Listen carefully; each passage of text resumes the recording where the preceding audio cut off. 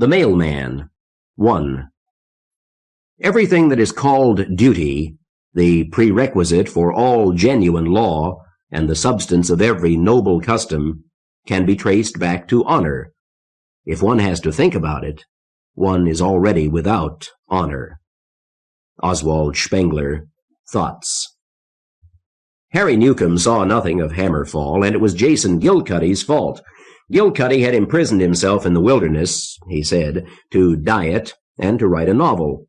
He had dropped 12 pounds in 6 months, but he could afford more. As for his isolation, it was certain that he would rather talk to a passing postman than write. As the best coffee cup was to be found at the Silver Valley Ranch, so Gilcuddy on the other side of the valley made the best coffee.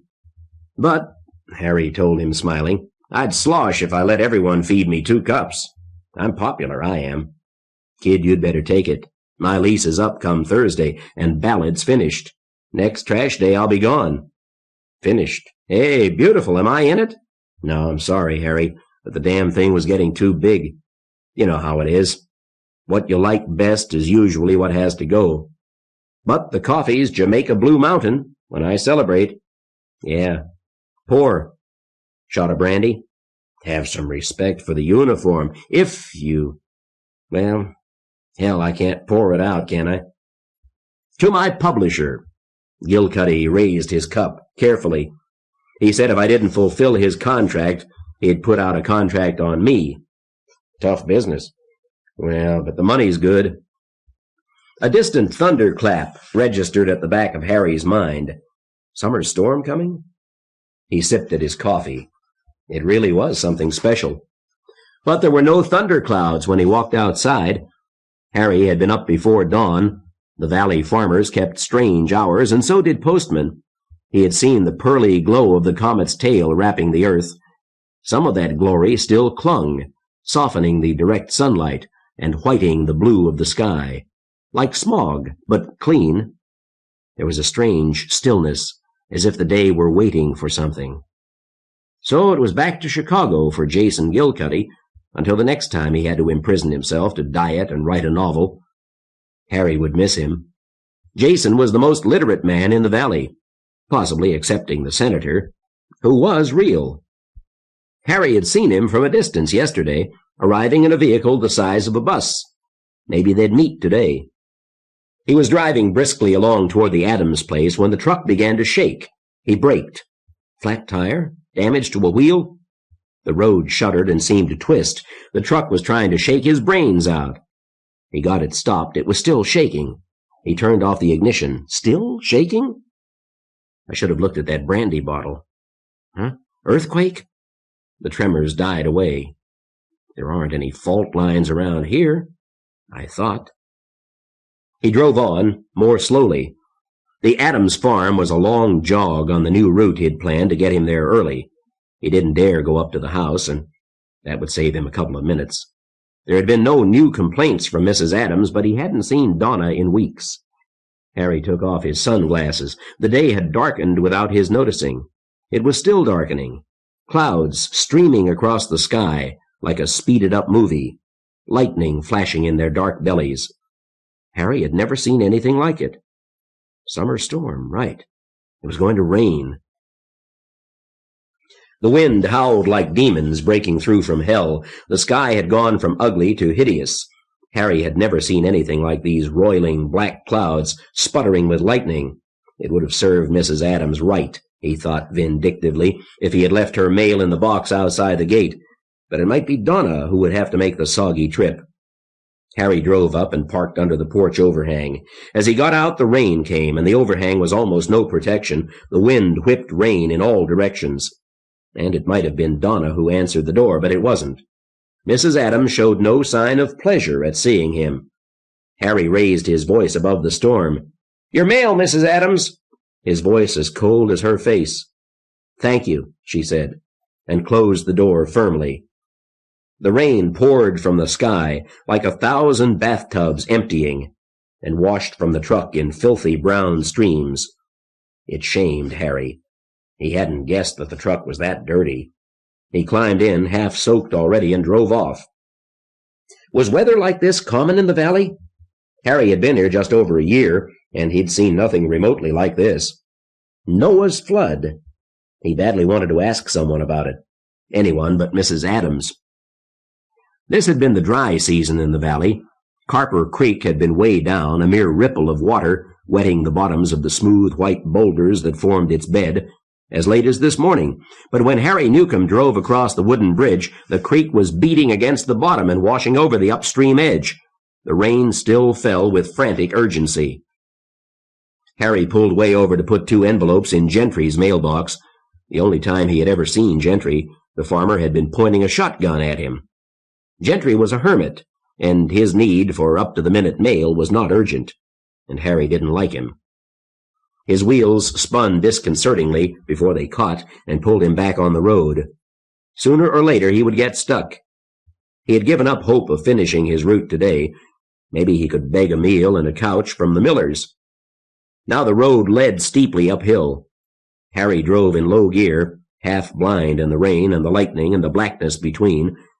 Presently there was empty space on his left, a hillside on his right, trees covering both. Harry hugged the hillside. The cab was thoroughly wet, the air warm, and 110% humid. Harry braked sharply. The hillside had slipped. It ran right across the road and on down, studded with broken and unbroken trees. Briefly, Harry considered going back, but it was back toward Gentry's, and then the Adamses, and the hell with it. The rain had already washed part of the mudslide away, and what was left wasn't all that steep. Harry drove up the mud lip. First gear and keep it moving. If he bogged down, it would be a wet walk home. The truck lurched. Harry used wheel and accelerator, biting his lower lip. No use. The mud itself was sliding. He had to get off. He floored the accelerator. The wheels spun futilely. The truck tilted. Harry turned off the ignition and dove for the floorboards and covered his face with his arms. The truck gently rocked and swung like a small boat at anchor, swung too far, and turned on its side. Then it smashed into something massive, wheeled around and struck something else and stopped moving. Harry lifted his head.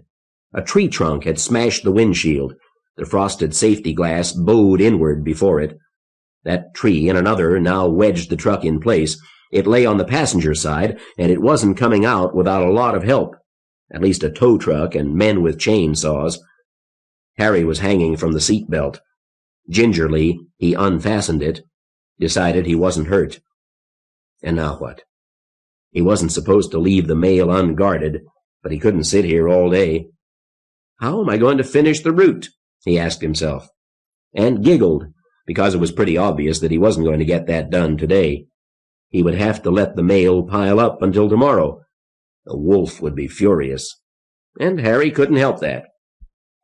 He took the registered letter for Senator Jellison and slipped it into his pocket.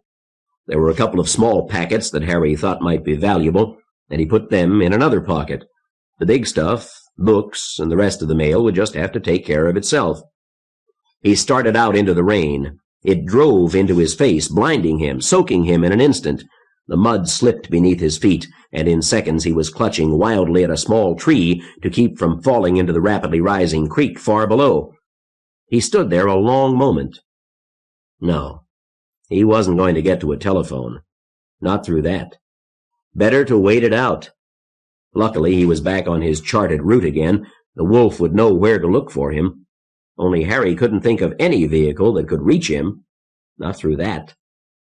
Lightning flared above him, a double flash, blink, blink. Thunder exploded instantly. He felt a distinct tingle in his wet feet. Close. Painfully, he made his way back to the truck and got inside. It wasn't insulated from the ground, but it seemed the safest place to wait out the lightning storm. And at least he hadn't left the mail unguarded. That had worried him. Better to deliver it late than let it be stolen. Definitely better, he decided, and tried to make himself comfortable. The hours wore on, and there was no sign of the storm letting up. Harry slept badly. He made a nest back in the cargo compartment, sacrificing some shopping circulars and his morning newspaper. He woke often, always hearing the endless drumming of rain on metal.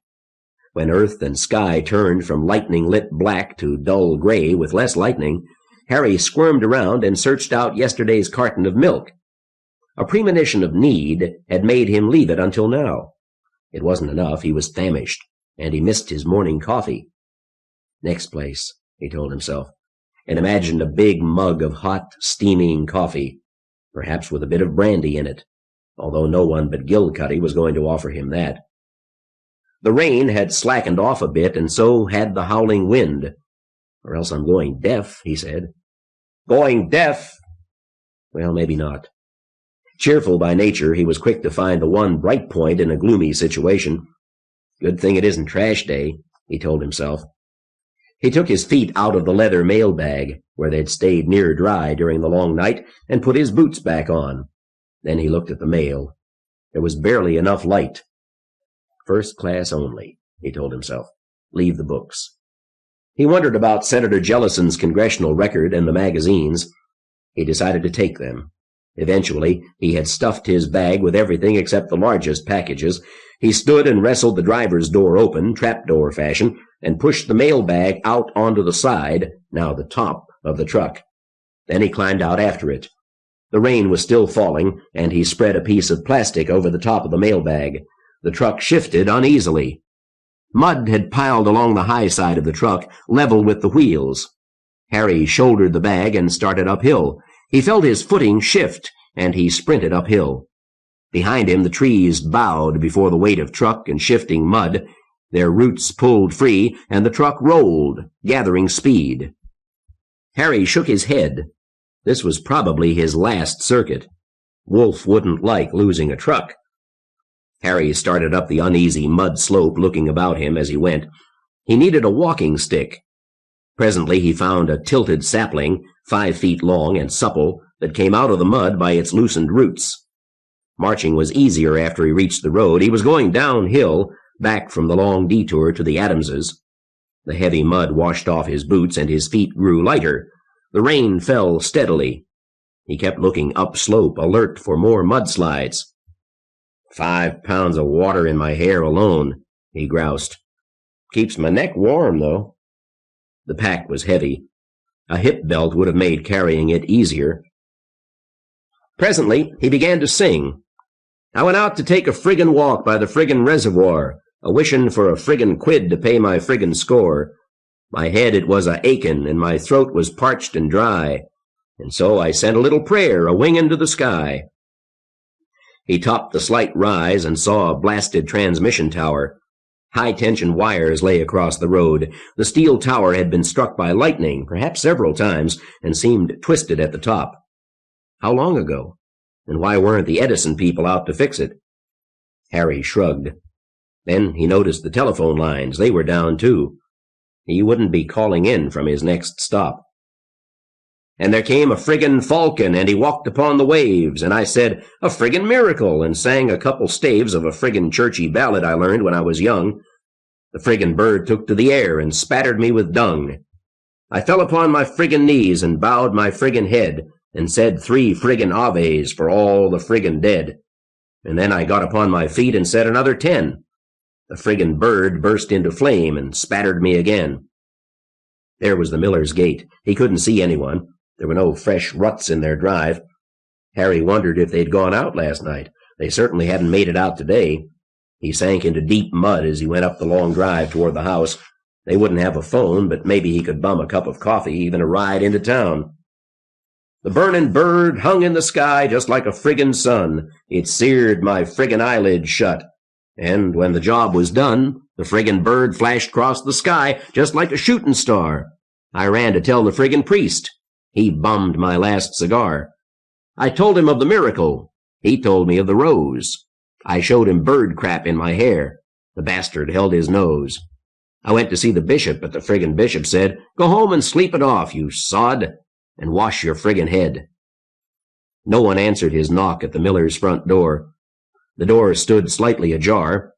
Harry called in loudly, and there was still no answer. He smelled coffee. He stood a moment, then fished out 2 letters and a copy of Ellery Queen's mystery magazine, pushed the door open and went inside, mail held like an ambassador's passport. He sang loudly, Then I came upon a friggin' wake for a friggin' rotten swine by the name of Jock O'Leary, and I touched his head with mine. And old Jock sat up in his box and raised his friggin' head. His wife took out a .44 and shot the bastard dead. Again I touched his head with mine and brought him back to life. His smiling face rolled on the floor. This time she used a knife.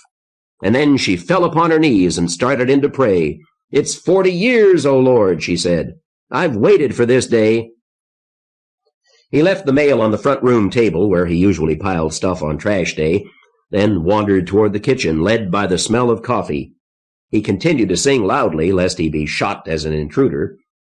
"So I walked the friggin' city 'mongst the friggin' halt and lame, and every time I raised 'em up they got knocked down again, 'cause the love of God comes down to man in a friggin' curious way. But when a man is marked for love, that love is here to stay." There was coffee. The gas stove was working, and there was a big pot of coffee on it, and 3 cups set out. Harry poured one full. He sang in triumph, "And this I know, because I've got a friggin' curious sign. For every time I wash my head, the water turns to wine. And I gives it free to workin' blokes to brighten up their lives, so they don't kick no dogs around, nor beat up on their wives." He found a bowl of oranges, resisted temptation for a full 10 seconds, then took one. He peeled it as he walked on through the kitchen to the back door, out into the orange groves behind. The Millers were natives. They'd know what was happening, and they had to be around somewhere. "'Cause there ain't no use to miracles like walking on the sea. They crucified the Son of God, but they don't muck with me, 'cause I leave the friggin' blind alone, the dyin' and the dead. But every day at 4 o'clock, I wash my friggin' head." Song, "The Friggin' Falcon," copyright 1966, by Theodore R. Cogswell. All rights reserved, including the right of public performance for profit. Used by permission of the author and the author's agent, Kirby McCauley. "Oh, Harry!" a voice called. Somewhere to his right. Harry went through heavy mud and orange trees. Jack Miller and his son Roy and daughter-in-law Cecilia were harvesting tomatoes in full panic. They had spread a large tarp on the ground and were covering it with everything they could pick, ripe and half green. "They'll rot on the ground," Roy puffed. "Gotta get 'em inside, quick. Could sure use help." Harry looked at his muddy boots, mail bag, sodden uniform. "You're not supposed to stay me," he said. "It's against government regulations." "Yeah." "Say, Harry, what's going on out there?" Roy demanded. "You don't know?"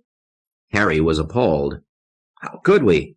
Phone's been out since yesterday afternoon. Power out. No TV.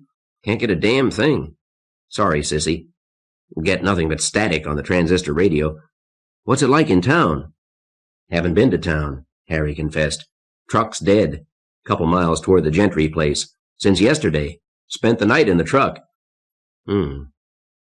Roy stopped his frantic picking for a moment. "Sissy, better get in and get the canning. Just the ripe ones. Harry, I'll make you a deal. Breakfast, lunch, a ride into town, and I don't tell nobody about what you were singing inside my house. You help us the rest of the day." "Well, I'll drive you and put in a good word," Sissy said. The Millers carried some weight in the valley. The wolf might not fire him for losing the truck, if he had a good word. "I can't get in any quicker by walking," Harry said. "It's a deal." He set to work. They didn't talk much. They needed their breath. Presently, Sissy brought out sandwiches.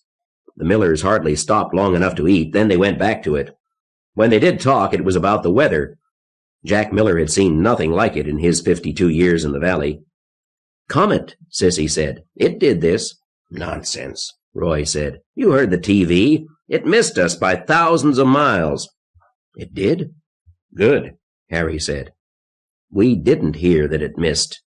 Heard it was going to miss," Jack Miller said. He went back to harvesting tomatoes. When they got those picked, there were beans and squashes. Harry had never worked so hard in his life. He realized suddenly it was getting late afternoon. "Hey, I have got to get to town," he insisted. "Yeah." "Okay, Sissy," Jack Miller called. "Take the pickup. Get by the feed store. We're going to need lots of cattle and hog feed." Damn rain's battered down most of the fodder. Better get feed before everybody else thinks of it. Price'll be sky high in a week." "If there's any place to buy it in a week," Sissy said. "What do you mean by that?" her husband demanded. "Nothing." She went off to the barn, tight jeans bulging, water dripping from her hat. She came out with the Dodge pickup. Harry squeezed into the seat, mailbag on his lap to protect it from the rain. He'd left it in the barn while he worked. The truck had no trouble with the muddy drive. When they got to the gate, Sissy got out. Harry couldn't move with the big mailbag. She laughed at him when she got back in. They hadn't gone half a mile when the road ended in a gigantic crack. The road had pulled apart, and the hillside with it, and tons of sloppy mud had come off the hillside to cover the road beyond the crack. Harry studied it carefully. Cecilia backed and twisted to turn the truck around. Harry started toward the ruined road. "You're not going to walk," she said. "Mail must go through," Harry muttered. He laughed. "Didn't finish the route yesterday." "Harry, don't be silly. There will be a road crew out today. Tomorrow, for sure. Wait for that. You won't get to town before dark. Maybe not at all in this rain. Come back to the house." He thought about that. What she said made sense. Power lines down, roads out, telephone lines out. Somebody would come through here. The mailbag seemed terribly heavy. All right. They put him back to work, of course. He'd expected that. They didn't eat until after dark, but it was an enormous meal, suitable for farmhand appetites. Harry couldn't stay awake and collapsed on the couch. He didn't even notice when Jack and Roy took his uniform off him and covered him with a blanket. Harry woke to find the house empty. His uniform, hung to dry, was still soggy. Rain pounded relentlessly at the farmhouse. He dressed and found coffee. While he was drinking it, the others came in. Cecilia made a breakfast of ham and pancakes and more coffee. She was strong and tall, but she looked tired now. Roy kept eyeing her anxiously. "I'm all right," she said. "Not used to doing men's work, and my own, too." "We got most of it in," Jack Miller said. "Never saw rain like this, though." There was a softness, a wondering in Jack Miller's voice that might have been superstitious fear. "Those bastards at the Weather Bureau never gave us a minute's warning. What are they doing with all those shiny weather satellites?" "Maybe the comet knocked them out," Harry said. Jack Miller glared. "Comet? Comets are things in the sky. Live in the 20th century, Harry." "I tried it once. I like it better here." He got a soft smile from Sissy. He liked it. "I'd best be on my way," he said. "In this?" Roy Miller was incredulous. "You can't be serious." Harry shrugged. "Got my route to finish." The others looked guilty. "Reckon we can run you down to where the road's out," Jack Miller said. "Maybe a work crew got in already." "Thanks." There wasn't any work crew. More mud had slid off the hillside during the night. "Wish you'd stay," Jack said. "Can use the help." "Thanks. I'll let people in town know how it is with you." "Right. Thanks. Good luck." "Yeah." It was just possible to pick his way across the crack, over the mudslide. The heavy mailbag dragged at his shoulder. It was leather, waterproof, with the plastic over the top. Just as well, Harry thought. All that paper could soak up 20 or 30 pounds of water. It would make it much harder. Make it hard to read the mail, too, Harry said aloud. He trudged on down the road, slipping and sliding, until he found another sapling to replace the one he'd left at the miller's place. It had too many roots at the bottom, but it kept him upright. "This is the pits," Harry shouted into the rain-laden wind. Then he laughed and added, "But it's got to beat farm work." The rain had stopped Harry's watch. He thought it was just past 11 when he reached the gate of the Shire. It was almost 2. He was back in flat country now, out of the hills. There had been no more breaks in the road, but there was always the water and the mud. He couldn't see the road anywhere. He had to infer it from the shape of the glistening mud-covered landscape. Soggy everywhere. Dimly aware of the chafe spots developing beneath his clinging uniform, moving against the resistance of his uniform and the mud that clung to his boots. Harry thought he had made good time, considering. He still hoped to finish his route in somebody's car. It wasn't likely he'd find a ride at the Shire, though. He had seen nobody while he walked along the Shire's split-log fence. Nobody in the fields. Nobody trying to save whatever crops the Shire was growing. Were they growing anything? Nothing Harry recognized, but Harry wasn't a farmer. The gate was sturdy. The padlock on it was new and shiny and big. Harry found the mailbox bent back at 45 degrees, as if a car had hit it. The box was full of water. Harry was annoyed. He carried 8 letters for the Shire and a thick, lumpy manila envelope. He threw back his head and hollered, "Hey in there! Mail call!" The house was dark. Power out here, too? Or had Hugo Beck and his score of strange guests all tired of country life and gone away? The Shire was a commune. Everyone in the valley knew that, and few knew more. The Shire let the valley people alone. Harry, in his privileged occupation, had met Hugo Beck and a few of the others. Hugo had inherited the spread from his aunt and uncle 3 years ago, when they racked up their car on a Mexico vacation. It had been called something else then, Inverted Fork Ranch, some such name, probably named after a branding iron. Hugo Beck had arrived for the funeral, a pudgy boy of 18 who wore his straight black hair at shoulder length and a fringe of beard with the chin bared. He'd looked the place over and stayed to sell the cattle and most of the horses, and left. A month later he'd returned, followed by, the number varied according to who was talking, a score of hippies. There was enough money somehow to keep them alive and fairly comfortable. Certainly the Shire was not a successful business. It exported nothing. But they must be growing some food. They didn't import enough from town. Harry hollered again. The front door opened and a human shape strolled down to the gate. It was Tony. Harry knew him. Scrawny and sun-darkened, grinning to show teeth that had been straightened in youth. Tony was dressed as usual, jeans, wool vest, no shirt, digger hat, sandals. He looked at Harry through the gate. "Hey, man, what's happening?" The rain affected him not at all. "The picnic's been called off. I came to tell you." Tony looked blank, then laughed. "The picnic? Hey, that's funny. I'll tell them. They're all huddling in the house. Maybe they think they'll melt." "I'm half melted already. Here's your mail." Harry handed it over. "Your mailbox is wrecked." "It won't matter." Tony seemed to be grinning at some private joke. Harry skipped it. "Can you spare someone to run me into town? I wrecked my truck." "Sorry. We want to save the gas for emergencies." What did he think this was? Harry held his temper. "Such is life. Can you spare me a sandwich?" "Nope. Famine coming. We got to think of ourselves." "I don't get you." Harry was beginning to dislike Tony's grin. "The hammer has fallen," said Tony. "The establishment is dead.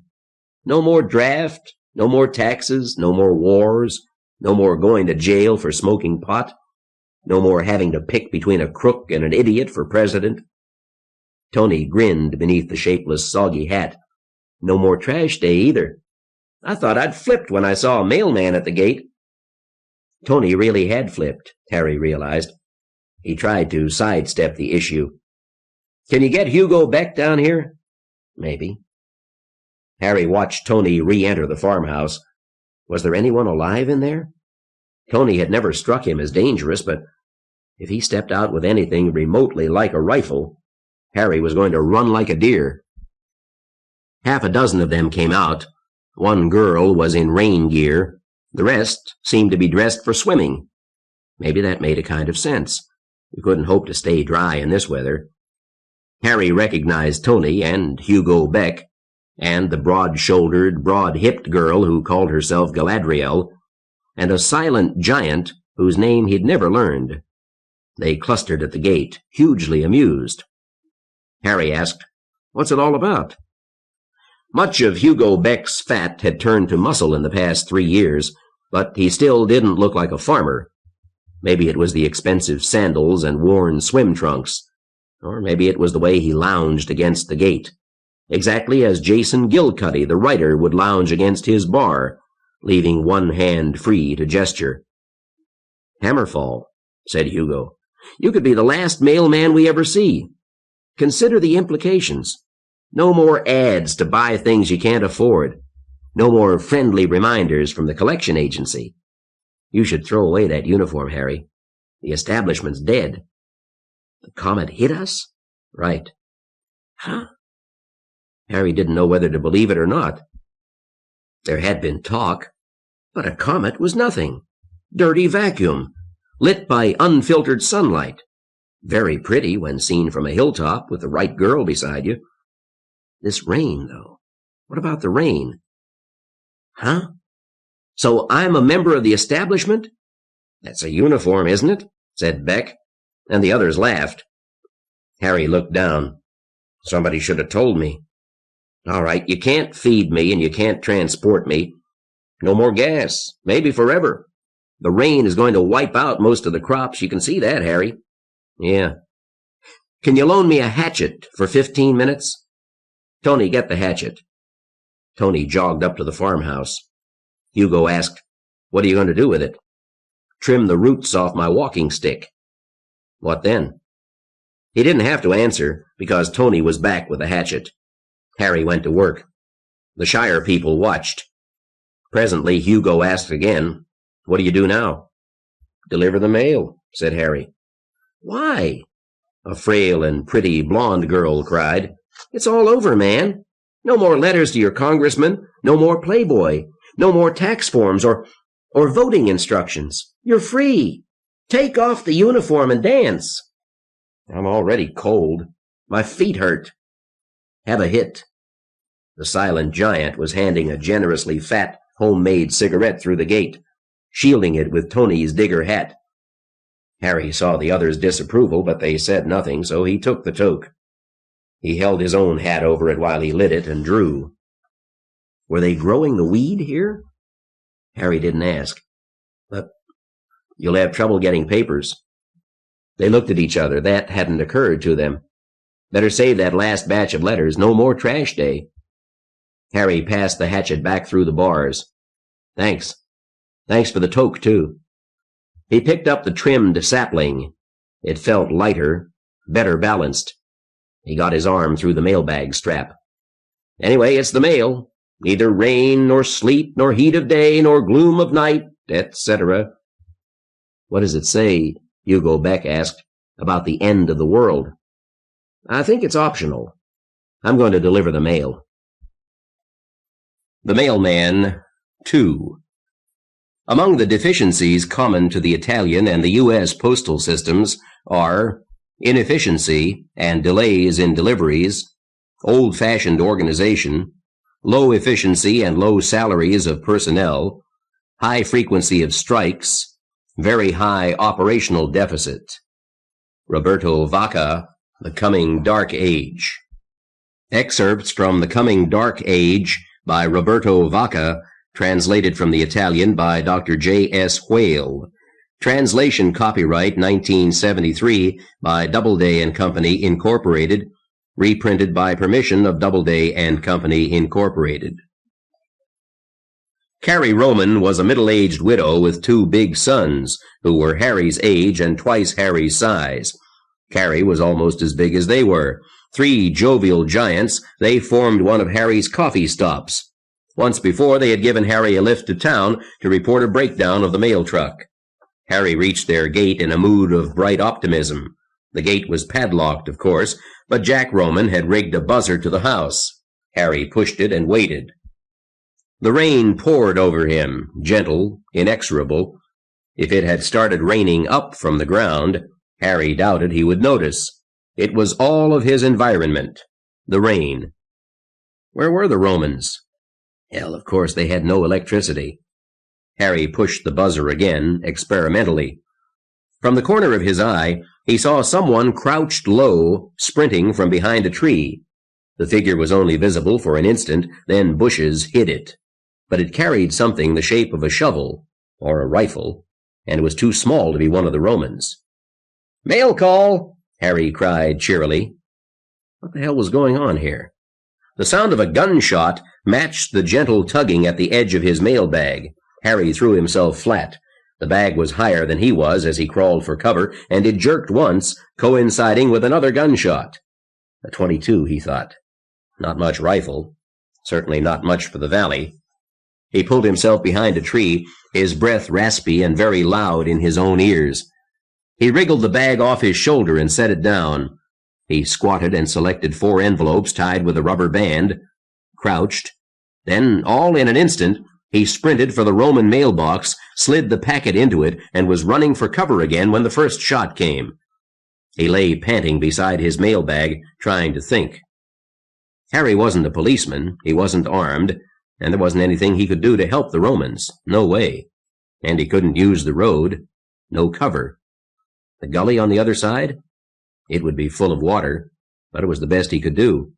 Sprint across the road, then crawl on hands and knees, but he'd have to leave the mailbag. Why not? Who am I kidding? Hammerfall has come, and there's no need for mail carriers. None. What does that make me? He didn't care much for the question.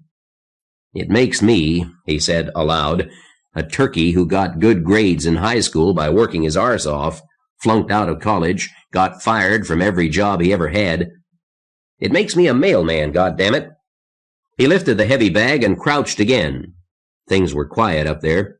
Maybe they'd been shooting to keep him away. But what for? He took in a deep breath. Do it now, he told himself, before you're too scared to do it at all. He dashed into the road, across, and dived toward the gully. There was another shot, but he didn't think the bullet had come anywhere close. Harry scuttled down the gully, half crawling, half swimming, mailbag shoved around onto his back to keep it out of the water. There were no more shots. Thank God. The Many Names Ranch was only half a mile down the road. Maybe they had guns, or a telephone that worked. Did any telephones work? The Shire wasn't precisely an official information source, but they'd been so sure. Never find a cop when you need one, Harry muttered. He'd have to be careful showing himself at Many Names. The owners might be a bit nervous, and if they weren't, they damned well should be. It was dusk when Harry reached Muchos Nombres Ranch. The rain had increased and was falling slantwise, and lightning played across the nearly black sky. Muchos Nombres was 30 acres of hilly pasture land, dotted with the usual great white boulders. Of the 4 families who jointly owned it, 2 would sometimes invite Harry in for coffee. The result was diffidence on Harry's part. He never knew whose turn it was. The families each owned 1 week in 4, and they treated the ranch as a vacation spot. Sometimes they traded off, sometimes they brought guests. The oversupply of owners had been unable to agree on a name, and had finally settled for Muchos Nombres. The Spanish fooled nobody. Today Harry was fresh out of diffidence. He yelled his "mail call" and waited, expecting no answer. Presently he opened the gate and went on in. He reached the front door like something dragged from an old grave. He knocked. The door opened. "Mail," said Harry. "Hello, Mr. Freehafer. Sorry to be so late, but there are some emergencies going." Freehafer had an automatic pistol. He looked Harry over with some care. Behind him, the living room danced with candlelight, and it looked crowded with wary people. Doris Lilly said, "Why, it's Harry." "It's all right, Bill. It's Harry the mailman." Freehafer lowered the gun. "All right. Pleased to meet you, Harry. Come on in." "What emergencies?" Harry stepped inside out of the rain. Now he saw the 3rd man stepping around a door jamb, laying a shotgun aside. "Mail," said Harry, and he set down 2 magazines, the usual haul for Many Names. "Somebody shot at me from Carrie Roman's place. It wasn't anyone I know. I think the Romans are in trouble. Is your phone working?" "No," said Freehafer. "We can't go out there tonight." "Okay. And my mail truck went off a hill, and I don't know what the roads are like. Can you let me have a couch or a stretch of rug and something to eat?" The hesitation was marked. "It's the rug, I'm afraid," Freehafer said. "Soup and sandwich, do you? We're a little short." "I'd eat your old shoes," said Harry. It was canned tomato soup and a grilled cheese sandwich, and it tasted like heaven. Between bites he got the story, how the Freehavers had started to leave on Tuesday and seen the sky going crazy and turned back. How the Lilies had arrived, it being their turn now, with the Roddenberrys as guests and their own 2 children. The end of the world had come and gone. The Roddenberrys were on the couches, and nobody had yet tried to reach the supermarket in town. "What is this with the end of the world?" Harry asked. They told him. They showed him in the magazines he'd brought. The magazines were damp, but still readable. Harry read interviews with Sagan and Asimov and Sharps. He stared at artists' conceptions of major meteor impacts. "They all think it'll miss," he said. "It didn't," said Norman Lilly. He was a football player turned insurance executive, a broad-shouldered wall of a man who should have kept up his exercises. "Now what? We brought some seeds and farm stuff just in case, but we didn't bring any books. Do you know anything about farming, Harry?" "No." "People, I've had a rough day." "Right. No sense wasting candles," said Norman. All of the beds, blankets, and couches were in use. Harry spent the night on a thick rug, swathed in 3 of Norman Lilly's enormous bathrobes, his head on a chair pillow. He was comfortable enough, but he kept twitching himself awake. Lucifer's hammer? End of the world?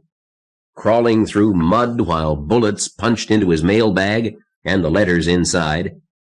He kept waking with the memory of a nightmare, and always the nightmare was real. Harry woke and counted days. First night he slept in the truck, second with the Millers, last night was the third, 3 days since he'd reported in. It was definitely the end of the world. The wolf should have come looking for him with blood in his eye. He hadn't. The power lines were still down, the phones weren't working, no county road crews. Ergo, hammerfall, the end of the world. It had really happened. "Rise and shine!" Doris Lilly's cheer was artificial. She tried to keep it up anyway. "Rise and shine! Come and get it, or we throw it out!" Breakfast wasn't much. They shared with Harry, which was pretty damn generous of them. The Lilly children, 8 and 10, stared at the adults. One of them complained that the TV wasn't working. No one paid any attention. "Now what?" Freehaver asked.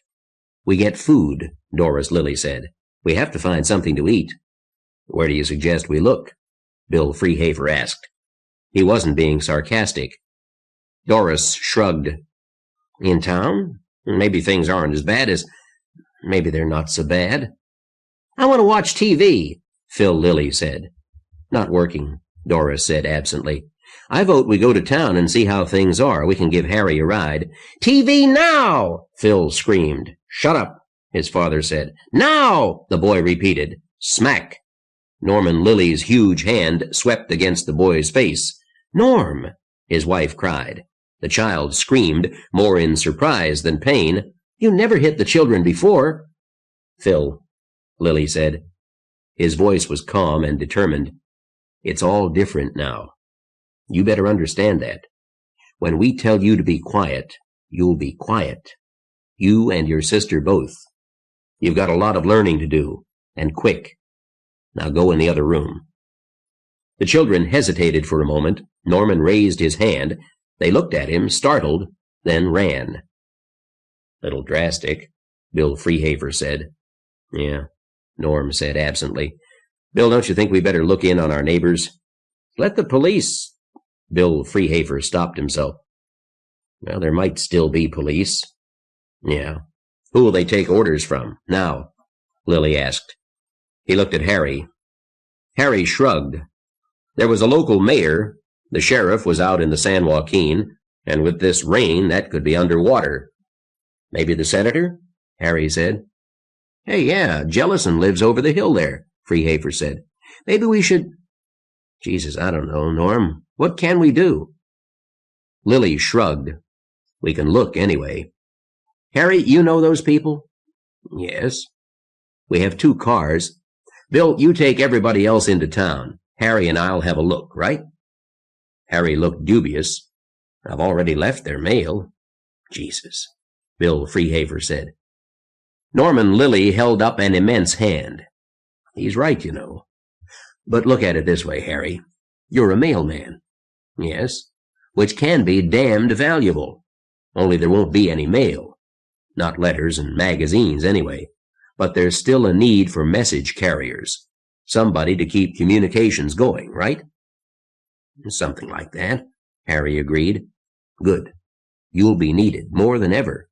But here's your first post-comet message. To the Romans, from us. We're willing to help, if we can. They're our neighbors, but we don't know them, and they don't know us. If they've had trouble, they'll be watching for strangers. Somebody's got to introduce us. That's a worthwhile message, isn't it? Harry thought it over. It made sense. You'll give me a ride after? Sure. Let's go. Norm Lilly went out. He came back with a deer rifle and the automatic pistol. Ever use one of these, Harry? No, and I don't want one. Wrong image. Lilly nodded and laid the pistol on the table. Bill Freehaver started to say something, but Lilly's look cut it off. Okay, Harry, let's go, Norm said. He didn't comment when Harry carried his mailbag to the car. They got in. They'd gone halfway when Harry patted his bag and, half laughing himself, said, You're not laughing at me. How can I laugh at a man who's got a purpose in life? They pulled up at the gate. The letters were gone from the mailbox. The padlock was still in place. Now what? Harry asked. Good question. The shotgun caught Norm Lilly full in the chest. Lilly kicked once and died. Harry stood in shock, then dashed across the road for the ditch. He sprawled into it, head first into the muddy water, careless of the mailbag, of getting wet, of anything. He began to run toward many names again. There were sounds ahead of him, right around that bend, and there was someone coming behind, too. They weren't going to let him get away this time. In desperation, he crawled up the bank, away from the road, and began scrambling up the steep hillside. The mailbag dragged at him. His boots dug into mud, slipping and sliding. He clawed at the ground and pulled himself upward. Spang! The shot sounded very loud, much louder than the .22 yesterday. Maybe the shotgun? Harry kept on. He reached the top of the first rise and began to run. He couldn't tell if they were still behind him. He didn't care. He wasn't going back down there. He kept remembering the look of surprise on Norman Lilly's face, the big man folding up, dying before he hit the ground. Who were these people who shot without warning? The hill became steeper again, but the ground was harder, more rock than mud. The mailbag seemed heavy. Water in it? Probably. So why carry it? Because it's the mail, you stupid S.O.B., Harry told himself. The chicken ranch was owned by an elderly couple, retired L.A. business people. It was fully automated. The chickens stood in small pens not much bigger than an individual chicken. Eggs rolled out of the cage onto a conveyor belt.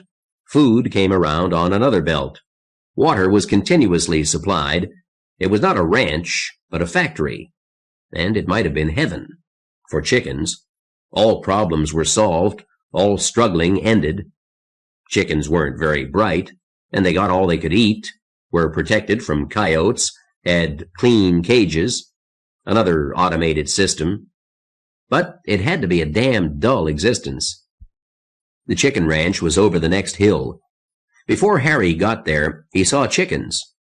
Through the rain and the wet weeds they wandered, bewildered, pecking at the ground and the limbs of bushes and Harry's boots, squawking plaintively at Harry, demanding instructions. Harry stopped walking. Something must be terribly wrong. The Sinanians would never have let the chickens run loose. Here, too? Those bastards, had they come here, too? Harry stood on the hillside and dithered, and the chickens huddled around him. He had to know what had happened. It was part of the job. Reporter, mailman, town crier, message carrier. If he wasn't that, he wasn't anything. He stood among the chickens, nerving himself, and eventually he went down. All the chicken feed had been spilled out onto the floor of the barn. There was little left. Every cage was open. This was no accident. Harry waded through squawking chickens the full length of the building. Nothing there. He went out and down the path to the house. The farmhouse door stood open. He called. No one answered. Finally, he went inside. It was dimly lit. The shades and curtains were drawn, and there was no artificial light. His way led him to the living room. The Senanians were there. They sat in big, overstuffed chairs. Their eyes were open. They did not move. Amos Senanian had a bullet hole in his temple. His eyes bulged. There was a small pistol in his hand. Mrs. Senanian had not a mark on her. Heart attack? Whatever it was, it had been peaceful. Her features were not contorted, and her clothing was carefully arranged. She stared at a blank TV screen. She looked to have been dead 2 days, possibly more. The blood on Amos's head was not quite dry. This morning, at the latest. There wasn't any note, no sign of explanation. There hadn't been anyone Amos had cared to explain it to. He'd released the chickens and shot himself. It took Harry a long time to make up his mind. Finally, he took the pistol from Amos's hand. It wasn't as hard to do as he'd thought it would be. He put the pistol in his pocket and searched until he found a box of bullets for it. He pocketed those, too. The mail goes through, damn it, he said. Then he found a cold roast in the refrigerator. It wouldn't keep anyway, so Harry ate it. The oven was working. Harry had no idea how much propane there might be in the tank, but it didn't matter. The Senanians weren't going to be using it. He took the mail out of his bag and put it carefully into the oven to dry. Circulars and shopping newspapers were a problem. Their information wasn't any use, but might people want them for paper? Harry compromised, throwing out the ones that were thin and flimsy and soaked, keeping the others. He found a supply of baggies in the kitchen and carefully enclosed each packet of mail in one. "Last baggies on earth," a small voice told him. "Right," he said, and went on stuffing. "Have to keep the baggies. You can have your mail, but the baggies belong to the service." After that was done, he thought about his next move. This house might be useful. It was a good house, stone and concrete, not wood. The barn was concrete, too. The land wasn't much good. At least Amos had said it wasn't. But somebody might make use of the buildings. Even me, Harry said to himself.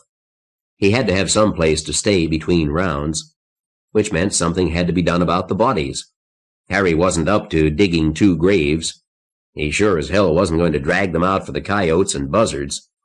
There wasn't enough dry wood to cremate a mouse. Finally, he went out again. He found an old pickup truck. The keys were in the ignition, and it started instantly. It sounded smooth, in good tune. There was a drum of gasoline in the shed, and Harry thoughtfully filled the tank of the truck, filled 2 gas cans, then stacked junk against the drum to hide it. He went back into the house and got old bedclothes to wrap the bodies, then drove the truck around to the front of the house. The chickens swarmed around his feet, demanding attention, while he wrestled the corpses onto the truck bed. Finished, Harry stooped and quickly wrung 6 chickens' necks before the rest of the chickens got the idea. He tossed the birds into the truck with the Senanians. He went around carefully locking doors and windows, put Amos's keys in his pockets, and drove away. He still had his route to finish, but there were things he must do first, not the least of which was burying the Senanians. The Stronghold 1. It is certain that free societies would have no easy time in a future dark age. The rapid return to universal penury will be accomplished by violence and cruelties of a kind now forgotten. The force of law will be scant or nil, either because of the collapse or disappearance of the machinery of state, or because of difficulties of communication and transport. It will be possible only to delegate authority to local powers who will maintain it by force alone. Roberto Vaca, The Coming Dark Age. Senator Arthur Jellison was in a foul mood on Hammerfall morning. The only people he could get at JPL were PR flacks who didn't know anything that wasn't being reported on radio and TV. There was no way to reach Charlie Sharps. It made sense, but Senator Jellison wasn't used to having people too busy to talk to him. Finally, he settled for a phone patch into the Space Communications Network so he could hear what the astronauts were saying. That didn't help much because of the static. The live TV shots were bad, too. Was the damn thing going to hit or not? If it did hit, there were a lot of moves Jellison should have made, but hadn't, because he couldn't afford to look like a fool to his constituents, not even here in the valley, where he routinely got 80% of the vote. He'd brought his family and a couple of assistants, and as much gear as he could buy without attracting a lot of attention, and that was about all he could do. Now they were all gathered in the house, most of them sitting with him in the big living room. The phone speaker squawked. Johnny Baker's voice, and Maureen came unnaturally alert. Jellison had known about that for a long time, but he didn't think Maureen knew he was aware. Now Baker had his divorce and his Hammer Lab mission. Maybe, when he got down, that would be a good thing. Maureen needed somebody.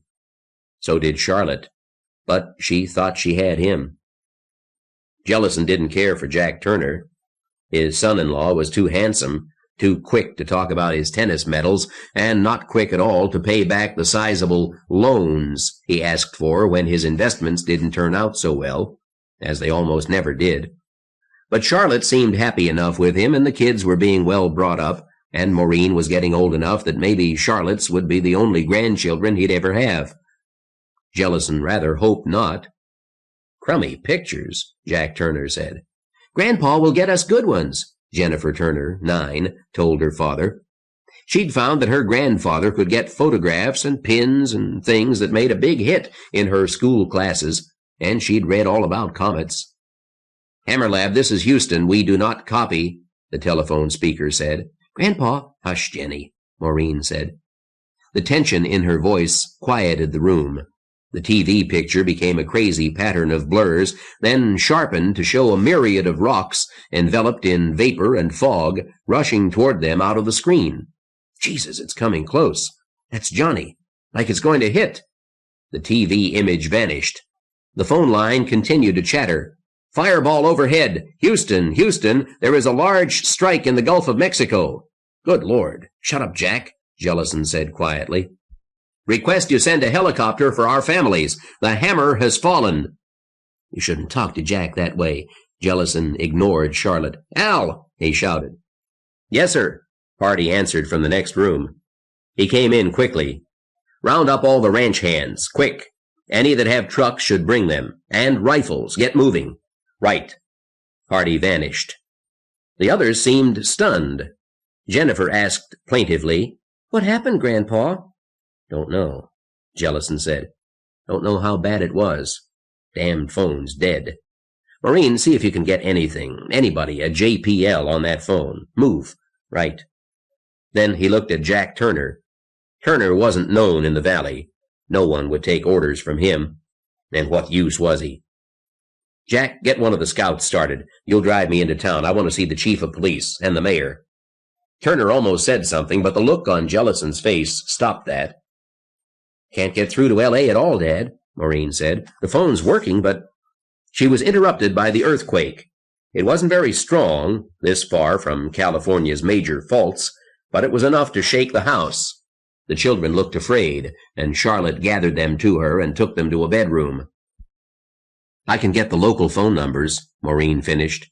"Good. Get the local police and tell them I'm coming to town to talk to their chief and the mayor. It's important. And tell them I'm already on the way. Let's go, Jack. Maureen, when Al gets the ranch hands together, you and Al talk to them. What we'll need is every friend they've got, all their trucks, rifles, everything.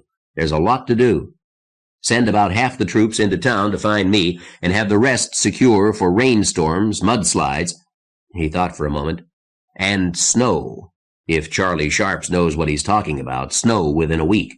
"Snow? That's stupid," Jack Turner protested. "Right," Maureen said. "Anything else, Dad?" The city hall doubled as library, jail, and police station. The local chief commanded 2 full-time patrolmen and several unpaid volunteer auxiliaries. The mayor owned the local feed store. Government in Silver Valley was not a large or important activity. The rain started before Jellison arrived at City Hall. Sheet lightning played over the high Sierra to the east. Rain fell like the outpouring of a warm bathtub, filling the streets and running over the low bridges over the creeks.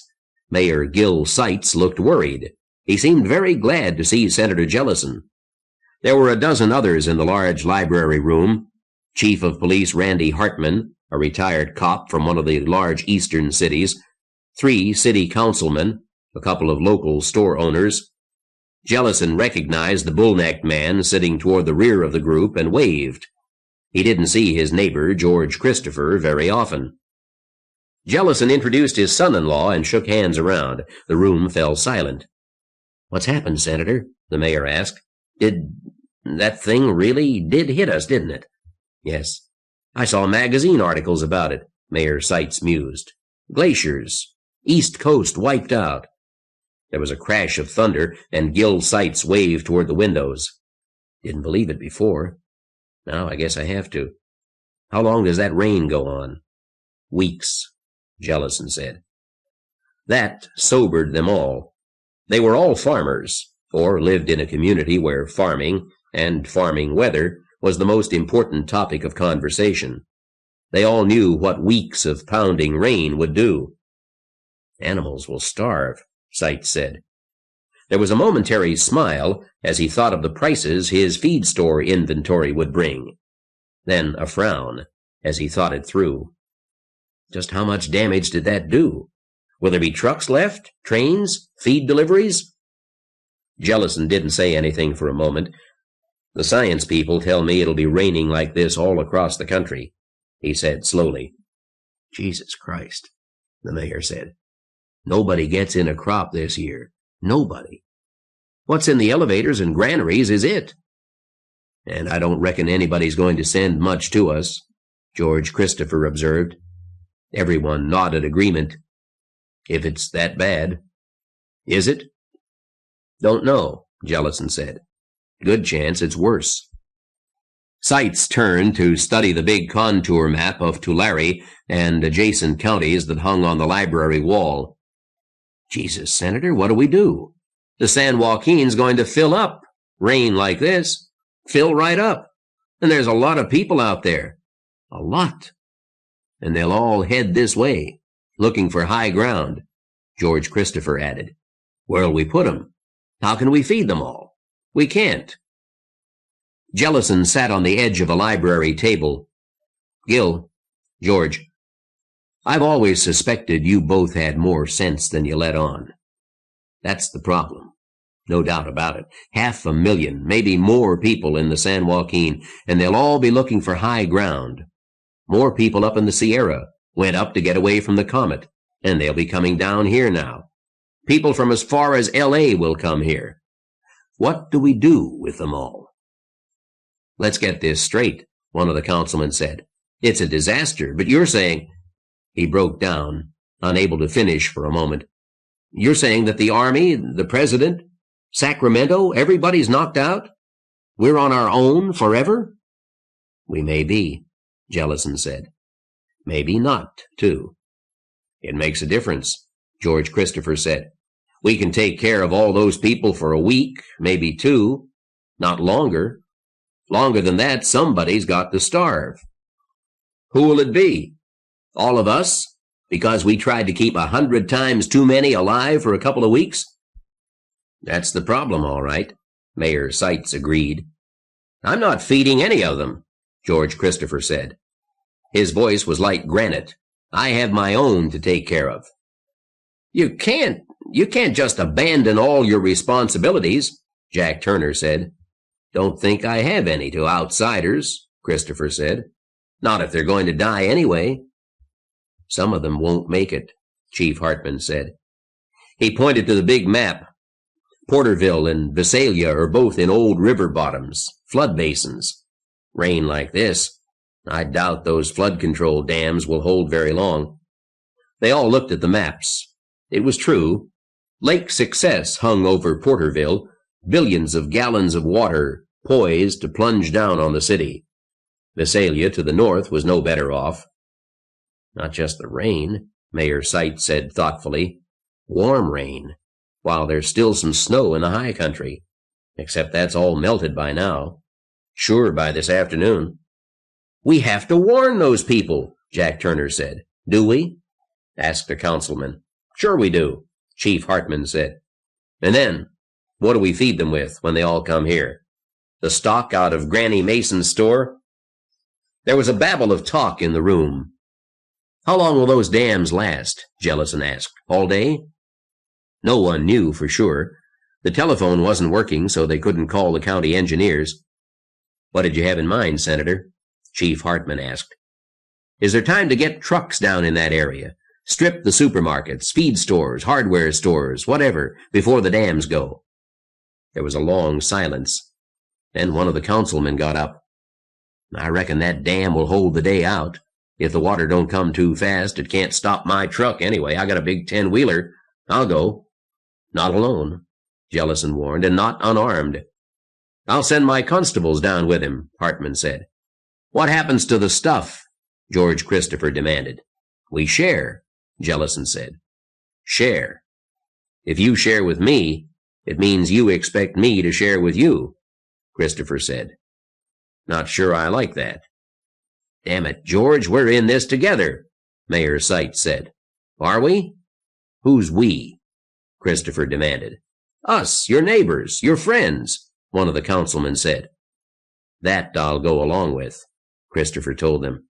My neighbors, my friends. But I won't put myself out for a lot of flatlanders.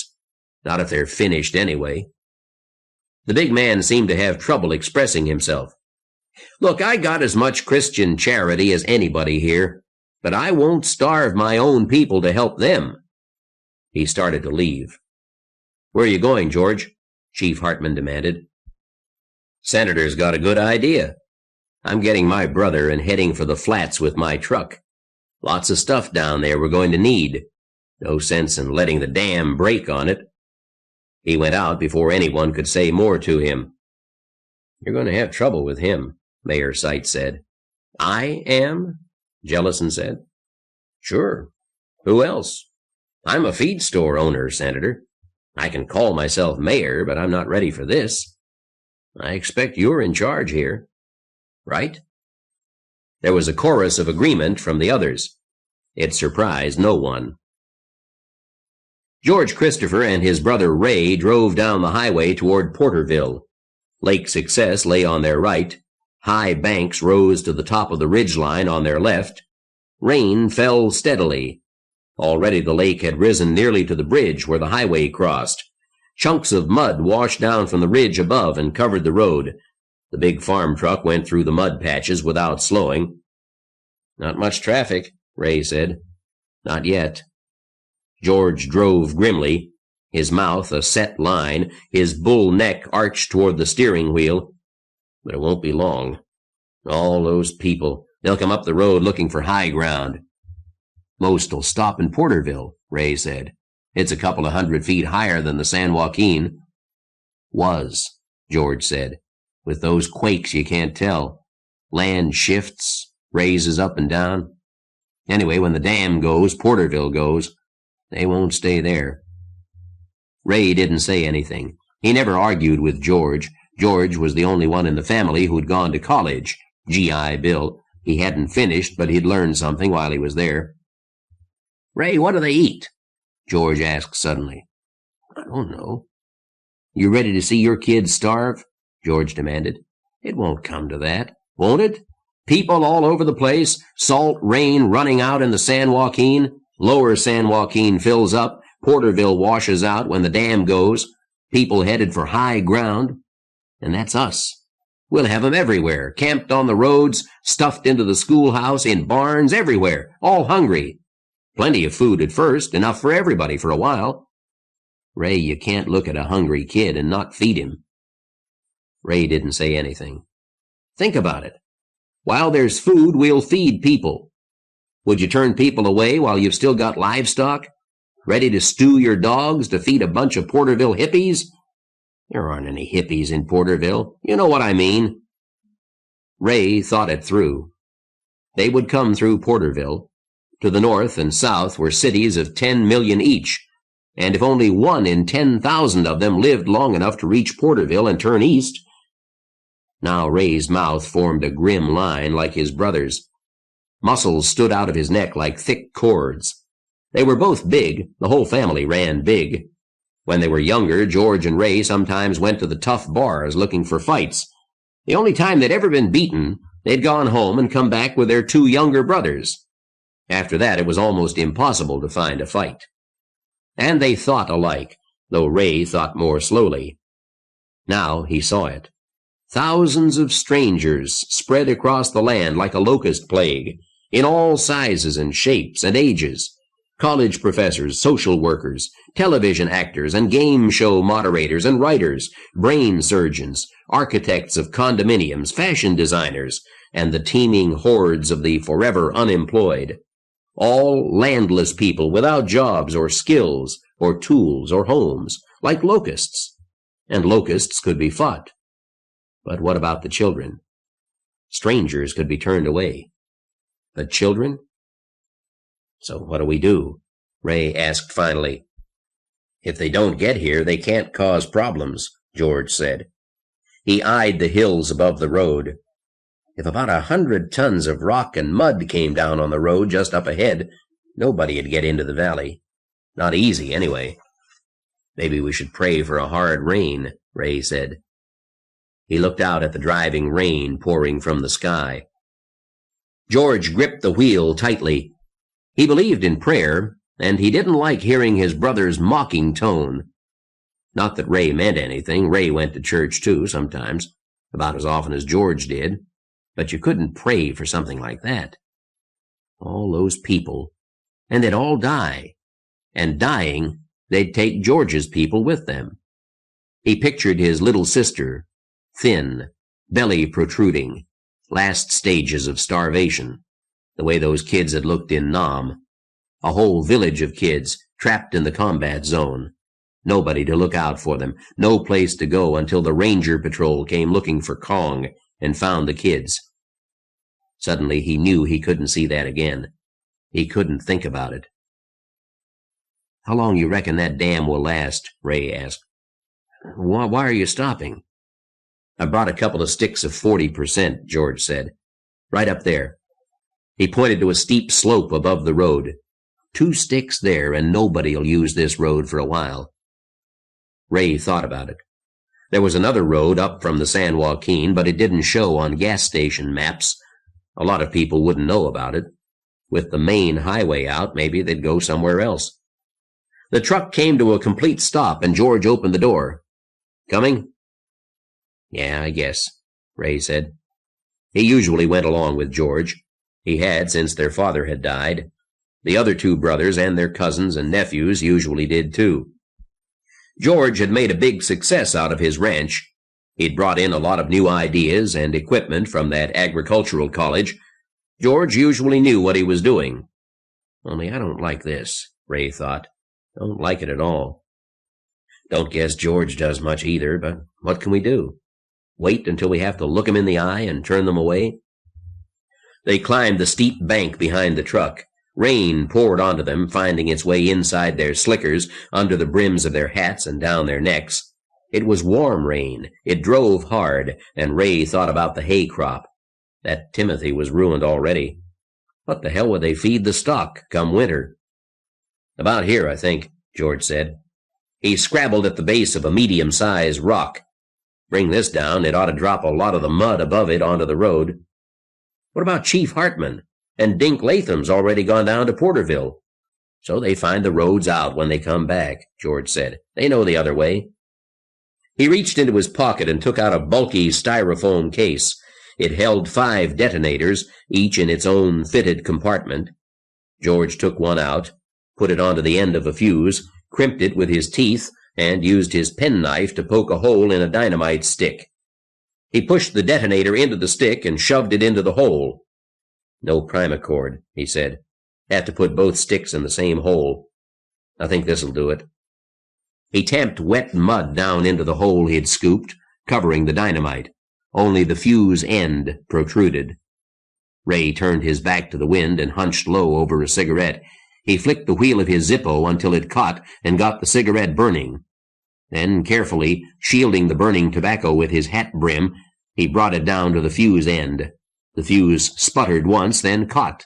It hissed softly in the rain. "Let's go," Ray said. He scrambled down the bank, George behind him. They had many minutes before the fuse burned down, but they ran as if pursued by furies. They were around the bend when they heard the explosion. It wasn't very loud. The rain dulled all sounds. George carefully backed the truck around until they could see. The road was covered with 4 feet of mud and boulders. More had tumbled across the road and down into the river valley below. "Man might get over that with a 4-wheel, George said. "Nothing else." "What the hell are you sitting here for? Let's go!" Ray's enraged bellow was too loud for the truck cab, but he knew his brother wouldn't say anything about it. There was water standing in the streets when they reached Porterville. It wasn't more than hubcap deep. The dam still held. The City Hall meeting room smelled of kerosene lamps and damp bodies. There was also the faint odor of books and library paste. There weren't many books in the library, and they took up space around the walls, but not in the center of the room. Senator Jellison looked at his electric watch and grimaced. It was good for another year, but then, why the hell didn't he have an old-fashioned wind-up? The watch told him it was 10:38 and 35 seconds, and it wouldn't be off by more than a second until the battery ran out. The room was nearly full. All the library tables had been moved to make room for more folding chairs. A few women, mostly men, mostly in farm clothes and rain gear, mostly unarmed. They smelled of sweat, and they were soaked and tired. 3 whiskey bottles moved rhythmically from hand to hand, and there were a lot of cans of beer. There wasn't much talk as they waited for the meeting to start. There were 3 distinct groups in the room. Senator Jellison dominated one of them. He sat with Mayor Seitz, Chief Hartman, and the constables. Maureen Jellison was part of the group, and in the front rows, right up front, were their close friends, a solid block of support for the Jellison party. Beyond them was the largest group, neutrals, waiting for the senator and the mayor to tell them what to do. They wouldn't have put it that way, and the senator would never have dreamed of saying it flat out. They were farmers and merchants who needed help, and they weren't used to asking for advice. Jellison knew them all. Not well, but well enough to know that he could count on them, up to a point. Some of them had brought their wives. At the back, off in one corner, were George Christopher and his clan. Clan is the right word, Arthur Jellison thought. 12, all men, all armed. You'd know they were relatives just to look at them. Although Jellison knew it wasn't strictly true. 2 were brothers-in-law, but they looked like Christophers. Heavy-set, red of face, and strong enough to lift jeeps in their spare time. The Christophers didn't precisely sit apart from everyone else, but they sat together and they talked together, and they had few words for their neighbors. Steve Cox came in with 2 of Jellison's ranch hands. "Dam's still holding," he shouted above rain and thunder and muted conversation. "Don't know what's keeping it together. There's water higher than the spillway behind it. It's eating out the banks at the sides."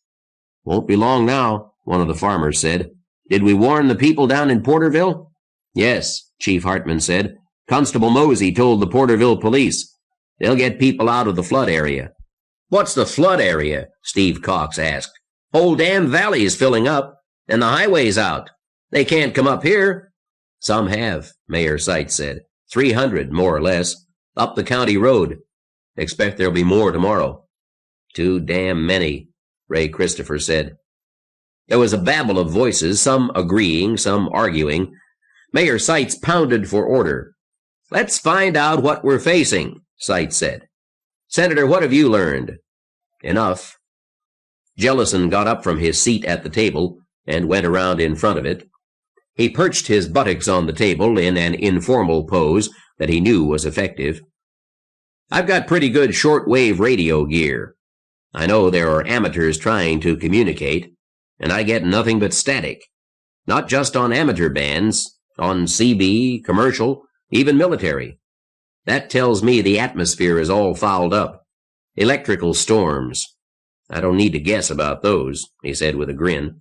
He waved expressively toward the windows, and as if on cue, lightning flared. There wasn't quite so much thunder and lightning as there'd been earlier in the day, but there was so much that no one noticed unless they were thinking about it. And salt rain, Jellison said, and the earthquake. The last words I heard out of JPL were, "The hammer has fallen." I'd like to talk to somebody who was in the hills above L.A. when it happened, but what I've got adds up. The hammer hit us, and bad.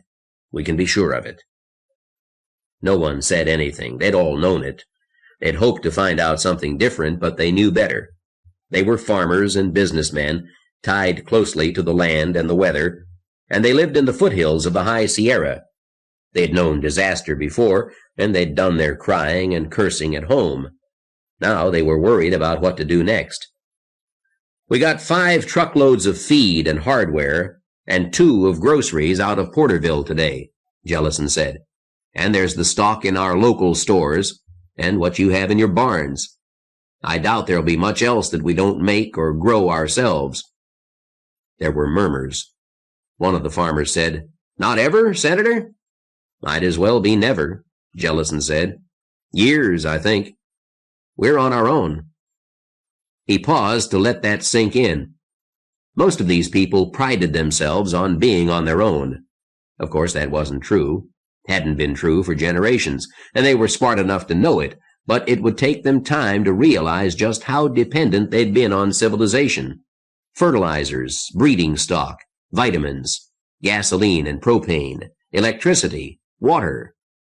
Well, that wouldn't be much of a problem for a while.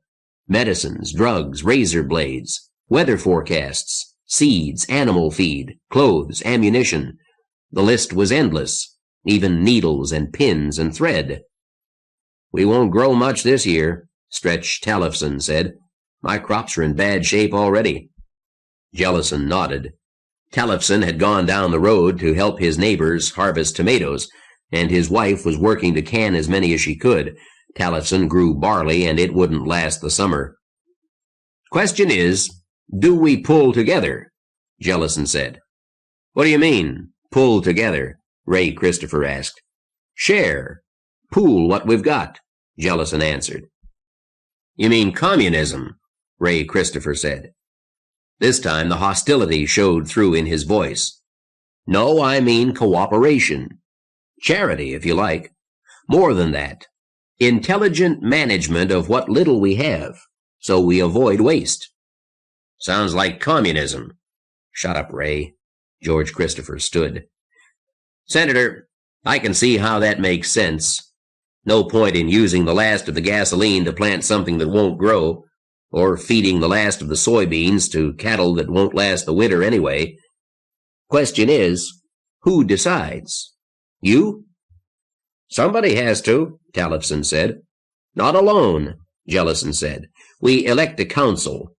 I will point out that I'm probably in better shape than anybody else here, and I'm willing to share." "Sure," Christopher said. "But share with who, Senator? That's the big question. How far do we go? We try to feed Los Angeles?" "That's absurd," Jack Turner said. "Why? They'll all be here, all that can get here," Christopher shouted. "Los Angeles and the San Joaquin and what's left of San Francisco? Not all of them, maybe, but plenty. 300 last night, and that's just for starters. How long can we keep it up, letting those people come here?" "Be niggers, too," someone shouted from the floor. He looked self-consciously at 2 black faces at the end of the room. "Okay, sorry." "No, I'm not sorry. Lucius, you own land. You work it. But city niggers whining about equality, you don't want 'em either." The black man said nothing. He seemed to shrink away from the group, and he sat very quietly with his son. "Lucius Carter's all right," George Christopher said. "But Frank's right. About the others.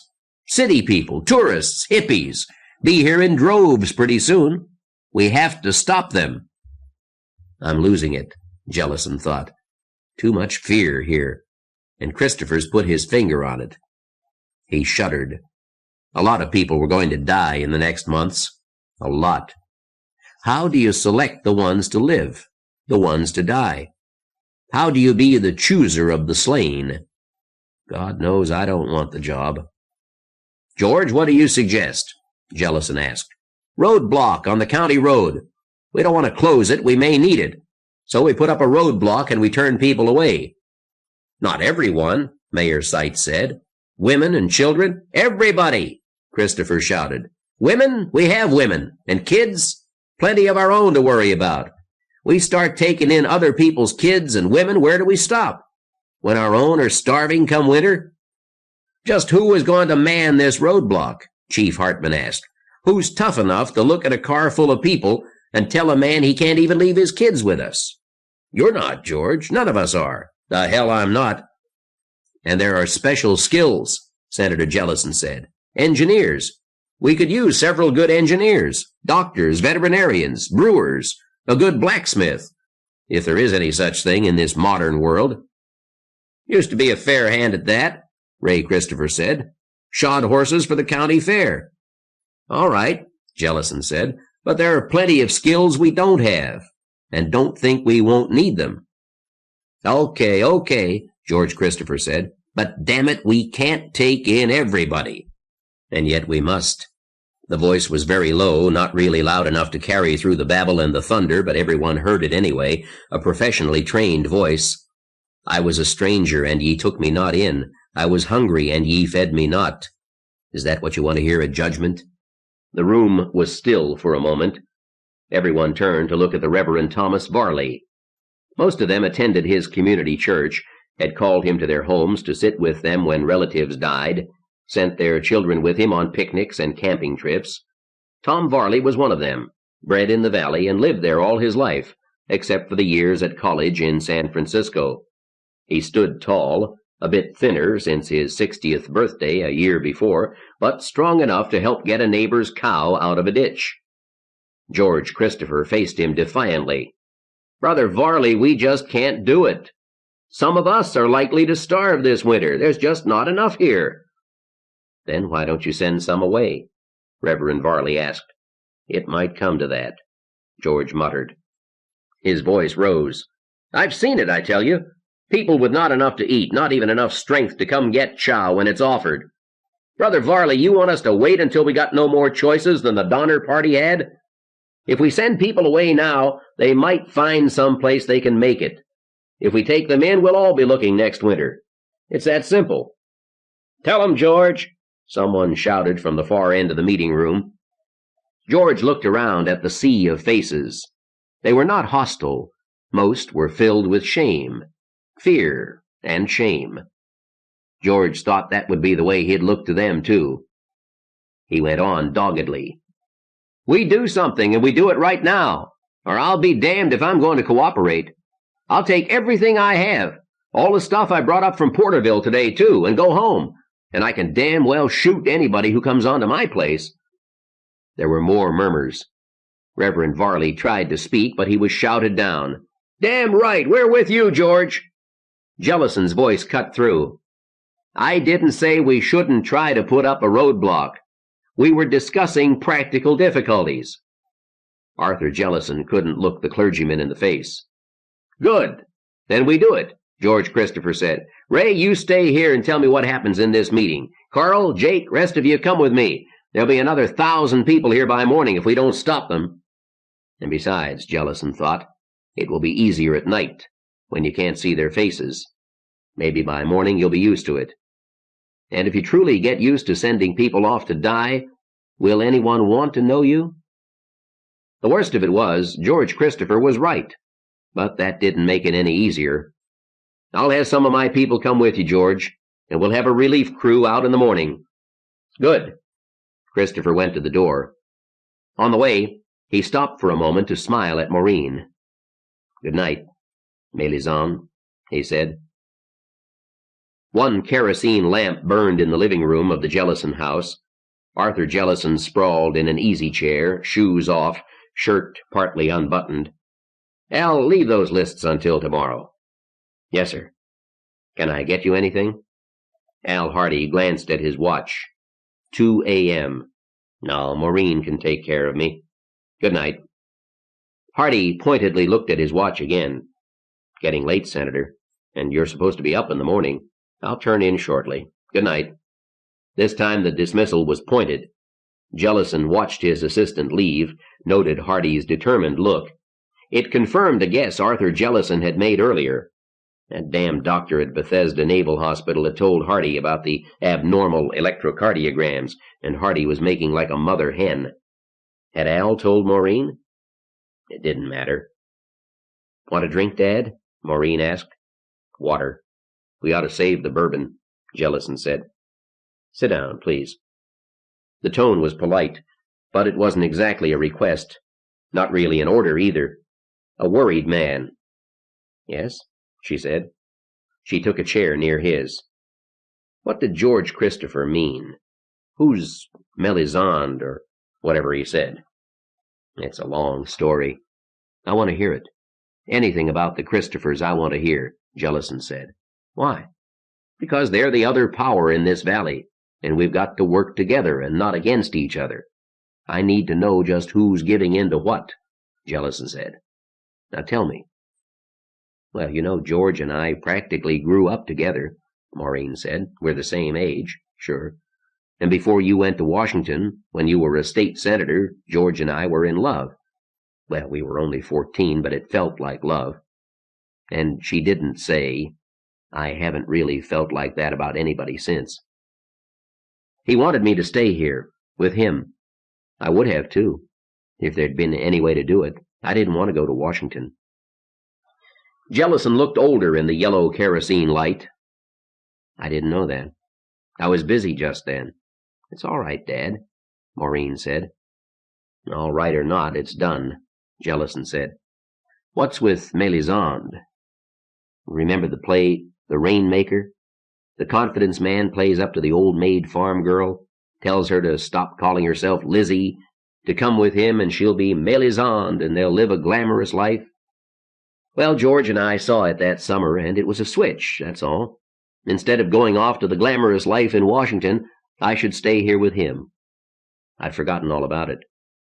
"You had, huh? You remember it now, though." "Dad." "What did he mean, calling you that?" Jellison asked. "Well, She stopped herself and didn't say anything else. "Yeah, I figure it that way, too," Jellison said. "He's telling you something, isn't he? How much have you seen of him since we went to Washington?" "Not much." "Have you slept with him?" "That's none of your business," Maureen flared. "The hell it's not. Anything and everything around this valley is my business just now. Especially if it's got Christophers mixed up in it." "Did you?" "No." "Did he try?" "Nothing serious," she said. "I think he's too religious. And we didn't really have many opportunities. Not after I'd moved to Washington."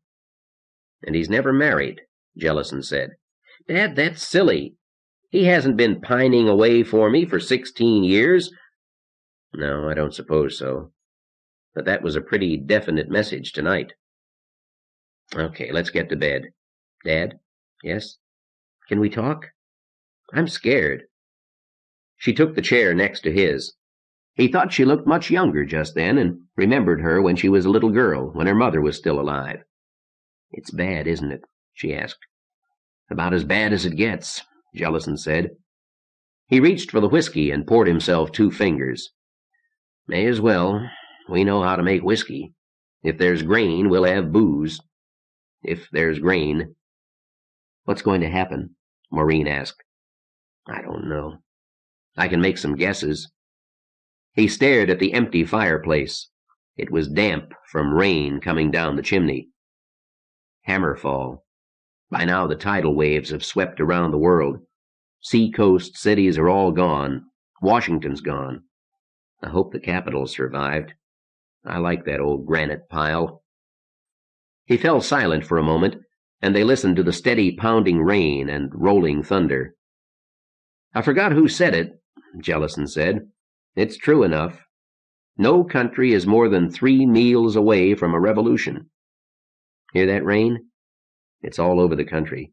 Lowlands, river bottoms, little creeks, any low places in the roads. They'll be underwater just like the whole San Joaquin Valley is going to be underwater. Highways, railroads, river travel. It's all gone. There's no transportation. and not much communication, which means the United States has ceased to exist. So have most other countries. But she shivered, although it wasn't cold in the room. There have to be places that aren't damaged. Cities not on the coast, mountain areas that don't have earthquake faults, they'll still be organized. Will they? How many places can you think of that have food enough to last for weeks? I never thought about it. Right. And it isn't weeks. It's months, Jellison said. Kitten, what do people eat? The United States has about 30 days' food at any given time. That's everything. Warehouses, supermarkets, grain elevators, ships in harbor. A lot of it was lost. A lot more is perishable. And there isn't going to be diddly for a crop this fall. Do you expect anybody who's got barely enough to eat to come out and help anybody else? Oh, and it's worse than that. His voice was brutal now, almost as if he were trying to frighten her. Refugees everywhere. Any place there's enough to eat, there'll be people after food. Don't blame them. We could have 1 million refugees on the way here right now. Maybe here and there the police and local governments try to survive. How do they manage when the locusts come? Only they're not locusts. They're people. But what do we do? Maureen cried. We survive. We live through it. And we build a new civilization. Somebody's got to. His voice rose.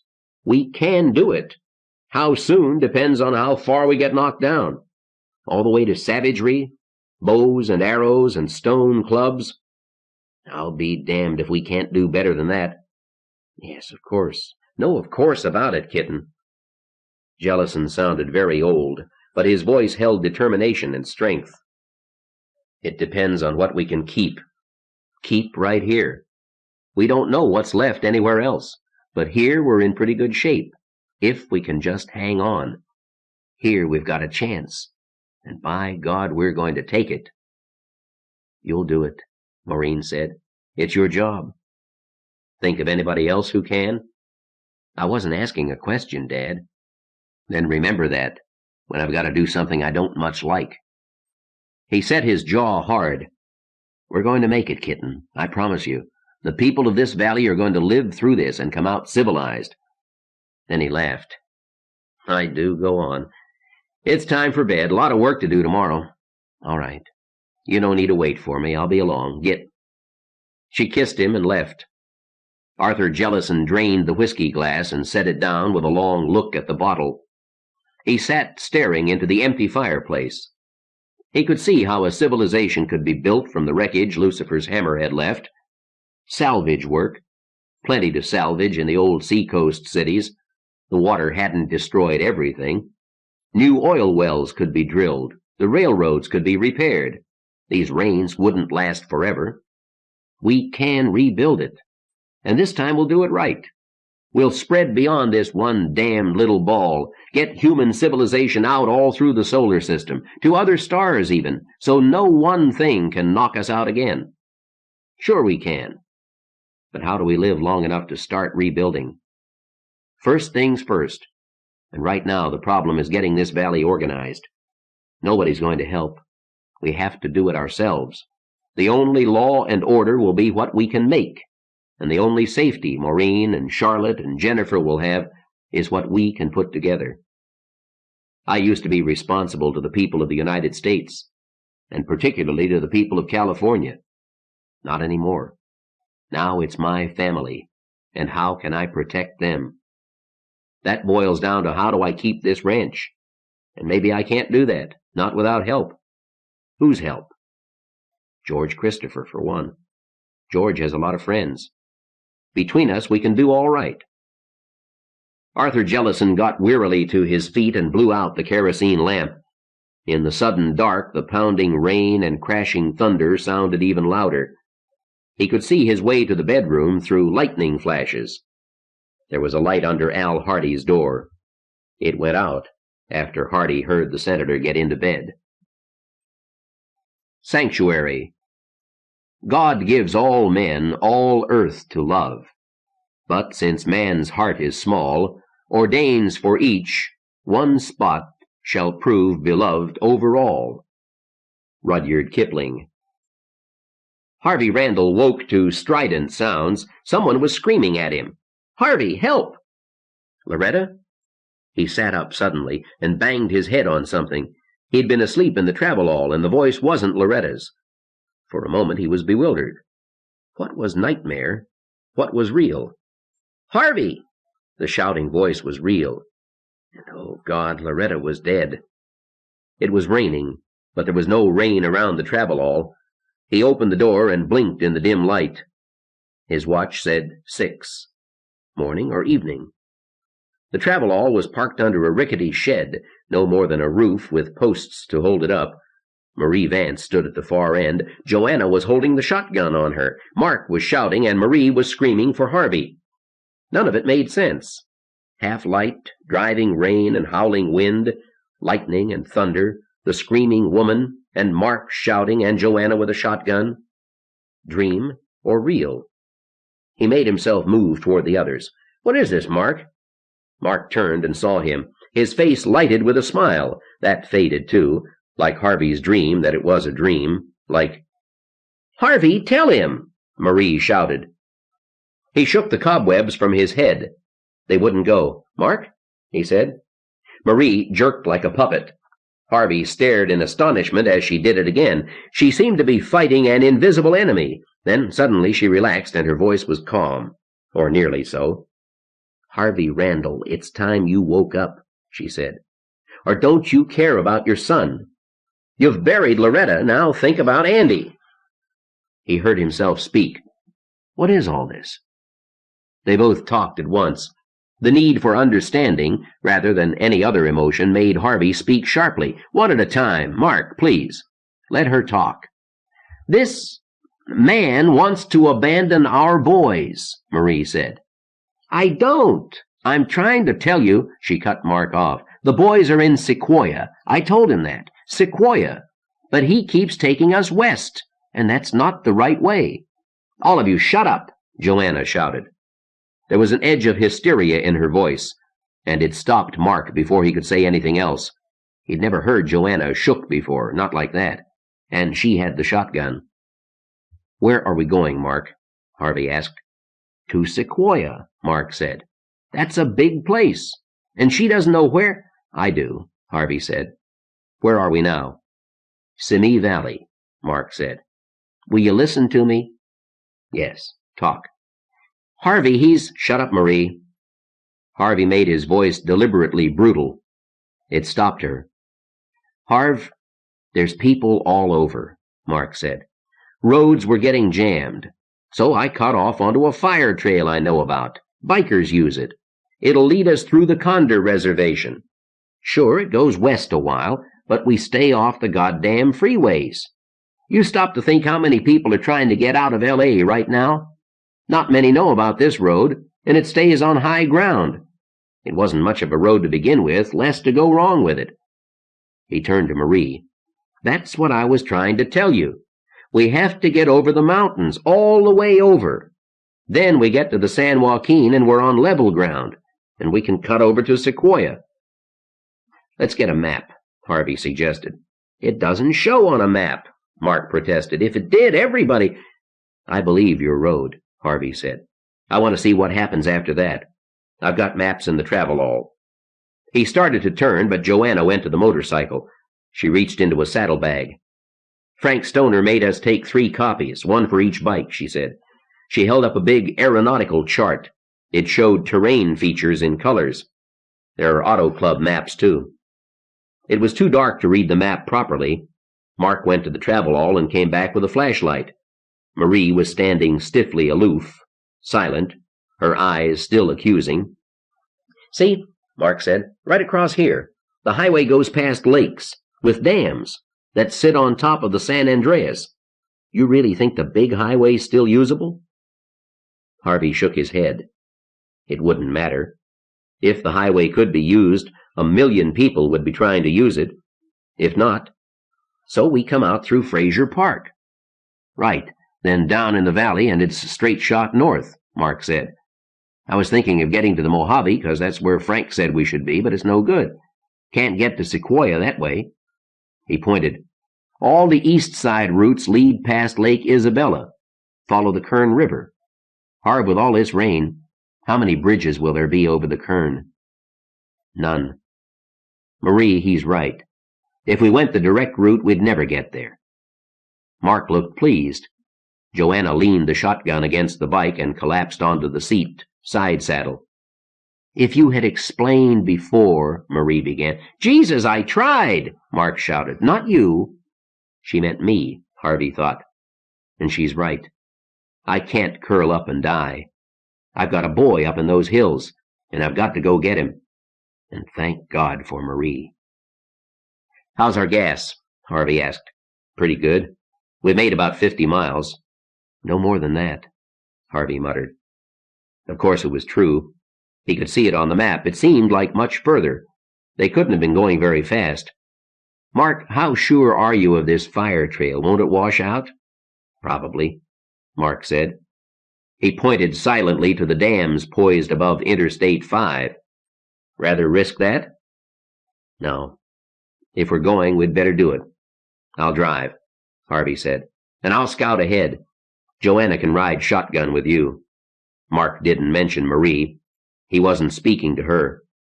It felt good to be doing something, anything. He had a throbbing headache, the beginning of a migraine, and his shoulders and neck were so tense he could feel knots in them.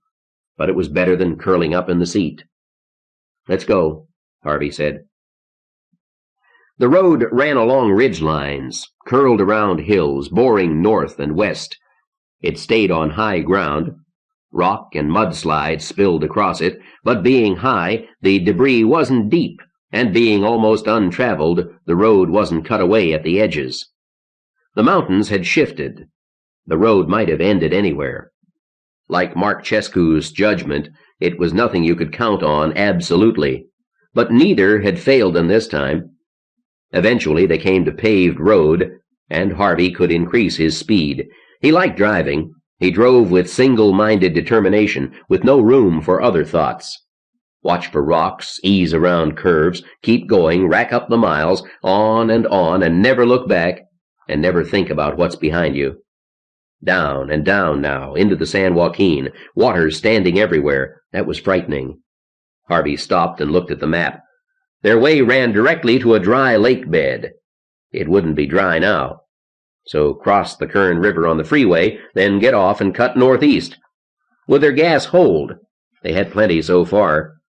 Harvey thought of the extra gas he'd stored, and of thieves and killers in a blue van. Wherever they hid, someday he would track them down. But they hadn't taken this road. He'd have noticed. So far, they'd had the road almost to themselves. Dawn found them north and east of Bakersfield.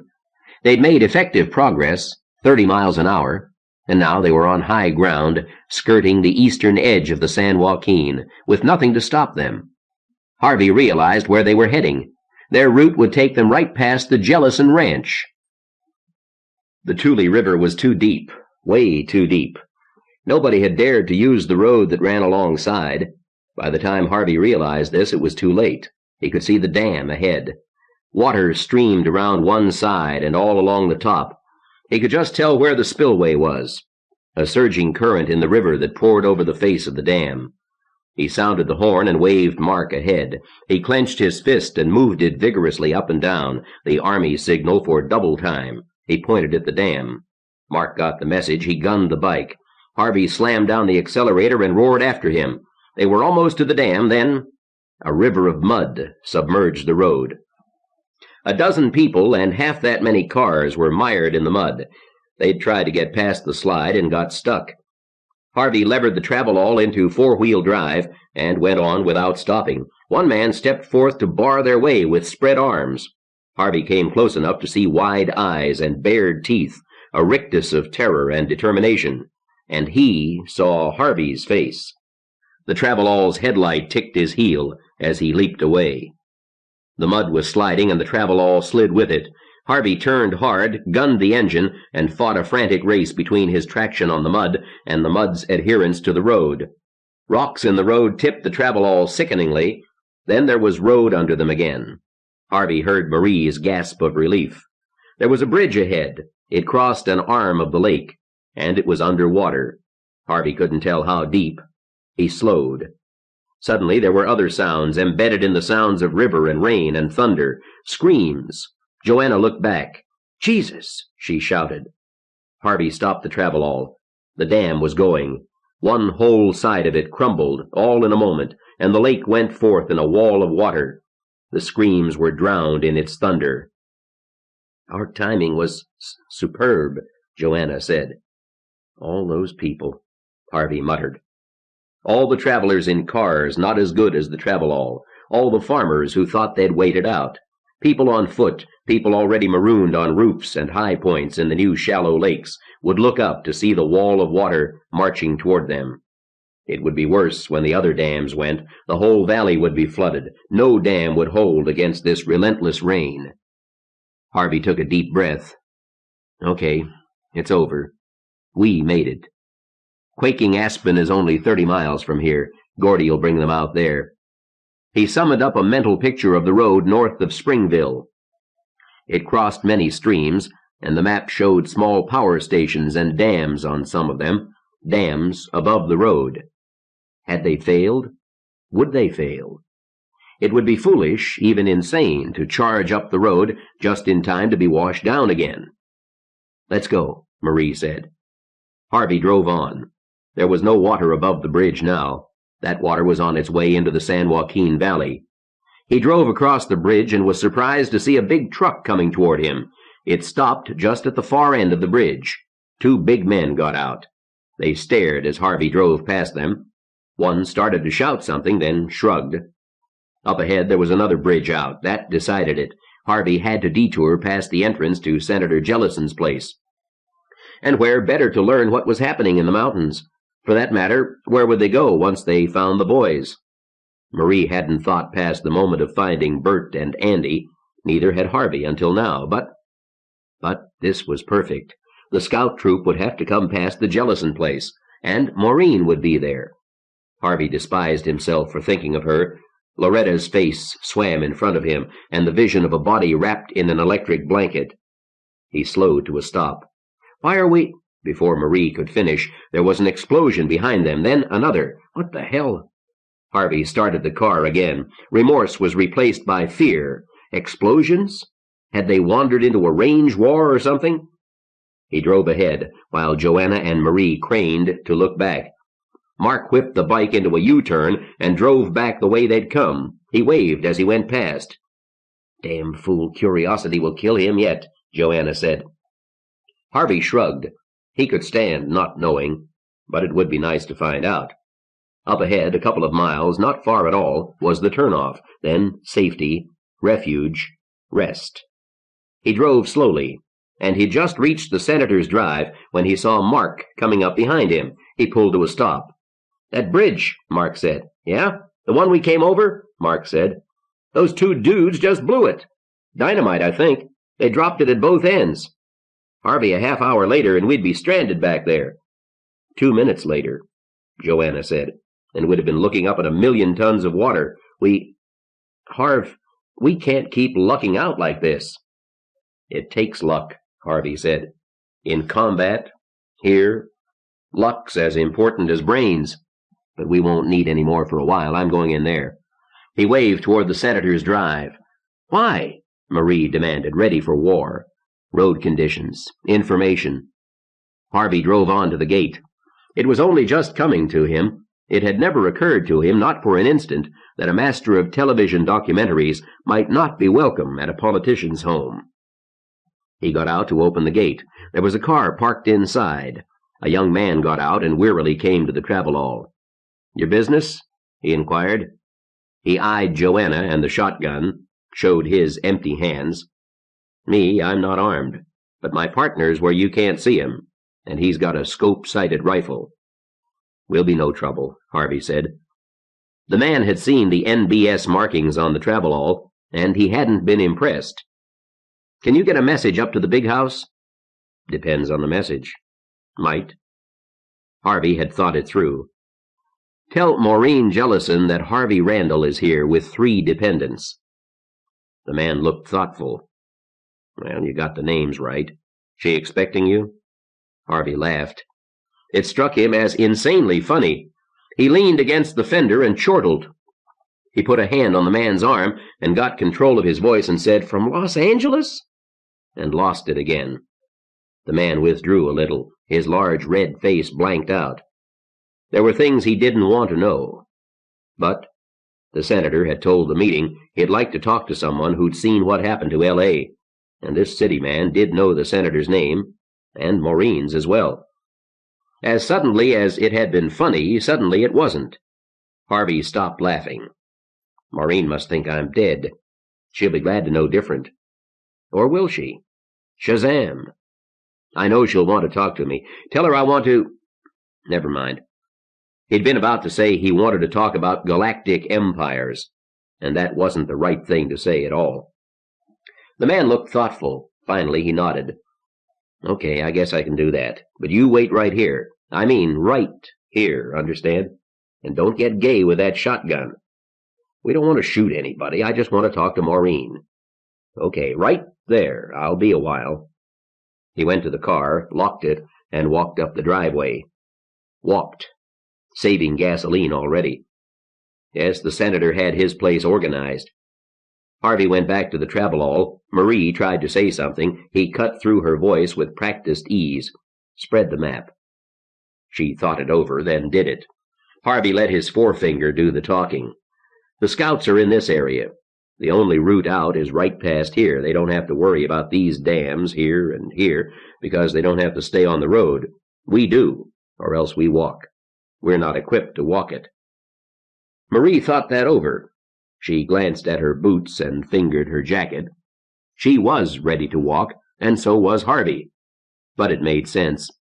Certainly, if they had to walk, a few hours wouldn't make any difference.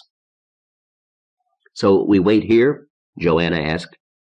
Mark stuck his head in at the window. Sure, this is Senator Jellison's place. Thought I recognized it. Harv, that was smart, sending a message to the senator's daughter instead of him. Wait, Marie said. How long? Christ, how the hell do I know? Harvey exploded. As long as they'll let us. This ranch is organized, have you noticed? And they've got food. That guard wasn't hungry. We'd like to feed the boys when they get here, not to mention ourselves. Marie nodded in submission. The trouble is, Harvey continued, how do we get them to let us in? Blowing up that bridge might have been a subtle hint that they aren't welcoming refugees in this valley. We have to be useful, which means we promise to do whatever they want us to do, and no goddamn arguments about it.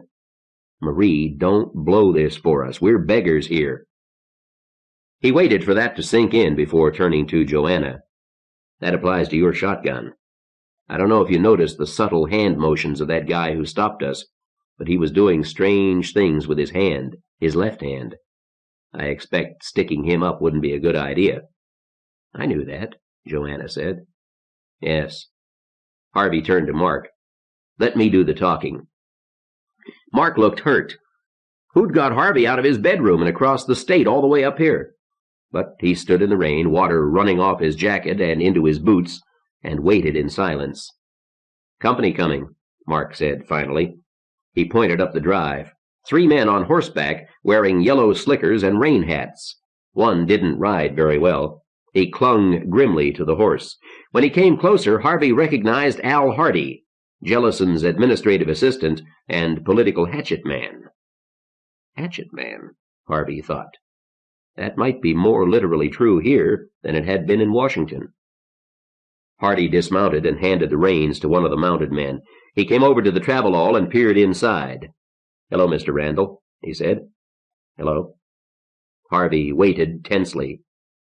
Who are these people? He looked closely at Marie, but didn't say anything. Hardy had met Loretta only once, months ago, Harvey thought. When? A long time, anyway. And Marie Vance, never. But he knew she wasn't Loretta. A good memory for names and faces goes with the job of political advisor. A neighbor, Harvey said, and 2 employees. I see. And you came from Los Angeles. Do you know conditions in L.A.? They do, Harvey said. He indicated Mark and Joanna. They saw the tidal wave come in. "I can let 2 of you come up," Hardy said. "No more." "Then it's none," Harvey said. He said it quickly before he could say something else. "Thanks, and we'll be on our way." "Wait." Hardy looked thoughtful. "Okay. Hand me the shotgun. Slow. And don't point it at me." He took the weapon and handed it to the original guard, who'd also dismounted. "Any more firearms?" "This pistol." Harvey showed the Olympic target gun. But that's pretty. "Give it to me, too. You'll get them back if you're not staying." Hardy took the weapon and thrust it into his belt. "Now make room for me in the back seat." He climbed into the back seat, leaned out to speak so the others could hear. "You follow on that bike," he told Mark. "Stay close. I'm taking them up, Gil. It's all right." "If you say so," the original guard said. "Let's go," Hardy told Randall. "Drive carefully." The gate swung open and Harvey drove through, followed by Mark, then further behind by the 3rd man on horseback, leading the other 2 horses. "Why not leave a horse for the guard?" Harvey asked. "We have more cars than horses. Rather lose a car if some damn fool tries anything," Hardy explained. Harvey nodded, and the car was there, if anything urgent had to get up the hill. Obviously, his message hadn't been thought urgent enough to waste gasoline on. The travel-all walked through the thick mud, and Harvey wondered just how long this drive would last. He went past the foreman's home and toward the big house at the top of the hill. The orange groves looked pitiful, many of the trees down from the high winds, but there was no fruit on the ground. Harvey approved. Maureen wasn't in the big front room. Senator Jellison was. He had maps spread across the big dining table, and lists and other papers covered card tables nearby. A bottle of bourbon stood on the table. It was nearly full. They left their boots out on the porch and came into the big stone house. The senator stood. He didn't offer his hand. "I'll give you a drink if you'll recognize in advance that it's not permanent," Jellison said. "Long time ago, if you offered a man food and drink, that said you'd keep him as a guest. That's not decided yet." "I understand," Harvey said.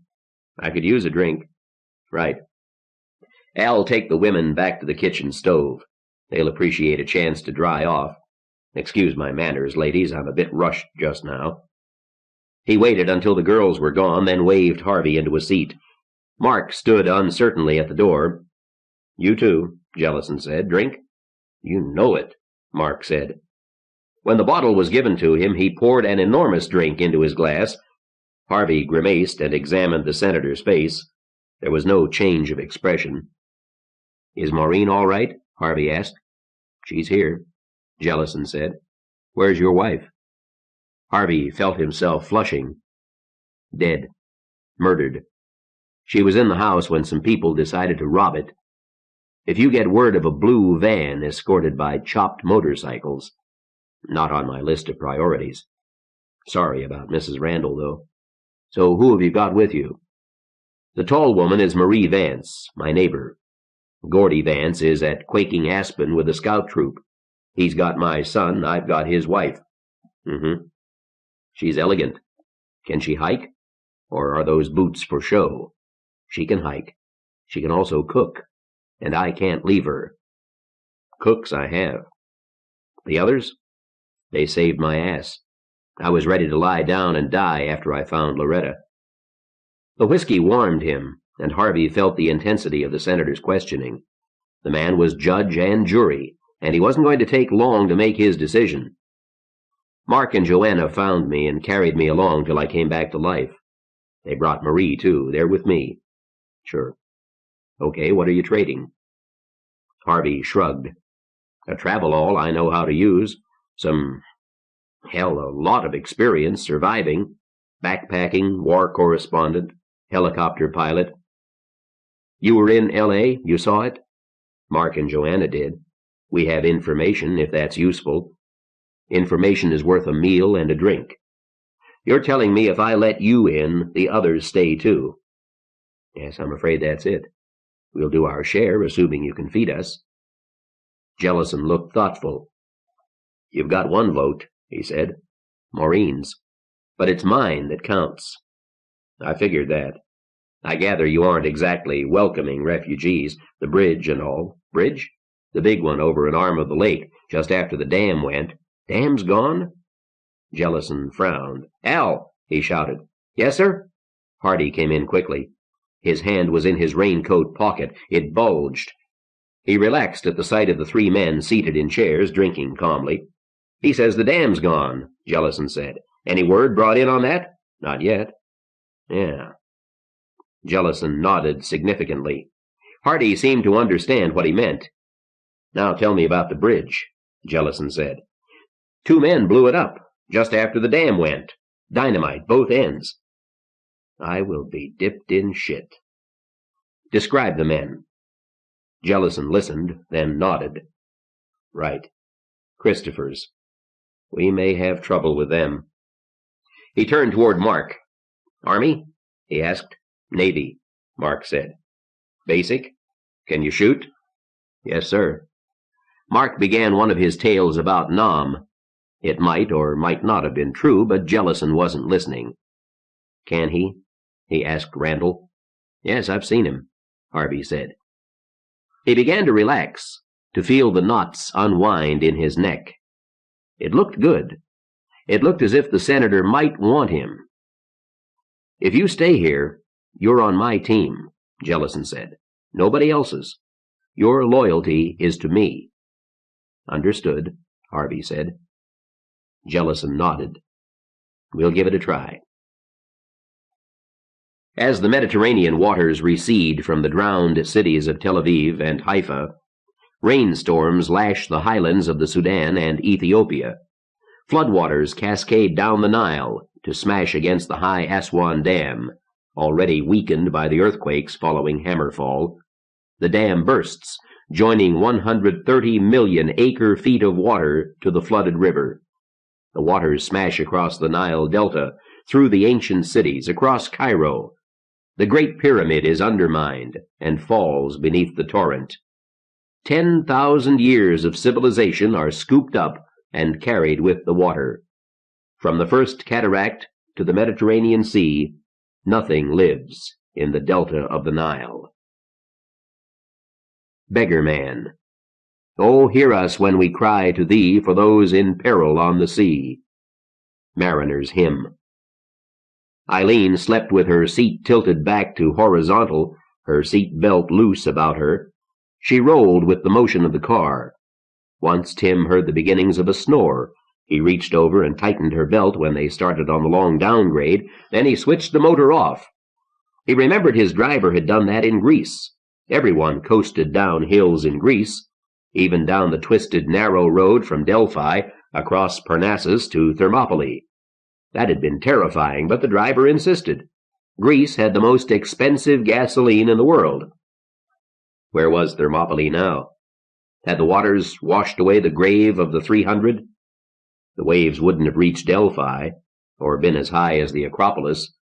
Greece had lived through disasters before. The road twisted and tilted, and Tim eased the Blazer around the turn, using the brakes warily.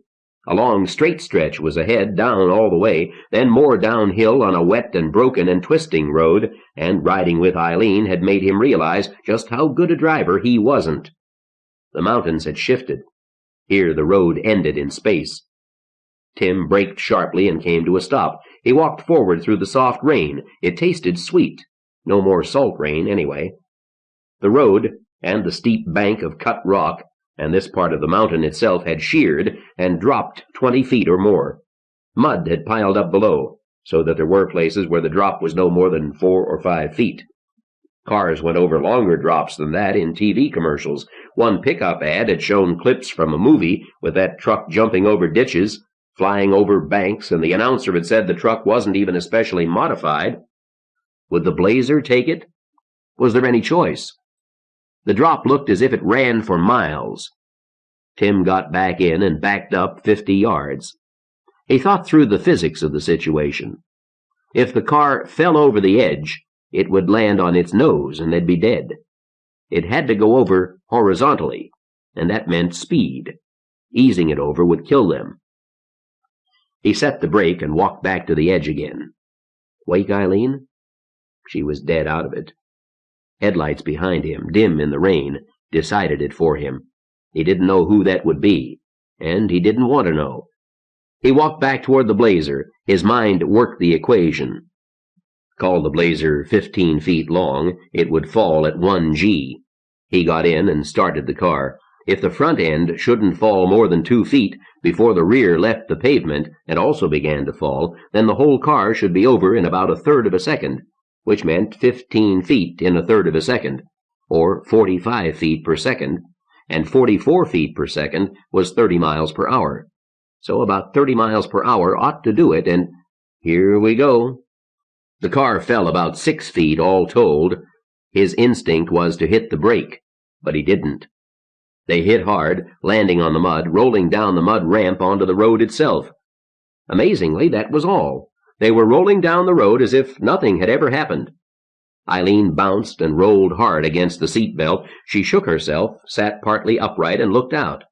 The wet countryside flowed past. She blinked, and then, satisfied, went back to sleep. Slept right through the best driving I'll ever do, Tim thought. He grinned at the rain and mud, then switched off the engine to coast downhill. An hour later, she was still asleep.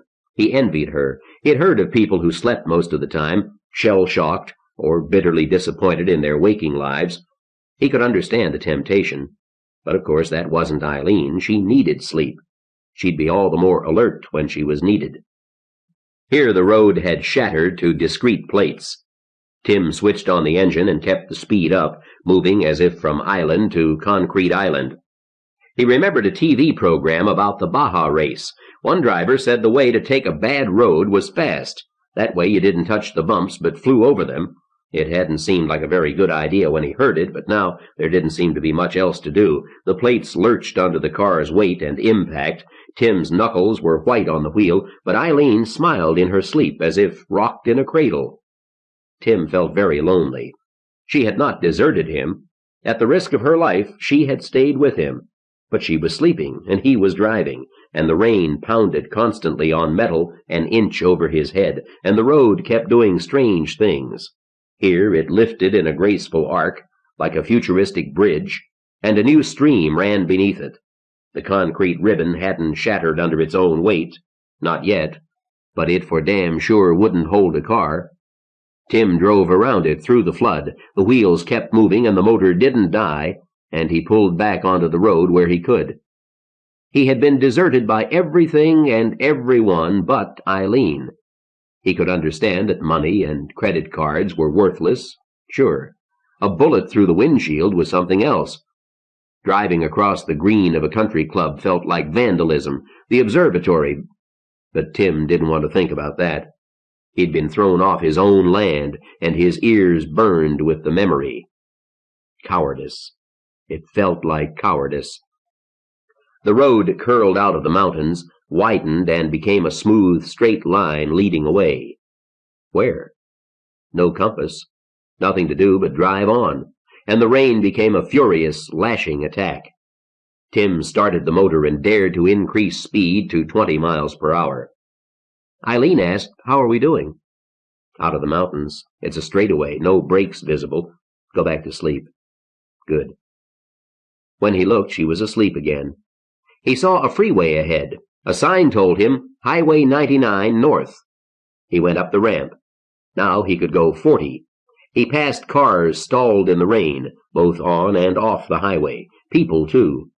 Tim hunched low whenever he saw anything that could be a gun. Once it was real. 2 men stepped out from either side of the highway and raised a pair of shotguns. They gestured, "Stop."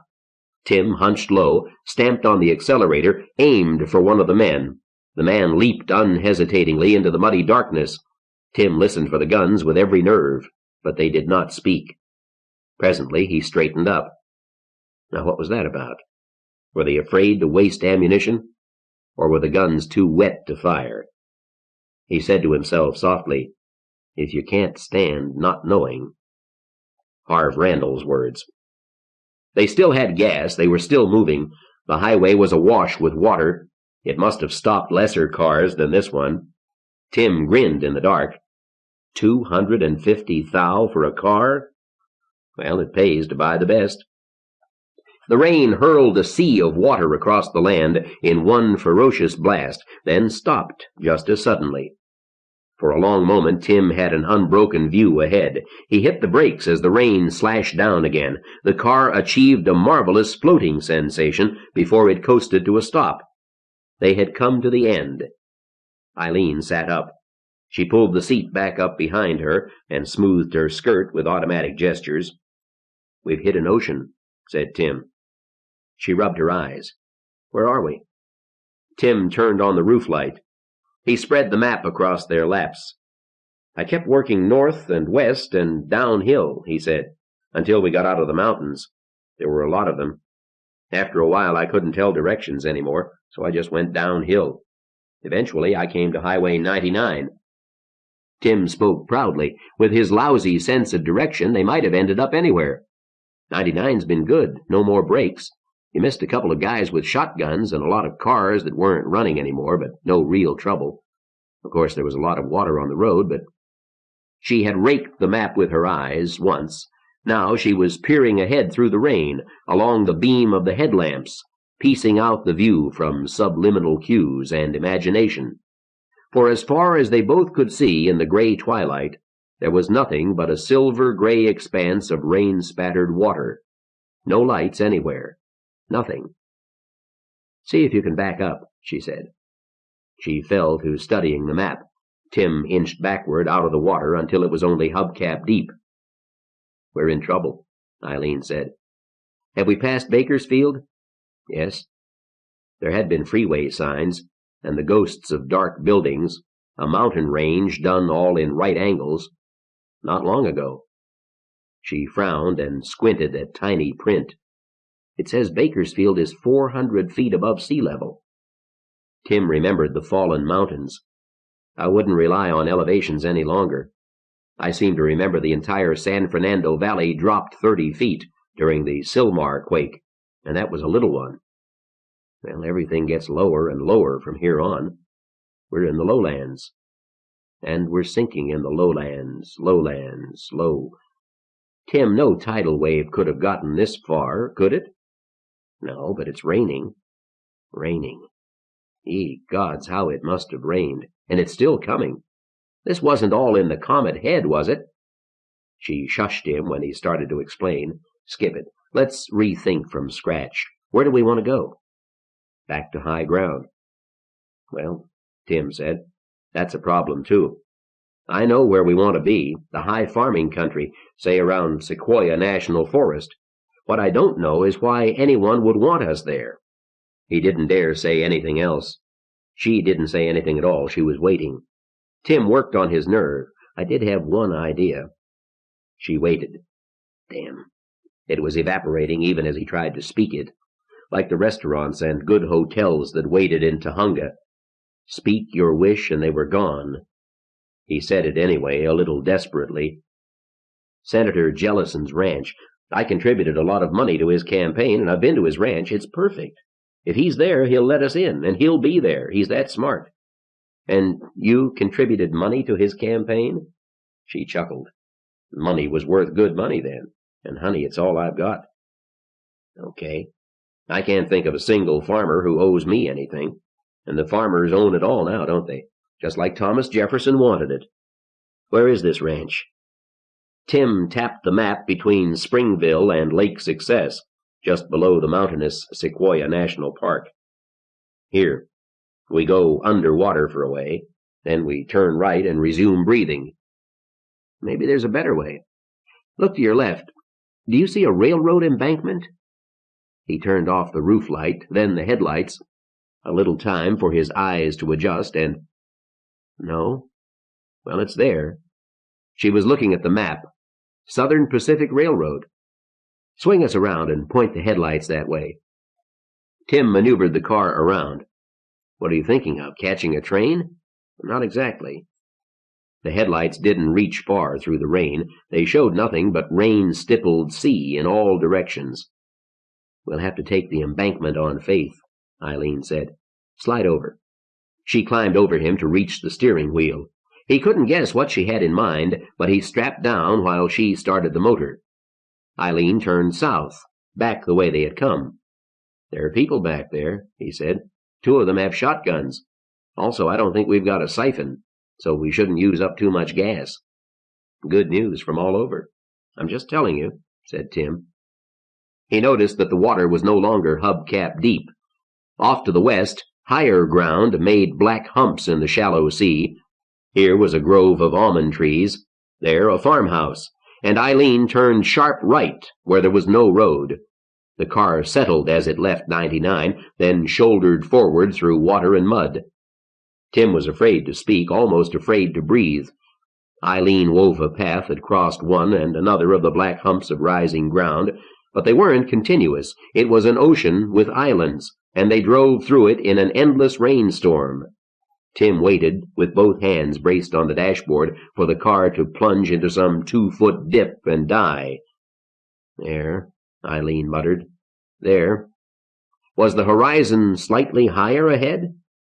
Moments later, Tim was sure. The land humped ahead of them. 5 minutes later, they were at the base of the railroad embankment. The car wouldn't climb it. Tim was sent out into the rain with a tow rope. He looped it under a rail and pulled back on it, leaning his weight above the embankment, while Eileen tried to drive up sloping mud. The car kept sliding back. Tim looped the rope again around the other rail. He took in slack, inches at a time. The car would surge upward and start to fall back, and Tim would take up the slack and heave. One wrong move would cost him 1 finger. He had stopped thinking. It was easier that way. In the dull misery of rain and exhaustion and the impossible task, his earlier triumphs were forgotten, useless. It came to him, slowly, that the car was up on the embankment, almost level, and Eileen was leaning on the horn. He detached the rope and coiled it and trudged back to the car. "Well done," Eileen said. He nodded, and waited. If Tim's energy and determination were burned out, she still had hers. "A lot of cops know this trick. Eric Larson told me about it. I never tried it myself." The car lurched up onto a rail, backed and turned, tilting on the embankment, lurched forward again, and was suddenly doing a balancing act on both rails. "Of course it takes the right car," said Eileen, with less tension and more confidence now. "Off we go." Off they went, balanced on the rails. The wheels were just the right width. A new sea gleamed silver on both sides. The car moved slowly, tottering and recovering, balancing like a dancer, the steering wheel moving constantly, minutely. Eileen was wire tense. "If you'd told me, I wouldn't have believed it," Tim said. "I didn't think you'd get us up." Tim didn't answer. He saw very clearly that the tracks were dipping gradually toward the water. But whatever it was that he didn't believe now, he kept it to himself. Gliding over the sea, Eileen had been driving for hours over the water. Her slight frown, wide eyes, rigidly upright posture made her a closed universe. Tim dared not speak to her. There was nobody to call on them for help now, and nobody to point guns. The headlights and an occasional lightning bolt showed them only water and the rails. In places, the rails actually dipped below the water, and then Eileen slowed to a crawl and drove by feel. Once the lightning illuminated the roof of a large house, and 6 human forms on the peaked roof, all glistening in rain gear, 12 glinting eyes watching a phantom car drive across the water. And again there was a house, but it floated on its side, and nobody was near it. Once they drove for miles past a rectangular array of bushes, a drowned orchard, with only the tops of the trees showing. "I'm afraid to stop," Eileen said. "I gathered that. I'm afraid to distract you." "No, talk to me. Don't let me get drowsy. Make me reel, Tim. This is nightmarish." "God, yes. I'd know the surface of Mars at a glance, but this isn't any place in the universe. Did you see those people watching us?" "Where?" Of course, she dared not take her eyes off the rails. He told her about the 6 people on the roof. "If they live," he said, "they'll start a legend about us, if anyone believes them. I'd like that. I don't know, a Flying Dutchman legend?" But that was tactless. We won't be here forever, though. These tracks will take us as far as Porterville, and there won't be anyone trying to stop us. You think Senator Jellison will let you in, do you? Sure. Even if that hope failed them, they'd be in a safe area. What counted now was a magic trick, driving to Porterville on railroad tracks. He had to keep her mind on that. He was not expecting her next remark. Will he let me in? Are you crazy? You're a lot more valuable than I am. Remember the observatory? Sure. After all, I'm such a damn good accountant. If they're as organized around Springville as they were in Tujunga, they'll need an accountant to take care of distributing goods. They may even have a barter system. That could get complicated, with money obsolete. Now you're the crazy one, Eileen said. Anyone who does his own income tax can keep accounts. That's everyone but you, Tim. The accountants and the lawyers run this country, and they want everyone to be like them, and they've damn near succeeded. Not anymore. That's my point. Accountants are a drug on the market now. I don't go in without you, said Tim. Sure, I know that. The question is whether we go in or not. Are you hungry? But of course I'm hungry, my child. Tim reached into the back seat. Fritz gave us tomato bisque and chicken with rice, both concentrated. I could put them in front of the heater. Can you drive with one hand? I guess not. Not on this. Oh, never mind. We don't have a can opener. One thanks God for small miracles. They're easier to grasp. One small miracle was a road humping out of the sea to cross the tracks. Suddenly the tracks were sunk in blacktop, and Eileen stamped on the brake pedal almost hard enough to send Tim through the windshield. They flopped their seats back, rolled into each other's arms, and slept. Eileen's sleep wasn't calm. She jerked, she kicked, she cried out. Tim found that if he ran the palm of his hand down her spine, she would relax and fall back to sleep, and then he could sleep too. Until next time.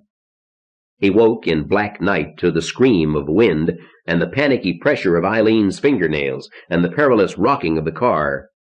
Eileen's eyes were wide, her mouth too firmly set. Hurricanes, he said. The big ocean strikes will keep spinning them off. Be glad we found a safe place first. She didn't react. We're safe here, he repeated. We can sleep through it. She laughed then. I dare you. What happens if one of these hits us while we're on the tracks? Then you'd better be as good as you think you are. Oh, Jesus, she said, and, incredibly, went back to sleep. Tim lay beside her in the howling and the rocking. Did hurricanes overturn cars? You bet they did. When he tired of thinking about that, he thought about how hungry he was. Maybe he could use the bumper to pry open a soup can after the hurricane passed. He dozed and woke in total silence. There wasn't even rain. He located a soup can and stepped outside. He managed to bend the bumper a little, but he also tore the soup can open. He swallowed some of the condensed tomato bisque, and that was how he happened to look up. He looked up into a wide patch of clear stars. Beautiful, he said. But he entered the car in some haste. Eileen was sitting up. He gave her the soup can. I think we're in the eye of the hurricane. If you want to see the stars, look quick and come back. No thanks. The soup was cold and gluey. It left them both thirsty. Eileen set the can on the roof to collect rainwater, and they lay down again to wait for morning. The rain came again in frantic violence. Tim reached through the window for the can and found it gone. He found the abandoned beer can on the floor, pried it open, filled it twice in the rainwater streaming from the car roof. Hours later, the rain settled down to a gentle drumming. By then it was full daylight, just enough dirty gray light to see that the sea around them was thick with floating things. There were corpses of dogs and rabbits and cattle, far outnumbered by the bodies of human beings. There was wood in all its forms, trees and furniture, and the walls of houses. Tim got out and fielded some driftwood and set it in front of the car heater. If we ever find shelter, we've still got that other can of soup, he said. Good, said Eileen. She sat bolt upright at the steering wheel, and the motor was going. Tim didn't urge her. He knew better than to volunteer for the job, and he knew what it would cost her. She shifted into gear. "Hold it," Tim said, and he put a hand on her shoulder and pointed. She nodded and put the car back in neutral. A wave came toward them in a long thread of silver gray. It wasn't high. When it reached the car, it was no more than 2 feet tall, but the sea had risen in the night until it stood around the tires. The wave slapped against the car and lifted them and carried them and set them down almost immediately with the motor still going. Eileen sounded exhausted. "What was that, another earthquake?" "I'd say a dam collapsed somewhere." "I see. Only that." She tried to laugh. "The dam has broken. Run for your lives. The Cherokees has escaped from Fort Mudge." "What?" "Pogo. Skip it," Tim said. "All that water out there. This won't be the first dam that went. All of them, probably. Maybe here and there the engineers got spillways open in time. Maybe. But most of the dams are gone. Which, he thought, means most of the electric power everywhere. Not even local pockets of electricity. He wondered if the powerhouses and generators had survived. Dams could be built again. Eileen put the Blazer into gear and started forward slowly.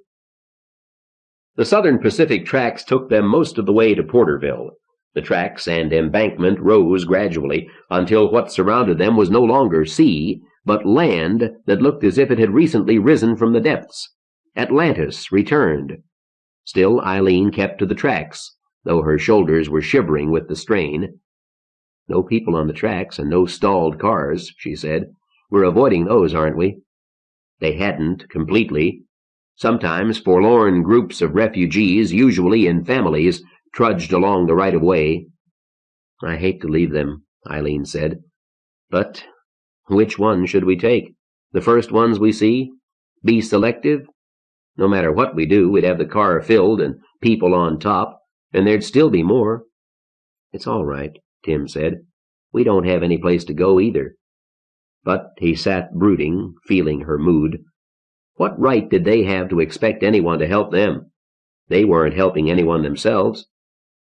South and east of Porterville, they rolled down a wet embankment to resume their trek on 190. Tim took over the driving, and Eileen lay in the reclined passenger seat, exhausted but unable to sleep. The land looked recently drowned. Studying the broken buildings and fences and uprooted trees, Tim became certain that a flood had come from the direction they were traveling. There was mud everywhere, and Tim had many occasions to feel proud of his judgment. He didn't think any other car in the world could have got them over some places they passed. "Lake Success," Eileen said. "There was a big lake up there, and the dam must have gone. The road goes right past it." "Yeah? I'm wondering if there's any road there," she said. They went on until they reached the junction that should have taken them up into the hills. The land was mud everywhere, studded with cars in every possible attitude. There were bodies, but no living human beings. They were glad for the rain. It kept them from seeing very far into the muddy ditch to their left. The road became worse, washed out in places, covered with mud in others.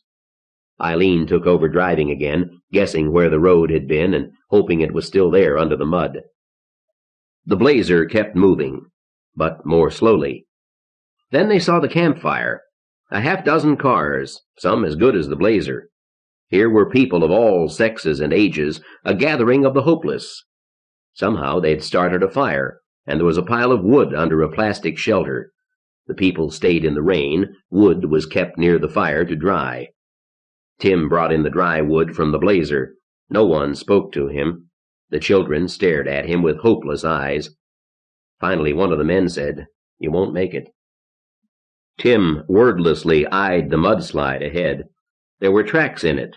If any car could get through. "This isn't the problem," the man said. "We got past that, but up ahead there's a bridge out." "So walk." And a man with a rifle. "They don't talk. First shot was between my wife and myself. I got the impression the second would finish the job. Never even saw the rifleman." So that was it. End of the line. Tim sat beside the fire and began to laugh, softly at first, then in rising hysteria. 2 days. 2? Yes, this was Friday. Drowned, muddy Friday. after Hot Fudge Tuesday, and the roads to high ground were gone, and you couldn't get to the senator's place. More men with guns. The world belonged to men with guns. Maybe the senator was shooting. The image was funny. Senator Jellison in full formals, striped trousers and morning coat, and rifle. What the successful leader will wear. "It works," Tim said. "Tell your dream and kill it. It works." He laughed again. "Here." Another man, big, with thick, hairy forearms, used a handkerchief to snatch a tin can from the fire. He poured into a styrofoam cup, then looked regretful and took a flat pint bottle from his jacket pocket. He splashed in rum, then handed Tim the cup. "Drink that and don't lose the cup. And stop it, you're scaring the kids." So what? But it was natural for Tim to feel ashamed. Don't make a scene. How often had his mother told him that? And told his father that, and told everyone else. The laced coffee tasted good and warmed him. It didn't help much, though. Eileen brought their remaining can of soup and offered it. They sat in silence, sharing what there was, the soup, instant coffee, and a bit of drowned rabbit broiled on a stick. There was very little talking. Finally, the others got up. "We'll strike for north," one man said. He gathered his family. "Anybody with me?" "Sure." Others joined. Tim felt relieved. They were going away, leaving him with Eileen. Should he go with them? For what? They hadn't any place to go either. The others got up and went to their cars, all but the big man who'd offered the coffee. He sat with his wife and 2 children. "You too, Brad?" the new leader asked. "Car's not working." He waved toward a Lincoln parked near the mudslide. "Broken axle, I think." "Any gas in it?" the leader asked. "Not much." "We'll try anyway, if you don't mind." The big man shrugged. The others siphoned no more than a pint of gasoline out of the Lincoln. Their cars were already crowded. There was absolutely no room for anyone else. The expedition leader paused. He looked at them as one looks at the dead. "That's your plastic tarp and your instant coffee," he said. He said it wistfully, but when he got no answer, turned away. They drove off, downhill into the rain. Now there were 6 by the fire, Tim and Eileen and... "Name's Brad Wagoner," the big man said. "That's Rosa and Eric and Concepcion. Named the boy for my side of the family, girl for Rosa's. Thought we'd keep that up if we had any more." He seemed glad of someone to talk with. "I'm Eileen, and that's Tim. We're..." She stopped herself. "Of course, we're not really pleased to meet you, but I guess I should say it anyway, and we're very grateful for the coffee." The children were very quiet. Rosa Wagoner hugged them and spoke to them in soft Spanish. They were very young, 5 or 6, not more, and they clung to her. They had on yellow nylon windbreakers and tennis shoes. "You're stranded," Tim said. Wagoner nodded. He still didn't say anything. He'd make 2 of me, Tim thought. And he's got a wife and 2 kids. We better get out of here before he breaks my neck and takes the blazer. Tim felt afraid and was ashamed, because the Wagoners hadn't said or done anything to deserve suspicion, just that they were here. "No place to go anyway," Brad Wagoner said. "We're from Bakersfield. Not much left of Bakersfield. I guess we should have struck up into the hills right off, but we thought we'd try to find some supplies in town. We just missed getting washed away when the dam went." He eyed the steep hill above him. "If this rain would stop, maybe we could see some place to walk to. You got any plans?" He couldn't disguise the plea in his voice. "Not really." Tim stared into the dying fire. "I thought I knew somebody up there. Politician I gave a lot of money to. Senator Jellison." There. That finished it for sure. And now what would they do? "Jellison," Wagoner mused. "I voted for him. Think that would count? Are you still going to try to get up there?" "It's all I can think of." Tim's voice held no hope at all. "What will you do?" Eileen asked. Her eyes kept straying to the children. Wagoner shrugged. Find some place and start over, I guess. He laughed. I built high-rise apartments. Made a lot of money at it, but I didn't get as good a car as yours. You'd be surprised what that one cost me, Tim said. The fire died away. It was time. Eileen went to the blazer. Tim followed. Brad Wagoner sat with his wife and children. I can't stand it, Tim said. Me either. Eileen took his hand and squeezed. Mr. Wagoner, Brad? Yeah? Come on, pile in. Eileen waited until the Wagoners had got into the blazer, adults in the back seat, children on the floor behind that. She turned and drove down the hill. I wish we had a good map. Maps I have, Wagoner said. He took out a soggy paper from an inner pocket. Careful, it tears easy when it's wet. It was an Auto Club map of Tulare County. Much better than the Chevron map they'd been using. Eileen eased the blazer to a stop and examined the map. That bridge there, is that the one that's out? Yeah. Look, Tim, if we backtrack and go south, there's a road up into the hills. Which beats hell out of spending more time on the Southern Pacific, Tim said. Southern Pacific? Rosa Wagoner asked. Tim didn't explain. They drove south until they found a sheltered place on the road part way up a hill, and they pulled off to sleep. They took turns letting the Wagoners use the seats, while they huddled under the plastic tarp. High ground, Tim said. It goes north and east, and that road's not on the map. He pointed. The road was gravel, but it looked in good condition, and it looked traveled. It ran in the right direction. Eileen was running out of hope, and the blazer was running out of gas, but she took the road.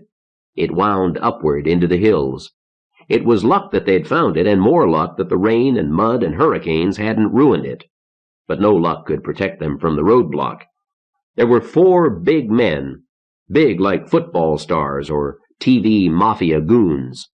Guns and size made them look unfriendly, and they weren't smiling. Tim got out alone, wonderingly. One of the men came down to meet him. The others stood aloof. One of the men looked elusively familiar. Someone he'd seen on the senator's ranch? That wouldn't help, and it was another of the armed men who had come to the barrier. Tim told them crisply, while very aware of how like a wandering tramp he looked, "We're on our way to visit Senator Jellison." The imperious voice cost Tim most of his reserves of self-control. It hadn't impressed. Name? Tim Hamner. The man nodded. Spelled how? Tim spelled it, and was somehow glad that the name was not known. The man called behind him, "Chuck, see if Hamner's on the senator's list. Hamner." One of the guards reacted to that. He came down toward the barricade. Tim was sure he'd seen him before. "We've got a list of people to let through," the first guard said.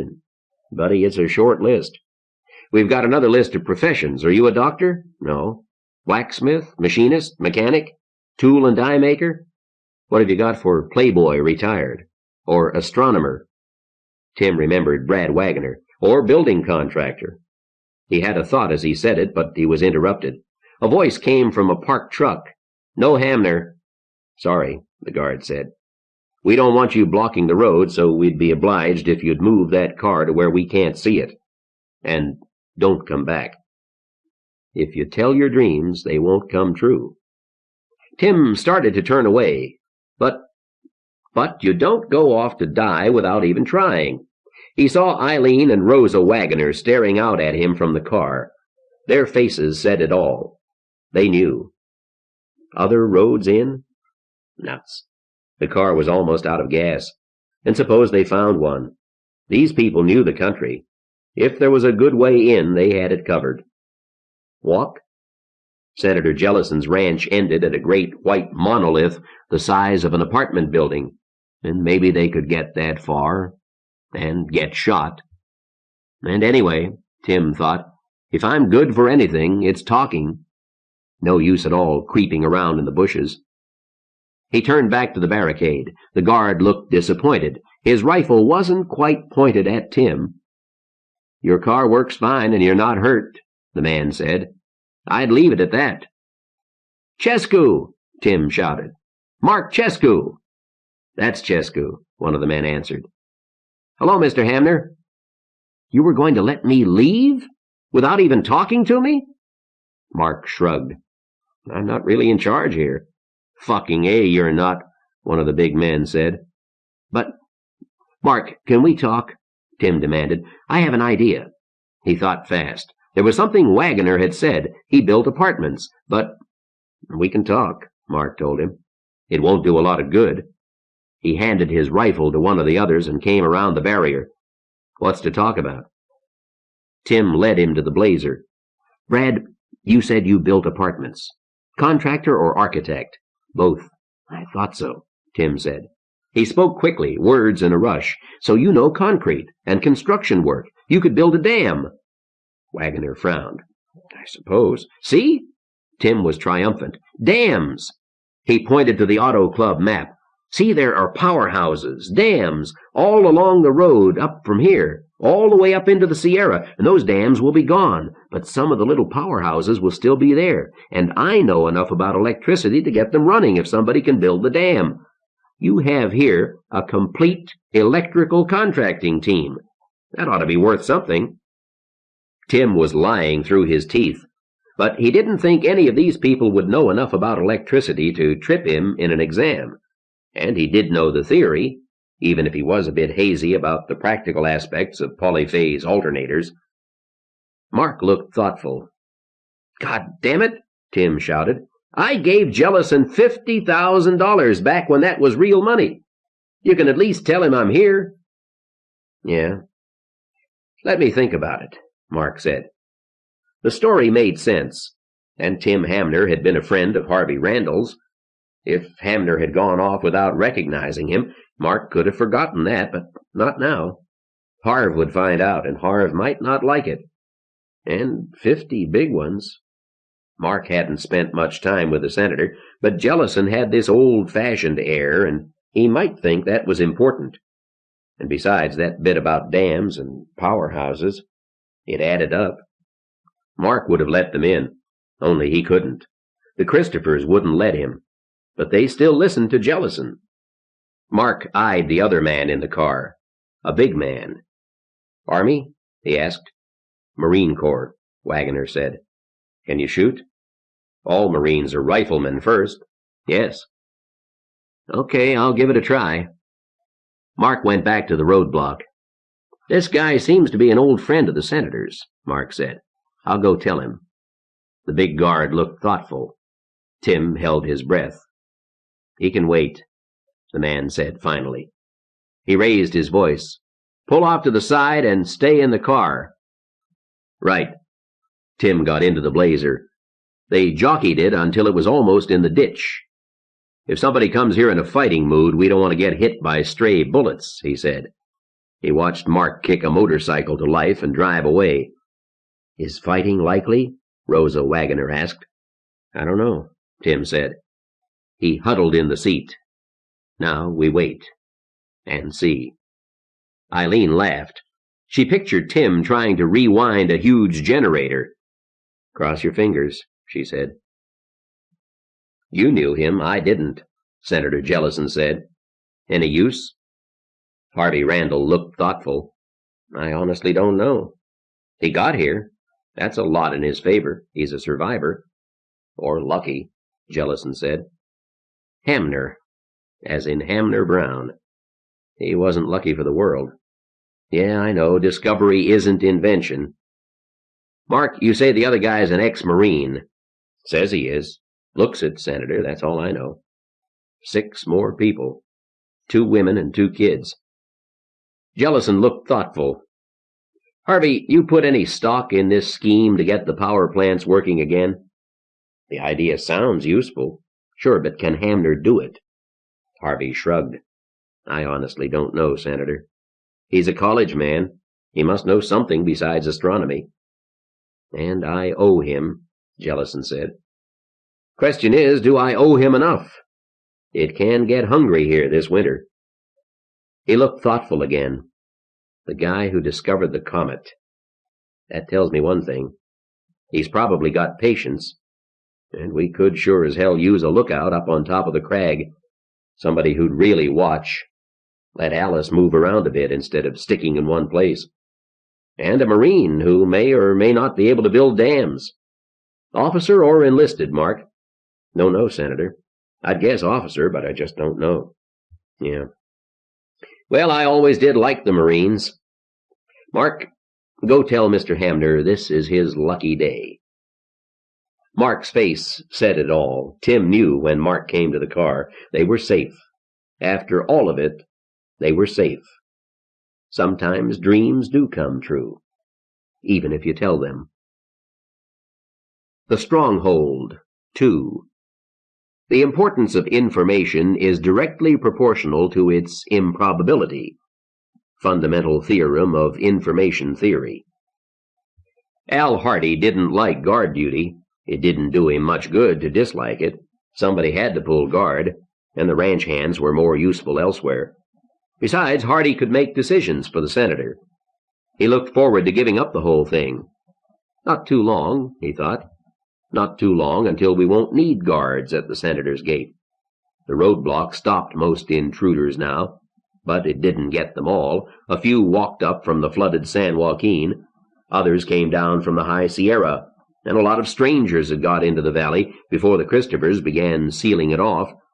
Most would be sent on their way, and they'd heard the senator could let them stay on. It meant a lot to be able to talk to the senator, and the old man didn't like sending people away, which was why Al didn't let many get up to see him. It was part of the job, and always had been. The senator said yes to people, and Al Hardy said no. There'd be a flood of them every hour if they weren't stopped, and the senator had important work to do, and Maureen and Charlotte would stand guard if Al didn't, and to hell with that. The only good thing about Hammerfall, women's lib was dead milliseconds after hammer strike. Al had paperwork to do. He made lists of items they needed, jobs for people to do, worked out details of schemes the senator thought up. He worked steadily at the clipboard in the car, pausing when anyone came to the drive. You couldn't tell. You just couldn't tell. The refugees all looked alike, half drowned and half starved, and worse every day. Now it was Saturday, and they looked just awful. When he'd been Senator Jellison's aide, Al Hardy had judged himself a good judge of men, but now there was nothing to judge. He had to fall back on routine. These wandering scarecrows who came on foot, leading 2 children and carrying a third. But the man and woman both claimed to be doctors, and knew the lingo. Specialists. But even the woman psychiatrist had had GP training. They all did. And that surly giant was a CBS executive. He had to be turned back to the road, and he didn't stop swearing until Hardy's partner wasted around through the side window of his car.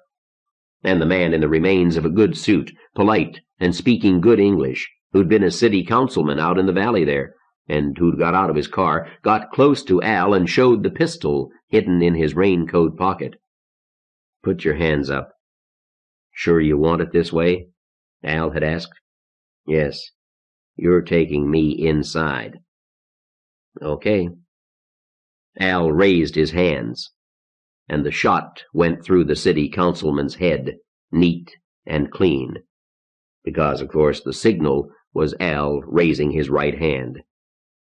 Pity the councilman had never read his Kipling. "'Twas only by favor of mine," quoth he, "ye rode so long alive. There was not a rock for 20 mile, there was not a clump of tree, but covered a man of my own men with his rifle cocked on his knee. If I had raised my bridle hand as I have held it low, the little jackals that flee so fast were feasting all in a row.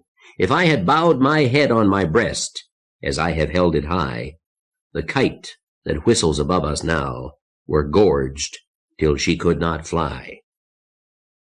A truck came up to the drive, small truck, thin, hairy man with mustache drooping. Probably a local, Al thought. Everyone around here drove a small truck. By the same token, he might have stolen it. But why drive to the senator's home with it? Al got out of the car and splashed through muddy water to the gate. To all of them, Alvin Hardy was the same. "Show your hands. I'm not armed, but there's a man with a scope-sighted rifle and you can't see him." "Can he drive a truck?" Al Hardy stared at the bearded man. "What?" "First things first. The bearded man reached into the bag on the seat beside him. "Mail. Only I've got a registered letter. Senator will have to sign for it. And there's a dead bear." "What?" Al's routine wasn't working so well. "What?" "A dead bear. I killed him early this morning. I didn't have much choice. I was sleeping in the truck, and this enormous black hairy arm smashed the window and reached inside. He was huge. I backed up as far as I could, but he kept coming in. So I took this Beretta I found at the chicken ranch and shot the bear through the eye. He dropped like so much meat, so—" "Who are you?" Al asked. "I'm the goddamn mailman. Will you try to keep your mind on one thing at a time? There's 500 to 1,000 pounds of bear meat, not to mention the fur, just waiting for 4 big men with a truck, and it's starting to spoil right now. I couldn't move him myself, but if you get a team out there, you can maybe stop some people from starving. And now I've got to get the senator's signature for this registered letter. Only you better send somebody for the bear right away." It was too much for Al Hardy, far too much. The one thing he knew was the Beretta. "You'll have to let me hold that weapon for you, and you drive me up the hill," Al said. "Hold my gun? Why the hell should you hold my gun?" Harry demanded. "Oh, hell, all right, if it makes you happy. Here." He handed the pistol out. Al took it gingerly. Then he opened the gate. "Good Lord, Senator, it's Harry!" Mrs. Cox shouted. "Harry? Who's Harry?" Senator Jellison got up from the table with its maps and lists and diagrams and went to the windows. Sure enough, there was Al with somebody in a truck, a very bearded and mustachioed somebody in gray clothes. "Mail call!" Harry shouted as he came up onto the porch. Mrs. Cox rushed to the door. "Harry, we never expected to see you again." "Hi," Harry said. "Registered letter for Senator Jellison." Registered letter. Political secrets about a world dead and burying itself. Arthur Jellison went to the door. The mail carrier, yes, that was the remains of a postal service uniform, looked a bit worn. "Come in," Jellison said. What the devil was this guy doing? "Senator, Harry shot a bear this morning, and I better get some ranch hands out to get it before the buzzards do," Al Hardy said. "You don't go off with my pistol," Harry said indignantly. "Oh." Hardy produced the weapon from a pocket. He looked at it uncertainly. "Senator, this is his," he said. Then he fled, leaving Jellison holding the weapon in still more confusion. "I think you're the first chap to fluster, Hardy," Jellison said. "Come in. Do you call on all the ranches?" "Right," Harry said. "And who do you expect to pay you now that—" "People I bring messages to," Harry said. "My customers." That hint couldn't be ignored. "Mrs. Cox, see what you can find." "Coming up," she called from the kitchen. She came in with a cup of coffee, a very nice cup, Jellison saw, one of his best, and some of the last coffee in the world. Mrs. Cox thought well of Harry. That at least told him one thing. He handed over the pistol. "Sorry, Hardy's got instructions." "Sure." The mailman pocketed the weapon. He sipped the coffee and sighed. "Have a seat," Jellison said. "You've been all over the valley?" "Most places." "So tell me what things are like." "I thought you'd never ask." Harry had been nearly everywhere. He told his story simply, no embellishments. He'd decided on that style, just the facts. Mail truck overturned, power lines down, telephone lines gone, breaks in the road here, and ways around on driveways through here and across there. Miller's okay, Shire still operating. Muchos Nombres deserted when he'd gone back with the truck and the bodies. Oops, getting ahead of himself. He told of the murder at the Roman place. Jellison frowned, and Harry went to the table to show him on the big county engineer's map. "No sign of the owners, but somebody shot at you and killed this other chap?" Jellison asked. "Right." Jellison nodded. "Have to do something there. But first tell the Christophers. Let them share the risks of a police action." "And the people at Muchos Nombres were coming to find you," Harry said. "That was yesterday, before noon." "Never got here," Jellison said. "Maybe they're in town." Good land there? Anything planted? Not much. Weeds, mostly, Harry said. But I have chickens. Got any chicken feed?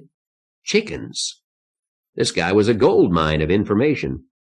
Harry told him about the Sinanians and the chicken ranch. Lots of chickens left there, and I guess they'll starve or the coyotes will get them. So you might as well help yourself, Harry said. I want to keep a few. There was one rooster, and I hope he lives. If not, maybe I'll have to borrow one. You're taking up farming? Jellison asked. Harry shuddered. Good God, no. But I thought it'd be nice to have a few chickens running around the place. So you'll go back there? When I finish my route, Harry said. I'll stop at other places on the way back. And then what? Jellison asked. But he already knew. I'll start over again, of course. What else? That figures. Mrs. Cox, who's available as a runner? Mark, she said. Her voice was disapproving. She hadn't made up her mind about Mark. Send him to town to find out about these tourists from Muchos Nombres. They were supposed to have come looking for me. All right, she said. She went off, muttering. They needed the telephones working again. Her daughter was talking about a telegraph line last night.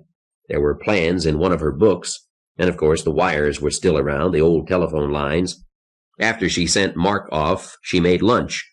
There was plenty of food just now, scraps from what they were canning, gleanings from the garden patches. It wouldn't last long, though.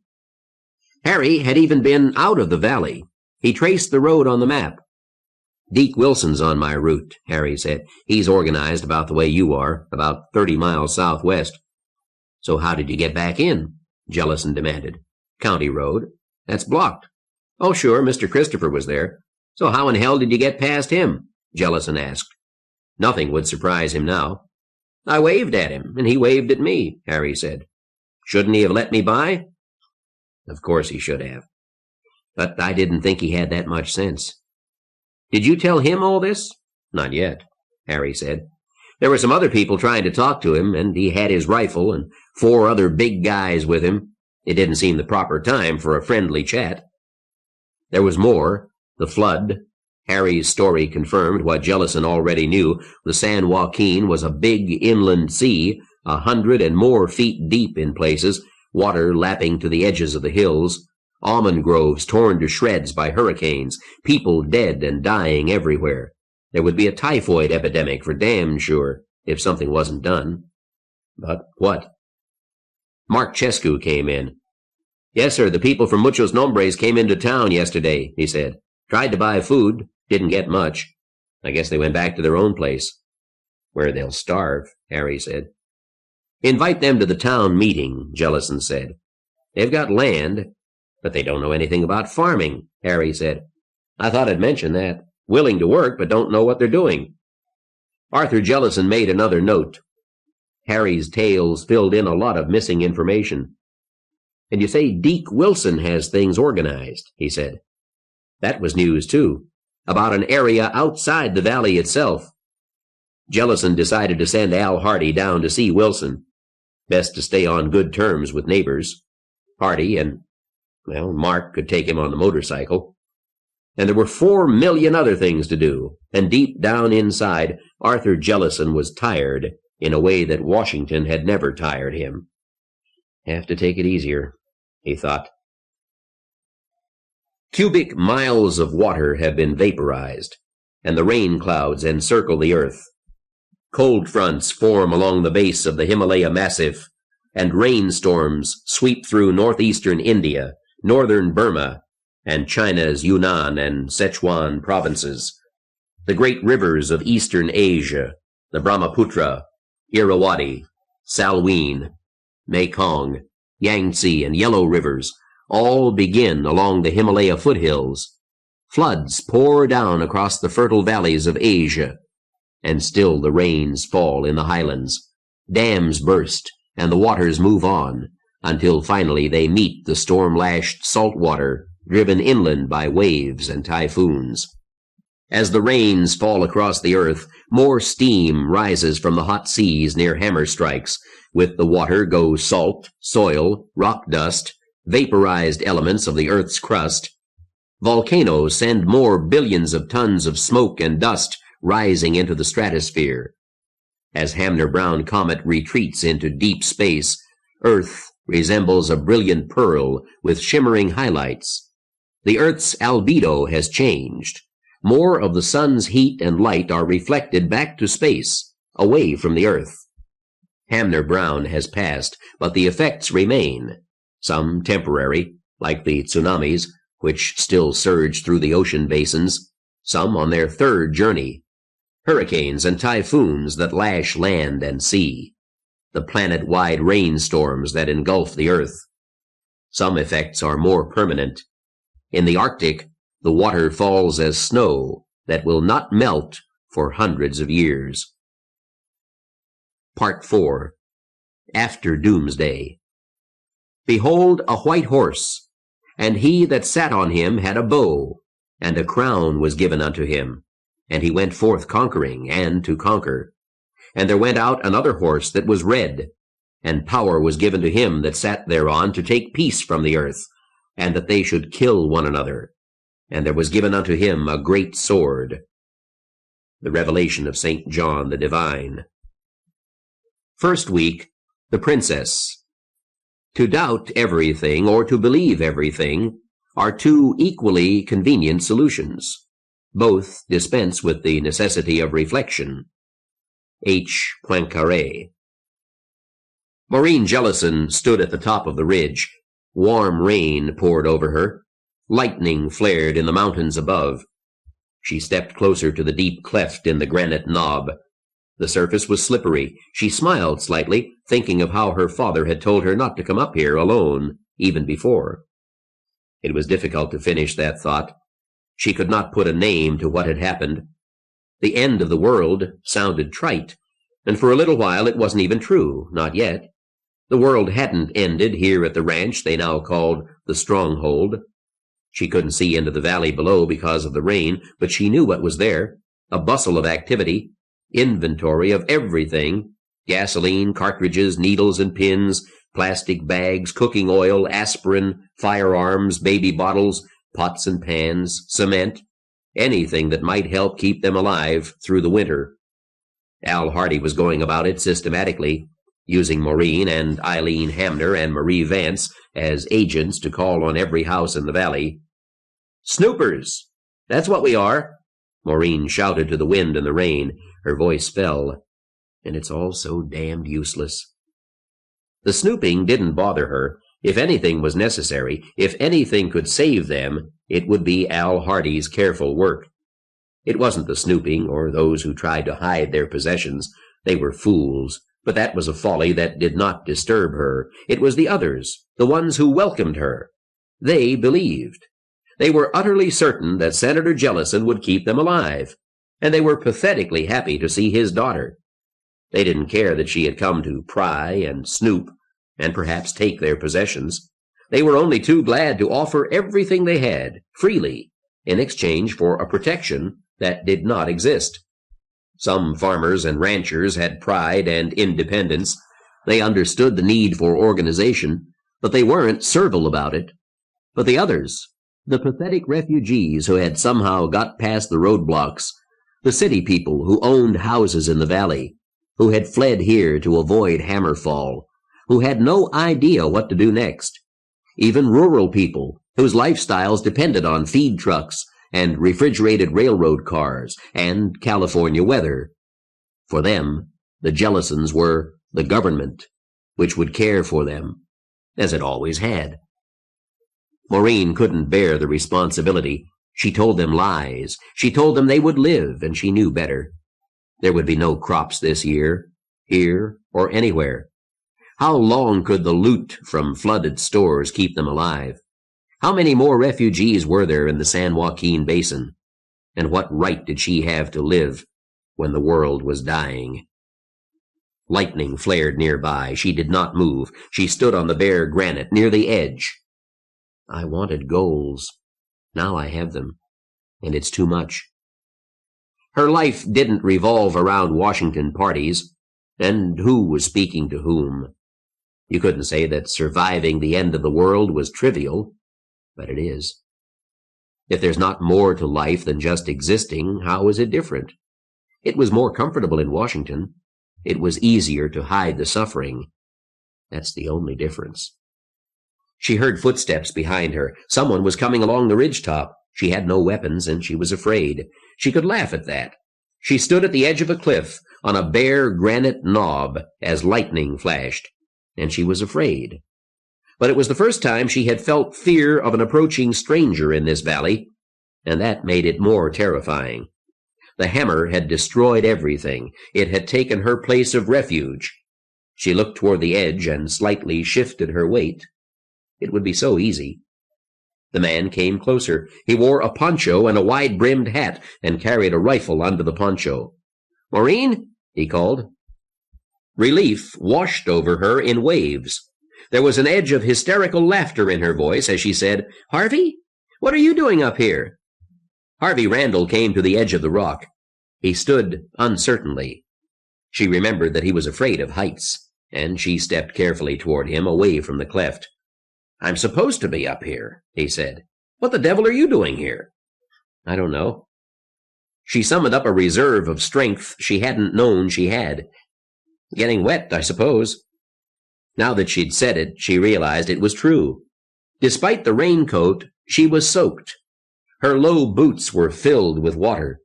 The rain was just cool enough to feel clammy on her back, where it had come down inside her jacket. "Why are you supposed to be here?" "Guard duty. I have a shelter over there. Come on, let's get in out of the wet." "All right." She followed him along the ridge. He didn't turn back to look at her, and she followed passively. 50 yards away were boulders leaning against each other. A crude framework of wood and polyethylene garbage bags had been built under their partial shelter. There was no source of light inside except the afternoon gloom. The furniture was an air mattress and sleeping bag on the floor, and a wooden box to sit on. A post had been driven into the ground and pegs stuck into it. From them hung a bugle, a plastic bag of paperback books, binoculars, a canteen, and lunch. "Welcome to the palace," Harvey said. "Here, get that jacket off and let yourself dry out a bit." He spoke calmly and naturally, as if there were nothing strange about finding her alone on a bare rock knob in a lightning storm. The shelter was large. There was room to stand. Harvey shrugged himself out of the rain hat and poncho, then helped her with the jacket. He hung the wet clothes on pegs near the open entrance. "What are you guarding?" Maureen asked. "The back way in," he shrugged. "In this rain, it's not likely that anyone will come or that I'd see them if they did, but we have to get the shelter built." "Do you live here?" "No, we take turns. Me, Tim Hamner, Brad Wagoner, and Mark. Sometimes Joanna. We all live down below here. Didn't you know?" "Yes." "I haven't seen you since we got here," Harvey said. "I came looking a couple of times, but I got the impression you wouldn't ever be at home for me, and I wasn't all that welcome around the big house. Thanks for voting for me anyway."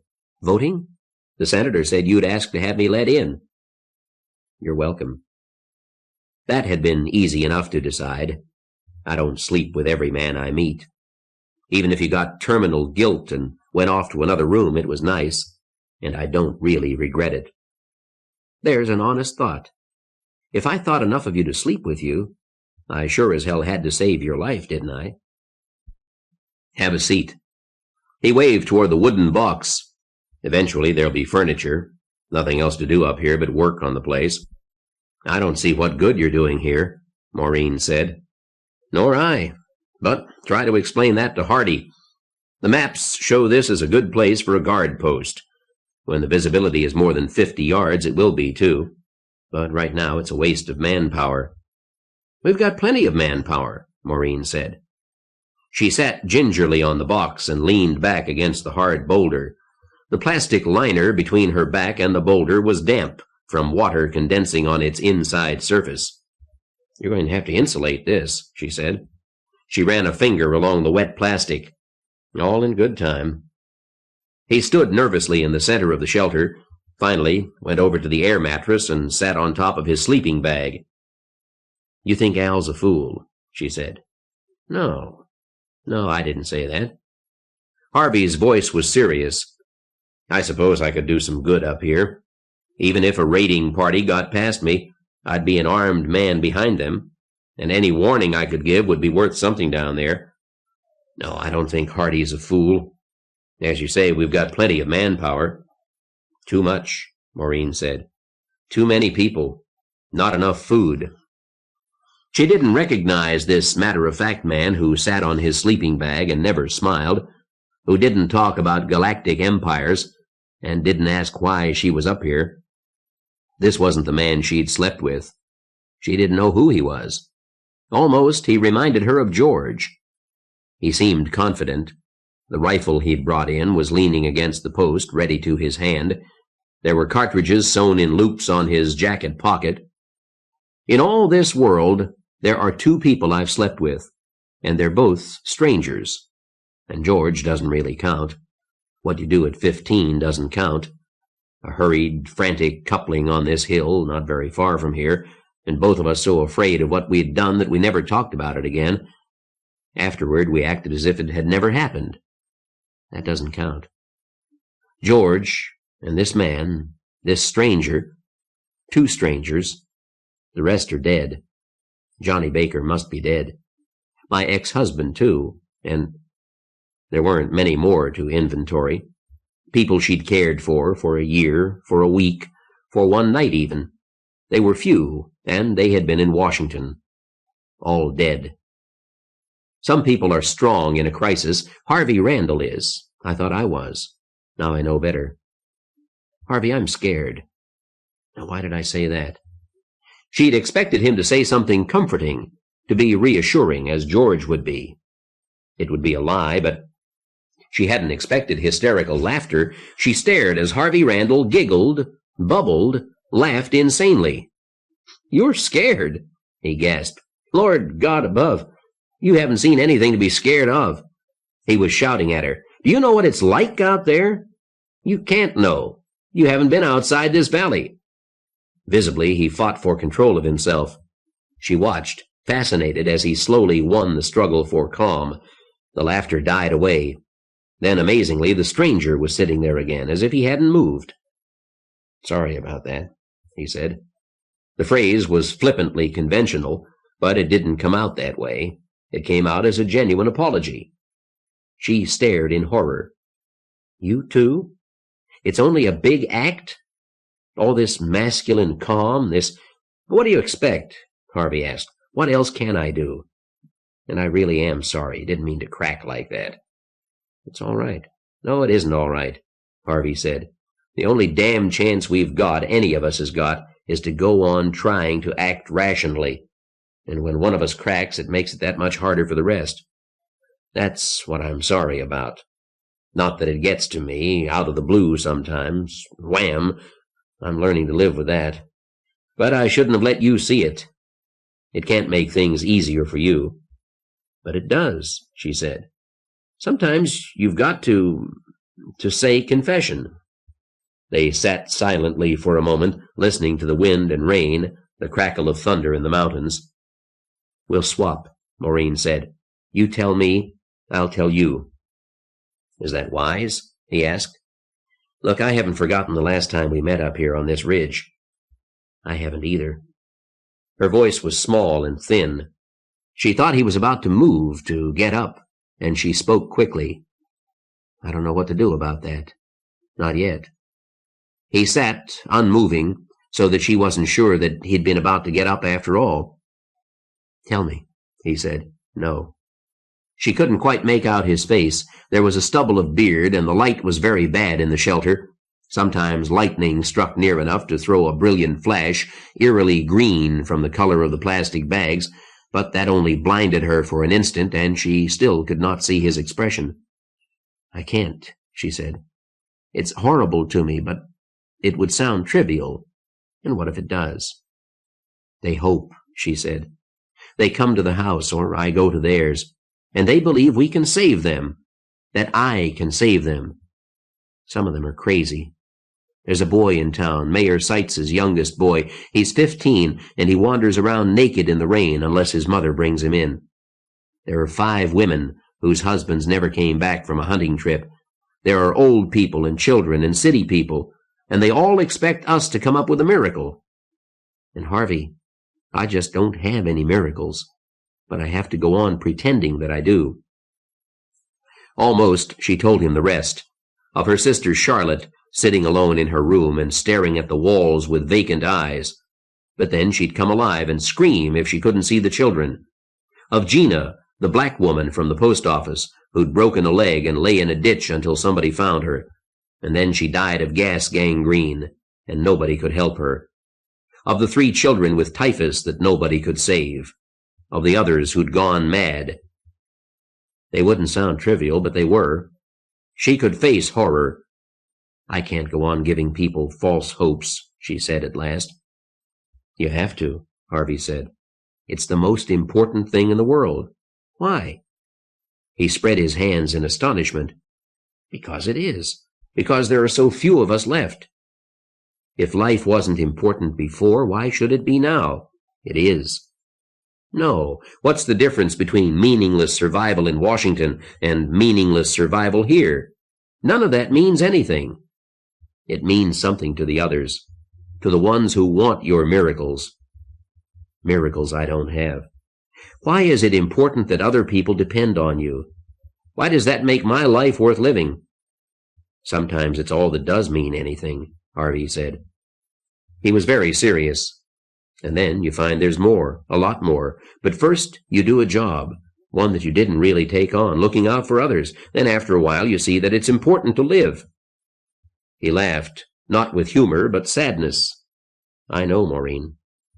"Tell me. Do you really want to hear it?" "I don't know."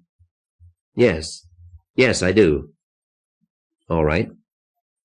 He told her. She listened to his story, of the preparations before Hammerfall, of his quarrel with Loretta, of his self-doubts and guilt about his brief affair with her.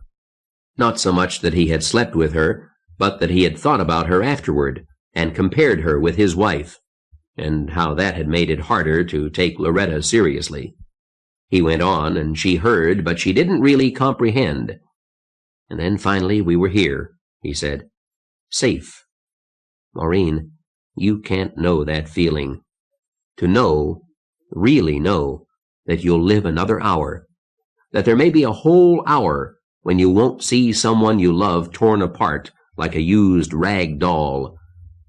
I wouldn't want you to understand. Not really. But you have to know that much. What your father is building here in this valley is the most important thing in the world.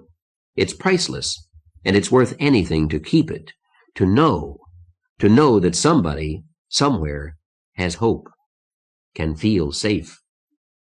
No, that's the real horror. It's all false hope, the end of the world, Harvey. The whole goddamn world's come apart, and we're promising something that doesn't exist, won't happen." "Sure," he said. "Sometimes I think that, too. Eileen is down there in the big house, you know. We hear what's going on. And what's the point if we won't live through the winter?" He got up and came toward her. She sat very still, and he stood next to her, not touching her, but she knew he was there. "One," he said, "it's not hopeless. You must know that. Hardy and your father have done some damned good planning. It takes some luck, but we've got a chance. Come on, admit it." "Maybe. If we're lucky. But what if our luck has all run out? 2, he went on relentlessly. "Suppose it's all a scam. We'll all starve this winter. Suppose that. Maureen, it's still worth it.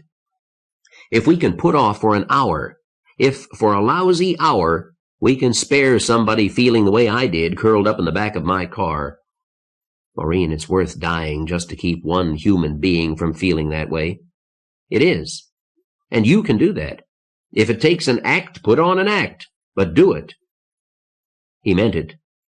Maybe he was acting too, doing what he had told her to do, but he meant it too. Or why would he bother? Maybe he was right. Oh, God, let him be right. Only you aren't there, are you? How much do you believe all this, Harvey Randall? How strong is this resolve of yours? Please don't lose it, because you make me feel it too. I can share it. She looked up at him and said very gently, "Do you want to make love to me?" "Yes." He didn't move. "Why?" "Because I've thought about you for months. Because I won't feel guilt. Because I want someone to be in love with." "Those are good reasons." She stood and reached for him. She felt his arms go to her shoulders. He held her, not tightly, looking at her. The wet spot on her back was cold now. Almost she drew away. This wasn't something casual, not like the last time. This would mean something. It had to. His hands were warm on her back, and he smelled like sweat and work. An honest smell, not something from a spray can. When he bent to kiss her, it was like an electric shock, and she grasped him and held him, burrowing into him, hoping to lose herself. Presently they lay on the air mattress, on the open sleeping bag. Gently he held her, and she knew it would be good. And after a long time, it was. Later, she lay against him and watched the lightning make strange patterns through the green plastic, and she thought of what she'd done. Do your job. That's what life is all about. Doing one's job. Harvey hadn't really said that. That was Albert Camus. The plague. But it was what Harvey meant. And doing my job includes a lot of things. But I'm not sure it includes Harvey Randall. There's a paradox. He tells me what I should be living for, and I know damn well I can't hold on to it by myself, but what would George do if he knew where I was now? He'd put Harvey on the road. "What's the matter?" Harvey asked. His voice came from a long way off. She turned to him and tried to smile. "Nothing." "Everything. I was just thinking." "You shivered. Are you cold?" "No." "Harvey, what about your boy? And Marie's son?" "They're up there, somewhere. And I have to go look for them. I've been trying to get Hardy to let me, but he's been too busy to talk to me. I'll go without permission if I have to, but I'll ask once more. I'll try again tomorrow." "No, not tomorrow. There's something else tomorrow." "The Roman place?" "Yes." "You're in that?" "Mark and I seem to have drawn the lucky numbers, with Mr. Christopher and his brother, and Al Hardy, and a few others, I guess." "Will there be shooting? Are you going to be killed?" "Maybe. They shot at Harry. They killed that other man, the one from the Dude Ranch." "Aren't you afraid?" she asked. "Terrified. But it's got to be done. And when it is, I'll ask Hardy to let me take Mark up to the mountains." She didn't ask him if he had to go. She knew better than that. "Will you come back?" "Yes." "Do you want me to?" "Yes. But I'm not in love with you." "That's all right," he said. He chuckled. "After all, we hardly know each other. Will you ever be in love with me?" "I don't know. I don't dare let myself be. I don't think I'll ever love anyone.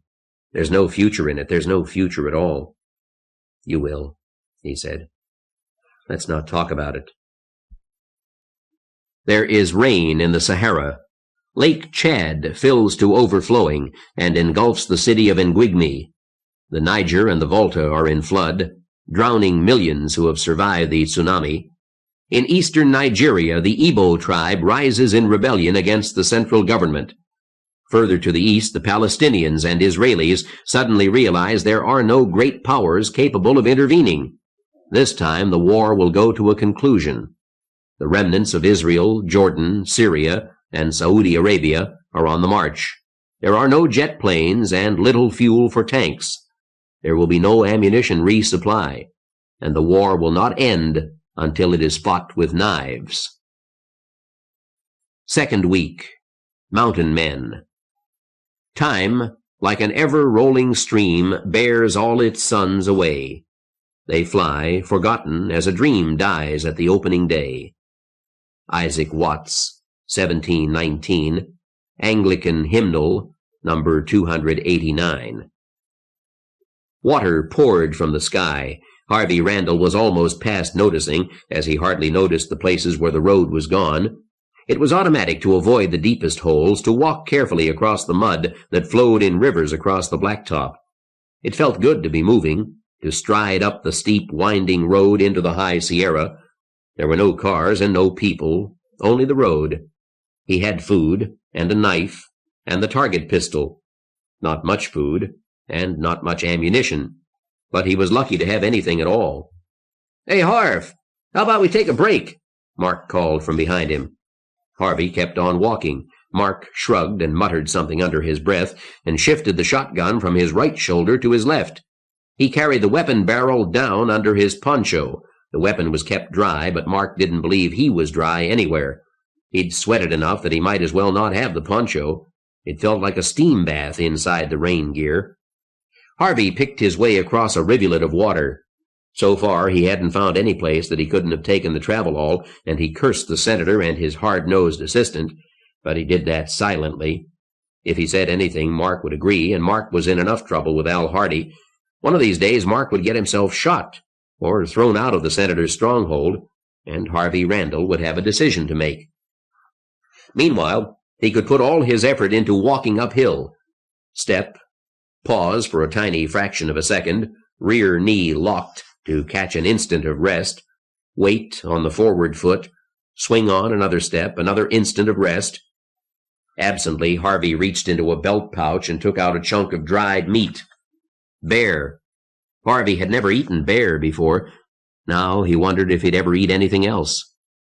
Well, by evening, they'd be a good 9 miles from the stronghold, and anything they shot they could keep and eat for themselves. The senator's rules again, no hunting within 5 miles of his ranch. It made sense. The game would be needed later, and no point in scaring it away. All of the senator's rules made sense, but they were rules laid down without discussion, orders issued from the big house with nobody to say no except the Christophers, and they weren't arguing. Not yet, anyway. It was George Christopher who'd let Harvey go. Hardy hadn't wanted to risk it. Not that he cared about Harvey, but the weapons and the food Harvey carried were valuable.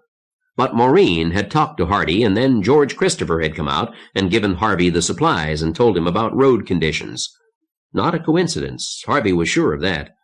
Christopher had no reason at all to help Harvey Randall, and he'd got into the act the day Maureen talked to Al Hardy and her father about it, the day she'd shown any open friendship with Harvey Randall. That made too much sense to ignore. It was easy to see what Maureen meant to George Christopher. What did he mean to her? For that matter, what does Harvey Randall mean to Maureen Jellison? "I think I'm falling in love," Harvey whistled to himself, "only I don't know what it's like. Being a faithful, well, very nearly faithful, married man for 18 years is not much preparation for romance. Or maybe it is." He had always thought that any two people sufficiently determined to make a go of it would be able to. Now he wondered, what is this love business? He'd have been willing to die for Loretta, but he hadn't been willing to stay home because she was afraid. He could face that now, but he wasn't sure what it meant. Finally, it was afternoon, time to start making camp. He let his eyes search the woods around him as he hiked. He felt very alone and vulnerable. Time was when you went far from Trailhead you could count on meeting good people, but that was before Hammerfall. Some would-be robbers had come down from these hills not 2 days before, and they, or others like them, could be waiting in ambush anywhere. So far, though, he hadn't seen anyone, and that was fine with Harvey. The road led through pine forest, steep hillsides, and there was standing water any place level. It wouldn't be easy to find a good campsite in this rain. A boulder cave like the one they'd made the sentry shelter out of would be best. He'd have to be damned careful, though. Something or somebody would be making use of any dry spot he could find. Bears, snakes, anything. There was a skunk in the first place they looked. Harvey passed it by with regret. It would have been a good campsite. 2 boulders tilted against each other, actually dry ground in there. But the beady eyes and unmistakable odor were invincible. Skunks could carry rabies, too. A skunk bite could be the most dangerous thing up here. There weren't going to be any Pasteur treatments for rabies. Not for a long time. The next cave held a fox, or perhaps a feral dog. They chased it away. The area under the boulders wasn't dry and wasn't really large enough, but they were able to rig up their ponchos on cut branches so that at least they didn't have water pouring on their heads. Now for a fire. Harvey spent the rest of the daylight gathering wood. There was standing dead wood, soaked, but if he split it, there was some dry wood at the core. There wasn't enough for more than an hour of fire, maybe longer if they were careful. When it was completely dark, Harvey used some of his precious lighter fluid. "Wish I had a railroad flare," Harvey said. He poured lighter fluid carefully onto the base of his tiny stack of dry wood. "You can start a fire in a blizzard with a flare." "Fucking Hardy wouldn't give you one," Mark said. "You'd better be careful around him," Harvey said. He lit a match.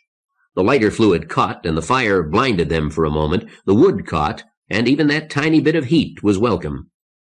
"He doesn't like you." "I don't think he likes anybody," Mark said. He began to arrange larger pieces of wood near the fire so they'd dry out.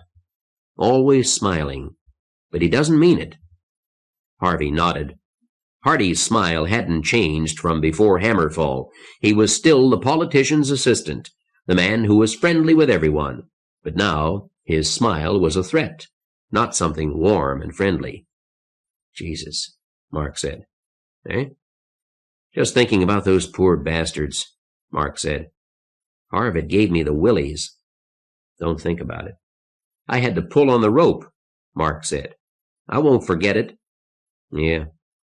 There had been 4 frightened kids in the Roman place, 2 boys and 2 girls, none of them more than 20. 2 were wounded in the fight when Hardy and Christopher captured them. Then there'd been a shouting match between Hardy and Christopher. George Christopher wanted to shoot all 4 of them on the spot. Al Hardy argued they ought to be taken back to town. Harvey and Mark had sided with Hardy, and eventually Christopher gave in. Only when they got them to town, the senator and the mayor held a trial the same afternoon, and by evening all 4 were hanging in front of the city hall. George Christopher's way would have been kinder. "They killed the Romans and that other chap, the guy from Muchos Nombres," Harvey said. "What else could we have done with him?" "Hell, they got what was coming," Mark said. "It was just all so fucking quick. And the way those girls screamed and cried." Mark fed the fire again, brooding. The executions had shocked a number of the townspeople, Harvey thought, but nobody said anything. The Romans had been their friends. Besides, it could be dangerous to argue. Behind Al Hardy's smiles and perpetual calm and easy manners was the ultimate threat: the road. There was always the road for those who wouldn't cooperate, for those who caused too much trouble. The road. They were almost at the top, the highest point the road would reach, when it was time to make camp on their 3rd day. The rain hadn't let up, and the higher they climbed, the colder it got. They'd need a fire tonight, which meant that they'd have to take turns tending it.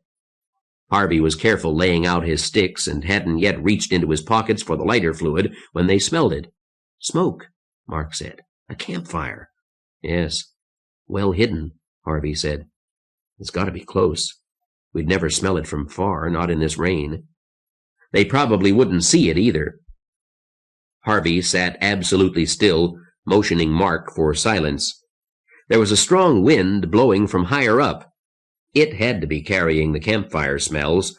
The rain was like a wet curtain, and in the dying light they couldn't see more than a few yards. "Let's go look," Mark said. "Yeah, we'll leave the ponchos. We can't get any wetter than we are already." They moved cautiously uphill, up the road, peering into the gloom. "Over there," Mark whispered. "I heard something, a voice." Harvey thought he'd heard it too, but it was very faint. They moved in that direction.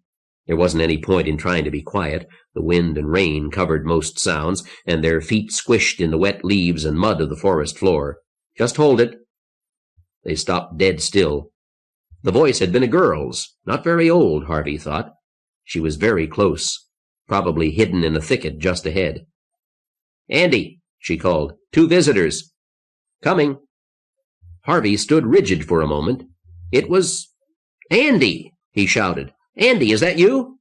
"Yes, sir." His son came down the trail. Harvey rushed forward to greet him. "Andy, thank God you're all right." "Yes, sir. I'm fine. His mother—" Harvey felt it clutch him, the memory lying across his soul, the pathetic bundle in the electric blanket. "Raiders," Harvey said. "Looters killed your mother." Oh. Andy moved away from his father. A girl came out of the thicket. She held a shotgun. Andy went to her, and they stood together. Together. The boy's grown up in 2 weeks, Harvey thought. He saw the way he stood with the girl, protectively and very naturally, and it reminded him of the words in the marriage ceremony, one flesh. They stood that way, 2 halves of one person, but so very young. There were wisps of thin hair on Andy's chin. Not a real beard, just the stubble that Loretta had made him shave because it looked bad, although it was nearly invisible. "Is Mr. Vance here?" Harvey asked. "Sure. Come on this way," Andy said. He turned, and the girl went back to her thicket. She hadn't said a word. Harvey wondered who she was. His son's woman? And he didn't even know her name. And the boy hadn't told him. And there was something terribly wrong. But Harvey didn't know what to do about it. Gordy Vance was glad to see him. Harvey was even happier to see Gordy. Gordy had built a large shelter, logs and thatched roof that shed rain, and he had dry wood, and there were fish and birds hanging under the shelter. A pot of stew bubbled on the fire. "Harv, I knew you'd get here. Been waiting," Gordy said. Harvey looked puzzled. "How did you expect me to find you?" "Hell, this is the jump-off place, isn't it? Where we always parked?" There wasn't enough light to be sure, but the place didn't look any different from any other clearing near the road, and Harvey knew he'd never have recognized it. "I'd have gone right past. You'd have come back when you got to the lodge," Gordy said. "What's left of the lodge." There were a dozen under the shelter. They were mostly in pairs, sleeping bags zipped together. Boys and girls, one of each, in pairs. Boy Scouts and— "Girl Scouts?" Harvey asked. Gordy nodded. "I'll tell you about it later. We had some trouble up here last week. It's okay now. You met Janie, didn't you?" "The girl with Andy?" Harvey looked around. Andy wasn't there any longer. He'd led Harvey and Mark to the shelter, and he'd left without saying a word. "Sure, Janie Summers. She and Andy—" Gordy shrugged. "I see," Harvey said. But he didn't see. Andy was a boy, a child. At 14, a Roman boy was given a sword and shield and enrolled in a legion and could legally become head of a household, a property owner. But that was Rome, and this is the world after Hammerfall, and Andy has a family, and he's an adult. The other children weren't children. They were watching Harvey very closely, not the way children watch an adult.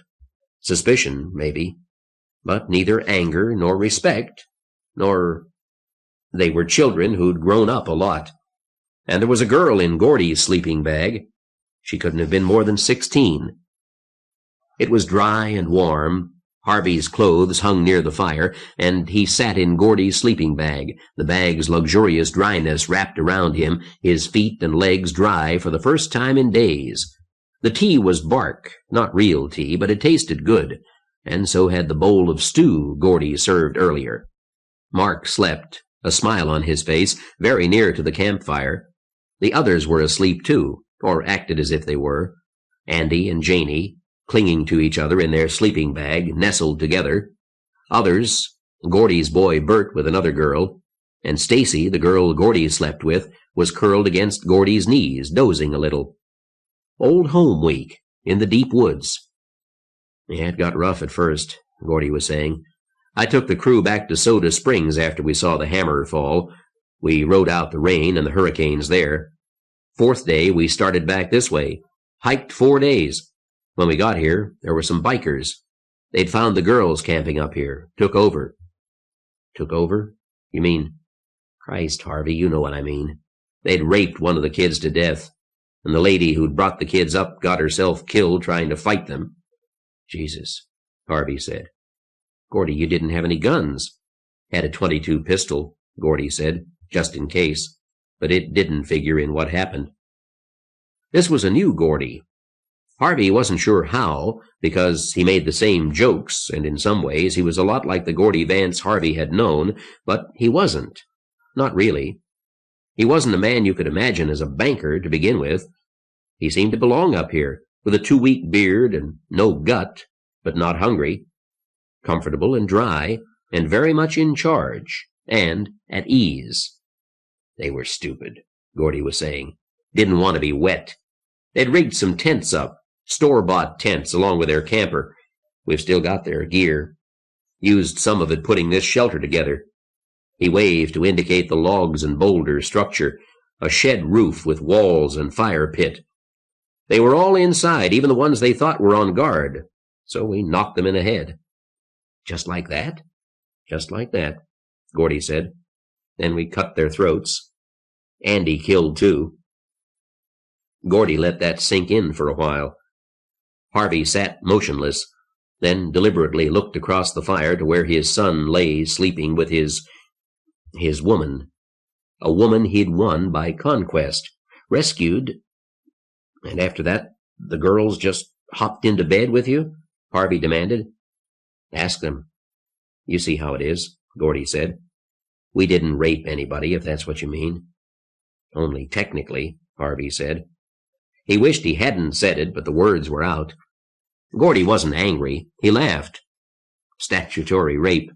Who's to enforce that? Who cares, Harvey? I don't know. The senator might. Gordy, Marie came with me.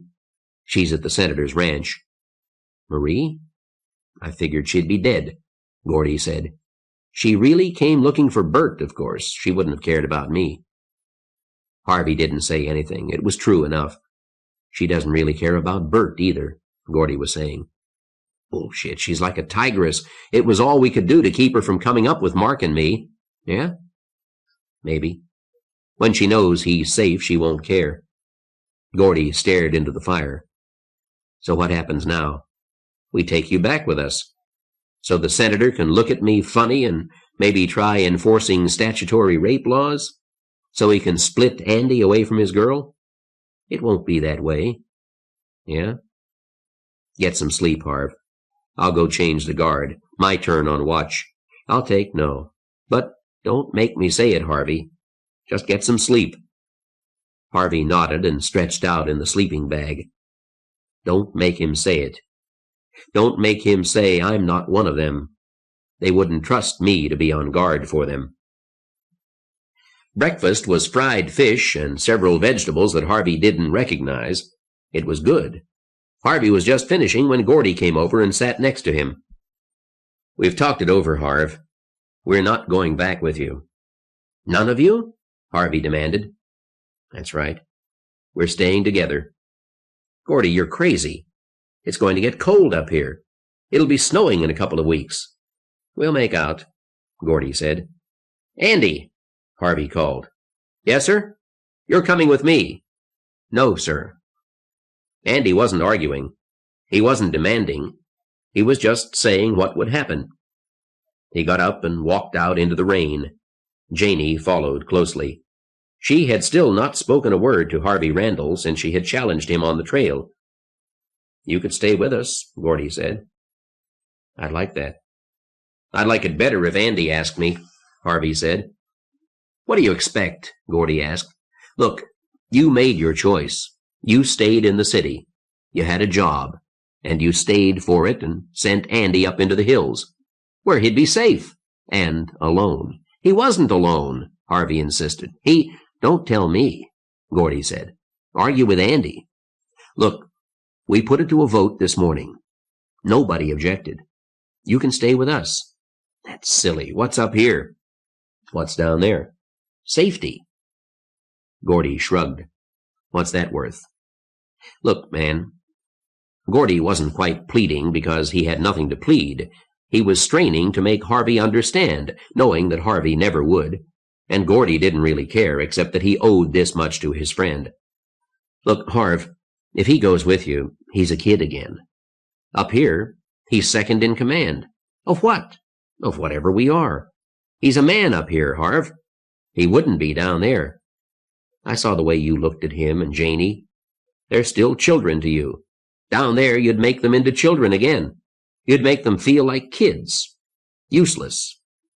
Well, up here, Andy knows he's not useless. We all depend on him. Up here, he's doing something important. He's not just a cog in a survival machine. Survival machine.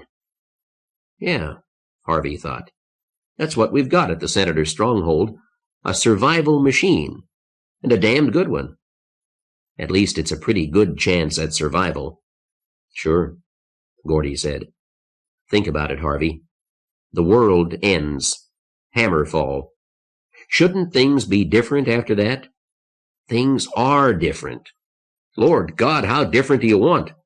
We just took 4 kids and strung them up in front of City Hall. We're busting our balls to stay alive through winter, and it's a chancy thing, but we'll make it.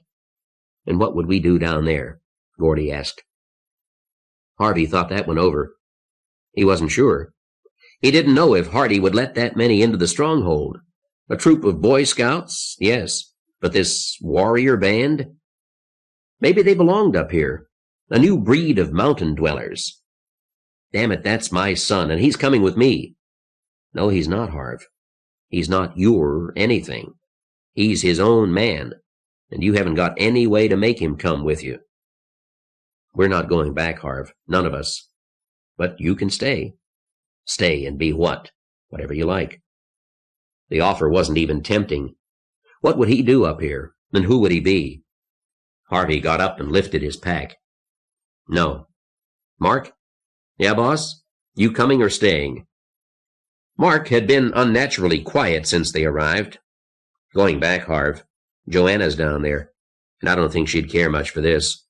Me neither. It can get pretty old, camping out all the time. You? Let's go, Harvey said. He looked around sadly. There wasn't anything up here that belonged to Harvey Randall. The tsunamis have done their work. Around the shores of the Atlantic there is no trace of the works of man. The very shorelines have been changed. The Gulf of Mexico is a third larger than before. Florida is a chain of islands. Chesapeake Bay has become a gulf.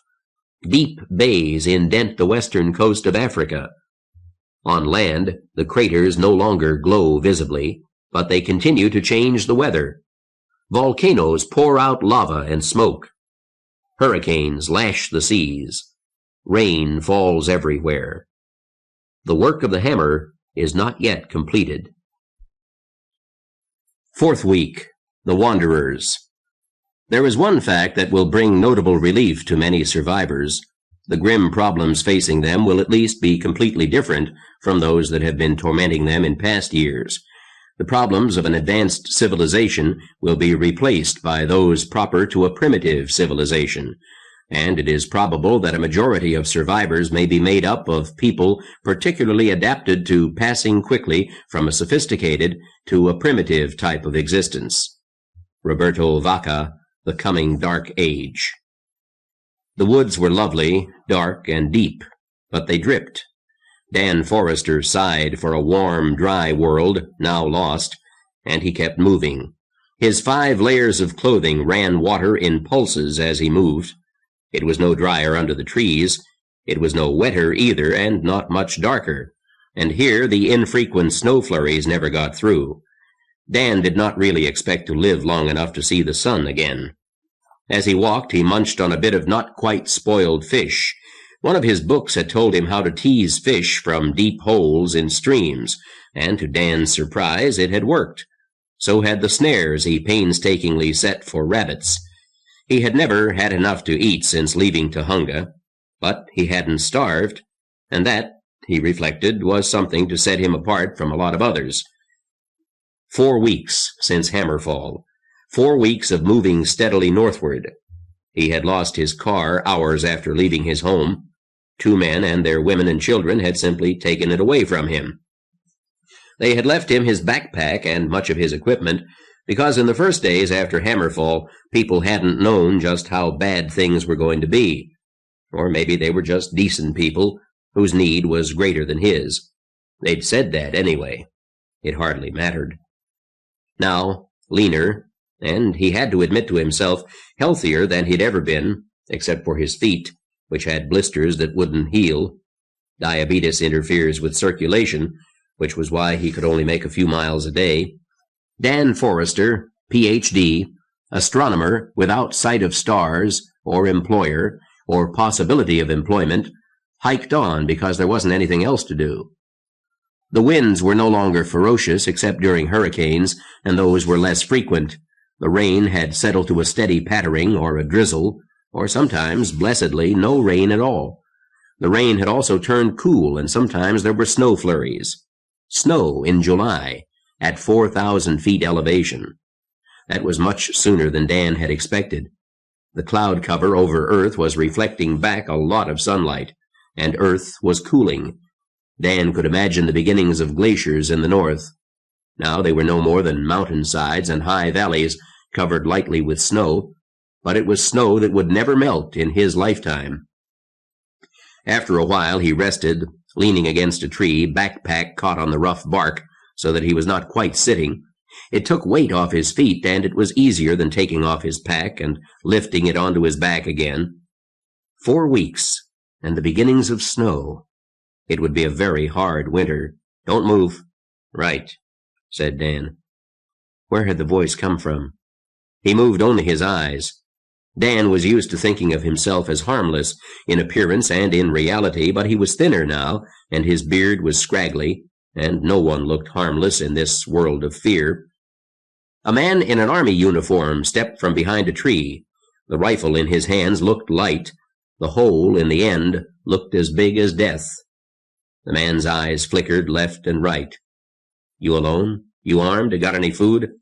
Yes, and no, and not much. Don't smart-mouth me. Spill your pack. Behind that gun was a very nervous fellow, a man who kept trying to see through the back of his head. His skin was very pale. Surprisingly, the man had almost no beard, only stubble. He had shaved in the past week. Why? Dan wondered. Dan opened his hip belt and shrugged out of the pack. He upended it. The army man watched as he opened zippered pockets. Insulin, he said, laying out the medical packet. I'm a diabetic. I carry 2. And he set out the other, and the wrapped book beside them. Open it, the man said, meaning the book. Dan did. Where's your food? Dan opened a Ziploc plastic bag. The smell was terrible. He handed the fish to the man. Nothing to preserve it with, Dan said. I'm sorry, but I think it's edible if you don't wait too long. The man wolfed down the handful of stinking raw fish as if he hadn't eaten in a week. What else? He demanded. Chocolate, Dan said. His voice was full of resignation. It was the last chocolate in the world, and Dan had saved it for days, waiting for something to celebrate. He watched the uniformed man eat it. No ceremony, not savoring it, just eating. Open those. The man pointed to the cooking pots. Dan took the lid off the largest. There was another pot inside it and a small stove inside that. No gasoline for the stove, Dan said. Don't know why I go on carrying it, but I do. The pots aren't much use without something to cook. Dan tried not to look at the pieces of thin copper wire that had spilled from the pack. Snare wire. Without it, Dan Forrester would probably starve. I'll have one of your pots, the man said. Sure. Big or little? Big. Here. Thanks. The man seemed more relaxed now, although his eyes still darted about and he jumped at slight noises. Where were you when it all... The man gestured vaguely. Jet Propulsion Laboratories, Pasadena. I saw it all. We had live TV pictures from the Hammer Lab satellite. All? What does that mean? There were a lot of strikes, mostly east of here, Europe, the Atlantic, but some close, some south of us. So I drove north until I lost my car. Do you know if the San Joaquin nuclear plant is working? No. There's an ocean where the San Joaquin Valley used to be. And what about Sacramento? Don't know. The man seemed indecisive, but his rifle still looked Dan steadily in the eye. An ounce of pressure, and Dan Forrester would not exist. Dan was surprised to learn just how much he cared, just how much he wanted to live, even though he knew he had no real chance. If he lived until winter, he'd die then. He estimated that many more than half those who lived until winter would not see the spring. We were on a training run, the man said. Army. When the trucks went into a ditch, some of us shot the officer and went into business for ourselves. Way Gillings told it, that would be a good idea. I went along. I mean, it was all dead anyway, you know. The man poured out words in a rush. He needed to justify himself before he killed Dan Forrester.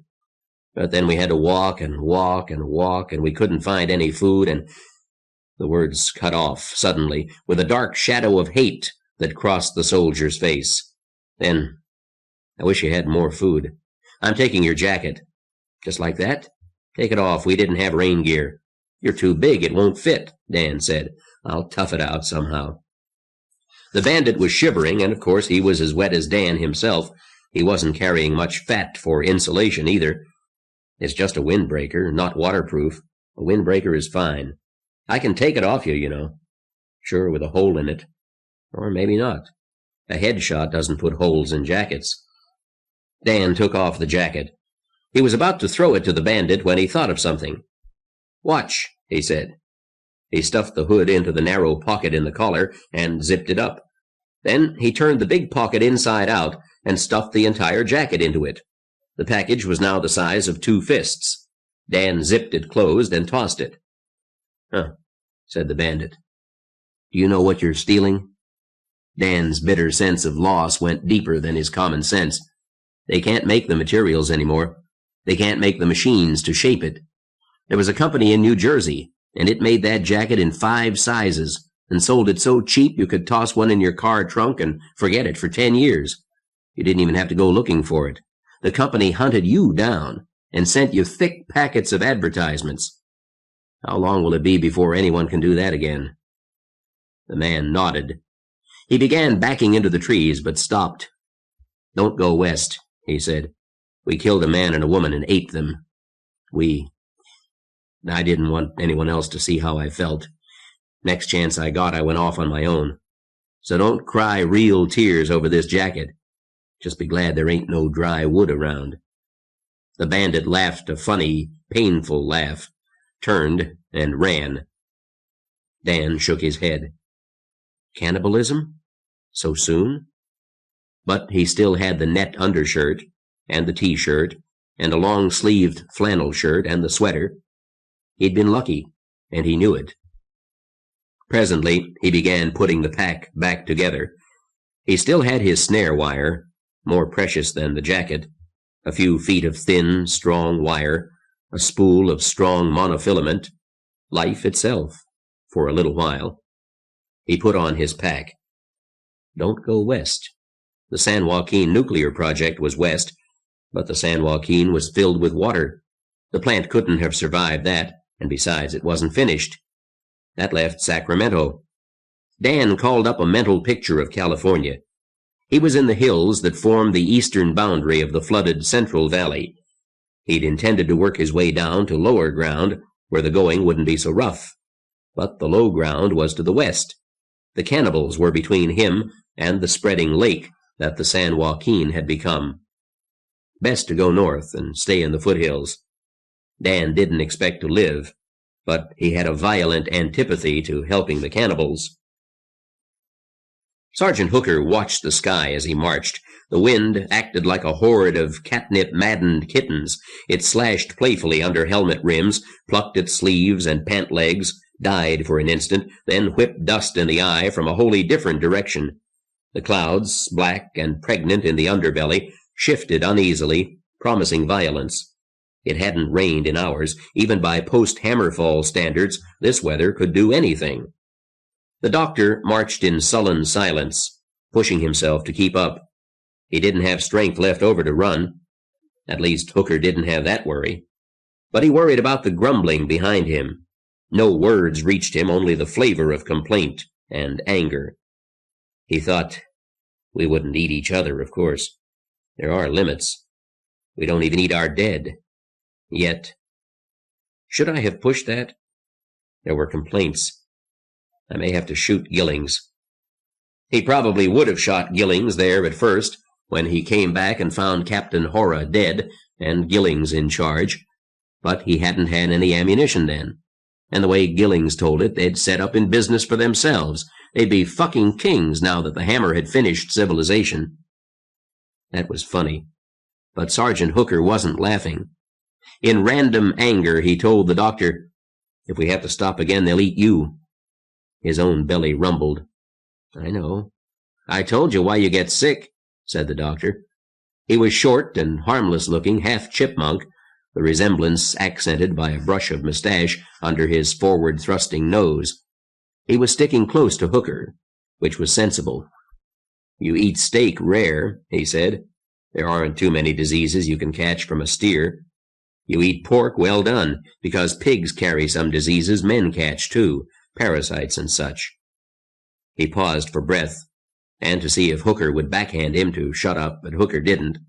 "But you can catch anything from a man, except maybe sickle cell anemia. You've lost 15 men since you turned cannibal. 8 got shot, you saw it. They were too sick to run. Hell, they were the recruits. Didn't know what they were doing." The doctor didn't say anything for a while. They trudged on, no sound, but panting, as they climbed the damp hillside. 8 men shot, 4 of them recruits. But 7 of the army men had died, too, and not from bullets. "We've all been sick," the doctor said. "We're sick now." His thoughts made him gag. "God, I wish I hadn't." "You was just as hungry as us. What if you was too weak to walk?" Hooker wondered why he bothered. The doctor's feelings were nothing to him. Vindictively, he hugged his secret to him. When they found a place to settle, then they could lame the doctor, like the cavemen lamed their blacksmiths, to keep them from running away. But the need hadn't come yet. Somewhere there had to be a place, small enough to defend, big enough to support Hooker's company, a farm community with enough people in it to work the land, and enough land to feed everybody. The company could set up there. Good troops had to be worth something. That goddamn Gillings. The way he told it, they could just walk in and take over. It hadn't worked out that way. Too hungry.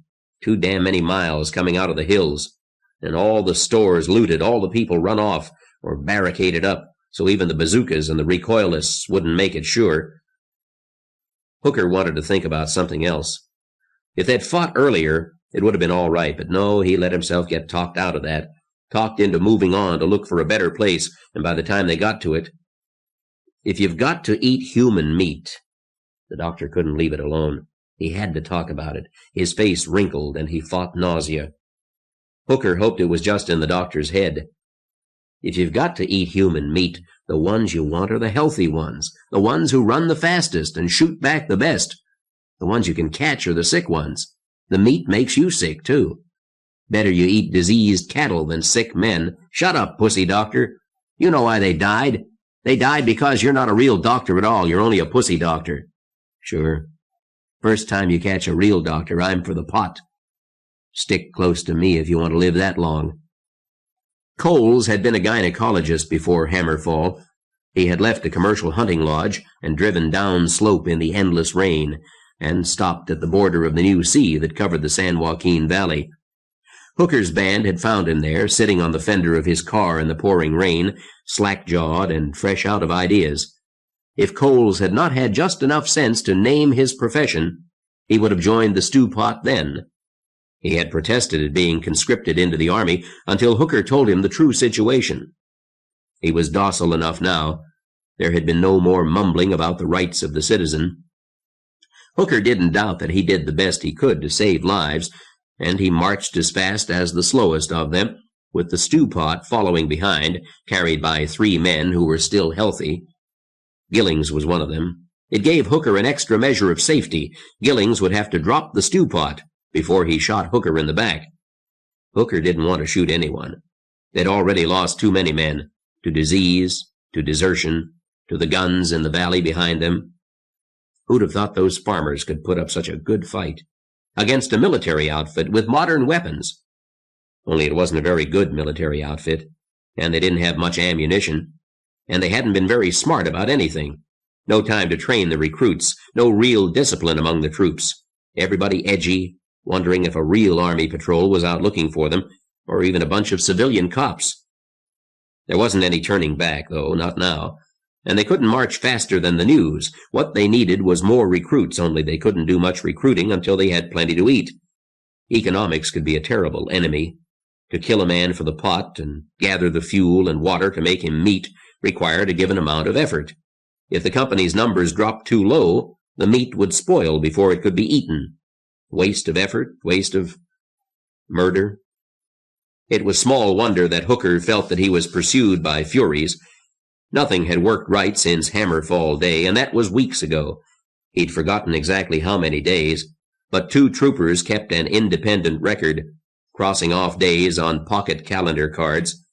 If Sergeant Hooker needed to know precisely, he could find out. He'd learned to delegate other responsibilities, too. He had to. As a sergeant, he'd done the detail work. Now that he was effectively the commanding officer, he couldn't. He didn't think too much about how good an officer he was. There wasn't anybody else to do it. Left, right, away from that valley, back south again, where they might find some place to stop. New recruits, something to eat besides. He studied the clouds and wondered if they were really moving in a counterclockwise whirlpool. The only cover in sight was a house ahead and down slope. He ought to send scouts now. Shelter might be needed. He hoped it was abandoned, and maybe there'd be some canned goods inside. Not bloody likely. Bascom, Flash, cover that farmhouse. See if anybody's home. If there is, get 'em talking, not shooting. Right, Sarge. 2 troopers, 2 of the healthy ones, broke from the formation and ran down the hill. Talk them to death? The doctor asked. I need recruits, pussy doctor, and we have some stewed meat left, enough to last another day. Hooker spoke absently. He was still watching Bascom and Flash as they moved toward the farmhouse, and that weather worried him. It was only just past noon, but the clouds did seem to be moving in a bathtub whirlpool pattern. Something bright showed in the clouds. It couldn't be sunlight breaking through. It was only a ruddy pinpoint, moving very fast, almost parallel to the clouds, dipping in and out of their dark underbellies. Hooker cried, "No!" Dr. Coles edged away, suspecting madness. "No," Hooker said softly. "No, no, no. We can't take it. Enough is enough. Don't you understand? It has to stop now." Hooker explained, his eyes on the falling bright point. He couldn't take it. Nobody could take it if the hammer should fall again. His prayer was answered, weirdly, as a parachute bloomed behind the meteorite.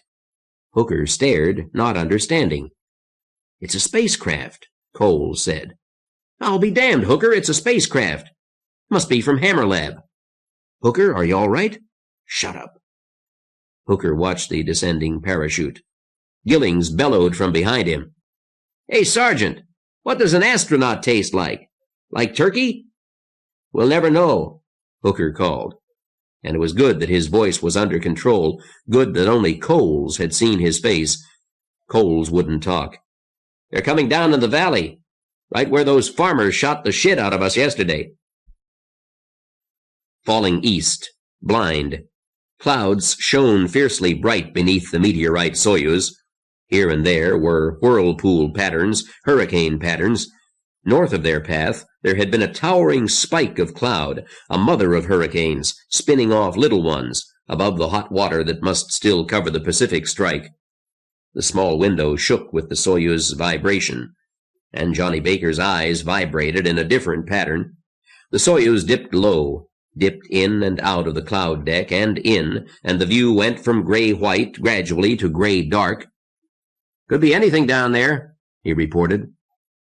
Falling more steeply now, out of the clouds, but it was still dark below. Land, sea, swamp? It didn't matter. They were committed. The Soyuz had no fuel, no power, no way to maneuver. They'd stayed up as long as they could, until they were down to their last few pounds of oxygen, the last of their rations, until Hammer Lab, with its low electrical power because of the sand-blasted solar cells, was almost intolerably hot, until they couldn't stay in orbit any longer, and had to return to a blasted Earth. It had seemed appropriate to make mankind's last spaceflight last as long as possible. Maybe they'd done some good. They'd been able to pinpoint the strikes and broadcast their locations. They'd seen the rockets rise and fall, and the atomic blasts, and that was all over now. The Sino-Russian war went on, and might last forever. But it wasn't fought with atomic weapons any longer. They'd seen it all and broadcast what they saw, and somebody heard them. There'd been an acknowledgment from Pretoria, and another from New Zealand, and almost 5 minutes of conversation with NORAD and Colorado Springs. Not a lot to show for 4 weeks in orbit past Hammerfall, but they'd have stayed if there'd been nothing. The last of the space travelers. "Parachute opening," Peter said from behind him. Innocuous words, but something in the tone made Johnny brace himself. It was just as well. "Rough ride," Rick said from behind his other ear. "Maybe because we're overloaded." "No, it's always like this," Leonilla said. "Are your Apollos more comfortable?" "I never came down in one," Rick answered. "It must be easier on the nerves. We wear pressure suits." "Here there is no room," Peter said. "I have told you we made the design different after that trouble that killed 3 cosmonauts. We have had no leaks, da?" "Da." The view was clearing and coming up fast. "I think we are too far south," Peter said. "The winds were not predictable." "So long as we get down," Johnny Baker said. He looked down at the solid sheet of water below. "Can we all swim?" Leonilla chuckled. "Can we all wade? The water doesn't look deep. In fact," she stared down at the scene below while the others waited. She was in the chair beside Johnny. Peter and Rick were in the cramped space behind them.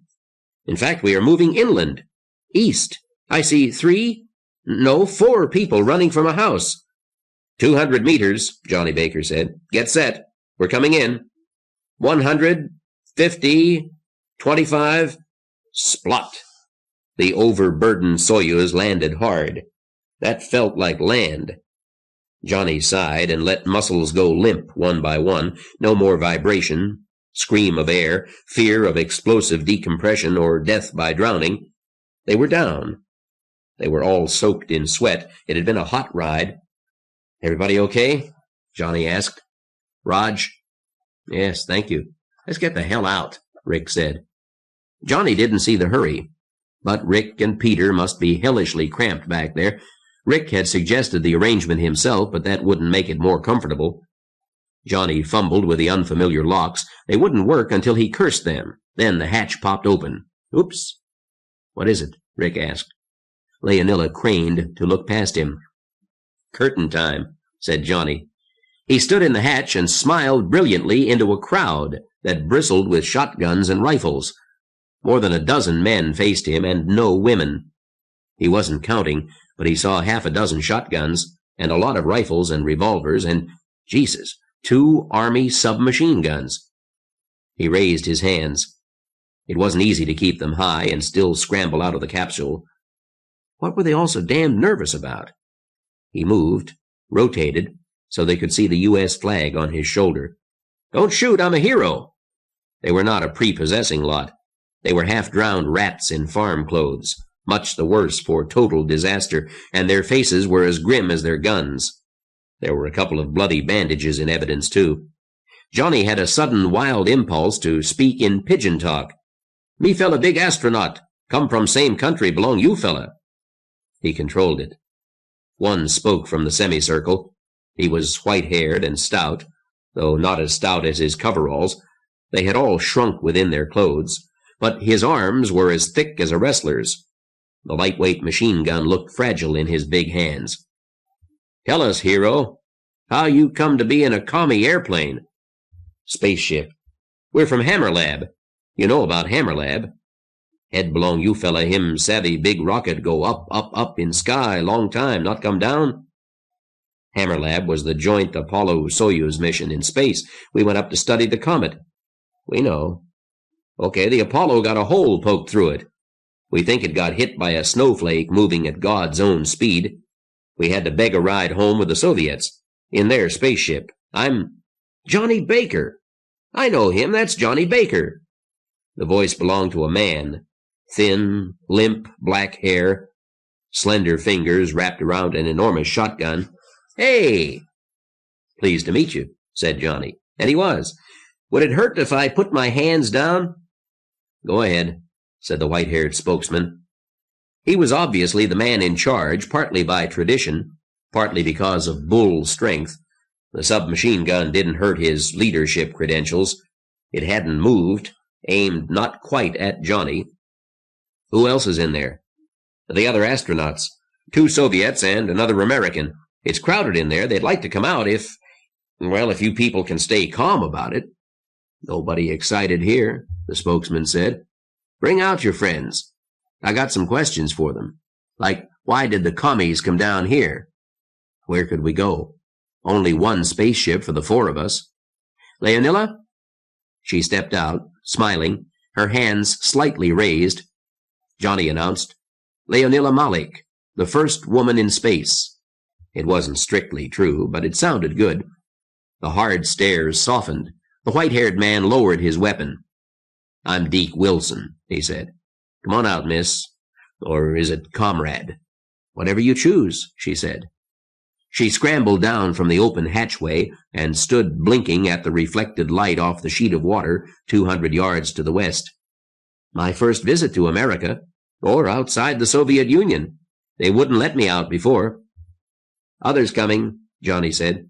"Peter." Brigadier General Yakov was not smiling. His hands were high and his back was straight, the hammer and sickle and CCCP prominent on his shoulder. The farmers were looking wary again. "General Peter Yakov," Johnny announced, making the pronunciation very Russian in the hope that nobody would get smart-mouthed about the name. "There's one more. Rick?" A couple of the farmers were giving their friends knowing looks. Rick emerged, also smiling, making certain that the U.S. flag showed. "Colonel Rick Delanty, U.S. Air Force," Johnny said. The farmers were relaxing. A little. "First black man in space," Rick said. "And the last. For about 1,000 years. He paused. "We're all the last." "For a while. Maybe not that long," Deke Wilson said. He slipped the submachine gun back on its shoulder strap so that it pointed to the sky. There was a subtle change in the way the others held their weapons. Now they were a group of farmers who happened to be carrying guns. One of the men flashed a mischievous grin. "They made you ride in back?" "Well, it was the only bus out there," Rick said. There were laughs. "Derek, take your boys and get back to the roadblock," Wilson said. He turned back to Baker. "We're a little nervous here," he said. "Some Army mutineers running around the area. Killed an Armenian chap down the road and ate him. Ate him. One of the kids got to us. We had some warning. Ambushed the sons of... We ambushed them. But there's still a lot of them left. And others. City people. People with rabies." "It is that bad?" Leonilla said. "That bad so quickly?" "Maybe we shouldn't have come down," Rick said. "There are vital records in the spacecraft." Peter Yakov laid a hand possessively on the Soyuz. "They must be preserved. Is there any place they can be studied? Any scientists or universities near here?" The farmers laughed. "Universities? General Baker, look around you. Take a good look," Deke Wilson said. John Baker stared at the desolation surrounding him. To the east were rain-drenched hills, some green, most barren. All the low areas were filled with water. The highway that ran north and east looked more like a series of concrete islands than a road. To the west was a vast inland sea, lapped with waves a foot high, dotted with small brown hills that had become islands. Treetops rose from the water in regular arrays, where an orchard was not quite submerged. A few boats moved across this sea. The water was muddy, dark, and dangerous, and it stank with dead things, cattle and... The remains of a rag doll bobbed gently with the waves. It floated about 30 yards offshore. Not far from it, perhaps somehow attached to it, were wisps of blonde hair and checkered cloth, not recognizable as the remains of anything human. Deke Wilson followed Baker's look, then turned away toward the farmhouse standing on the hill above the sea. "Nothing we can do," he said. His voice was bitter. "We could spend all our time burying them, all of it, and we'd still not get it done." It was then that the full horror of Hammerfall struck Johnny Baker. "It doesn't go clean," he said. Wilson frowned a question. "It isn't just bang and it's over. Civilization's fallen and we have to rebuild it. There's the aftermath, and that's worse than the comet. Damn right, Wilson said. You're goddamn lucky, Baker. You missed the worst of it. There is no central government? Peter Yakov asked. You're looking at it, Wilson said. Bill Appleby there's a deputy sheriff, but it's nothing special. We haven't heard from Sacramento since Hammerfall. But surely someone is organizing, is trying, Leonilla said. Yeah, there's the senator's people, Wilson said. Senator? John Baker kept his face from showing emotion. He turned away from the terrible inland sea toward the hills to the east. Senator Arthur Jellison, Deke Wilson said. You sound like you don't like him much, Rick Delante said. Not exactly. Can't blame him, but I don't have to like him. What's he done? Baker asked.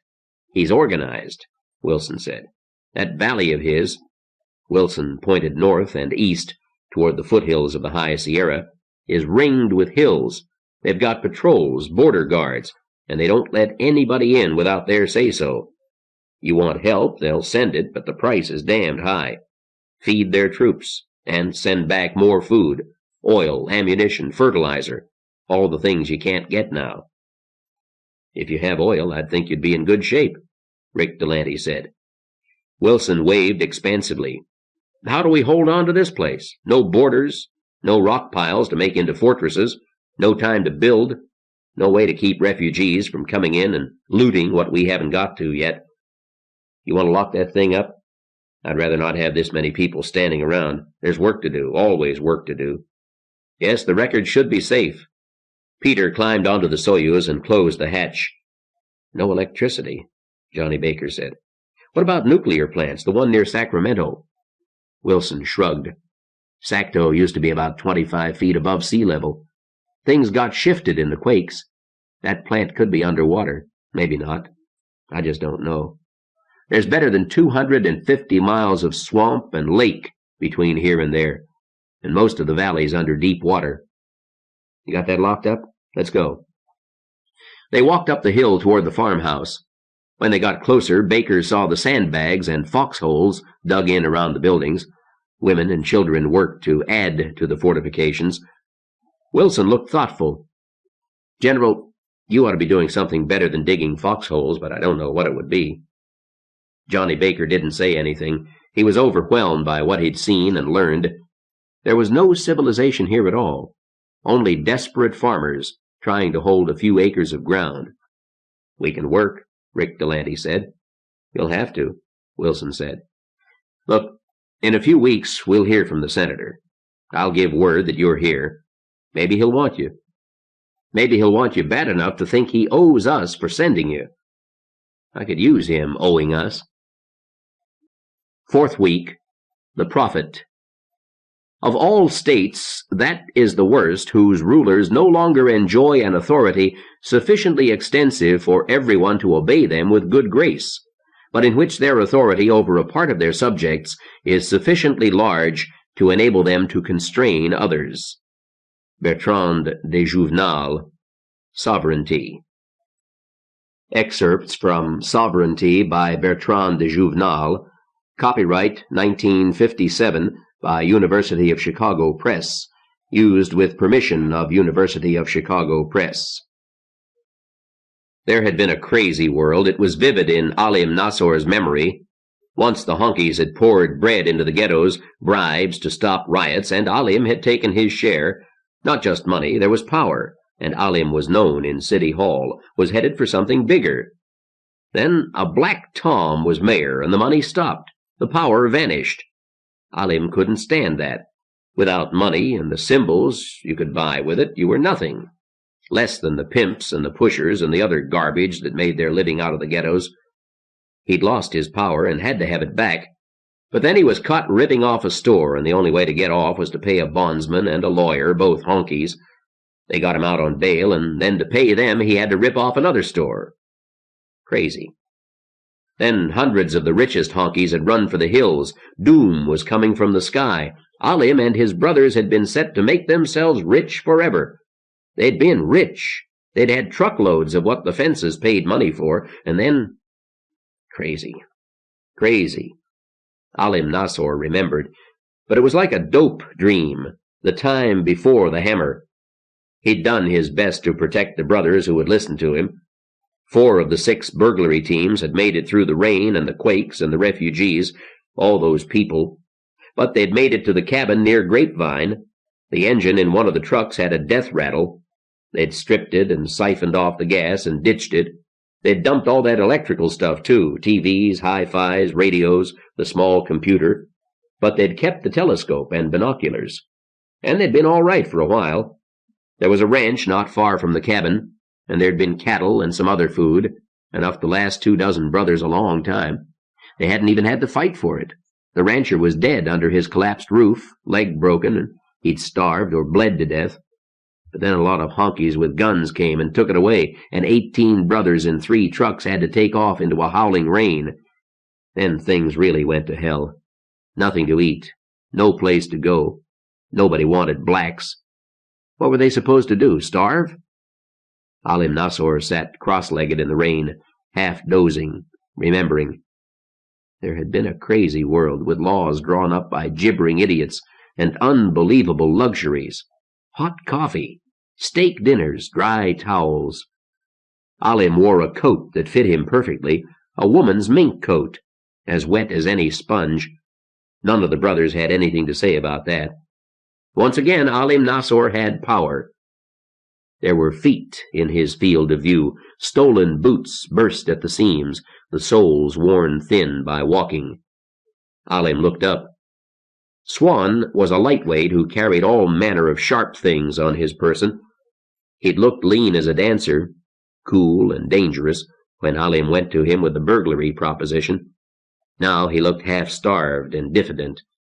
He said, "Jackie been messing with Cassie again. Cassie don't like it. I think she told Chick." "Shit." Alim stood up. "We should kill that Chick," Swan said. "Now you listen good." Alim was dismayed at the lack of force in his voice. He was tired. He leaned close to Swan and spoke low, letting the threat show. "We need Chick. I'd kill Jackie before I killed Chick. And I'd kill you." Swan backed up. "Okay, Alim." Alim savored that. Swan hadn't gone for a blade. He'd backed off. Alim still had power. "Chick's the biggest, strongest brother we got. But that isn't the reason," Alim said. "Chick's a farmer." "A farmer, you got that? You want to do this the rest of your life? Man, we were on foot for 10 days. Did you like that? There's got to be a place for us somewhere, but it don't matter if we can't farm." "Let somebody else do the fucking work," Swan said. "And how do you know if they do it right?" Alim demanded.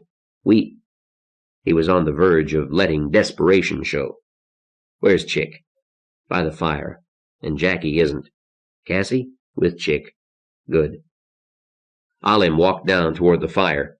It felt good to know he could turn his back on Swan and nothing was going to happen. Swan needed him. They all needed him. None of the rest could have got them this far, and they all knew it. The first week after Hammerfall, it rained all the time. Then it dwindled off to a drizzle, and that went on, until nobody could stand it, and still it went on.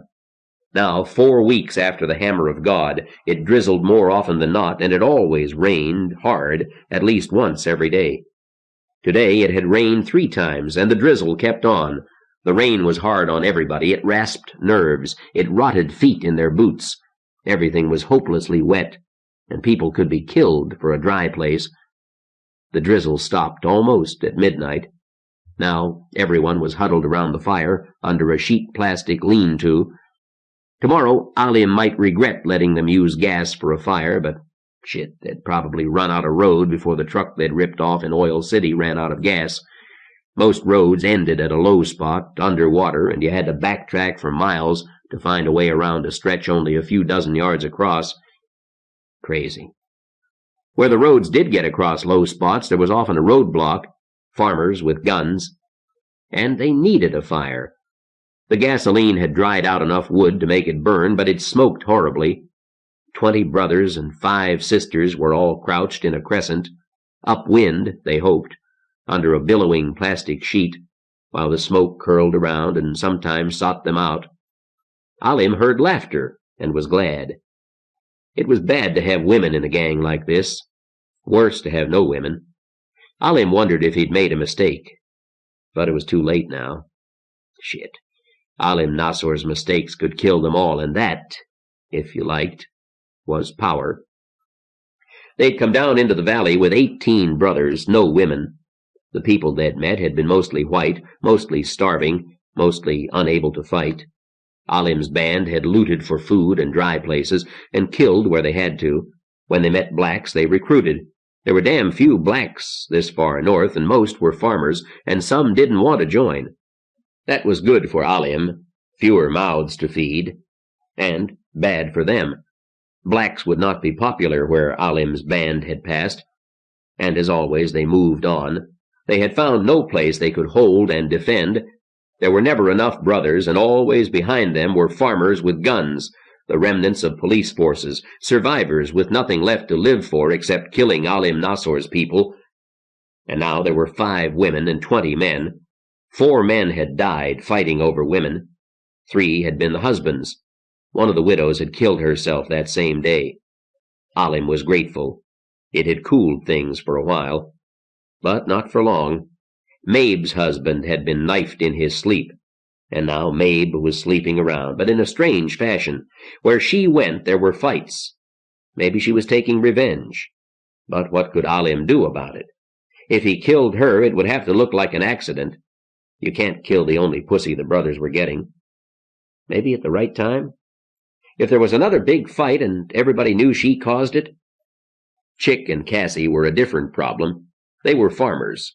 Their farm was part of an ocean now, the ocean that had been the San Joaquin Valley. They talked like redneck honkies. They didn't understand the speech of the city blood. Cassie was willowy, dignified, strong, and lovely. Chick was a burly giant who could lift the back end of a car, or pick up a brother like Swan by one ankle and throw him pinwheeling a dozen feet through the air. And he'd done that. They'd lost 2 kids under the water.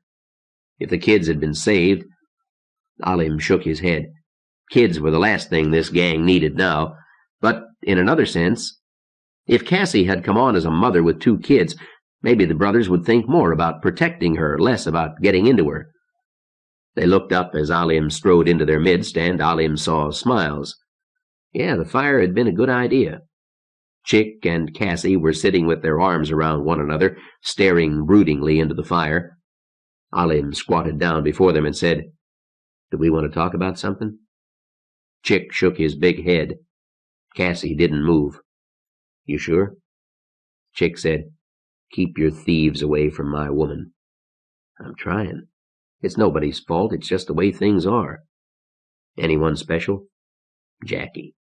You know that son of a bitch pulled a knife on her?" "He just showed it to me," Cassie said, "but it scared me." "You're not scared of guns," Alim said. She had a tremendous revolver, and 6 kinds of hand loads, from birdshot to a slug that would stop a bear. Alim had never dreamed a revolver could do so many things at once. "Why knives?" She just shook her head, and Chick glared. Alim stood up. "I'll try to fix it. Where is he?" "Hiding out." Alim nodded and went. Now, should he just hang around or try to track Jackie? Hang around. He moved among the brothers and sisters, making himself visible in the firelight. Tomorrow they'd remember. But time wore on, and the brothers and sisters spilled into the truck in 2s and 3s. The drizzle was winning out over the fire, and Jackie still hadn't come in. Alim had already decided where he must be. To one side was the shoreline they'd been following for a week. Alim had wondered if they ought to strike off into the hills. But for what? The world the honkies built was dead, and somehow they would have to start over. A patch of farm, and a few like Chick and Cassie to show them how to work it. That was what they needed. The farmland was all there, under the water, if the water ever withdrew. But the drizzle went on and on. The fire was almost out, and the freshwater ocean was still there, too dark to see, but still there, with its floating garbage and drowned corpses of cattle and men. And behind was a single hill, the only place from which Jackie could watch the fire. Alim went up the hill. He moved like a blind man, feeling for branches and pushing them aside, shuffling so as not to break an ankle. Presently he said, "Jackie?" The voice was close. "Yeah, Alim." Alim climbed the rest of the way. Jackie was right at the peak, a man of average size in a coat 3 sizes too big, with his back turned. Alim said, "Why can't you leave Cassie alone?" "I tried." "You trying to get me killed?" "I tried, Alim. I even went to that Mabe. She's got nothing but a cunt, that woman. But I went to her, thinking I could ease my mind. She turned me down, set Swan on me, said it was his turn. She sleeps with 3 a night, any prick that asks, but she pushes me off. Me. She wants your head fucked up." Alim began to see the right way to go. "She likes fights. She don't know who stuck that knife in James, so she's going to get us all to kill each other. She fucks with Elliot and tells Rob she was raped. She don't spread her legs for you, so you'll fight Chick. If I say so, she's got 6 men want my blood. Jackie, what do I do?" "Get him to think with his brain now instead of his dick." "What we need," Jackie said, "is something to take the brothers' minds off women."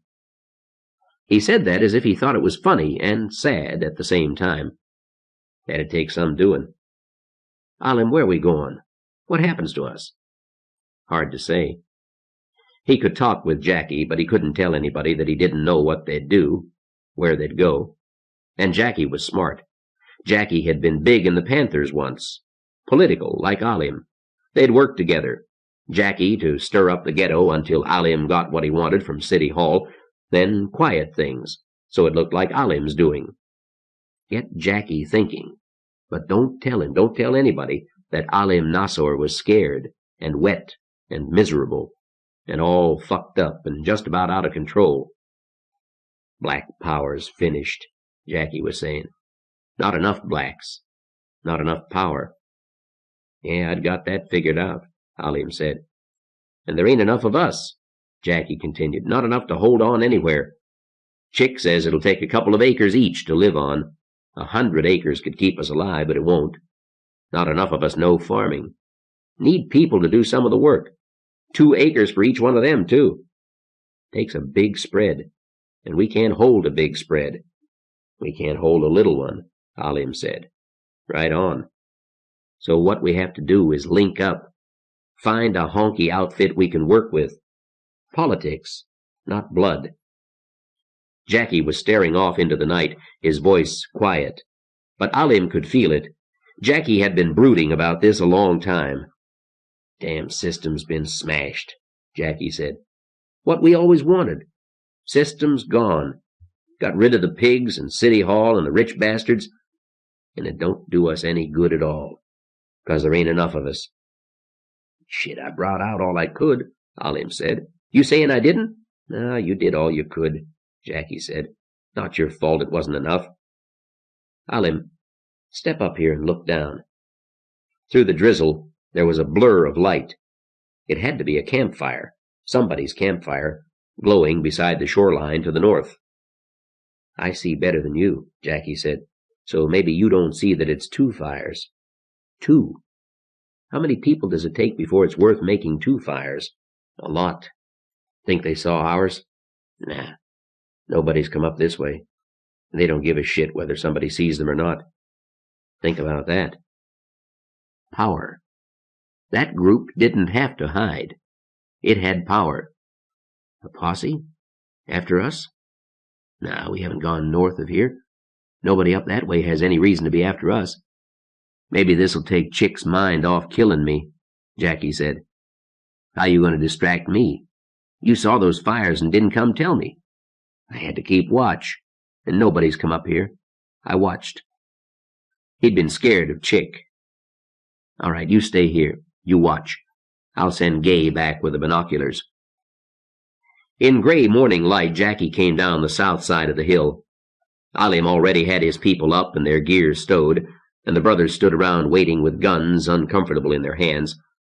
Jackie went first to Chick and Cassie. Alim didn't hear what they said, but Chick had a shotgun in his hand and he didn't use it. Then Jackie turned aside and came to report. "They're up," And they're organized. 50, 60, maybe more. Maybe a lot more. They don't all get to one place at once. There's women, and a honky that's half rabbit, and he's wearing what's left of a business suit and a tie. The rest is Army.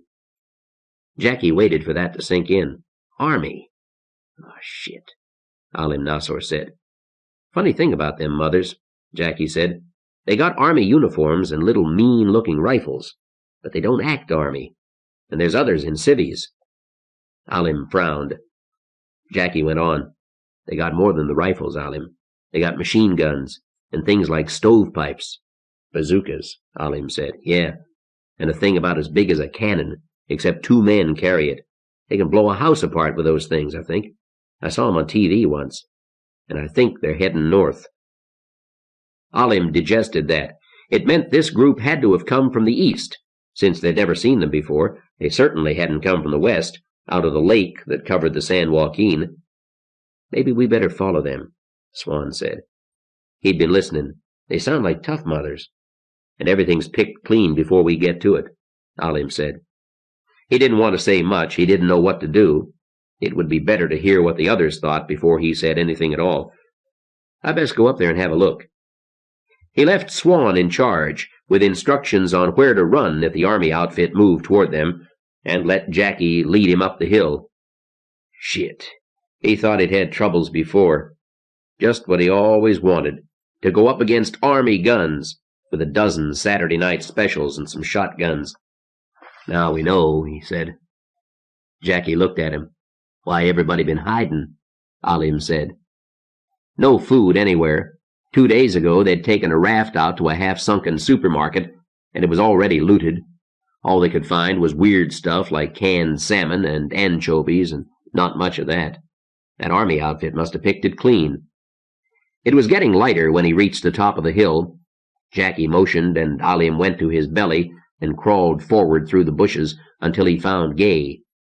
Alim's fur coat was covered with mud from crawling, but those Army guys had to have binoculars too, and they had to be keeping watch, or they wouldn't have lived this long. The stranger camp was more than a mile away, right down by the shore. There were foxholes and low fortifications around it. Organized. It looked organized. And there were a lot of people, and they sat around fires they didn't bother to hide, and they had food. Alim counted 7 women. The women do most of the work, Gay said. Them and the rabbit stud in the blue suit. And a lot of them are white, but I counted 10 blood, and one's the sergeant. The sergeant. Alim digested this too. And they do what he tells them? They jump when he waves his arms, Gay said. Officers? None I saw. I think the sergeant's in charge. They done it. Alim, they made it, Jackie said. Shit, they really did. Alim didn't say anything. Jackie would explain. After a moment he did. What we were talking about last night, Jackie said. His voice was full of excitement. Not black power, just power. And there's a lot of them, Alim. Not all that many. Maybe they want recruits, Jackie said. You crazy? Gay snorted. Join the fucking Army? Shut up. Alim continued to study the camp through the binoculars. There was orderly activity down there. Garbage carried outside the camp and dumped into holes. Sentries and outposts. Tubs of water over the fire. And everybody washed out their mess kits in hot water. That camp was run like an army. But there was something wrong. It wasn't all the same. Something just wasn't the way it ought to be. Alim, they got what we want, Jackie said. Power. Enough guns to do whatever they want. We could join up with them. We could hold any place we wanted. Shit, we could do better. That many people, we could take over this whole goddamn valley. Shit, keep growing, keep recruiting. We could own the whole fucking state. You been sniffing? Gay asked. Shut up, Alim said again, and he said it so they knew he meant it. The quick silence was gratifying. Power. And that was the problem. How could Alim Nasor have power if they joined up with that army? They don't have no wheels at all? A bike. Big Honda. It went scouting north with 2 on it. 1 blood, 1 honky. In uniform? The honky had on overalls, Gay said. His tone made it clear he didn't know what was going on and didn't know why Alim wanted to know either. No wheels, We got a truck, and we know where there's some wheels, Alim muttered. A farmhouse back down the road, 3 trucks, guarded by 10 to 15 men with rifles. Alim had no chance to take it, but this outfit... He shushed the others as the sergeant came into view. Blood, all right. A big mother. Not all black. Light brown, with a beard. Beard? In the army? The sergeant wore chevrons, though, and a big pistol on his belt, and he was pointing to people, and when he did, they got up and did things. Brought wood for the fires, washed cooking pots. He wasn't shouting, and he didn't have to wave his arms and scream. Power. That man had power, and he knew how to use it. Alim studied him closely. Then he looked up and grinned. That's the Hook. Gay said, huh? Jackie began to grin. It's the Hook. Alim treated himself to a whistling sigh of relief. I know him. We can deal. It would take setting up. Alim had to talk to the Hook as an equal, as a commander of men. They had to talk as 2 men with power. He couldn't let Hooker know just how bad things were. Alim left Jackie on the hill and went back down to camp. Time to do some shouting and screaming. Time to get those bastards to work. By noon, his camp was organized. It looked good, and it looked like there were more of them than they were. He took Jackie and his brother Harold and went toward the army camp. Shit, I'm scared, Harold said, as they walked toward the shoreline. Scared of the Hook? He beat the shit out of me once, Harold said, back in 9th grade. Yeah, and you had it coming, Alim said. Okay, they've seen us. Harold, you go in. Leave the rifle here. Go in, hands up, and tell Sergeant Hooker I want to talk to him. And be nice to him, you know? Respectful. You can bet your ass on that, Harold said. He straightened and walked tall, hands out where they could see they were empty. He tried to whistle. Alim was aware that there were movements to his right. Hooker had sent men out to flank him. Alim turned and shouted to purely imaginary followers, Hold it up there, you bastards! This is a peace talk, dig? I'll skin the first dude that shoots, and you know I'll do it. Too much, Alim thought. Like I'm worried they won't do what I say. But the army dudes heard me, and it stopped them. And Harold's in the camp, and nobody's done any shooting yet. And he's done it. Alim shouted to himself, he's talking to Hooker. And by God, he's done it. Hook's coming out to meet me. We're all right. All fucking right. For the first time since Hammerfall, Alim Nasor felt hope and pride. 2 heavy farm trucks ground across the mudflats, taking a tortuous path to the new island in the San Joaquin Sea. They stopped at a supermarket, still half flooded, glass windows scraped of mud by laborious effort. Armed men jumped out and took up positions nearby. Let's go, Cal White said. He carried Deke Wilson's submachine gun. White led the way into the drowned building, wading waist-deep in filthy water. The others followed. Rick Delanty coughed and tried to breathe through his mouth. The smell of death was overpowering. He looked for someone to talk to, Peter or Johnny Baker, but they were at the far end of the column. Although it was their 2nd day at the store, none of the astronauts had got used to the smells. If it was up to me, I'd wait another week, Kevin Murray said. Murray was a short, burly man with long arms. He'd been a feed store clerk and was lucky enough to have married a farmer's sister. Wait a week and those army bastards may be here, Cal White called from inside. Hold up a second. White went on with another man and their only working flashlight, hand-pumped, and Deke's submachine gun. The gun seemed an irrelevant obscenity to Rick. There was too much death all around them. He wasn't going to say that. Last night Deke had taken in a refugee, a man from southwards with information to trade for a meal. A gang of blacks had been terrorizing the South Valley, and now they were linked up with the army cannibals. It might not be long before they came to Deke Wilson's turf again. Poor bastards, Rick thought. He could sympathize. Blacks in this shattered world. No status, no place to go, wanted nowhere. Of course they'd join the cannibals. And of course the local survivors were looking strangely at Rick Delanty again. Clear. Let's get at it, White called from inside. They waded in. A dozen men, 3 astronauts, and 9 survivors. A driver brought one of the trucks around so that the headlights shone into the wrecked store. Rick wished they hadn't. Bodies bobbed in the filthy water. He choked hard and brought the cloth to his face. White had sprinkled a dozen drops of gasoline on it. The sweet, sickening smell of gasoline was better than... Kevin Murray went to a shelf of cans. He lifted a can of corn. It was eaten through with rust. "Gone," he said. "Damn. Sure wish we had a flashlight," another farmer said.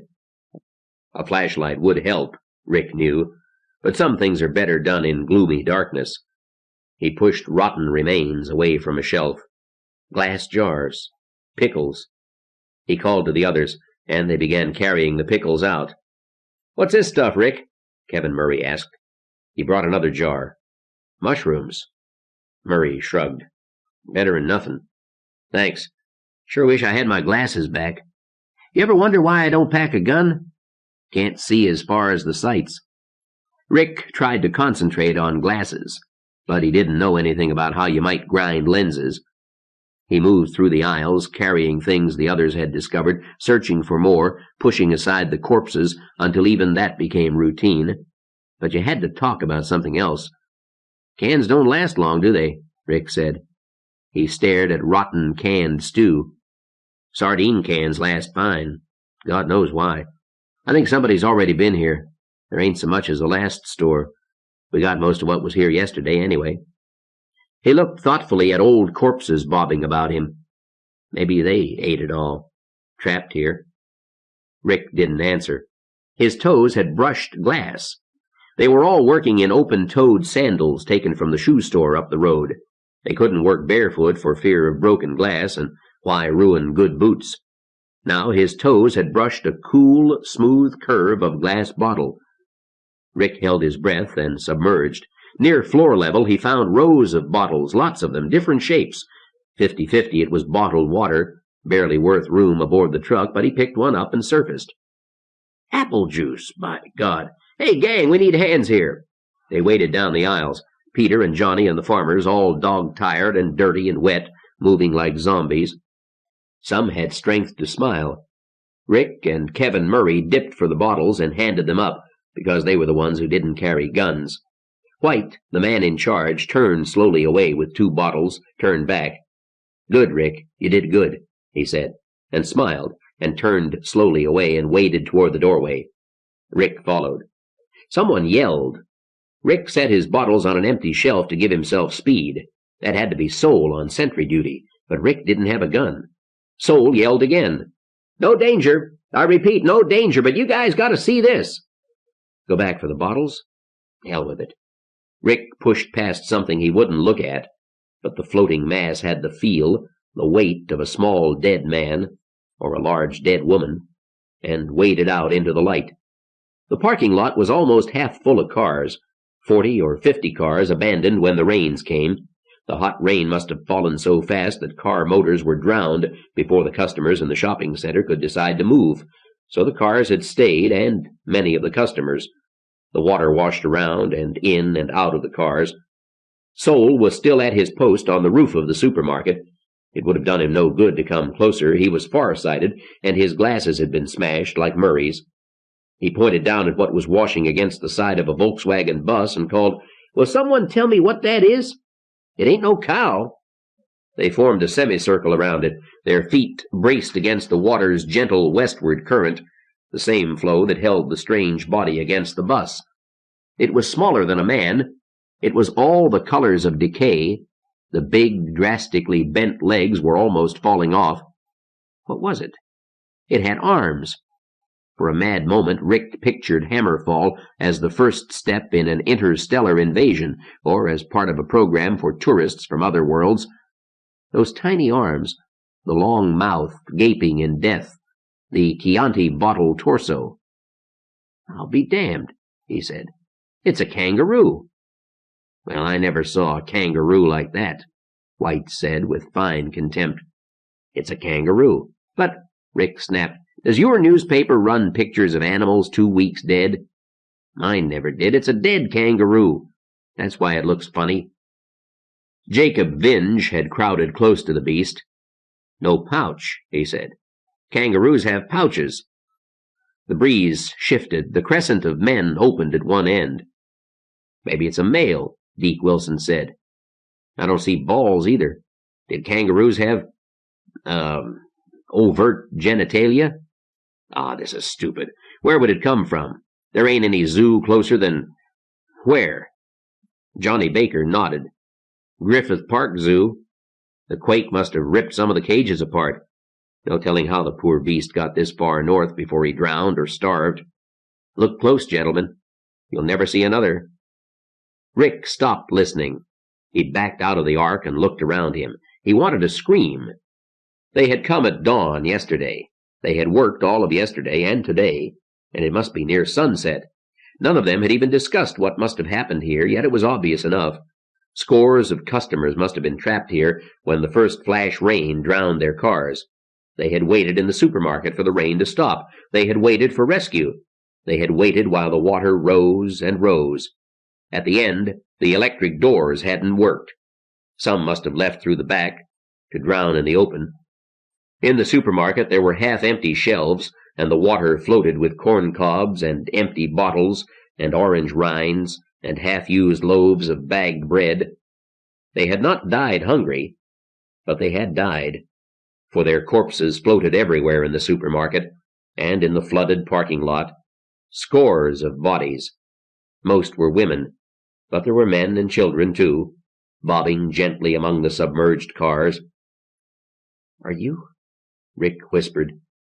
He bowed his head and cleared his throat and shrieked, "Are you all crazy?" They turned, shocked and angry. "If you want to see corpses, look around you. Here."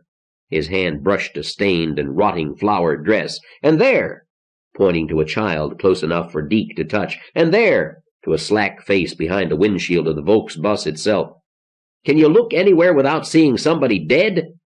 Why are you crowding like jackals around a dead kangaroo?" "You shut up! Shut up!" Kevin Murray's fists were balled at his sides, the knuckles white, but he didn't move, and presently he looked away, and so did the others. All but Jacob Vinge. His voice held a tremor. "We got used to it. We just got used to it. We had to, goddammit." The current shifted slightly. The kangaroo, if that was what it was, washed around the edge of the bus and began to move away. The Jeep Wagoneer had once been bright orange with white trim, a luxury station wagon that only incidentally had four-wheel drive and off-road tires. Now it was splashed with brown and green paint in a camouflage pattern. Two men in army uniform sat in the front seat, rifles held erect between their knees. Alim Nasor and Sergeant Hooker sat in back. There was little conversation as the car wound through muddy fields and ruined almond groves. When it reached the encampment, sentries saluted, and as the Wagoneer came to a stop, the driver and guards jumped out to open the rear doors. Alim nodded thanks to the driver. Hooker did not seem to notice the men. Nasor and Hooker went to a tent at one side of the camp. It was a new tent from a sporting goods store. Green nylon stretched over aluminum poles, and it did not leak. A charcoal hibachi inside kept it warm and dry. A kettle bubbled over the charcoal, and a white girl waited inside to pour hot tea as the two men sat on folding chairs. Hooker nodded dismissal when the tea was poured. The girl left, and the guards took up posts outside, well out of earshot. When the girl was gone, Sergeant Hooker grinned broadly. "Pretty good life, Peanut." Nasor's grin faded at the name. "For God's sake, don't call me that, man." Hooker grinned again. "Okay, nobody to hear us in here. Yeah, but you might forget." Alim shuddered. He hadn't been called Peanut since 8th grade, when they studied the life of George Washington Carver, and inevitably the name was settled on George Washington Carver Davis, until he obliterated it with fists and a razor blade embedded in a cake of soap. "Not much out there," Hooker said. He sipped tea, grateful for the warmth. No. Their scouting expedition had told them nothing they hadn't expected, except that once there was a break in the rain and they saw snow on the tops of the high Sierra. Snow in August. It had frightened Nasor, although Hooker said it had sometimes snowed in the Sierra before, that day. They sat uncomfortably, despite the hot tea and the warmth of the tent, despite the luxury of being dry, because they had too much to talk about, and neither wanted to begin. They both knew they would have to make choices soon enough. Their camp was too close to the ruins that had been Bakersfield. In the ashes and wreckage of the city there were a lot of people who might get it together, more than enough to come out and finish Nassau and Hooker. They hadn't got their shit together yet. The survivors lived in small groups, distrustful of each other, fighting over the scraps of food left in supermarkets and warehouses, the scraps that Hooker and Nassau had left. It came down to this. In combination, Alim and Hooker had enough men and ammunition to fight one good battle. If they won it, they'd have enough for another. If they lost, they were finished. And they'd stripped the country around them. They had to move. But where? Goddamn rain, Hooker muttered. Alim sipped tea and nodded. If only the rain would stop. If Bakersfield dried out, there'd be no problem. Wait for a good day with strong winds, there were always strong winds, and burn out the whole goddamn city. 100 fires started a block apart would do it. Firestorm. It would sweep across and leave nothing behind. Bakersfield would no longer be a threat. And the rains were wearing down. There had been an hour of sunshine the day before. Today the sun was almost breaking through, and it wasn't noon yet, and there was only misty rain. We got 6 days, Hooker said. Then we start getting hungry. We get hungry enough, we'll find something to eat, but... He didn't finish the sentence. He didn't have to. Alim shuddered. Sergeant Hooker saw Alim's expression, and his mouth twisted into a curl of evil contempt. You'll join in, Hooker said. I know. He shuddered again at the memory of the farmer Hooker had shot, and the smells of the stew, and the sharing out of portions of the man. Everyone in the camp taking a bowl, and Hooker damned well seeing that they ate it. The ghastly ritual was what held the group together. Alim had to shoot one of the brothers who wouldn't eat. And Mabe. At least it did that. Their ritual feast let him shoot Mabe and get rid of that troublemaking cunt. She wouldn't eat. Funny you never did before, Hooker said.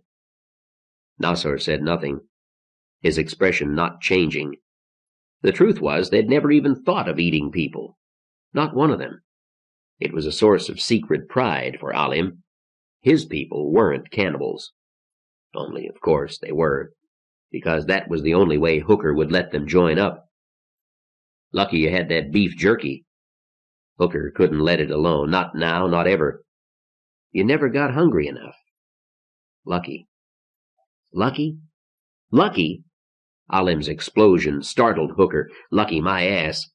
Alim shouted. There was a ton of the stuff in that van, and we got maybe 2 pounds because of that motherfucker. He looked out through the open doorway of the tent toward a slim black who stood guard near the fire. That one, that motherfucking Hannibal. Hooker frowned. That why you make him do all the work? He lose you some food? Alim was wild with remembered rage and pain. Food and liquor. Listen, we could smell it. It just about drove us crazy. You see the burns on Gay? We thought he was going to die. And all of us got burned trying to... What the fuck are you talking about? Yeah, you don't know. Alim reached behind him to a footlocker and took out a bottle. Cheap whiskey from a drugstore. Thank God California had everything in drugstores. We got together, Alim said. Me and my people and some others.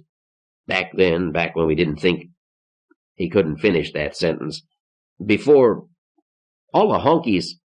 Sergeant Hooker calmly leaned across the table and slapped Alim's face, hard. Alim's hand went to his holster but stopped. Thanks, he said. Hooker nodded. Tell the story. The white people, the rich ones in Bel Air, about half of them took off, left their places, left them empty. We took in trucks and we went through those houses. He paused, a delighted smile playing on his lips as he thought of it. And we were rich. That watch I gave you. And this ring. He held the cat's eye to catch the light. TVs, hi-fi, Persian rugs, real Persian. The kind the fences paid 20 big ones for. All kinds of fucking shit, Hook. We were rich." Hooker nodded. Okay, he'd done worse. It still made him uncomfortable. Hooker had been a soldier. He could have been sent to Bel Air to shoot motherfucking looters. Crazy world. "And we found a stash," Alim said. "Coke, hash oil, weed. Nothing but the best. I took it away before my dudes could start lighting up right there." Hooker drank whiskey.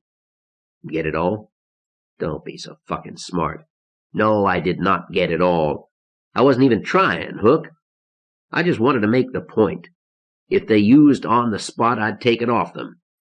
Hell, that was then, you know. There were cops on patrol all over."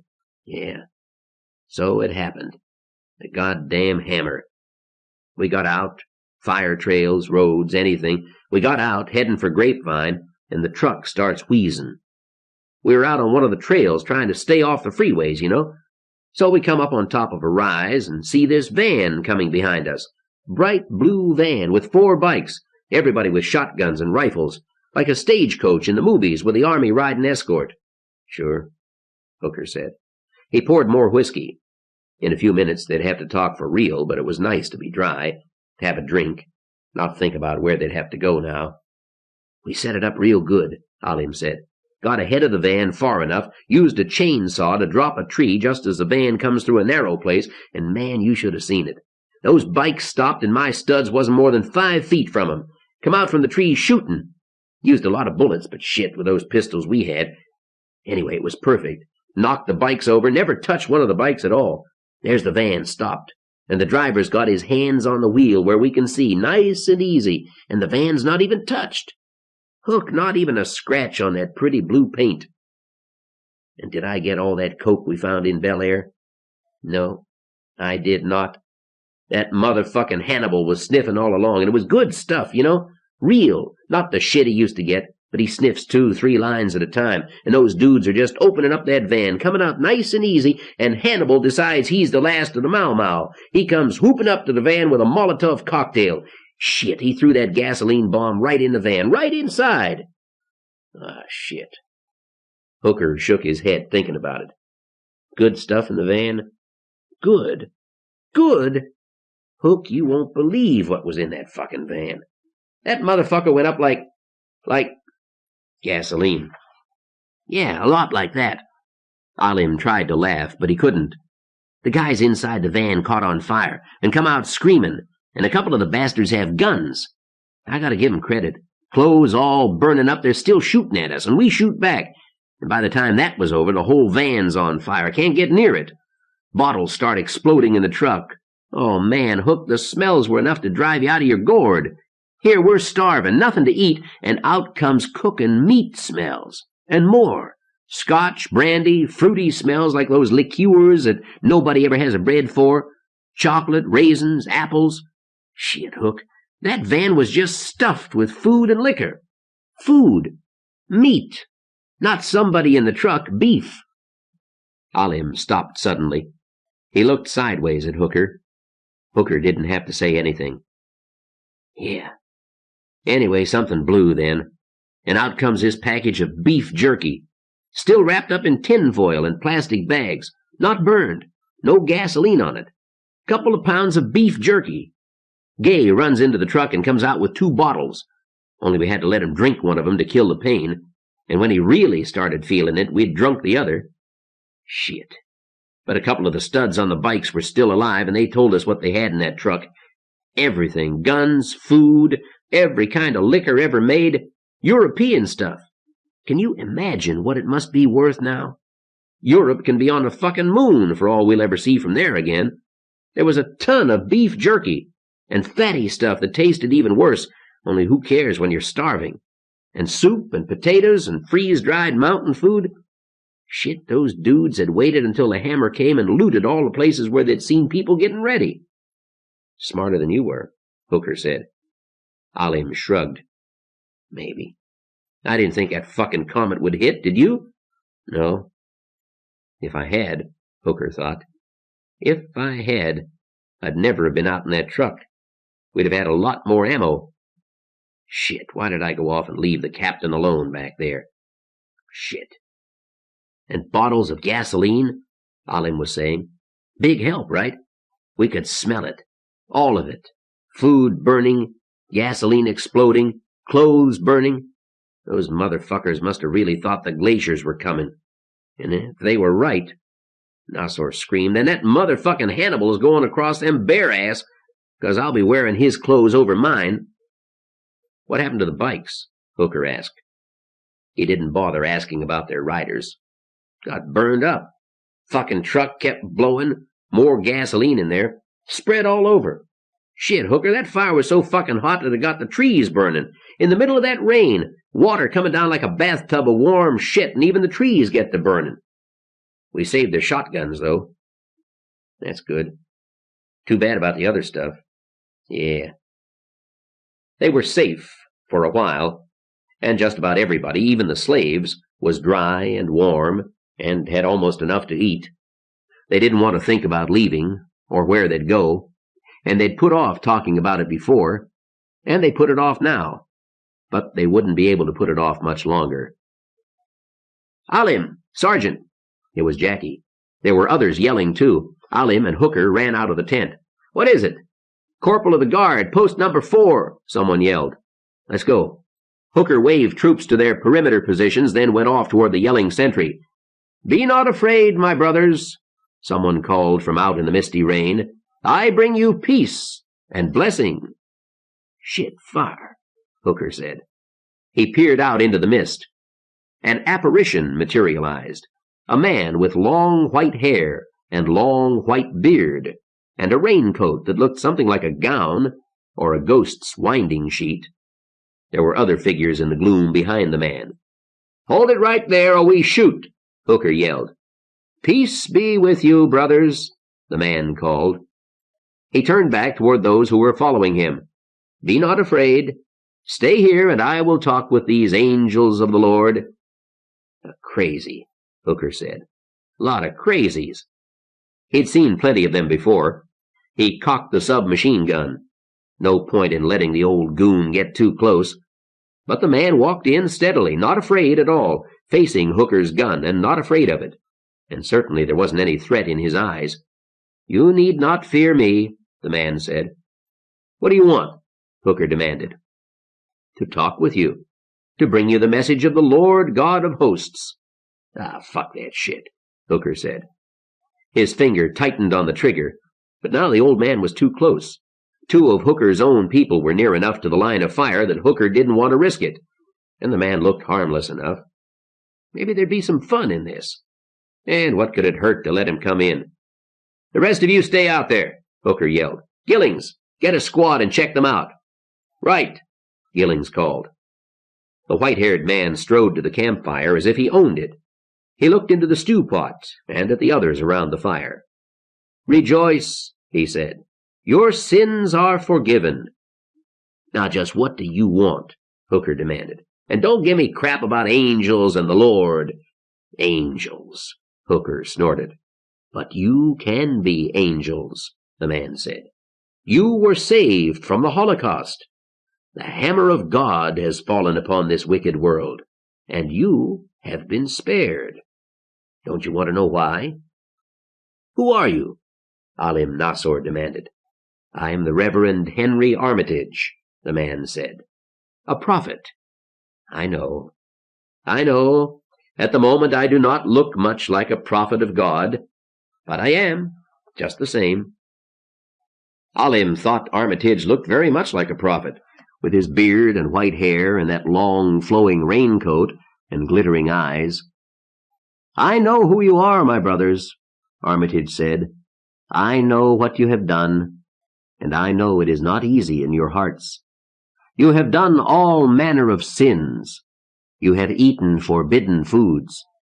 But the Lord of hosts will forgive you, for he has spared you to work his will. You are to be his angels, and to you nothing shall be forbidden. You're crazy, Hooker said. Am I? Armitage chuckled. Am I? Then you can listen for amusement.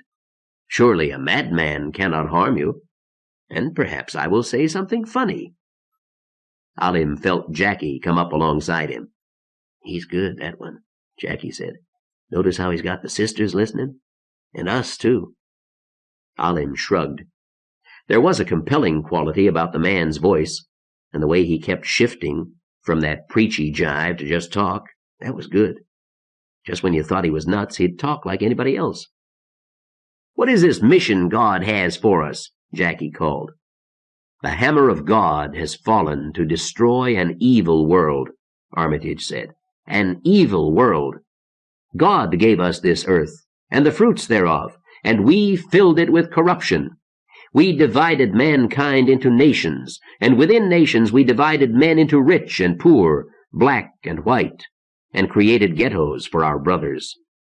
And if any man has this world's goods, and sees his brother in want, and shares not with his brother, that man hath no life. The Lord gave this world's goods, and those who had them knew him not.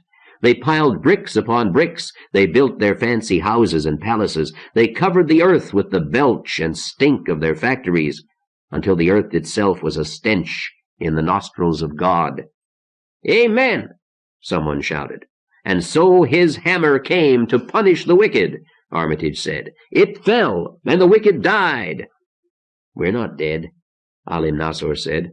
"And yet you were wicked," Armitage answered. "But we were all wicked, all of us. The Lord God Jehovah held us in the hollow of his hand. He judged us and found us wanting. And yet we live. Why? Why has he spared us?" Alim was silent now. He wanted to laugh, but he couldn't.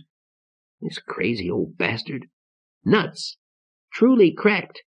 But yet, he has spared us to do his work, Armitage said. To complete his work. I did not understand. In my pride I believed that I knew. In my pride I believed that I saw the day of judgment coming in the morning of the hammer. And so it was, but not as I believed. The Scripture says no man knoweth the day and the hour of judgment, and yet we have been judged. I thought upon this after the hammer fell. I had thought to see the angels of the Lord come to this earth, to see the King himself come in glory. Vain, vain pride. But now I know the truth. He has spared me. He has spared you, to work his will, to complete his work. And only when that work is done shall he come in glory. Join me. Become angels of the Lord, and do his work. For the pride of man knoweth no end. Even now, my brothers, even now there are those who would bring back the evils the Lord God has destroyed. There are those who will build those stinking factories again, yea, who will restore Babylon. But it shall not be, for the Lord has his angels, and you shall be among them. Join me. Alim poured whiskey into Hooker's cup. "You believe any of that jive?" he asked. Outside the tent, Henry Armitage was still preaching. "He sure do have a voice," Hooker said. 2 hours, and he ain't slowing yet." "You believe?" Alim asked again. Hooker shrugged. "Look, if I was a religious man, which I ain't, I'd say he talking sense. He do know his Bible." "Yeah." Alim sipped whiskey. "Angels of the Lord." He was no goddamn angel, and he knew it. But the old son of a bitch kept twitching memories of storefront churches and prayer meetings, phrases that Alim heard when he was a kid, and it bothered him. Why the hell were they still alive? He leaned out the tent flap. "Jackie," he called. "Right." Jackie came in and took a seat. Jackie was all right. Jackie hadn't had any problems with Chick for a long time. He'd found a white girl, and she seemed to like Jackie a lot, and Jackie was pretty sharp now. "What about that preacher man?" Alim asked. Jackie waved both hands. "He making more sense than you think." "How's that?" Hooker asked. "Well, some ways he's right," Jackie said. "Cities, rich people, way they treated us. He's not saying anything the Panthers didn't say. And damn it, that hammer did end all that shit. We got the revolution handed right to us. And what are we doing? We sitting around doing nothing, going nowhere. Shit, Jackie, Alim said. You letting that honk... He bit the word off before Sergeant Hooker could react. That white preacher get to you? He is white, Jackie said, and I wouldn't be the onlyest one. You remember Jerry Owen? Alim frowned. Yeah, he out there, with the others that come with the preacher man. Sergeant Hooker grunted. You mean that SLA cat? Wasn't SLA, Jackie said. Another outfit. New Brotherhood Liberation Army, Alim Nasor said. Yeah, all right, Hooker said. Called himself a general. Hooker snorted contempt. He didn't like people who gave themselves military titles they hadn't earned. He was, by God, Sergeant Hooker, and he'd been a real sergeant in a real army. Where the hell he been? Alim demanded. FBI, every pig outfit in the country wanted him. Jackie shrugged. Hiding out. Not far from here, valley up near Porterville. Hid out with a hippie commune. And now he's with the preacher man? Hooker demanded. He believe that stuff? Jackie shrugged again. He say he do. Of course he always was into environmentalism. Maybe he just thinks he's found a good thing, 'cause the Reverend Henry Armitage has got hisself a big following that do believe. A big following. And he's a white man. And he preaches that blood don't matter. And those believers of his, they believe that too. You think about that, Sergeant Hooker. You think about that real good. I don't know if Henry Armitage is the prophet of God or crazy as a hoot owl, but I tell you this, there ain't going to be many big outfits left that'll let us be leaders. And Armitage says you are the chief angel of the Lord, Jackie said. He say your sins are forgiven. You and all of us, we're forgiven. And we got to do God's work, with you as chief angel. Sergeant Hooker stared at them, wondering if they were falling under the spell of that ranting preacher, wondering if the preacher meant what he was saying. Hooker had never been a superstitious man, but he knew Captain Hora used to take the chaplains seriously. So did some of the other officers, ones that Hooker had admired. And, damn it, Hooker thought, damn it, I don't know where we're going, and I don't know what we ought to do. And I do wonder if there's any reason for anything, if there's a reason we stayed alive. He thought of the people they'd killed and eaten, and thought there had to be a purpose to it all. There had to be a reason. Armitage said there was a reason, that it was all right, all the things they'd done to stay alive. That was attractive, to think there'd been a purpose to it all. And he say I'm his chief angel? Hooker demanded. Yes, Sarge, Jackie said. Didn't you listen to him? Not really, Hooker said. But I'm sure as hell going to listen to him now. 6th week. The High Justice. No proposition is likelier to scandalize our contemporaries than this one. It is impossible to establish a just social order. Bertrand de Juvenal, Sovereignty.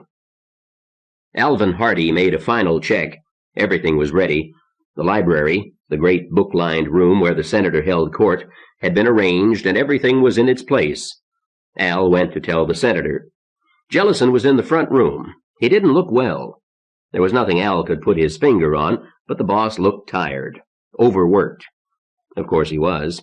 Everyone worked too hard, but the senator had kept long hours in Washington, and he'd never looked this bad. All set, Hardy said. Right. Start, Jellison ordered. Al went outside. It wasn't raining. There was bright sunshine. Sometimes there were 2 hours of sunshine a day. The air was clear, and Hardy could see the snow on the peaks of the High Sierra. Snow in August. It seemed to be down to the 6,000-foot level yesterday. Today it was lower, after last night's storm. The snow was inexorably creeping toward the Stronghold. But we're getting ready for it, Hardy thought. From the porch of the big house he could see a dozen greenhouses, wood frames covered with plastic drop cloths found in a hardware store, each greenhouse covered with a web of nylon cord to keep the thin plastic from billowing in the wind. They wouldn't last more than 1 season, Al thought, but it's 1 season we're worried about. The area around the house was a beehive of activity. Men pushed wheelbarrows of manure, which was shoveled into pits in the greenhouses. As it rotted, it would give off heat, keeping the greenhouses warm in winter. They hoped. People would sleep in them, too, adding their own body heat to the rotting manure and grass clippings, anything to keep the growing plants warm enough, which seemed silly today in bright August sunshine, except that already there was a tinge of cold to the air as breezes came down from the mountains. And a lot of it was going to be wasted effort.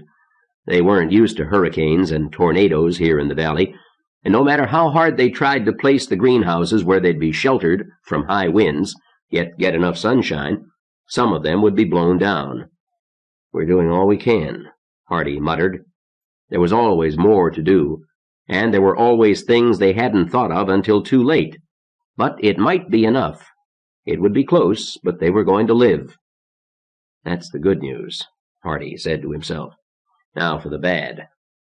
A ragged group stood near the porch, farmers with petitions, refugees who'd managed to get inside the stronghold and wanted to plead for permanent status, and had managed to talk Al, or Maureen, or Charlotte into getting them an appointment with the senator. Another group stood well apart from the petitioners, armed farmhands guarding prisoners. Only 2 prisoners today. Al Hardy waved them all inside. They took their places in chairs set well away from the senator's desk. They left their weapons outside the room. All but Al Hardy and the ranchers Al knew were trustworthy. Al would have liked to search everyone who came to see the senator, and one day he'd do that. It would cause too much trouble just now. Which meant that 2 men with rifles, men Al completely trusted, stood in the next room and stared through small holes hidden among the bookshelves, rifles ready. Waste of good manpower, Al thought. And for what? Who cared what the others thought? Anybody in his right mind would know it was important to protect the senator. When they were all seated, Al went back to the living room. "Okay," he said. Then he went quickly to the kitchen. It was George Christopher himself today. One of the Christopher clan always attended. The others would go in and take the seat reserved for the Christopher representative and stand when the senator came into the room, but not George. George went in with the senator, not quite as an equal, but not as someone who'd stand up when the senator came in. Al Hardy didn't speak to George. He didn't have to. The ritual was well established now. George followed Al out into the hall, his bull neck flaming red. Well, not really, Al admitted, but it ought to have been. George fell in with the senator, and they walked in together, just after Al. Everyone stood. Al didn't have to say anything, which pleased him. He liked things to run the way they ought to, precisely, smoothly, without it seeming that Al Hardy had to do anything at all. Al went to his own desk. The papers were spread there. Across from Al's desk was an empty seat. It was reserved for the mayor, but he never came anymore. Got tired of the farce, Al thought. Hardy couldn't blame the man. At first, these trials were held in City Hall, which lent credibility to the pretense that the mayor and the chief of police were important. But now that the senator had given up wasting time going into town— "You may begin," Jellison said. The first part was easy.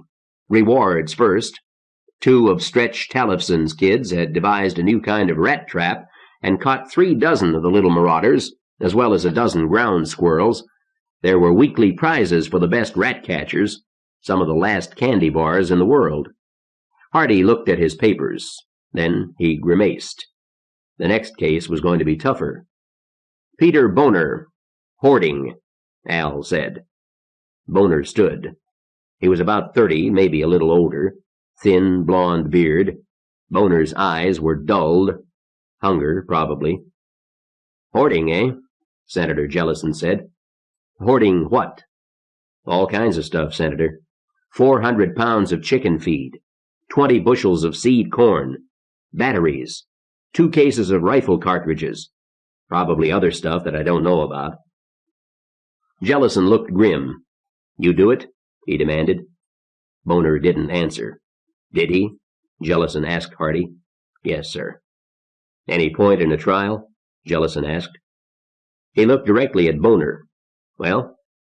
"Hell, he's got no call to come out and search my place. He had no warrant." Jellison laughed. "What beats me is how the hell they found out." Al Hardy knew that. He had agents everywhere. Hardy spent a lot of time talking to people, and it wasn't hard.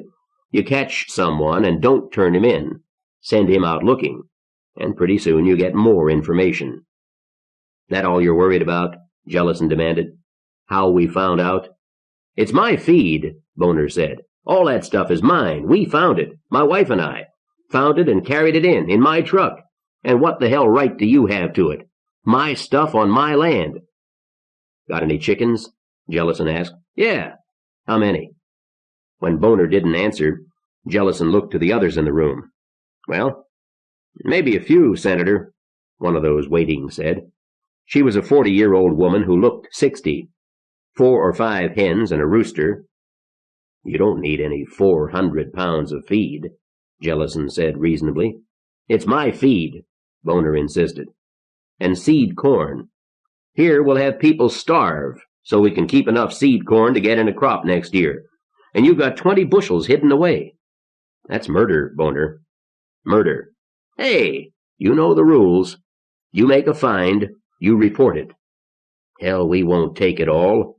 We don't discourage enterprise, but you sure as hell report it, so we can plan. And you grab half or more." "Sure." "Hell, there's no point in talk," Jellison said. "Anybody want to speak for him?" There was silence. "Al?" Hardy shrugged. "He's got a wife and 2 kids, ages 11 and 13. "That complicates things," Jellison said. "Anybody want to speak up for them?" "No?" There was an edge to his voice now. "Hey, you can't— What the hell? Betty don't figure in this." "She knew it was there," Jellison said. "Well, the kids." "Yeah, the kids." "Second offense, Senator," Hardy said. "Gasoline last time." "My gasoline on my land." "You talk a lot," Jellison said. "Too damned much." "Hoarding. Last time we let you off easy." "God damn it, there's only one way to convince people I mean what I say. George, you got anything to say?" "No," Christopher said. "The road," Jellison said. "By noon today. I'll leave it to Hardy to decide what you can take with you. Peter Boner, you're for the road." "Jesus, you got no right to throw me off my own land," Boner shouted. "You leave me alone, we'll leave you alone. We don't need anything from you." "The hell you say," George Christopher shouted. "You already took our help. Food, greenhouses. We even gave you gasoline while you were holding out on us. The gasoline we gave you ran the truck that got that stuff for you." "I think Brother Varley will look after the kids," one of the women said. "Mrs. Boner, too, if she can stay." "She'll come with me," Boner shouted. "And the kids, too. You got no right to take my kids away from me." Jellison sighed. Boner was trying for sympathy, gambling that they wouldn't send his wife and kids out on the road. And since they couldn't take the kids away from Boner— Could he? Jellison wondered. And leave a festering sore inside the Stronghold? The kids would hate everyone here. And besides, family responsibility was important. "As you will," Jellison said. "Let them go with him, Al." "Jesus, have mercy!" Boner yelled. "Please, for God's sake!" Jellison sounded very tired when he said, "See to it, Al, please. And we'll discuss who can be settled on that farm." "Yes, sir." The boss hates this, Hardy thought. But what can he do? We can't jail people. We can't even feed what we have. "You rotten bastard!" Peter Boner shouted. "You fat son of a bitch, I'll see you in hell." "Take him out," Al Hardy ordered. 2 of the armed ranch hands pushed Boner out. The farmer was still cursing when he left. Hardy thought he heard blows when they got to the hall. He wasn't sure, but the curses stopped abruptly. "I'll see to the sentence, sir," Hardy said. "Thank you. Next, Mrs. Darden. Her son arrived from Los Angeles. Wants to stay." Senator Jellison saw the tight line that formed where George Christopher's mouth had been. The senator sat straight in his high-backed chair, and he looked alert. Inside, he felt tired and defeated, but he couldn't give up. Not until next fall, he thought. Next fall I can rest. There'll be a good harvest next fall. There has to be. 1 more year. It's all I ask. Please, Lord. At least this next one is simple. Old lady. No one to look after her. Relative arrives. Her son is one of us, and George can't say different. That's in the rules. I wonder if we can feed him through the winter. The senator looked at the old lady, and he knew that whatever happened to her son, she would not survive until spring, and Arthur Jellison hated her for what she would eat before she died. 9th week. The Organization Man.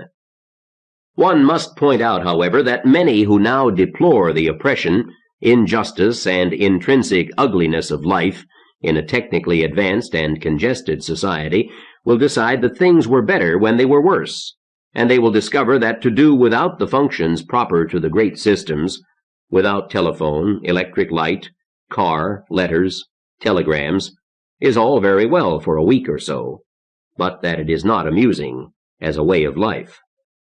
Roberto Vacca, The Coming Dark Age. Harvey Randall had never worked so hard in his life. The field was filled with rocks, and they had to be moved. Some could be picked up and carried by 1 or 2 or a dozen men. Others had to be split apart with sledges. Then the pieces were carried away to be built into low stone walls. The crisscross pattern of low walls in New England and southern Europe had always seemed charming and handsome. Until now, Harvey Randall hadn't realized just how much human misery each of those walls represented. They weren't built to be pretty or to mark boundaries, or even to keep cattle and swine out of the fields. They were there because it was too much work to haul those stones completely out of the fields, and the fields had to be cleared. Most of the pasture land would be plowed for crops, anything they had to plant, barley, onions, wild grains that grew in ditches along the sides of the roads, anything at all. Seeds were scarce, and worse, there was the decision to be made, plant for later or eat it now. Like a goddamn prison, Mark grumbled. Harvey swung the sledge. It rang against the steel wedge, and the rock split nicely. That felt good, and Harvey almost forgot the rumbling in his stomach. Heavy work and not enough to eat. How long could they keep it up? The senator's people had worked out diet schedules, so many calories for so many hours of heavy work, and all the books said they had figured correctly, but Harvey's stomach didn't think so. Making little ones out of big ones, Mark said. A hell of a job for an associate producer. He grabbed an end of the piece they had split off the rock as Harvey lifted the other end. They worked well together, no need for talk. They carried the rock to the wall. Harvey ran a practiced eye along the wall and pointed. The rock fit perfectly into the place he'd selected. Then they went for another. They stood idle for a few seconds, and Harvey looked across the field, where a dozen others were splitting and carrying rocks to the low wall. It could have been a scene from hundreds of years before. John Adams, Harvey said. Eh? Mark made encouraging noises. Stories made the work go easier. Our second president of the United States. Harvey forced the wedge into a tiny crack in the rock. He went to Harvard. His father sold a field they called the Stony Acres to get up the tuition. Adams would rather be a lawyer than clear the stones out. Smart man, Mark said. He held the wedge in place as Harvey lifted the sledge. Not much left of Harvard now. No. Harvard was gone, and Braintree, Massachusetts was gone, and the United States of America was gone, along with most of England. Would kids learn history now? But they have to, Harvey thought. One day we'll dig out of this, and there'll be a time when it's important whether we have a king or a president, and we'll have to do it right this time, so we can get off this goddamn planet before another hammer falls. Someday we'll be able to afford history. Until then, we'll think of England the way they used to think of Atlantis. Hey, Mark said, look at that. Harvey turned in time to see Alice Cox jump the big stallion over one of the low walls.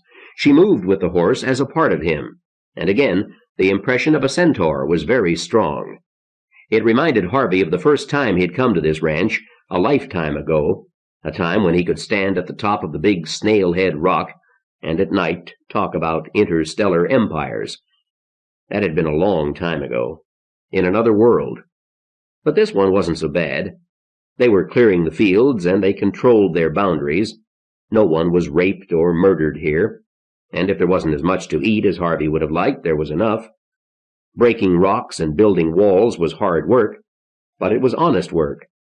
There weren't endless conferences on unimportant matters. There weren't deliberate frustrations, traffic jams, newspapers full of crime stories. This new and simpler world had its compensations. Alice Cox trotted up to them. "Senator wants to see you up at the big house, Mr. Randall." "Good." Harvey gratefully carried the sledge over to the wall and left it for someone else to use. He squinted up at the sun to estimate how much daylight was left, then called to Mark. "You may as well go on back," he said. "You can put in the rest of the day on the cabin." "Right." Mark waved cheerfully and started up the hill toward the small house where Harvey, the Hamners, Mark, and Joanna, and all 4 wagoners lived. It was crowded, and they were building on extra rooms, but it was shelter, and there was enough to eat. It was survival. Harvey went the other way, downhill, toward the senator's stone ranch house. It had additions built onto it, too. In one of them, Jellison kept the Stronghold's armory, spare rifles, cartridges, 2 field artillery pieces, but no ammunition, that had been part of a National Guard training center before it was flooded out, hand-loading equipment to reload shotgun shells and rifle cartridges, loot recovered from a gunsmith's shop in Porterville. The dies had been underwater and were rusty, but they still worked. Powder and primers had been sealed in tins that hadn't yet rusted through when they were recovered, although that had been a near thing, too. In another annex, the senator's son-in-law sat with a telegraph and radio. The telegraph at present ran only to the roadblock on the county road, and there was nothing coming in on the radio, but they had hopes of extending the telegraph lines. Besides, it gave Jack Turner something to do. He wasn't good for a lot else, and he did know Morse code. He might as well be a telephone orderly, Harvey thought. Turner's only attempt to supervise a ranch project had been a disaster, with the men finally going to the senator and demanding Turner's replacement. Turner hailed him as he went past. "Hey, Randall." "Hello, Jack. What's new?" "We've got another president, a Hector Shorey of Colorado Springs. He proclaims martial law." Jack Turner seemed to think that was funny, and so did Harvey. He said, "Everybody always proclaims martial law." "Littman didn't." "Yeah, I liked Emperor Pro Tem Charles Avery Littman, even if he was getting most of his material out of Monty Python's Flying Circus. The others were too damn serious." "Shorey's group sounds serious enough. I got some good recordings through the static." "Hold the fort, Jack," Harvey said, and he went on. 4 presidents now, he thought. Littman was just a ham radio operator and half mad. But Colorado Springs, that was near Denver, a mile above sea level. That could be for real. The big front room was crowded. This was no ordinary meeting. The senator sat near the fireplace in the big leather armchair that reminded Harvey of a throne, and was probably meant to. Maureen sat on one side and Al Hardy on the other, heiress and chief of staff. Mayor Seitz and the police chief were there, and Steve Cox, Jellison's ranch foreman, the man now responsible for most of the agriculture in the valley, and half a dozen others who spoke for the valley people. And of course George Christopher, alone in one corner with only 1 vote, though it counted for as much as the rest together, except for Maureen's. Harvey smiled at Maureen. He got a quick, impersonal smile and nod. Nobody home. And he pulled his eyes away fast. Bloody hell. She wore 2 faces, and so did he. Maureen had been up to see him in the hut at the top of the ridge several times when Harvey had night guard duty. She'd met him at other times and places, too, but always very privately. It was always the same. They talked of the future, but never of their future, because she wouldn't. They made love with care and tenderness, as if they might never meet again. They made love, but never promises. She seemed to draw strength from him, as he knew he did from her, but never in public. It was as if Maureen had an armed, jealous, invisible husband. In public she barely knew him. But in public she treated George Christopher no differently. She was a bit more friendly, but still cold, He wasn't her invisible husband, was he? Was she different with him when they were alone? Harvey couldn't know. These thoughts ran through his head before an old reflex pushed them down, below conscious thought. He didn't have time for them. Harvey Randall wanted something, and these were the men who could refuse him. It was a familiar situation. "Come in, Harvey." Senator Jellison had not lost the warm smile that had won him elections. "We can start now. Thank you all for coming. I thought it might be wise to get a full report on how things are here." "Any reason for doing it now?" George Christopher asked. Jellison's smile didn't falter. "Yes, George, several. We have word from the telegraph that Deke Wilson's coming in for a visit. Brought some visitors, too." "There's news from outside?" Mayor Seitz asked. "Some," Jellison said. "Al, would you begin, please?" Harvey took papers from his briefcase and began to read. How many acres cleared of rocks, and how much they'd be able to plant in winter wheat. Livestock inventory, weapons, and equipment. Most of the people in the room looked bored before Hardy finished. "The upshot is," Hardy said, "that we'll make it through the winter. With luck." That got their interest. "It'll be close," Hardy warned. "We'll get damned hungry before spring, but we've got a chance. We've even got medical supplies. Not enough, but some. And Doc Valdemar's clinic is set up and running." Hardy paused for a moment. "Now for the bad news. Harvey Randall's people have been looking over the dams and powerhouses above here. They can't get them working again. Too much washed out. And out of the lists of stuff the engineering people have asked for, we don't have a quarter of the supplies. It'll be a while before we rebuild much of a civilization here." "Hell, we're civilized," Police Chief Hartman said. "Almost no crime, and we'll have enough to eat. And we've got a doctor and a clinic, and most of us have plumbing. What more do we need?" "Electricity would be nice," Harvey Randall said. "Sure, but we can live without it," Chief Hartman said. "God damn, we can live till spring." And Harvey felt his joy. The journey to the Stronghold had been a terrible time, the end of the world passing in endless agony. And, God damn, listen to us now, talking like it isn't enough just to be alive. I could have been turned away, sent down the road. "I think I would express thanks in a more positive way," Reverend Varley said. "We should be singing hosannas." The minister's expression was grim, in contrast to his words. "Of course the cost has been high. Perhaps, Chief, you have said it correctly after all." Senator Jellison cleared his throat to get their attention. The room fell silent. "There's a bit more news," Jellison said. "We have a new claimant to the office of President of the United States, Hector Shorey." "Who the devil is Hector Shorey?" George Christopher demanded. "Speaker of the House, newly selected by the party caucus. I don't even remember the House taking a formal vote. Still, his claim is the best we've heard, and the Colorado Springs government at least talks like it's still in charge of the country." "I could do that myself," Christopher said. The senator laughed. "No, George, you couldn't. I could." "Who cares?" George Christopher was belligerent. "They can't help us, and they can't jail us. They'd have to fight their way through all the other United States governments, and even then they can't get to us. Why do we give a damn what they say?" Al Hardy said, "I'd point out that Colorado Springs probably has the largest military detachment surviving in this part of the world.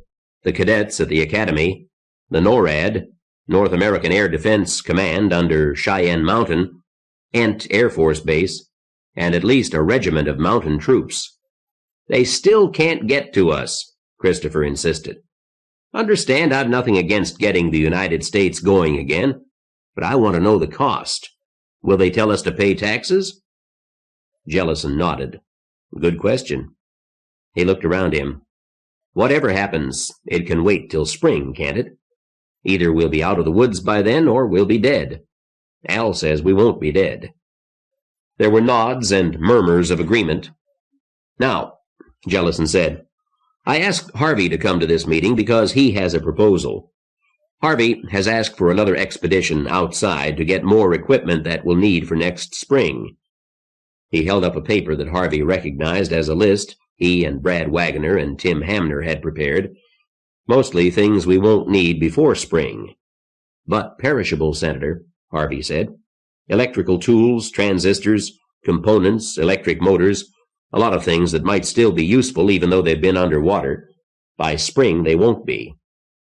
We lost 4 good men the last time we went outside, George Christopher said. It's bad out there. Because we didn't take enough men, Harvey answered. We need to go in force. A big column won't be attacked. He was proud of his control. He didn't think anyone would guess from his voice how the thought of going out of this valley terrified him. He glanced at Maureen. She knew. She wasn't looking at him, but she knew. And we'll use a lot of gasoline, Al Hardy said, as well as throw work schedules off, and you still might have to fight.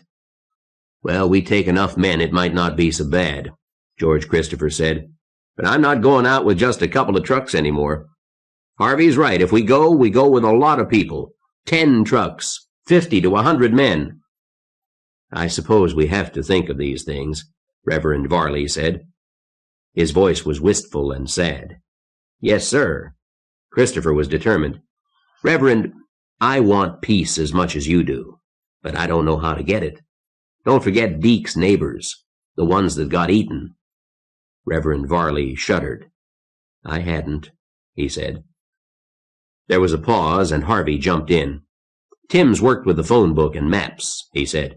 We've located a scuba shop. It shouldn't be under more than 10 feet of water. We could dive in there and get the scuba gear. What are you going to use for air? Steve Cox demanded.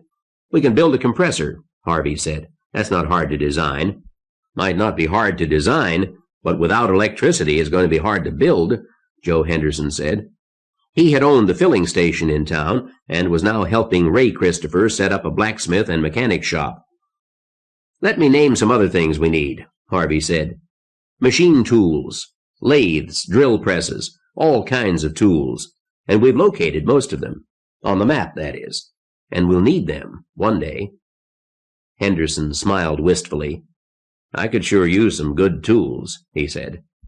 Generator wire, Harvey continued. Bearings, spare parts for our transport vehicles, electrical wire. Stop, Henderson said. I give up. Let's go out. Al, could we spare 50 men for a week? Jellison asked. Hardy looked unhappy. Eileen, he called. She came in from another room. Get me those manpower trade-offs, please. Right. She flashed Harvey one of her sunburst smiles before she left. Eileen Hancock Hamner had been wrong. Good administrators were needed, even after Hammerfall. Al Hardy often told the senator that she was the most useful person in the Stronghold. Strong backs, farmers, riflemen, even mechanics and engineers weren't so hard to find, but someone who could coordinate all that effort was worth her weight in gold. Or in black pepper. Hardy scowled. He didn't like this expedition. It was an unnecessary risk. If Randall had his way, was Randall still chasing the blue van and the men who had murdered his wife? At least he'd stopped talking about it. While she's getting that, Chief Hartman said, let me put in a nickel's worth. We can spare 50 men for a week, if nobody comes after us while they're gone. 50 men and rifles is a big part of our strength, Senator. I'd like to be sure nobody's going to attack us before I go along with sending that many out at once. I can go along with that, Mayor Seitz said. And maybe we send a patrol out through Trouble Pass before we go, just to see if anybody's coming that way. Harry's due back from a sweep in a day or so, Senator Jellison said, and Deke's coming within the hour. We'll find out what things are like outside before we make any final decisions. George, you got anything to say about this? Christopher shook his head. Either way suits me. If things aren't too bad out there, if there's nobody just waiting for us to send out a big party so they can jump us, then sure, we can go. He fell silent and stared at the wall, and they all knew what he was thinking. George Christopher didn't want to know what went on outside. No one else did either. It just made things harder to know of the chaos and death and starvation a few miles away, while they were safe in their valley. Eileen came back with papers. Hardy studied them for a while. It all depends on what you find, he said. We need more fields cleared. We haven't got enough land cleared to plant all the winter seed. On the other hand, if you can find more materials to make greenhouses out of, we won't need so much land planted for the winter. Same for fertilizer and animal feed, if you can get those. Then there's the gasoline. It was gasoline and man-hours against a return that could only be guessed at. So they guessed, and they talked it around. And presently, Senator Jellison said, Harvey, you're proposing that we take a risk. Granted, it's a risk with a high payoff, and we don't lose much. But it's still a risk, and at the moment we don't need risks to stay alive. Yes, that's about the size of it, Harvey said. I think it's worth it, but I can't guarantee it. He stopped for a moment and looked around the room. He liked these people. Even George Christopher was an honest man, and a good one to have on your side if there was trouble. Look, if it was left to me, I'd stay here forever. You can't imagine how good it felt to get into this valley, to feel safe after what we saw in Los Angeles. If I had my druthers, I'd never leave this valley again. But we do have to look ahead. Hardy says we'll get through the winter, and if he says so, we will. But after winter, there's spring, and the winter after that, and more years, years and years. And maybe it's worth some effort right now to make those future years easier. Sure, provided it don't cost so much there aren't any more years, Mayor Sight said. He laughed. You know, I was talking to that lady head doctor. Doc Ruth says it's a survivor syndrome. Everybody who lives through Hammerfall gets changed by it. Some go completely nuts and life isn't worth a damn to them. They'll do anything. But most get like us. So cautious, we jump at our shadows. I know I'm that way. I don't want to take any chances at all. Still, Harvey's got a point. There is a lot of stuff out there we could use. Maybe we'll even find Harv's blue van, cried at least 4 men, and Hardy winced. Randall might have stopped talking about the blue van, but nobody else had. Black pepper, spices, beef jerky, pemmican, canned soup and canned ham, coffee, liquor and liqueurs, and a partridge in a pear tree. Everything you could dream of, and all measured in ton lots. Machine tools. If Hardy could read the minds of 50 men as they set out on this fool expedition, he knew what he would find. 50 images of a blue van just behind their eyes. Presently, Senator Jellison ended the meeting. It's obvious we can't decide anything until Deke gets here to tell us what things are like out there. Let's wait for him. I'll see if Mrs. Cox has the tea, Al Hardy said. Harvey, would you help me a minute, please? Sure. Harvey went out to the kitchen. Al Hardy was waiting for him. Actually, Hardy said, Mrs. Cox knows what to do. I wanted a word with you. In the library, please. He turned and led the way. Now what? Harvey wondered. It was obvious Hardy didn't care for the salvage expedition, but wasn't this something more? When Al Hardy ushered him into the big room and then closed the door, Harvey felt a familiar fear. Al Hardy liked things neat. There was an admiral Harvey had interviewed years ago. Harvey had been struck by the man's desk. It was absolutely symmetrical. The blotter precisely centered, the identical in and out baskets on either side, inkwell in the middle, with a pen on either side. Everything but the pencil the admiral was using to gesture. Harvey looked it over, and then he aimed the camera exactly down the middle of the desk, and he put the pencil right in front of him, in line with his tie tack, and the admiral loved it. Sit down, please, Hardy said. The assistant reached into a drawer of the senator's big desk and took out a bottle of bourbon. Drink? Thanks. Now Harvey was definitely worried. Al Hardy held almost as much power as the senator. He executed the senator's commands, and Hardy liked things neat. He precisely matched the network executives who would order Randall to cut the man-in-the-street crap and use motivational research, who would have found their jobs much easier if all men had been created not just equal, but identical. Could it be a problem with Mark? And if so, could Harvey save him again? Mark had almost got himself thrown out of the Stronghold. Hardy hadn't appreciated Mark's sign proclaiming the Stronghold Senator Jellison's trading post and provisional government. Neither had George Christopher. They hadn't cared for the wasted paint either. Maybe it wasn't Mark. If Al Hardy decided that Harvey Randall was upsetting his neat patterns, the Stronghold couldn't survive without Hardy's mania for organization. The road was always there, and nobody ever forgot it. Harvey shifted nervously in the hard chair. Al Hardy sat across from him, pointedly not taking the big chair behind the desk. No one but the senator would ever sit there, if Al Hardy had any choice in the matter. He waved toward the big desk with its litter of paper. Maps with penciled lines showing the current shore of the San Joaquin Sea. Manpower assignments, inventories of food and equipment, anything they could locate, and another list of needed items they didn't have. Planting schedules, work details, all the paperwork associated with keeping too many people alive in a world suddenly turned hostile. "Think all that's worth anything?" Al asked. "It's worth a lot," Harvey said. "Organization. That's all that keeps us alive." "Glad you think so." Hardy raised his glass. "What shall we drink to?" Harvey waved toward the empty chair behind the desk. "To the Duke of Silver Valley." Al Hardy nodded. "I'll drink to that. Skål."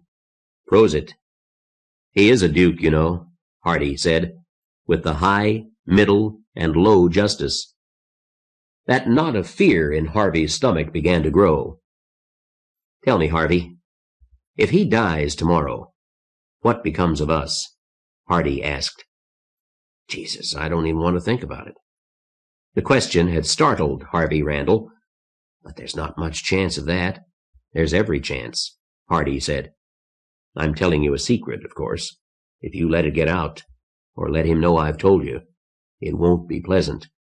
So why tell me? And what's wrong with him?" "Heart," Al said.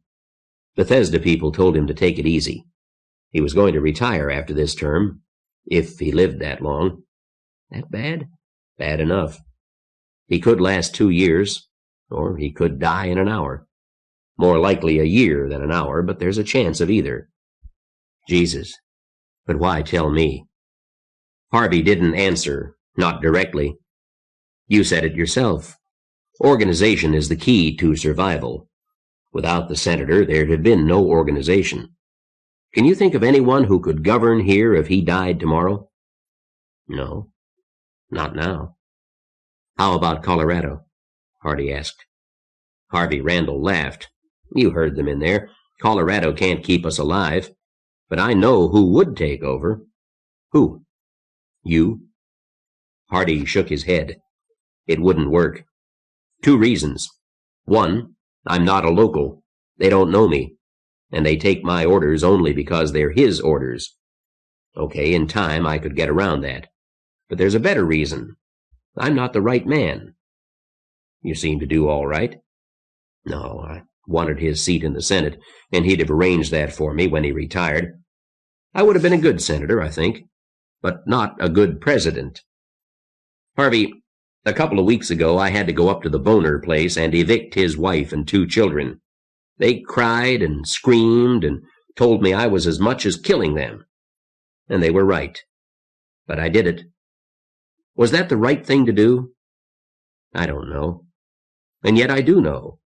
I know because he ordered it, and what he orders is right." "That's a strange character deficiency," Hardy said. "I could go into my childhood in the Catholic orphanage, but you don't want to hear my life story. Take it from me, I do best when I've got someone else to lean on, somebody else to be the final authority. The old man knows that. There's not a chance in the world that he'd designate me as his successor." "So what will you do when—" "I'll be chief of staff to whomever Senator Jellison designates. If he hasn't designated anyone, then to whoever I think will be able to carry on his work. This valley is his life work, you know. He saved us all. Without him it would be like outside here." Harvey nodded. "I expect you're right. And I like it here," he thought. It's safe, and I want to be safe.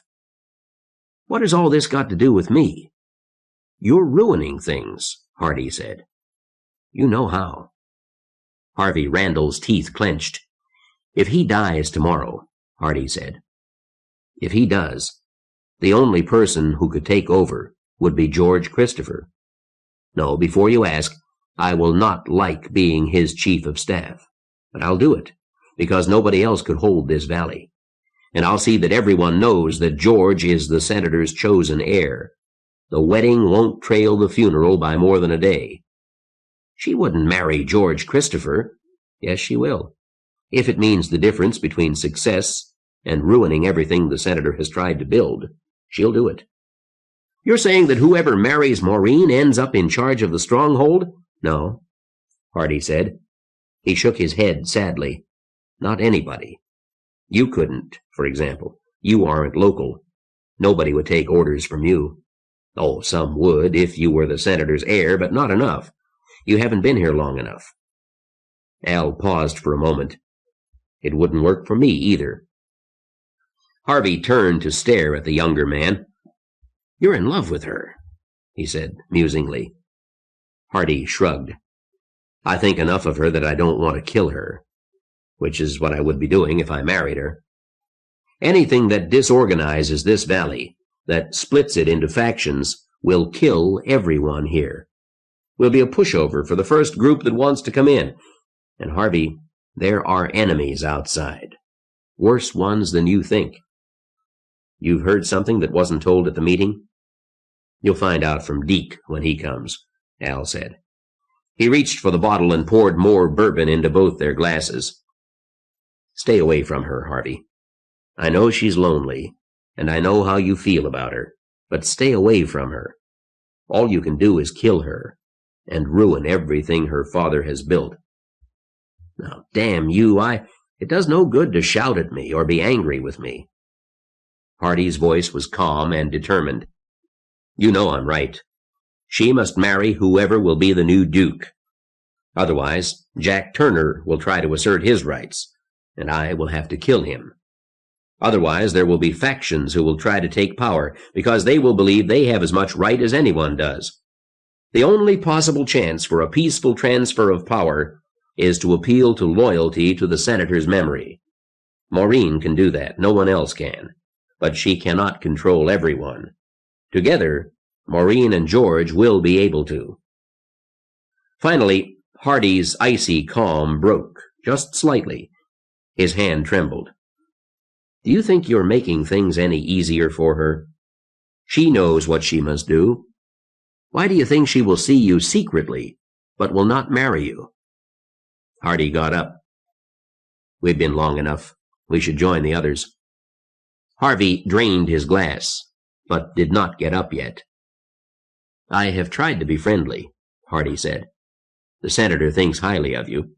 He likes the work you've done, and he likes your ideas. I think if he had a free choice, he might... That doesn't matter. He does not have a free choice. And now I've told you. Hardy went out before Randall could say anything.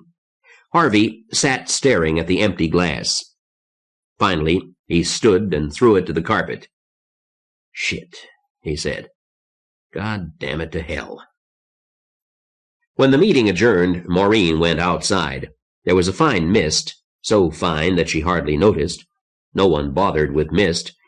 Visibility was good, several miles, and she could see the snow in the high Sierras, and lower. There was snow on Cow Mountain to the south, and that wasn't quite 5,000 feet high. There would be snow in the valley soon. She shivered slightly in the cold wind, but she wasn't tempted to go inside and get warmer clothing. Inside, she'd have to see Harvey Randall again, and look away. She didn't want to see anyone or speak to anyone, but she smiled pleasantly as Alice Cox rode by on her big stallion.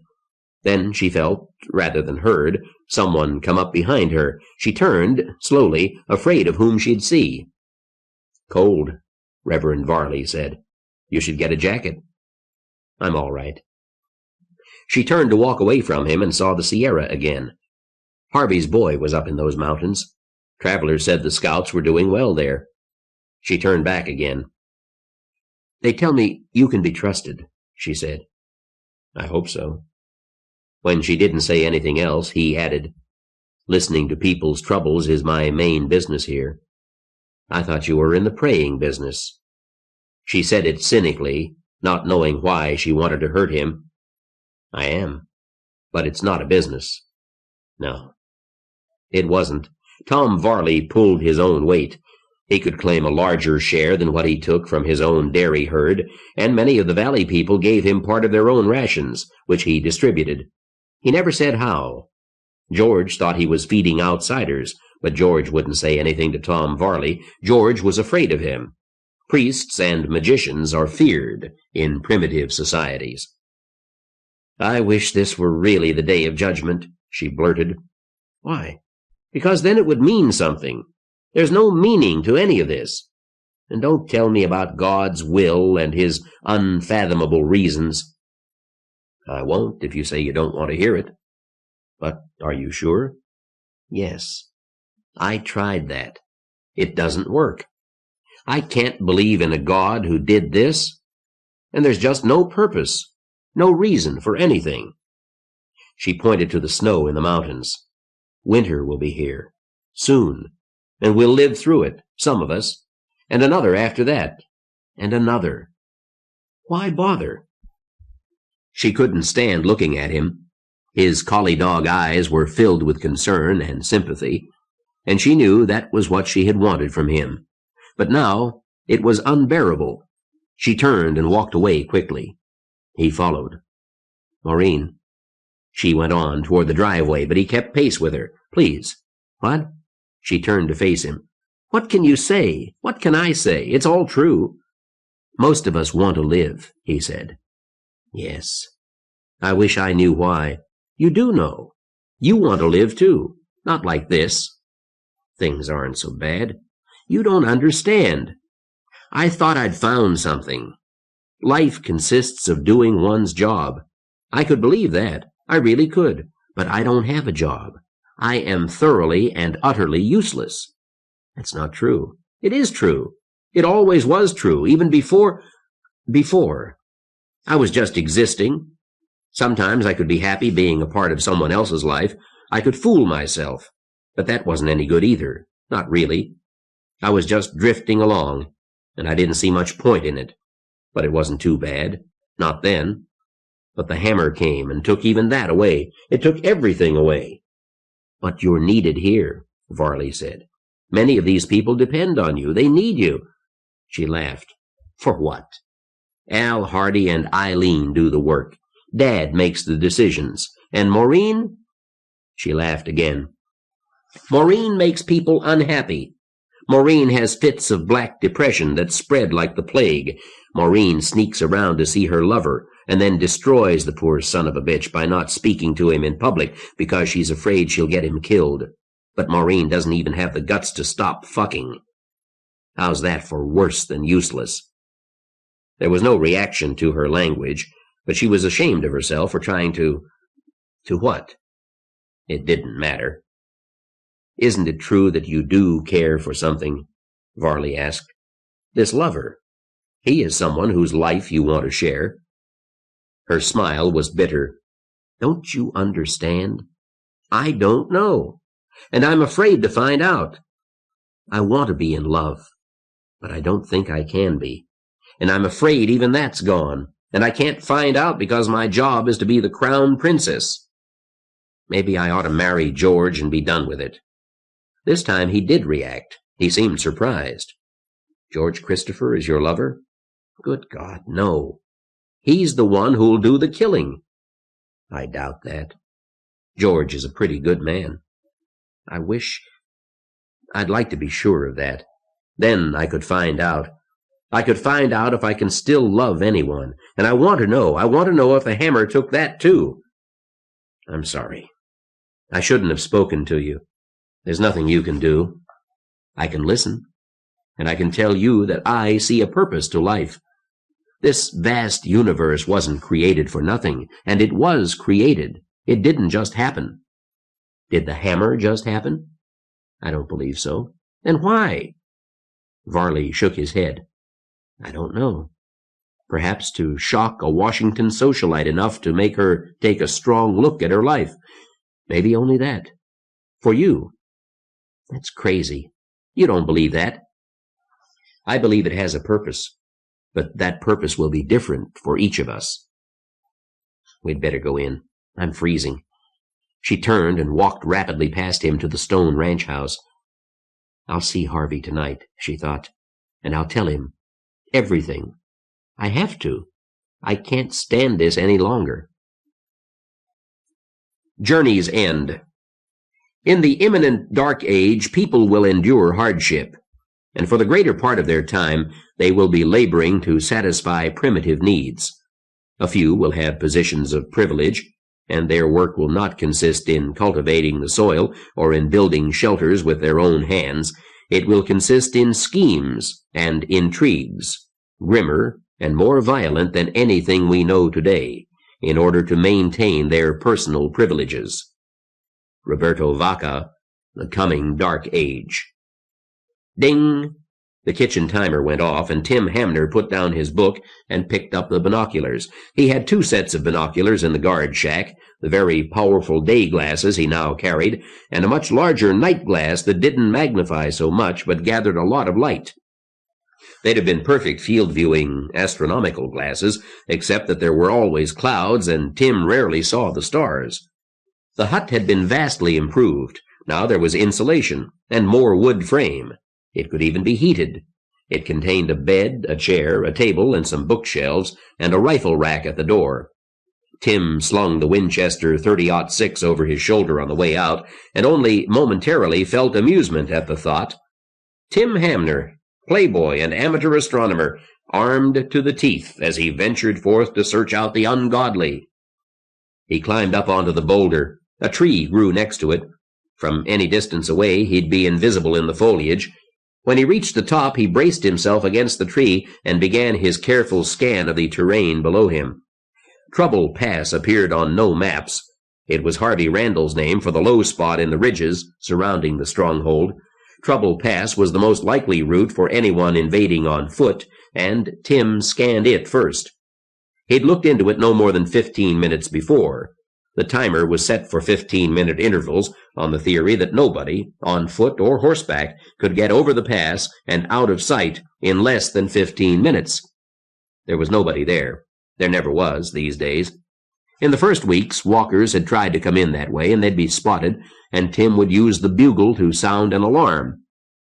Ranchers on horseback would go out to meet the intruders and turn them away. Now the pass was always clear. Still, it had to be watched.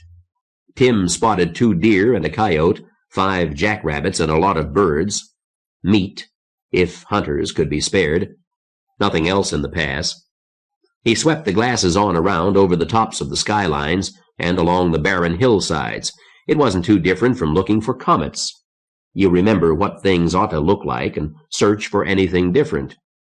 Tim knew every rock on the hillsides by now. There was one shaped like a miniature Easter Island statue, and another that looked like a Cadillac. Nothing was on the hillsides that shouldn't be there. He turned and looked down into the valley behind, and grinned again at his good fortune. Better to be a guard on top of the ridge than down there breaking up rocks. I expect the guards at San Quentin thought that too, Tim said aloud. He'd taken to talking to himself lately. The stronghold looked good, secure, safe, with greenhouses and grazing herds and flocks, and there was going to be enough to eat. I am one lucky son of a bitch, Tim said. It came to him, as it often did, that he was far luckier than he deserved. He had Eileen, and he had friends. He had a secure place to sleep, and enough to eat. He had work to do, although his first scheme, to rebuild the dams above the stronghold, hadn't worked out. No fault of his. He and Brad Wagoner had worked out new ways to generate electricity, always assuming they could get outside and find the wire and bearings and other tools and equipment they'd need. And books. Tim had a whole list of books that he wished for. He'd owned nearly all of them, back in a time that he barely remembered, a time when all he had to do if he wanted anything was to let someone know it, and let money do the rest. When he thought about books and how easy it had been to get them, his thoughts sometimes strayed further, to hot towels and the sauna and swimming pool, Tanqueray gin and Irish coffee, and clean clothes whenever he wanted them. But those times were hard to remember. They were times before Eileen, and she was worth a lot. If it took the end of the world to bring them together, then maybe it was worth it. Tim was sad only when he thought of life outside, when he remembered the dead baby and the police and nurses working at the Burbank hospital. Those memories of driving past helpless people sometimes rose to haunt him, and he couldn't help wondering why he'd survived, more than survived, lived to find security and a lot more happiness than he'd ever expected. Movement caught his eye. A truck was coming up the road. It was full of men, and Tim almost leaped down into the hut to call a warning. The air was clear of lightning except for the constant flashes up in the high Sierra. The little CB radio would work, but he wasn't supposed to use it more than necessary. It was damn tough hauling batteries up and down this hill, and it took precious gasoline to recharge them. He let the impulse pass. The truck had a way to go. There was time to examine it through the binoculars. He didn't doubt that it was Deke Wilson's truck. He looked anyway. A single truck could carry considerable firepower, and a single such mistake could cost a score of lives and put the poor stuttering sentry back on the road without his balls. It looked like Deke's truck, more crowded than usual. The truck bed was jammed with standing men. You wouldn't crowd an attack force together like that. One was a woman. Those four, why did they leap up to the eye like that? One was a woman, and one was black, and two were white men. But the four seemed clumped together as if in mutual distaste for the mortals around them. No, they didn't look like mortals. Tim shifted his elbows on the rock and studied elusively familiar faces through the binoculars. But the truck was coming too close. Tim sprinted for the hut. He was picking up the microphone when he remembered. "Yeah? Deke Wilson's here. 3 minutes," said Tim. "And he's got the astronauts with him. The astronauts from Hammer Lab. All four. Chet, you won't believe them. They look like gods. They look like they never went through the end of the world at all." Faces. Dozens of faces, all white, all staring up at them in the truck. They were all talking at once, and Rick Delanty heard only snatches of conversation. Russians. Astronauts. It's really them. When he got down from the truck, they crowded around, hanging back a bit to avoid crushing the men from space, staring, smiling. Men and women, and they weren't starving. Their eyes did not have the haunted look that Rick had got used to at Deke Wilson's place. These people had seen only a part of hell. They were mostly middle-aged, and their clothes showed signs of hard work and not much washing. The men tended to be large, the women plain. Or was it only that they were dressed for work? At Deke Wilson's farm, the women had dressed like men and worked like men. Here there was a difference. In this valley, women were different from men. It wasn't like the world before Hammerfall. It wasn't that obvious. And if Rick hadn't been weeks with Deke Wilson, he would have reflected on how things had changed since the hammer. Now, he noticed the similarities. This valley was as different from Wilson's fortified camp as...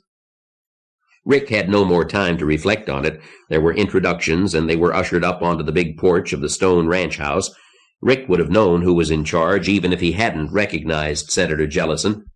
The senator was not as large as the big burly men, but everyone made room for him, waited for him to speak first, and his smile made them all feel welcome, even Peter and Leonilla, who had been dreading this meeting. More people were coming, some downhill from the fields, others up the drive. The word must have spread fast. Rick looked for Johnny Baker and saw him, but Baker wasn't noticing Rick Delanty or anyone else. He was standing in front of a slim girl, tall, red hair, flannel shirt, and work trousers. He gripped both her hands, and they devoured each other with their eyes. "I was sure you were dead," Baker said. I never even asked Deke. I was afraid to. I'm glad you lived."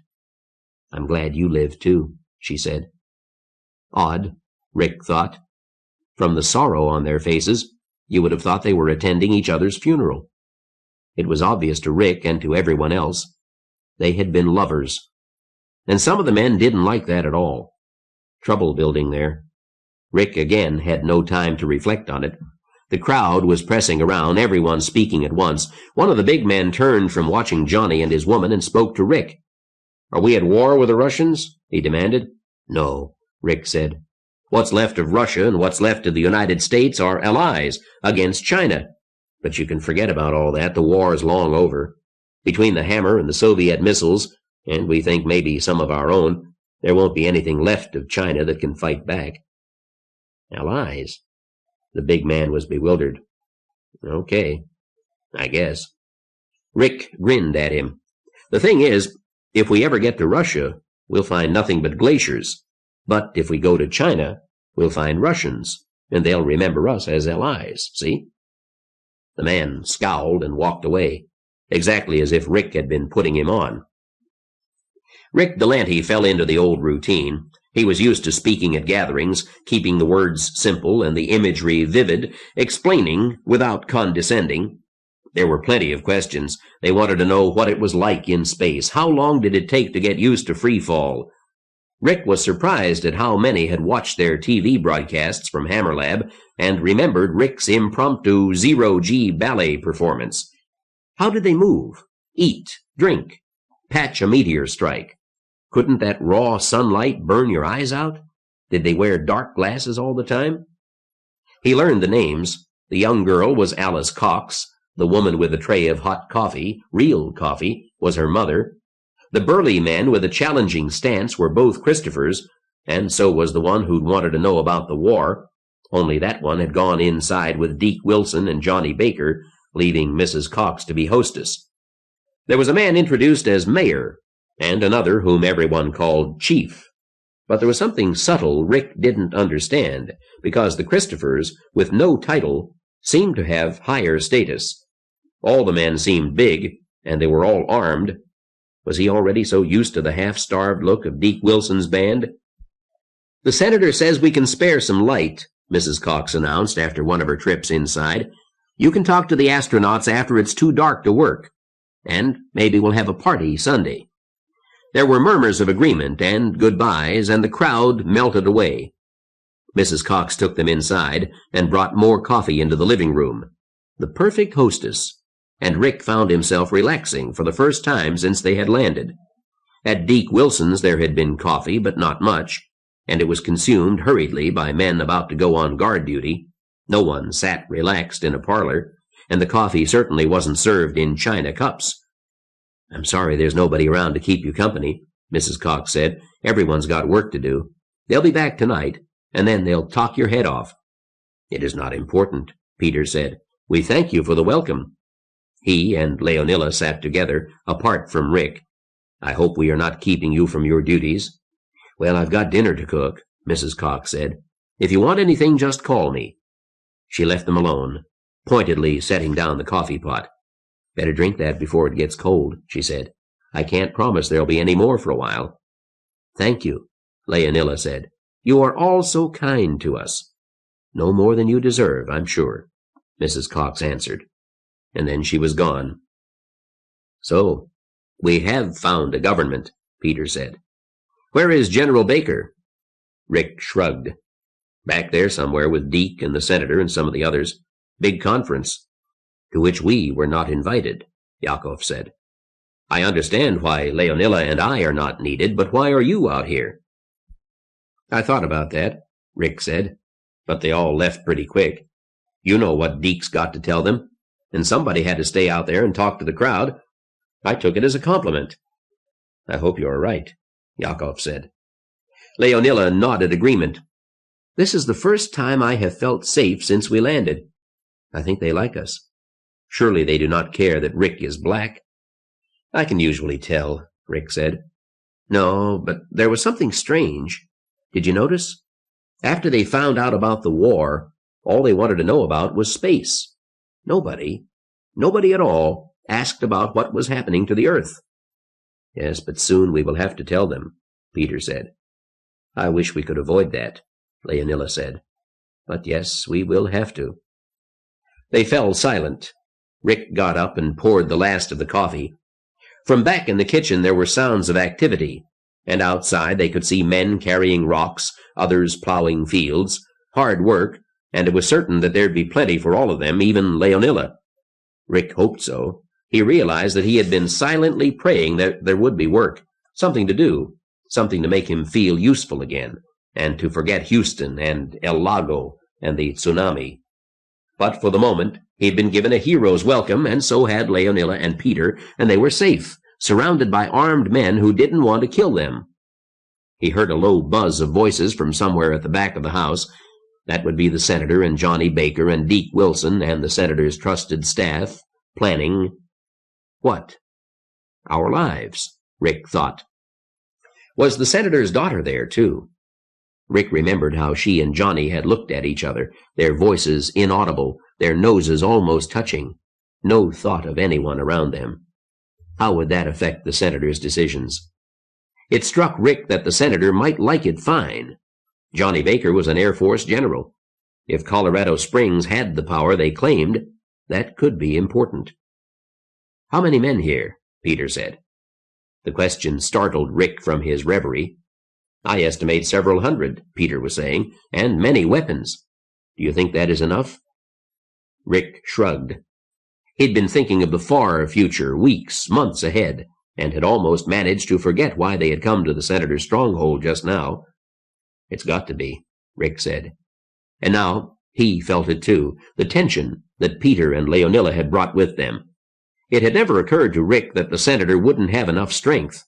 He'd been so sure that somewhere there were civilized men and women, real safety and civilization and order, and maybe there wasn't any. Anywhere. Rick shuddered slightly, but he kept his smile in place, and the three of them sat in the paneled room, waiting and hoping. "They call themselves the New Brotherhood Army," said Deke. He looked around him, at Harvey Randall and Al Hardy, and General Johnny Baker, George Christopher, who sat far to one side of the room, and Senator Jellison in his judge's chair, and his eyes were haunted. He drank from his glass, and waited a minute while the whiskey worked its ancient magic, and said in a firmer voice, "They also claim to be the legal government of California." "By what authority?" Al Hardy demanded. "Well, their proclamation was signed by the lieutenant governor. Acting governor, he calls himself now." Hardy frowned. "The Honorable James Wade Montross?"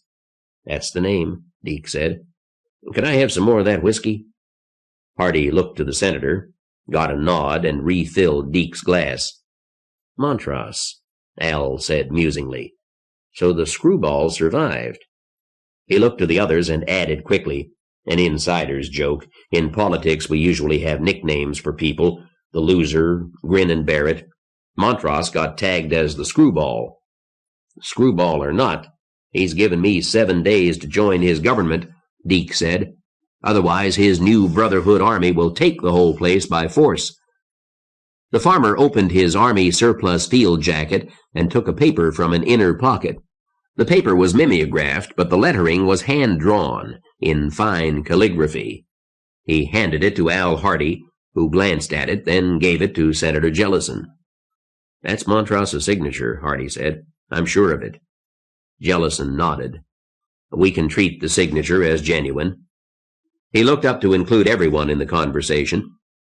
"The lieutenant governor proclaims a state of emergency and asserts what amounts to supreme authority within California," he said. George Christopher growled, a harsh, grating sound. "Over us, too?" "Everyone," Jellison said. "He mentions the Colorado Springs announcement, too. Do you know anything about that, General Baker?" Johnny Baker nodded. He sat next to Harvey Randall, but he didn't seem to be part of the group in the room. The old gods have returned, Harvey thought. For the moment, anyway. How long will they be gods? Harvey had seen Baker with Maureen, and hated it. "We caught a broadcast out of Colorado Springs," Baker said. "I'm sure it was genuine. It was in the name of the Speaker of the House." "A senile idiot," Al Hardy said. "Who is acting as president," the astronaut continued. His chief of staff seems to be a brevet lieutenant general named Fox. I think that's Byron Fox, and if it is, I know him. One of the professors at the academy. Good man. George Christopher had been quietly fuming. Now he spoke, his voice low and full of anger. Montross. That son of a bitch. He was around here a couple of years ago, trying to organize the pickers. Came right onto my land. I couldn't even throw the trespassing bastard off. He had 50 state cops with him. I'd say Jimmy Montross has quite a lot of legal power, Senator Jellison said. He is the highest-ranking civil officer in California, assuming the governor's dead, and he probably is. Sacramento's gone, then? Johnny Baker asked. Al Hardy nodded. As far as we can tell, that area's all underwater. Harry took a sweep north and west a couple of weeks ago and met somebody who talked to people who tried to get to Sacramento. All they found was more of the San Joaquin Sea. Damn, Baker said. Then the nuclear power plant's gone. Yes, sorry, Hardy said. Deke, you're not going to knuckle under to this goddamn Montross, are you? George Christopher demanded. I came here to ask for help, Wilson said. They can whip us. That army of his is big. How big? Al Hardy asked. Big. Something puzzles me, Senator Jellison said. Deke, are you certain that the cannibal band you fought is part of this outfit that Montross is associated with? I said so, didn't I? Now don't get upset. The senator's famous charm was suddenly evident. It just surprised me, that's all. Montross was a screwball, but he wasn't crazy. Or stupid, for that matter. He championed the underdog. There was a growl from Christopher, or so he claimed. Jellison continued smoothly, but I wouldn't have thought he'd be friendly with cannibals. Maybe they're holding him prisoner, Al Hardy suggested. Jellison nodded. The point I was about to make, in which case he has no legal authority at all. Legal schmeagle, what do I do? Deke Wilson asked. I can't fight him. Will you people help me? I don't want to give in to them. Don't blame you, Christopher said. It's not just the cannibals, Deke said. They may give that up if they can get other food, but some of those messengers. How big a party did they send? Hardy asked. About 200 camped down the road from us, Deke said. They sent in a dozen, all armed. General Baker saw them. A captain of state police. No shit, Christopher exclaimed. State cops with the cannibals? Well, he wore the uniform, Deke said. And some guy who'd been an official in Los Angeles, a black man, and others. Most of them were okay, but 2 were, hell, they were weird. He looked to Baker and got a nod of agreement. Really weird, Deke continued. Acted like they were on dope. The eyes looked like that. Wide, you know. And they wouldn't look straight at you. And they talked about the angels of the Lord. The angels have sent us to deliver this message. How did the others react to that? Harvey Randall asked. Like nothing happened. Like it was normal to talk about the angels sending them. And when I asked what the hell that meant, they just turned and left. You have the message. That's all they'd say. And you said there were 200 camped near you? Al Hardy asked. How near? Where? Not far. South, down the road, Deke said. Why? Harry went out your way, Hardy said. He's not overdue. He doesn't keep any exact schedule, but we've been expecting him. He never got to my place, Deke said. Do you think this outfit has done anything to Harry? Jellison asked. Deke shrugged. Senator, I don't know what to make of those people. They claim to have a lot more troops than the ones they let us see, and I believe it. We don't see traitors anymore. No refugees. It's like there's nobody out there except you and the new Brotherhood. Angels, Al Hardy said. It doesn't make much sense. Not neat, Harvey Randall thought. Not neat at all, and it disturbs Al. I met Montross a few times, Harvey said. He didn't seem crazy to me. He was hyped up on the subject of environmentalism, spray cans destroying the ozone, that kind of thing. Maybe the hammer drove him over the edge. He may be crazy, he may be a prisoner, anything could be. Deke Wilson said. "But there's 200 men camped down the road. I'd bet they've got 500 more, and I don't know what the hell to do." "No, I don't suppose you do," the senator said. He paused for thought, and no one interrupted him. Presently he said, "Well, 6 more days. Deke, I was going to make you an offer. You could bring your women and children and injured here, and your part would be to salvage things for us. Tools, electronics, that sort of thing, starting with scuba gear you could use to dive for—" "Where does that leave us time to fight the new Brotherhood Army, Senator?" Jellison sighed. "It doesn't, of course. And I don't suppose that Governor Montross, or whoever is controlling him, will be interested in sharing your salvage with us. It sounds as if he intends to take control of the whole state." "Including our valley," George Christopher said. "Yes, I expect so," Jellison said. "Well, 2 governments we've discovered today. Colorado Springs and the new Brotherhood Army, plus the possibility of angels." "So what the hell do I do?" Deke demanded. "Be patient. We don't know enough," Jellison said. "Let's get some more data. General Baker, what can you tell us about the rest of the United States, the rest of the world for that matter?" Johnny Baker nodded and leaned back to organize his thoughts. "We never did have much for communications," he said. "We lost Houston right after Hammerfall. Colonel Delanty's family was killed in that, by the way. I'd go easy on asking him about Texas." Baker was pleased to see that the others still had enough sensitivity to show sympathy for Rick. From what he had seen out there, most of the world couldn't find tears to shed for a few individuals. There was too much death. "My Russian friends also lost their families," Johnny said. "The war started less than an hour after the hammer struck. China hit Russia, Russia hit China. A few of our missile bases launched at China, too." "Jesus," Al Hardy said. "Harvey, have you got anything that would measure radiation?" "No." They all looked alarmed. Harvey nodded agreement. "We're right in the fallout pattern," he said. "But I don't know what we should do about it." "Is there anything we can do about it?" Hardy asked. "I think it's safe," Johnny Baker said. "Rain settles fallout, and there's plenty of rain. The whole world looks like a big ball of cotton. We hardly ever saw the ground after the hammer fell."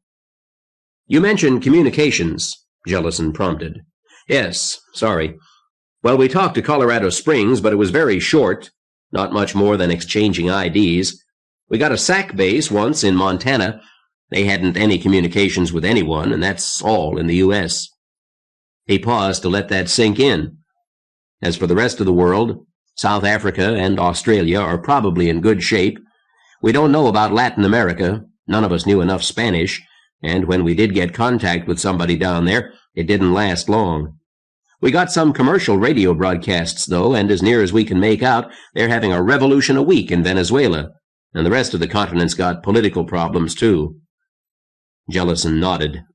"Hardly surprising. And, of course, their most important cities were on the coasts. I don't suppose you know how high the tsunamis got in the southern hemisphere?"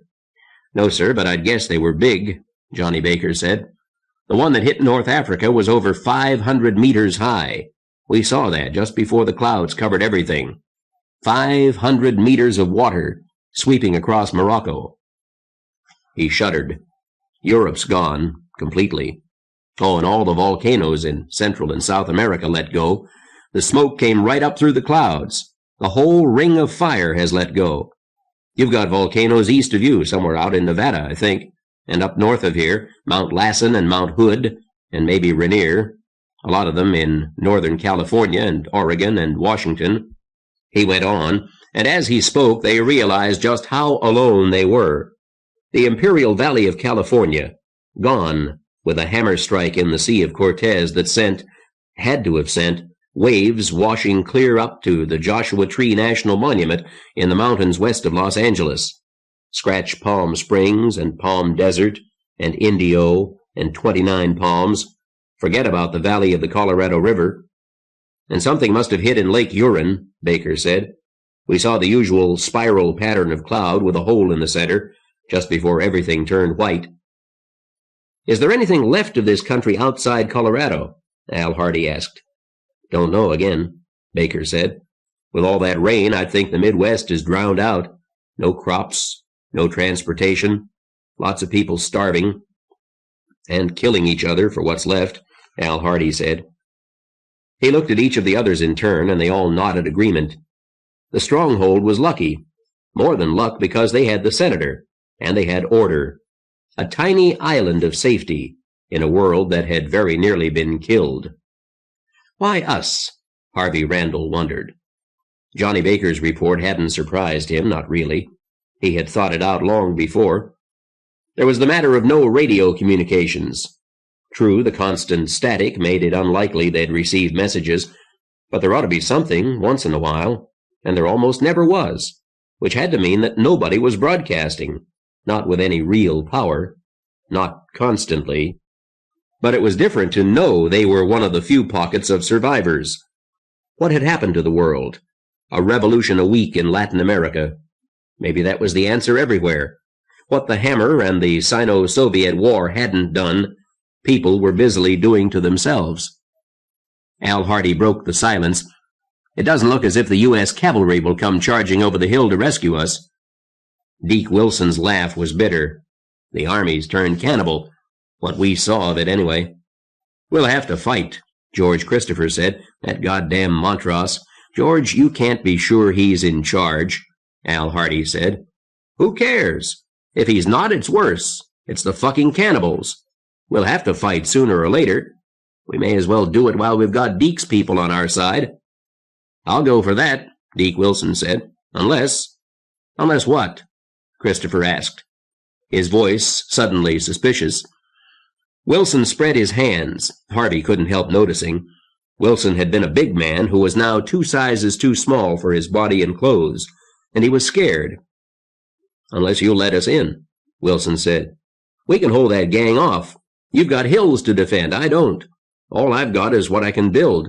No ridge lines, no natural boundaries, nothing. But in here we can hold the bastards off until they starve to death. Maybe we can help that along. Go on raids and burn out what they've stored up. That's obscene, Harvey Randall said. Aren't there enough people starving without burning crops and food? Jesus, all over the world. What the Hammer didn't get, we're doing to ourselves. Does it have to happen here, too? We couldn't feed all of your people for the winter, Deke, Al Hardy said. Sorry, but I know. The margin's just too thin. We can't do it. We don't know enough. Not yet, Jellison said. Maybe it's possible to come to terms with a new brotherhood. Bullshit, George Christopher said. It is not bullshit, Harvey Randall said. I knew Montross, and damn it, he is not crazy. He is not a cannibal, and he is not an evil man, even if he did come onto your land and try to help the farm workers organize a union. That will do, Jellison said. He was very firm about it. George, I suggest that we wait for Harry. We have to know more about conditions out there. I gather the Deke knows almost nothing he hasn't told us. Harvey, have you time to help, or do you have other work? Jellison's tone made it plain that Harvey Randall wouldn't be needed in the library just now. If you can spare me, there are a few things. Harvey got up and went to the door. He almost chuckled when he heard George Christopher coming behind him. I'll see the maps when they're done, Christopher was saying. I have some work, too. Nice to meet you, General Baker. He followed Harvey out. Just a minute. Harvey walked slowly, wondering what would happen now. The senator had obviously been unhappy about Harvey's outburst. As well he might have been, Harvey thought, and he tried to separate us, and it didn't work. So what do we do now? Christopher was saying. Harvey shrugged. We just don't know enough. Besides, we do have a few days. Maybe if we went out with Deke, we could come up with enough fertilizer and greenhouse materials to keep all of Deke's people going through the winter. That wasn't what I was talking about, Christopher said. We're going to have to fight those damned cannibals, and we may as well do it before they get any stronger.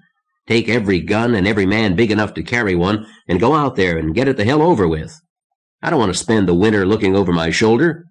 When somebody scares you, there's only one thing to do. Knock him down and stomp on him until he can't hurt you anymore. Or run like hell. Or talk a lot, Harvey thought. But he didn't say anything. I used to get nervous about you and Maureen, George said. I want her too, Harv said. He stopped short of the closed kitchen door and stood facing Christopher in the narrow hallway. "If you knock me down and stomp on me a lot, we're all going to be terribly embarrassed." "Your move."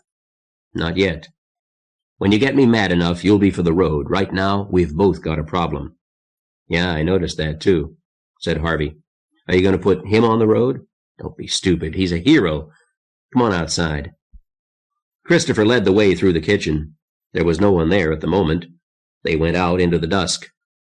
"Look, Randall," Christopher said, "you don't like me much." "No. I expect it's mutual." Christopher shrugged. "I got nothing against you.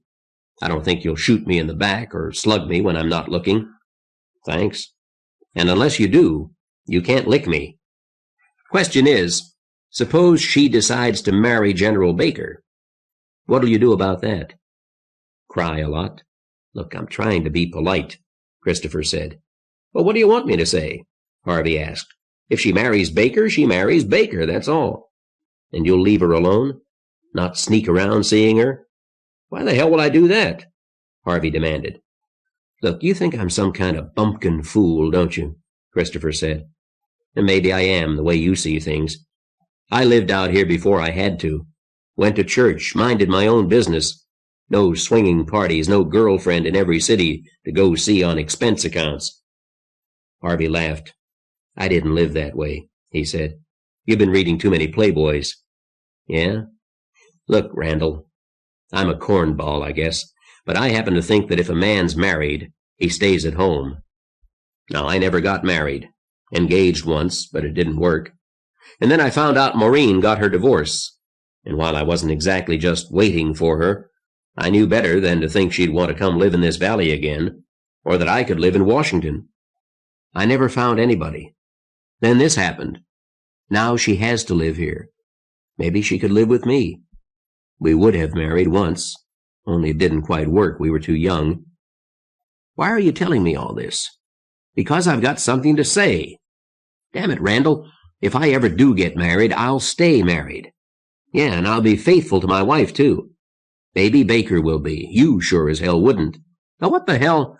I know what goes on in this valley, Randall. I knew before the goddamn comet hit us, and I know now. So you just leave Maureen alone. You're not the kind of man she needs. Why not? And who appointed you the guardian of public morals? I did. And you're not good enough for her. You sleep around. All right, it was with her. I don't like that, but I had no claim on her. Not then. But you were a married man, Randall. What the hell was Maureen to you? Another one to add to your scorecard? Look, I'm getting myself upset, and I didn't want that. But you leave her alone. I'm telling you, leave her be.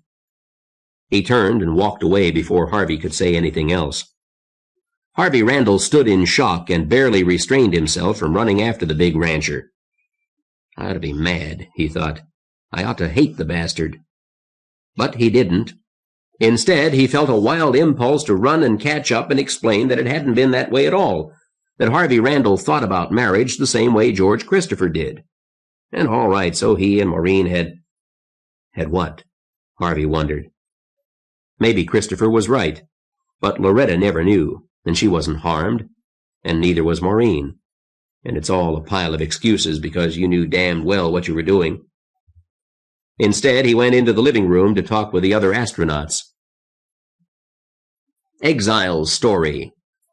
When the sun shall be folded up, and when the stars shall fall, and when the wild beasts shall be gathered together, and when the leaves of the book shall be unrolled, and when hell shall be made to blaze, and paradise brought near, every soul shall know what it hath produced.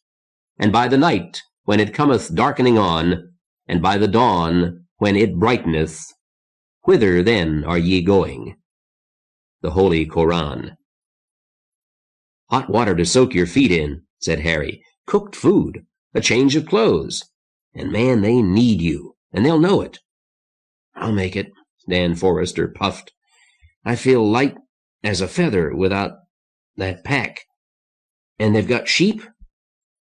He'd been afraid to look at his feet these last few days, but in a while he wouldn't need them. They'd served him well. As for his insulin stock, well, he'd had to increase the dosage. It must be deteriorating. Have they got a working refrigerator? Refrigerator, no. Sheep, yes. We'll have to deal with that right away. Won't be long now. That's the roadblock ahead. Their companion, striding ahead of them on the deserted road with Dan Forrester's backpack riding lightly on his hips, stopped suddenly and glanced back. "You're with me," Harry said. "It'll be all right." Hugo Beck nodded, but he waited for Dan and Harry to catch up. He was afraid, and it showed. There was a sign 50 yards from the log barricade. It said, "Danger. You are entering guarded land. Go no further. If you have business here, walk slowly to the barricade and stand still. There will be no warning shots fired. Keep your hands in plain sight at all times." Under it was another, in Spanish, and beyond that a large death's head with the universal traffic symbol for "Do not enter." "Strange welcome, Matt," Dan Forrester said. Rotation of work. Mark Chescu was enjoying his day of guard duty while someone else made little rocks out of big ones. It wasn't always fun, though. Earlier, there'd been a family on bicycles who had won their way through the San Joaquin and had tales of cannibals and worse, and Mark hadn't much enjoyed turning them away.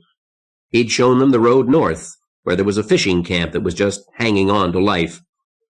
4 people. The Stronghold could feed 4 more, but which 4? If these, why not more? The decision was right. Take in no one without special reasons. But it didn't make it any easier to look a man in the eye and send him up the road. Mark sat behind a screen of logs and brush where he could watch without being seen. His partners watched him. One of these days, Bart Christopher was going to be slow, and they'd lose the front man at the gate. There were 3 figures coming up the road, and Mark came out when he recognized the remnants of a gray U.S. Postal Service uniform. He hailed Harry joyfully, but his smile had vanished when the 3 trudged up to the barrier. He was looking at Hugo Beck when he said, "Happy trash day, Harry." "I brought him," Harry said. He said it belligerently. "You know the rules. He's got my safe conduct. And this is Dr. Dan Forrester." "Hi, Doc," Mark said. "You and your damned hot fudge sundae." Forrester managed the ghost of a smile. "He's got a book," Harry said. "He's got a lot of books, but this one he brought with him. Show him, Dan." It was drizzling lightly. Dan didn't open the tape seals. Mark read the title through 4 layers of baggies. The Way Things Work, Volume 2. "Volume 1 is in a safe place," Dan said, "with 4,000 other books on how to put a civilization together." Mark shrugged. He was pretty sure they'd want Dan Forrester up at the Stronghold anyway, but it would be nice to know what other gifts Forrester had available. "What kind of books?" "The 1911 Britannica," Forrester said.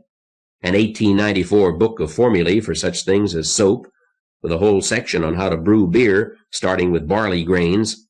The Beekeeper's Manual, veterinary handbooks, instructor's lab manuals starting with basic inorganic chemistry and running up through organic synthesis. I've got those for 1930 equipment as well as modern. The amateur radio handbook, farmer's almanac, the rubber handbook, Peter's Pour Yourself a House, and 2 books on how to make Portland cement, the complete gunsmith, and a set of Army field manuals on infantry weapon maintenance, the maintenance manuals for most cars and trucks, Wheeler's home repairs, 3 books on hydroponic gardening, a complete set of—" "Whoa!" Mark cried. "Enter, old Prince. Welcome back, Harry. They're getting worried about you up at the big house. Put your hands on the rail, Hugo. Spread your legs. You carrying heat?" "You saw me unload the pistol," Hugo said. "It's in the waistband. And the kitchen knife, I need that for eating." "We'll just put those in the bag," Mark said. "You probably won't be eating here. I won't say goodbye, Hugo. I'll see you on the way out." "Up your nose." Mark shrugged. "What happened to your truck, Harry?" "They took it." "Somebody took your truck? Did you tell them who you were?" Mark was incredulous. "Hell, this means war. They were wondering whether to take a big force outside. Now they'll have to." "Maybe." Harry didn't seem as pleased as Mark thought he would. Dan Forrester cleared his throat. "Mark, did Charlie Sharps get here all right? There would have been a couple of dozen people with him." Was he coming here? Yes, Senator Jellison's ranch. We never saw him. Mark looked embarrassed. So did Harry. It must be common enough to them, Dan thought sadly. Someone never got somewhere. And the only question was, would the survivor make a scene? Harry broke an uncomfortable silence. I've got a message for the senator, and Dr. Forrester isn't walking so good. Have you got transportation? Mark looked thoughtful. Guess we'd better telegraph that request in, he said. Wait here. Watch the road for me, Harry. I'll be right back. Mark spread both hands wide and waved from his waist, making it look casual like a shrug, so that Hugo Beck wouldn't figure out that he was signaling, then went off into the bushes. Dan Forrester watched with interest. He'd read his Kipling. He wondered if Hugo Beck had. The sun was falling behind the mountains. Golden light and violent reds showed beneath the edges of the cloud cover. Sunrises and sunsets had been spectacular since Hammerfall, and Dan Forrester knew they would be for a long time. When Tambora blew up in 1814, the dust it sent into the sky kept sunsets brilliant for 2 years, and that was only one volcano. Dan Forrester sat in the cab of the truck with the taciturn driver. Harry and Hugo Beck were in back under a tarpaulin. There was no other traffic on the road, and Forrester appreciated the compliment they'd paid him. Or was it for Harry? Perhaps both together were worth the gasoline, when neither alone would have been. They drove through a light drizzle, and the truck heater felt good on Dan's feet and legs. There were no dead bodies. It was the first thing Dan noticed. Nothing dead to be seen.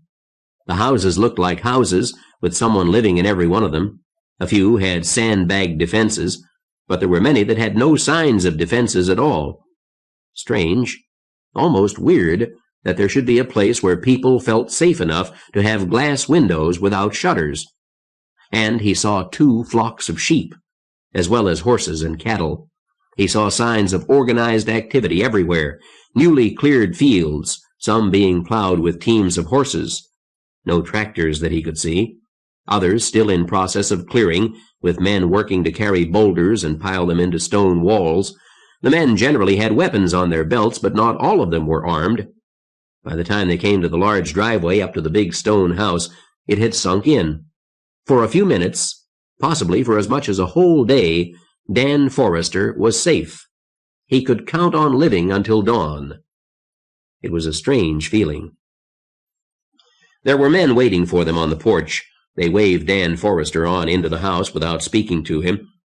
George Christopher jerked his thumb at Harry. "They need you inside," he said. "In a minute." Harry helped Hugo Beck get down from the truck, then lifted off Forrester's backpack. When he turned, George had his shotgun pointed at Hugo's midsection. "I brought him," Harry said. "You must have heard that on the telegraph." "We heard about Dr. Forrester." "Not this creep." "Beck, you were put on the road. I sent you out myself. Didn't I remember to say, 'Don't come back'?" "I'm sure I did." "He's with me," Harry repeated. "Harry, have you lost your mind? This scummy little thief isn't worth—" "George, if I have to start going around Christopher territory, the senator will no doubt tell you any news he thinks you should hear." "Don't push it," George said. But the shotgun moved slightly, so it wasn't pointed at anyone. "Why?" "You can put him back on the road if you like," Harry said, "but I think you should listen to him first." Christopher thought about it for a moment, then he shrugged. "They're waiting inside. Let's go." Hugo Beck stood before his judges. "I came bringing information," he said, too softly. His judges were few: Deke Wilson, Al Hardy, George Christopher, and the others. It struck Harry as it had the rest. The astronauts looked like gods. Harry recognized Baker from his photograph on the cover of Time, and it wasn't hard to know who the others were. The lovely woman who didn't speak must be the Soviet cosmonaut. Harry burned to talk to her. Meanwhile, there were other things to be said. "Do you know what you're doing, Harry?"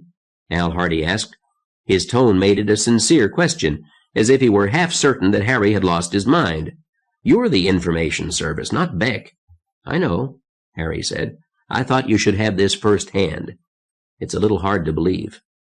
"And that I can believe," George Christopher said. "Don't I get a seat?" Harry asked. Hardy waved him toward a chair, and Harry settled back, wishing that Hugo would show more backbone. His behavior reflected on Harry. This reception wasn't what Harry was used to, and it was Beck that caused it. No china cups and coffee, no shot of whiskey. The balance of power was life and death at the Stronghold. One played the game well or stayed out of it.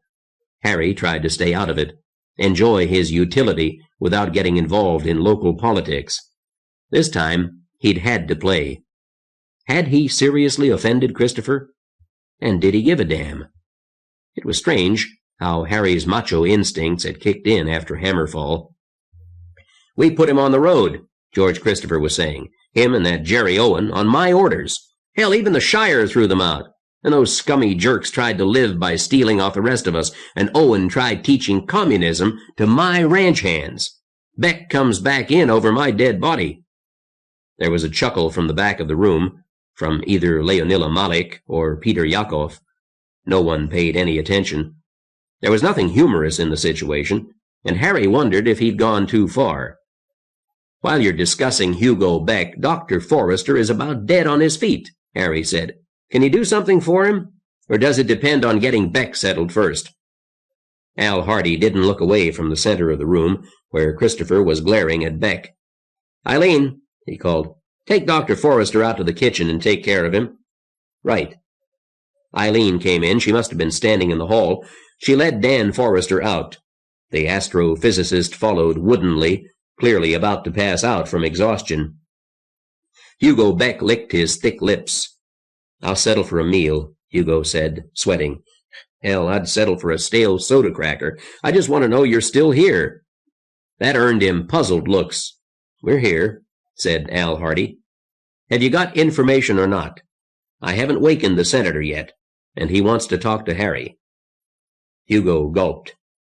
"I've been with the bandits, the New Brotherhood Army."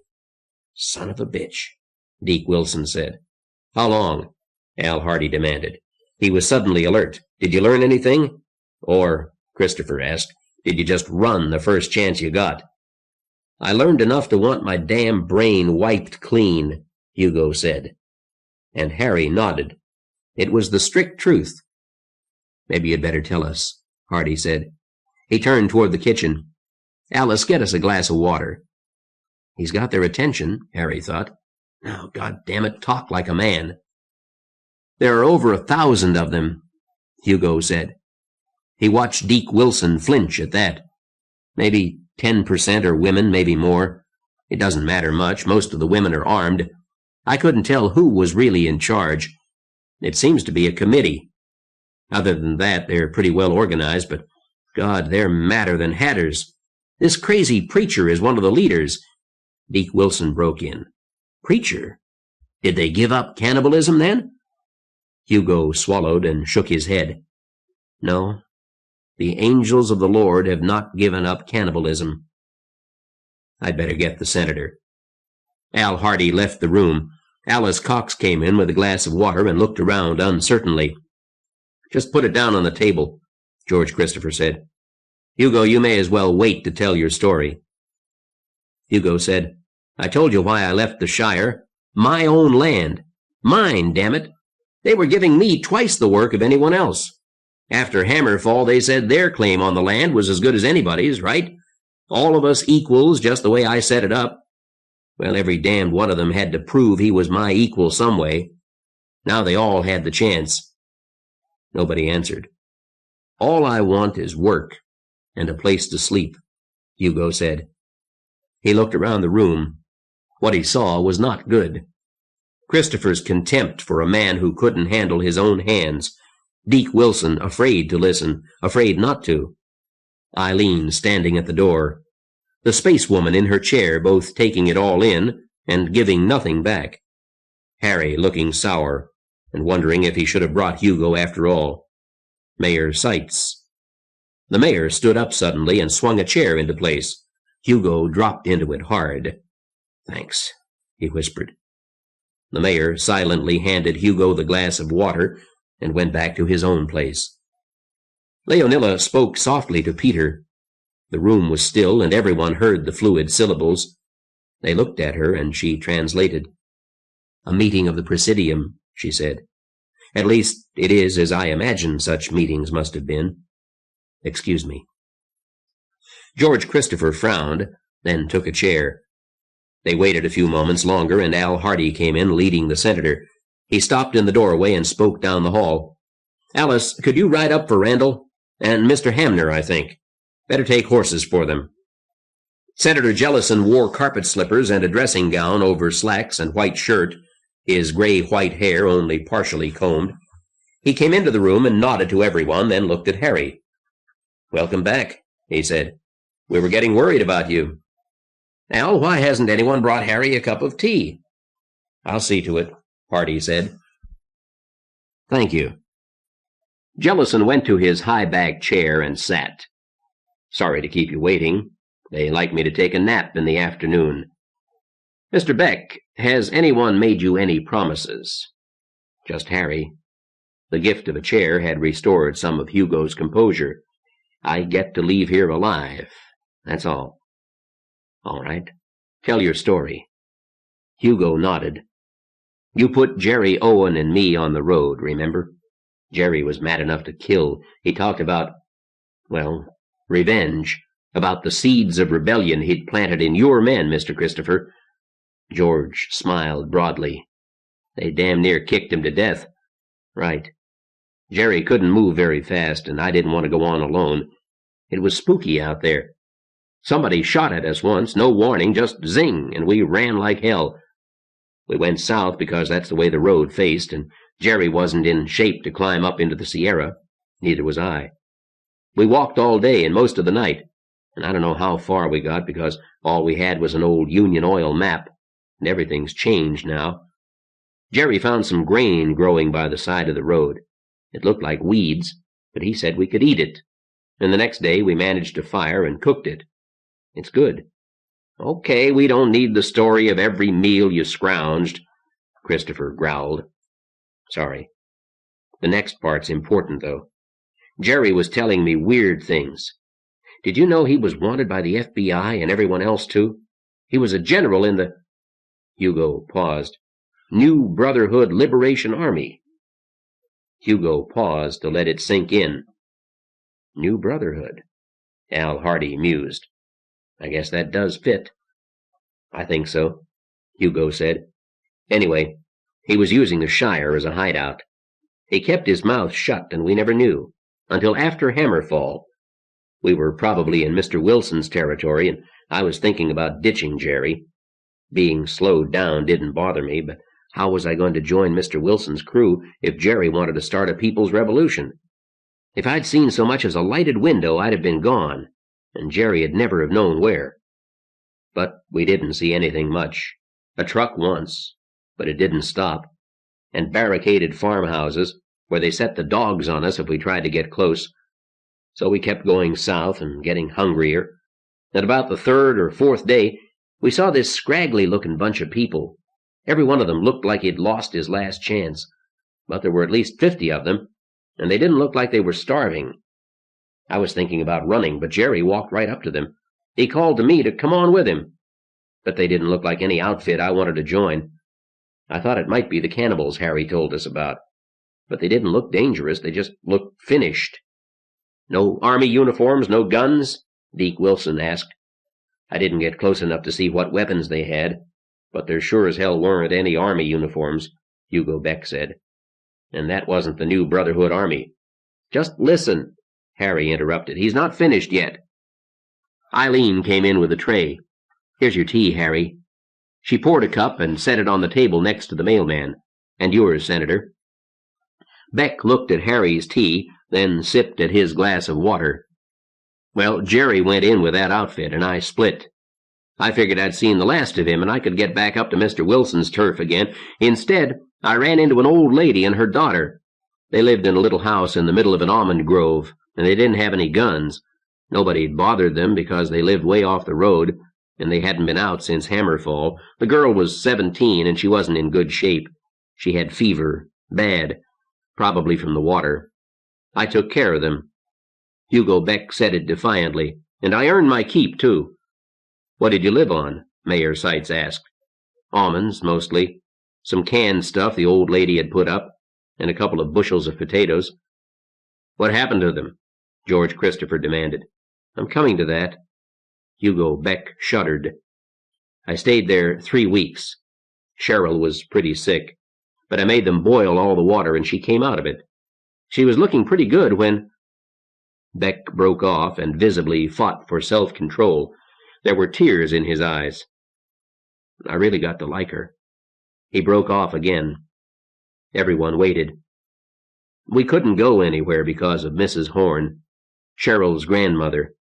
Mrs. Horn kept telling us to light out, leave before somebody found us, but we couldn't do that. Beck shrugged. So they found us. First a jeep went by. It didn't stop, but the people in it looked tough. We thought we'd make a run for it, but we hadn't got a mile when a truck came up to the house, and people got out of it looking for us. I guess they tracked us, because it wasn't long after that about 10 people with guns came and grabbed us. They didn't talk to us at all. They just threw Cheryl and me in the truck and drove. I think some of the others moved into the house with Mrs. Horn. From what happened afterwards, I'm sure of it. They wouldn't waste a place like that. And I'm sure now they killed her. But we didn't know that. They took us a few miles in the truck. It was dark by the time we got there. They had campfires, 3 or 4 anyway. I kept asking what was going to happen to us, and they kept telling me to shut up. Finally, one of them told me with his fist, and I didn't say anything else. When we got to the camp, they threw us in with a couple of dozen other people. There were others with guns all around. Some of the people in with us were hurt, covered with blood, gunshot wounds, stab wounds, broken bones. Hugo shuddered again. We were glad we didn't resist. 2 of the hurt ones died while we were waiting. There was barbed wire all around us, and 3 guys with machine guns watching, and all these other people with guns were running around. Uniforms? Deke Wilson asked. Some. One of the guys with a machine gun. A black man with corporal's stripes. Hugo seemed reluctant to talk now. The words came slowly, with effort. Al Hardy looked a question at the senator. He got a nod and turned to Eileen, who stood in the doorway. He tilted his head toward the study, and she left, walking quickly so she wouldn't miss the story. Cheryl and I got the prisoners to talking, Hugo Beck said. There'd been a war, and these lost. They were farmers. They had a setup like Mr. Wilson's, I think, a bunch of neighbors trying to be left alone. Where was this? Deke Wilson asked. I don't know. It doesn't matter. They're not there anymore, Hugo said. Eileen came in with a half-full glass. She took it to Hugo Beck. Here. He drank, looked startled, and drank again, downing half of it. Thank you. Oh, God, thank you. The whiskey helped his voice, but it didn't change the haunted look he gave them. Then the preacher came, Hugo said. He came up to the barbed wire and started in. Listen, I was so scared I don't remember everything he said. His name was Henry Armitage, and we were in the hands of the angels of the Lord. He kept talking, sometimes just talk like anybody, sometimes in a sing-song voice with a lot of my brethren and ye people of God, hear and believe. We'd all been spared, he said. We'd lived through the end of the world, and we had a purpose in this life. We had to complete the Lord's work. The hammer of God had fallen, and the people of God had a holy mission. The part I really listened to was when he told us we could join up, or we could die. If we joined, we'd get to shoot the ones who didn't join, and then... Just a minute. George Christopher's voice was a mixture of interest and incredulity. Henry Armitage was a preacher on the radio. I used to listen to him. He was a good man. Now you say he's crazy? Hugo had trouble looking Christopher in the eye, but his voice was firm enough. Mr. Christopher, he's so far around the bend that he can't see the bend from there. Listen, people, you know there were people driven nuts by Hammerfall. Armitage had more reason than most. He made sense. He always made sense. All right, go on. What drove him nuts? And why would he tell you about it? Why, it was part of his speech. He told us how he knew the hammer of God was bringing an end to the world. He warned the world as best he could, radio, television, newspaper. That part's straight, George said. And on the last day, he took 50 good friends, not just members of his congregation, but friends, and his family, up to the top of a mountain to watch. They saw 3 of the strikes. They went through that weird rain that started with pellets of hot mud and ended like Noah's flood, and Armitage waited for the angels. None of us laughed when he said that. By then it wasn't just the prisoners listening. A lot of the angels of the Lord, they called themselves, were circled around listening. Every so often they'd shout, "Amen," and wave their guns at us. We didn't dare laugh. Armitage waited for the angels to come for his flock. They never came. By and by they went downhill again, looking for safety. They went along the shore of the San Joaquin Sea, and everywhere they saw corpses. Some of Armitage's friends lost hope and died. He was in despair. They found all kinds of horrors, places where the cannibals had been. Some of them got sick. A couple got shot when they tried to go up to a half-submerged school. "Get on with it," said the senator. "Yes, sir, I'm trying." The next part's hazy. All this time Armitage was trying to figure out where the hell all the angels had gone, so to speak. Somewhere in his wanderings he got it. Also, Jerry Owen fits in somehow. Owen? Yes. This was the group he'd joined. According to Jerry, it was him who put new life into Armitage. I don't know if any of that's true. I do know that just after Jerry hooked up with him, Armitage ran into the cannibal band, and now it's calling itself the New Brotherhood Army, and it's led by the angels of the Lord. And Jerry Owen is their general? George Christopher said. He seemed to think that was funny. No, sir, I don't know what he is. He's some kind of leader, but I don't think he's all that important. Let me tell this, please. I have to tell somebody. He lifted the whiskey glass and stared at it. This is what Armitage told the cannibals, and this is what he told us. Hugo gave himself time to think by finishing the whiskey. Hugo was doing fine, Harry thought. He was not going to disgrace Harry. "The work of Hammerfall is not finished," said Hugo. "God never intended to make an end of mankind. It is God's intent that civilization be destroyed, so that man can live again as God intended. In the sweat of his brow he shall eat his bread. No longer shall he pollute the earth and the sea and the air with the garbage of an industrial civilization that leads him further and further from God's way. Certain of us were spared to finish the work done by the hammer of God, and these who were spared for that work are the angels of the Lord. They can do no wrong. Murder and cannibalism are something they do when they must, and it doesn't stain their souls. Armitage urged us to join the angels. Now a couple of 100 people were waving machine guns and shotguns and cleavers and butcher knives, and this one girl was waving a fork. I swear it, the kind of 2-pronged fork that comes with a carving set. And all that was pretty convincing. But Armitage was convincing. Mr. Christopher, you've heard him. He can be damned convincing. Christopher was silent. And the others were shouting, "Hallelujah!" and "Amen!" By God, there was Jerry out there waving a hatchet and shouting with the rest of them. Jerry had bought it, all of it. I could see it in his eyes. He looked at me like he'd never met me before, like I hadn't let him live on my place for months. The senator looked up from his throne-like chair. He'd been listening with half-closed eyes. Now he said, "Just a minute, Hugo. Didn't you found the Shire with just this in mind? Natural living, everything organic and self-sufficient, no dominance games and no pollution? Wasn't that just what you were after? Because it sounds like this Armitage wants the same things." The suggestion startled Hugo Beck. "Oh, no, sir. No. I just about had enough of that before Hammerfall, and afterward. Senator, we'd never realized just how much modern stuff we had. Hey, we had 2 microwave ovens. And that goddamn windmill never made enough electricity to keep batteries charged, much less run the microwaves. And after the Hamner hit, It blew over in the hurricane. We tried growing the garden with no sprays, just organic fertilizer, and it wasn't humans that ate most of that crop. It was bugs. After that I wanted to spray, but we didn't, and every damn day somebody had to sit there in the dirt picking bugs off the lettuces. And we had the truck and a rototiller and a power mower. We had a hi-fi and Galadriel's record collection and strobe lights and electric guitars. We had a dishwasher and a clothes dryer, and we hung the clothes out to dry because it saved gas.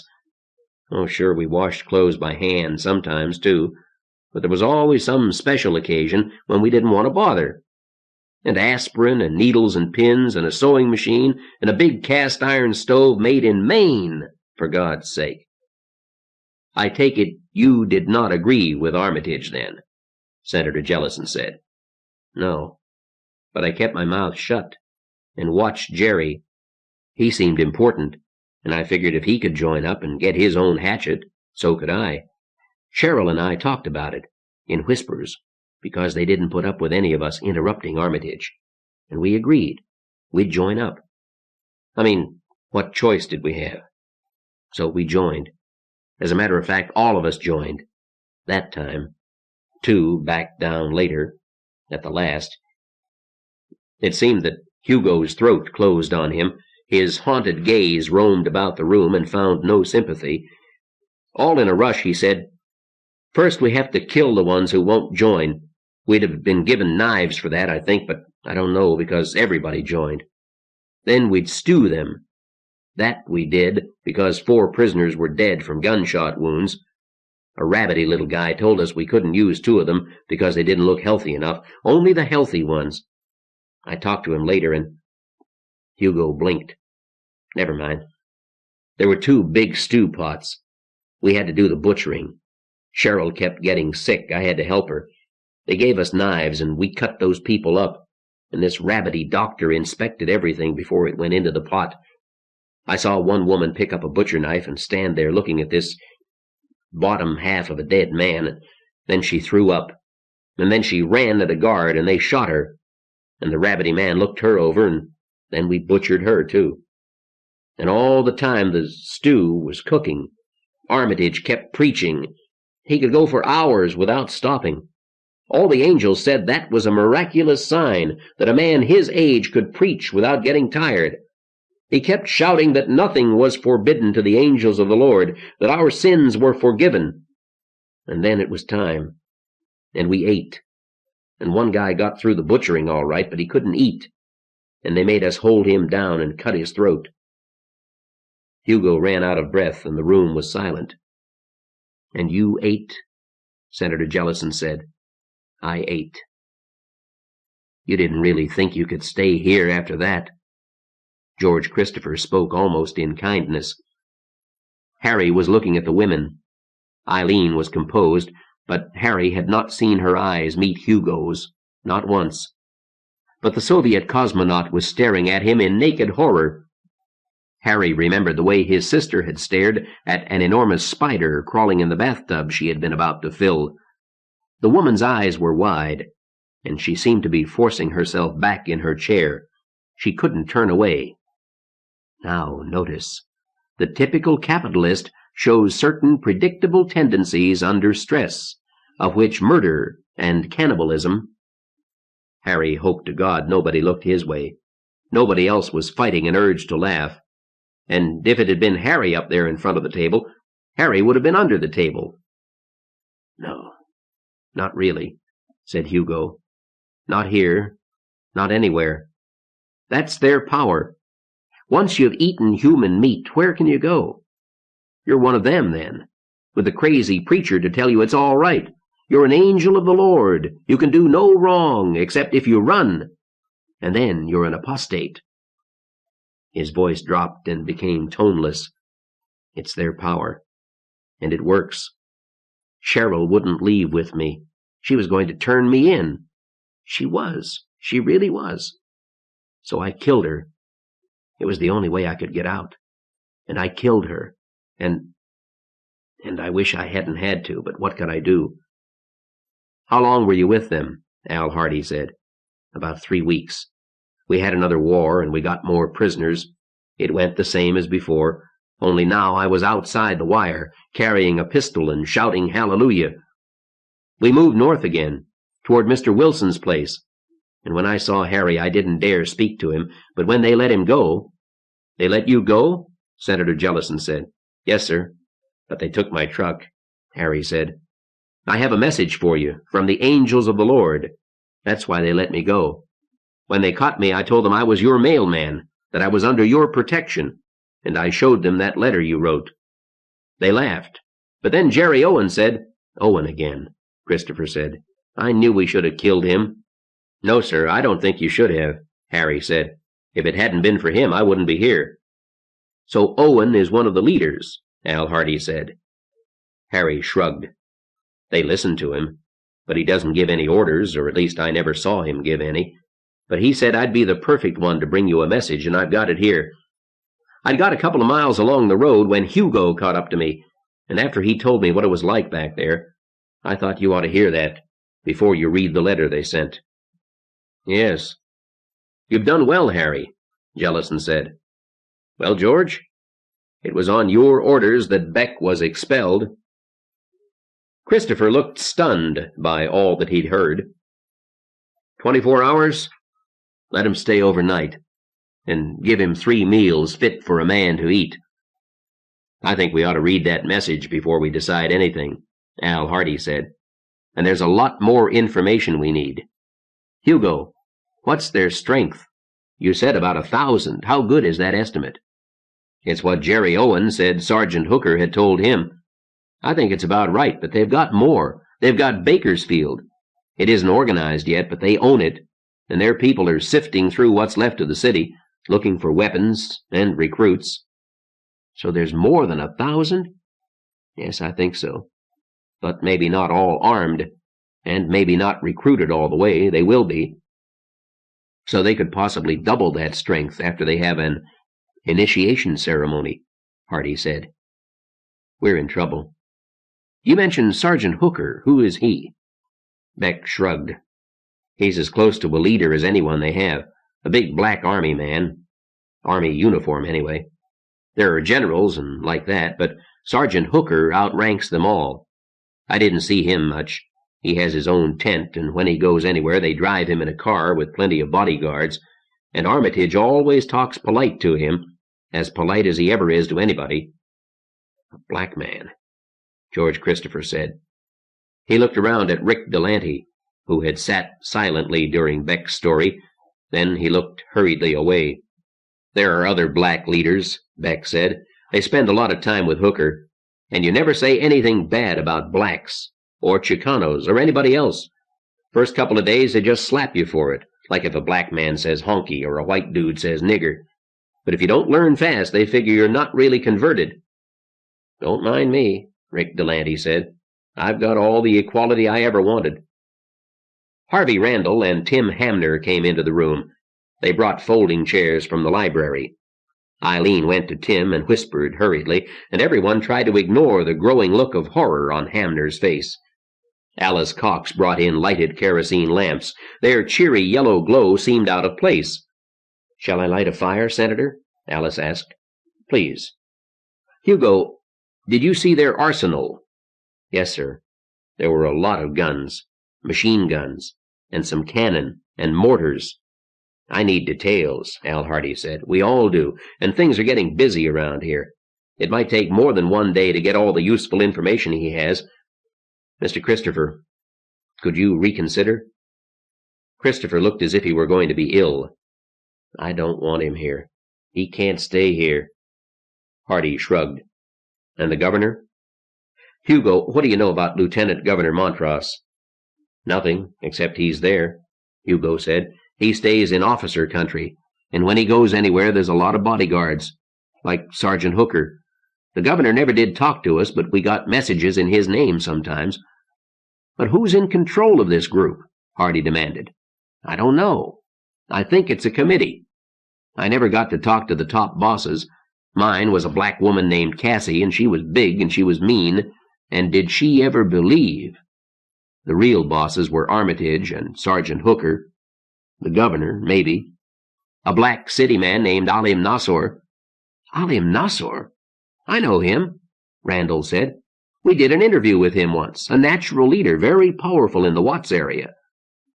Eileen left Tim and went to kneel next to Randall. As she whispered, Harry watched with curiosity. Could a TV reporter be shocked? Yes, definitely. And scared shitless, if Harry was any judge.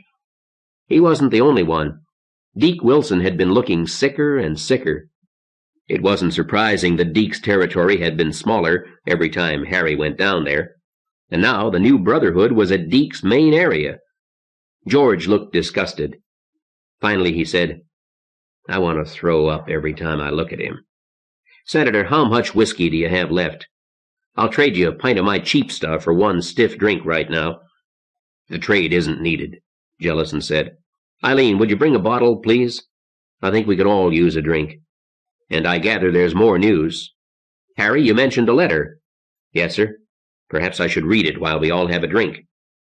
Harry got up and went to the senator's chair. He took an envelope from an inner pocket and gave it to Jellison. The senator opened it carefully and took out several sheets of paper. They were handwritten by someone who'd used a broad-nib pen, someone with excellent handwriting. Harry wanted very badly to see what that letter said, but he went back to his seat. Eileen brought in a full bottle of old Fedcal and poured for everyone. No one refused. She filled Hugo Beck's glass, and he gulped it eagerly. And he'll stay drunk the rest of his life if he can find booze, Harry thought. "Are they starving or just hungry?" Christopher asked. "Not even hungry," Hugo said. "Their doctor, the rabbity guy, says they find enough vitamin pills, and I ate well myself." He saw their faces close up and cried, "No, I only ate human meat twice, at the rituals. Most of what they fed us came from supermarkets, but there were some animals, too. They don't need cannibalism. They only do it when there's new recruits. It's a ritual." "A damn useful ritual," said Harvey Randall. Heads turned toward him. "Look at Hugo. They've circumcised his soul. It's a mark on him that anyone can recognize. That's what it feels like, doesn't it, Hugo?" Hugo nodded. "Suppose I told you it isn't visible at all?" Hugo looked puzzled. Harvey said, "Right. You know it's there." "Some of them like the taste," Hugo whispered. But they heard him. Deke Wilson spoke in a voice filled with terror. "And I'm next. They're coming for me in 4 days. Perhaps we can stall them." Jellison looked up from the letter. "This is an interesting document. There is a proclamation of authority by acting Governor Montross. Then there is a letter to me, inviting me to discuss the terms under which my organization can be integrated into his own. It's politely worded, but quite peremptory. And although he doesn't threaten us directly, there is discussion of unfortunate incidents in which various groups refused to recognize his authority and had to be treated as rebels." Jellison shrugged. "There's no mention of cannibals or angels of the Lord." "You don't you believe me, Senator?" Hugo Beck asked in despair. "I believe you," Jellison said. "We all do." He looked around the room and got nods from the others. "Incidentally, this gives us 2 weeks, and mentions Deke's White River area as well as our own. That may be simply to get Deke off his guard, but it may also mean they've delayed their attack." "I think they won't fight you just yet," Hugo Beck said. "They just found out about another place. I think they'll go there first." "Where?" Hardy demanded. Visibly, Hugo considered trying to bargain and decided against it. "The San Joaquin nuclear project. They just found out the plant's still operating. It set them crazy." Johnny Baker spoke for the first time. "I didn't know there was a nuclear plant in the San Joaquin Valley." "It wasn't online yet," Harvey Randall said. "It's still under construction. I think they got it to the testing stage before Hammerfall. There wasn't much publicity because of the environmentalists." The cosmonauts spoke in excited Russian. Baker and Delante joined in, speaking much more slowly. Then Baker said, "We were looking for an operating power plant. We thought Sacramento might have survived. Where is this San Joaquin plant? We've got to save it." "Save it?" George Christopher's face was gray. "Can we save ourselves? Damn it, I don't believe it. How could that cannibal army grow so fast?" "Mohammed," Harvey Randall said. "What?" "When Mohammed began, he had 5 followers. In 4 months, he controlled Arabia. In a couple of years, he controlled half the world, and the new Brotherhood has the same kind of growth incentive." Mayor Seitz shook his head. "Senator, I just don't know. Can we stop that outfit? Maybe we ought to head for the High Sierra while we've got the chance."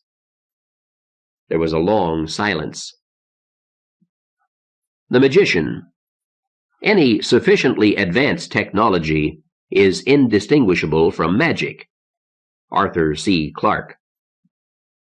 Dan Forrester dozed in front of the wood-burning kitchen stove. His feet had been washed and bandaged. He'd taken a shot of insulin, hoping that it was still good, fearing that it wasn't. It was very hard to stay awake. Maureen Jellison and Mrs. Cox fussed over him, bringing him clean clothes, dry clothes, and pouring him hot tea. It was very pleasant to sit and feel safe. He could hear voices from the other room. Dan tried to follow the conversation, but he kept falling asleep, then jerking himself awake. Dan Forrester had spent his life working out the rules of the universe. He had never tried to personalize it. Yet when the hammer fell, a small, bright core of anger had burned in Dan Forrester. He had forgotten that anger, the anger he felt when he first learned what it meant to be a diabetic.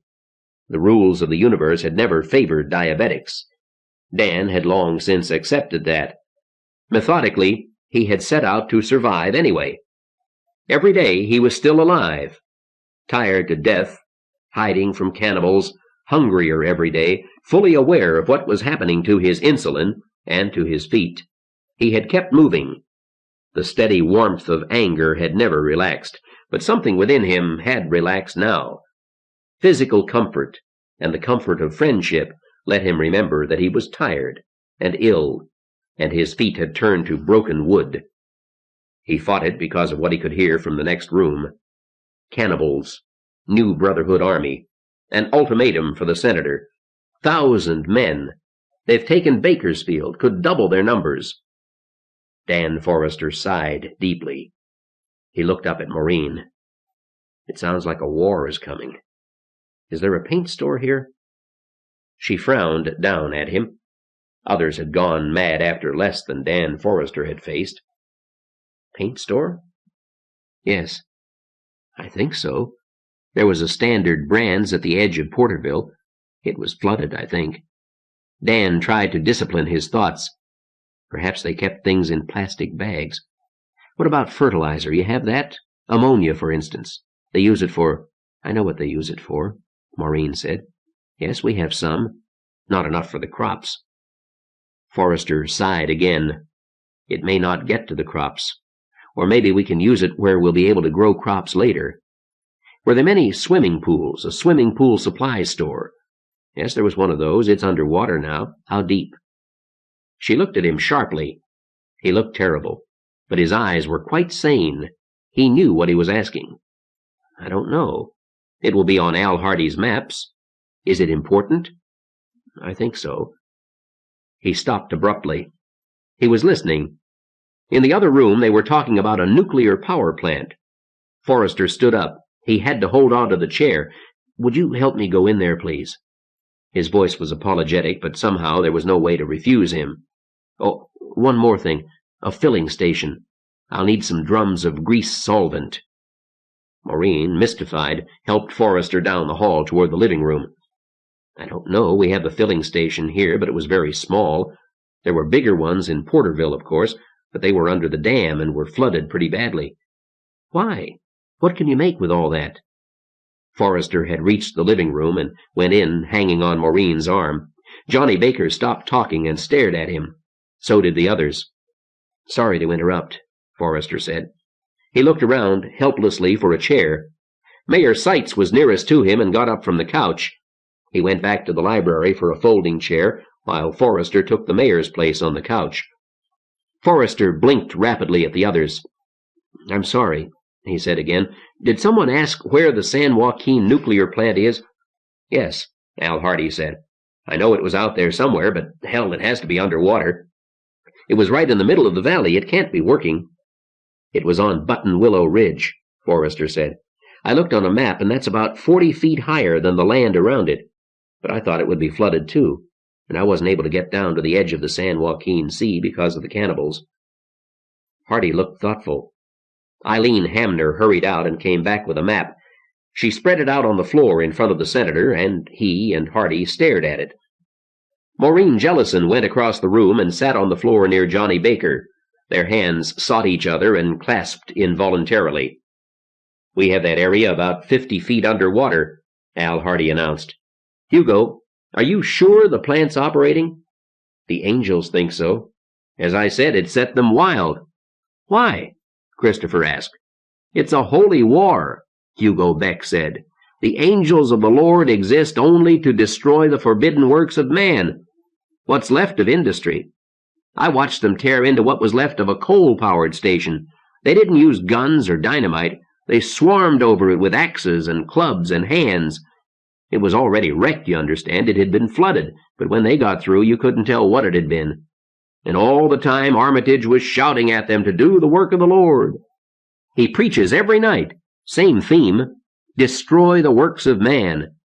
Then 3 days ago, I think it was 3 days, Hugo counted on his fingers. Yeah, 3 days ago, they heard that nuclear plant was still going. I thought Armitage would burst a blood vessel. From that moment on, it was constant. Destroy that citadel of Satan. Look, nuclear power. Kind of the epitome of everything the angels hate, you know. It even had Jerry Owen excited. He used to talk about how they might save a few things. Hydroelectric plants, maybe, if they could be rebuilt without hurting the earth. But he hated nuclear power plants before Hammerfall. Do they destroy all technology? Al Hardy asked. Hugo Beck shook his head. Sergeant Hooker and his people keep anything they think they can use, anything that might have military value, but they were all agreed they didn't want that nuclear plant in the valley. Jerry Owen talked about how he knew ways to wreck it. We can't let them do that, Dan Forrester said. He leaned forward and spoke intently. He had forgotten where he was, the long tramp northward, possibly even Hammerfall itself. We have to save the power plant. We can rebuild a civilization if we have electricity. He's right, Rick Delanty said. It's important. It's important that we stay alive, too, Senator Jellison said. But we have heard that the new Brotherhood has over 1,000 troops, possibly many more.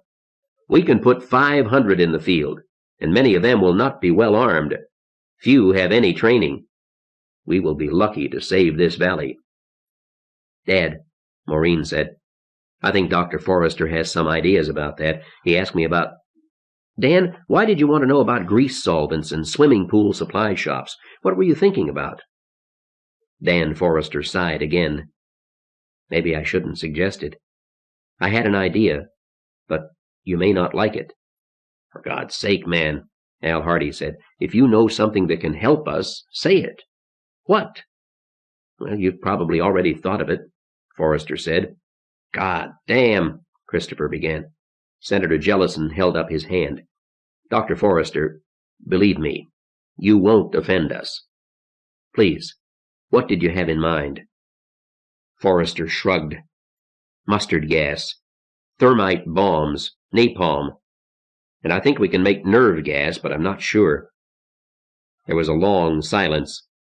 Then Senator Jellison said, low and under his breath, but everybody heard, I will be dipped in shit.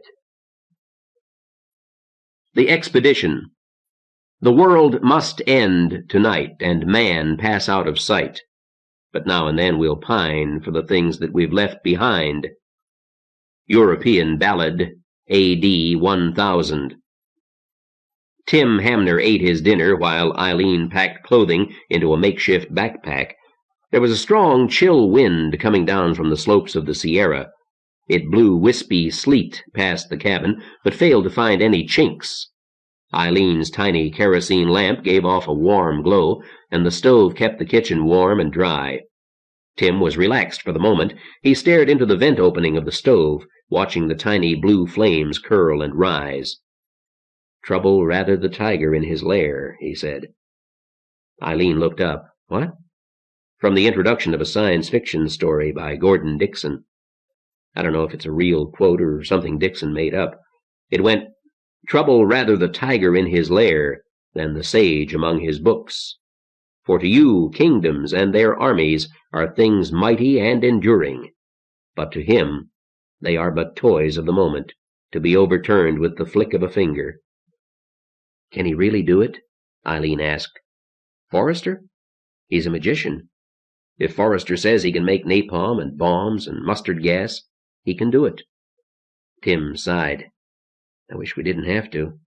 I was brought up to hate poison gas. Of course, I don't suppose it matters whether it's gas or a bullet. Dead is dead. He reached for his rifle, then took an oily rag from a bag on the table and began wiping the barrel. Do you have to go? Eileen demanded. We agreed not to talk about it, Tim said. I don't care what we agreed. I don't want you to go. I don't like the idea much myself, Tim said. But what can we do? Forrester insisted. He'll stay here and make terrible weapons to defend the Stronghold if we send reinforcements to the power plant. Tim shook his head in admiration. He's the only man in the world who could blackmail both the senator and George Christopher. You wouldn't think he'd have the nerve, with all those apologies and eye-blinking and everything, but he sure as hell wasn't going to say one word more about weapons until they promised. But why you? Eileen demanded. She packed a newly knitted pair of socks. The wool had been carded from dog fur. What else am I good for? Hamner asked. You know better than me. You helped Hardy work up the schedules. I can't farm. I'm not as good an engineer as Brad. I don't ride horses well, so I can't go with Christopher's Paul Revere troupe. I may as well be part of the Suicide Squad. For God's sake, don't talk like that. She left off the packing and came over to stand beside him. He patted her belly. Don't worry. I'll be back if I have to swim. He laughed. Or pull our famous Flying Dutchman act and drive over the water again. I intend to see our son, or possibly daughter. Or twins? You already look somewhat like an inverted question mark. Damn it, he was babbling. The fear was showing through. Tim, don't make it harder, Eileen. No. Well, you're all packed. Tim punched the button on his watch. We have an hour before we leave, he said. He stood and grabbed her. Gotcha. Tim? Yes. Whatever she had been about to say, she said instead. Did you get our reservations at the Savoy? They were all booked up. I found someplace closer. Goody. There were a dozen of them, led by Johnny Baker, 3 of Deke Wilson's ranchers, Jack Ross, a Christopher brother-in-law. Tim wasn't surprised to see Mark Chescu and Hugo Beck among the volunteers. He recognized most of the others as valley ranchers, but one man, middle-aged and far too small for his clothes, was a stranger. Tim went over to him and introduced himself. Jason Gilcuddy, the man said. I saw your TV programs. Glad to meet you. Gilcuddy. I've heard that name. Where? Jason smiled. From my books, maybe? More likely you heard it here. Harry and I are both married to Donna. Used to be Donna Adams. Her mother raised pluperfect hell about that. Oh. Tim followed Gilcuddy's look to Harry and a slim girl, blonde, not more than 19, standing near Eileen. He pitched his backpack into the truck. The rifle was slung over his shoulder. How long? He asked. They're waiting for something, Jason said. I don't know what. No point in standing here. See you. Jason went over to Harry and the girl. She embraced Gilcuddy while Harry stood watching. Wonder what Hardy thinks of that, Tim thought. He likes everything neat. And what does it make Jason and Harry? Brothers-in-law? Husbands-in-law? The arrangement made sense, with Harry out on his rounds for weeks at a time. Someone had to work the chicken ranch while Harry was out. Tim found Eileen with Maureen Jellison. My comet sure plays games with cultural patterns, he said. He inclined his head toward Harry and Jason and Donna. Eileen took his hand and held tightly. Hi, Maureen, Tim said. Where's General Baker? He'll be out in a moment." Eileen and Maureen and Donna, they all had the same look. Tim had an impulse to laugh, but he didn't. They looked exactly like the women in the old John Wayne movies, when the cavalry troop was about to ride out through the gates. Had they seen the movies? Or had John Ford captured a truth? A light truck drove up, and 2 ranch hands jumped down. Chief Hartman got out of the cab. "Easy with that," Hartman said. He looked around, then came over to Tim and Maureen. "Where's the general?" he asked. "Inside." "Okay, best more than one knows anyway. Mr. Hamner, come look. We brought your radio gear." He pointed to the boxes that the ranchers were loading in with the expedition baggage. "The set runs off a car battery. That other box contains a beam antenna. You get that to the highest place you can find and point it at us. From the power plant, that's 20 degrees magnetic. Maybe, just maybe, we'll be able to hear you. We'll listen from 5 minutes to until 5 minutes after each hour, channel 13, and assume the new Brotherhood's listening in. You got all that?" "Yes." Tim repeated the instructions. Johnny Baker came out of the house. He carried a rifle and wore a pistol on his belt. Maureen went to him and held him possessively. There certainly were a lot of grim faces showing tonight. Tim decided that looking nonchalant was a waste of effort. Mark Chescu looked indecently cheerful, but that fit. Tim had heard him asking Harry the mailman in all innocence, "What are we calling this, the War of Harry's Truck?" Mark didn't know why they were fighting and didn't care. Hugo Beck was grimmer than the rest. If the angels got their hands on the apostate, he'd have reason. But maybe he had reason now. Nobody was going near him. Poor bastard. "What the hell are we waiting on?" Jack Ross demanded. He was built like a Christopher, a massive, choleric man. There were 3 fingers missing from his left hand, and a scar that ran clear to his elbow, the result of an argument with a harvesting machine. His fine blonde mustache was nearly invisible, a mere token. "The Scouts," Baker said. "It shouldn't be long." "Yeah, sure." Rick Delante seemed in a foul mood. He went to Baker, ignoring the others standing by. "Johnny, I want to go with you." "No." "Damn it, I've explained before," Baker said. He took Delante off to one side. Tim could barely hear their voices. He strained to catch it, eavesdropping or no. "We can't risk all of the last astronauts," Baker said. "We can't leave one Russian here alone, and Russians wouldn't be any use anyway. This is a diplomatic mission. They might not be welcome." "Fine. Leave them here and take me." "And who watches out for them, Rick?" "They're our friends, and we promised." "Visit our home," we said. "You'll have a native guide," we said. You saw the way some of these farmers reacted. Russians are not popular just now. Neither are blacks. But you are. You're a space hero here. Rick, we promised them, and we came down in their capsule." "Fine. You stay. I'll go. Damn it, Johnny, that power plant is important. I know that. Now just remember where we're going, and tell me what anyone will think if he sees a black man's face from a distance. You can't play ambassador." "Shut up and soldier, Colonel Delante." Rick was silent for a moment. Finally, "Yes, sir. I'd file a protest, but I don't know the Inspector General's address." Baker clapped Delante on the shoulder, then came back to Tim. If he'd caught him eavesdropping, he didn't mention it.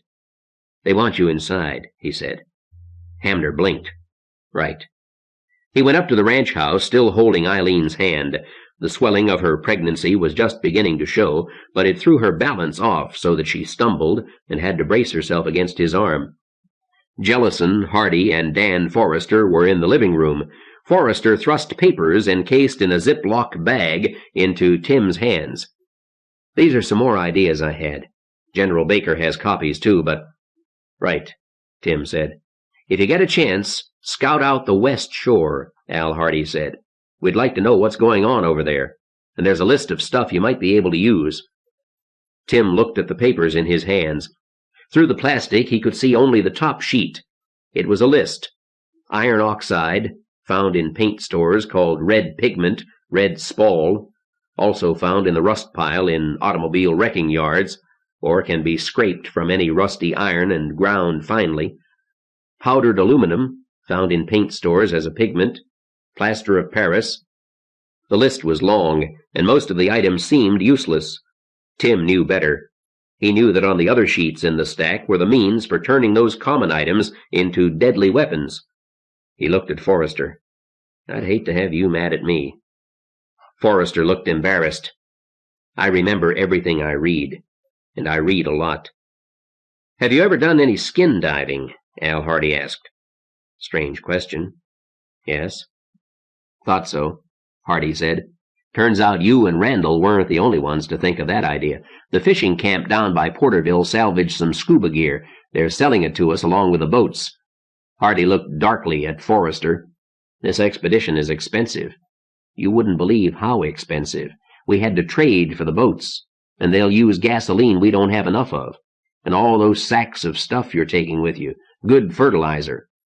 "I'm sorry," Forrester said. "Sure," Hardy said. "Hamner, there are towns out in the valley, underwater. We're hoping either you or Baker will have a chance to do some salvage work. Both of you have scuba experience, but the only wetsuit we could buy turns out to be small. I don't know if Baker can get into it, which means you may have to do the diving. There's another list in that packet of papers Forrester gave you, stuff we need, but give his first priority." "And we want information," Senator Jellison said.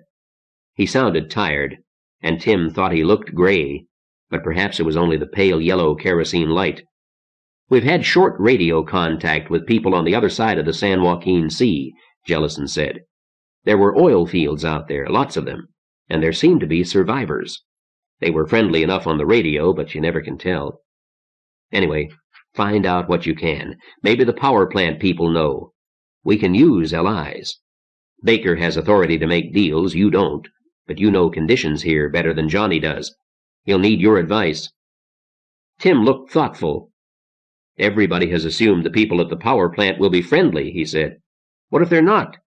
I thought my observatory—" "Anyway, what if they're not?"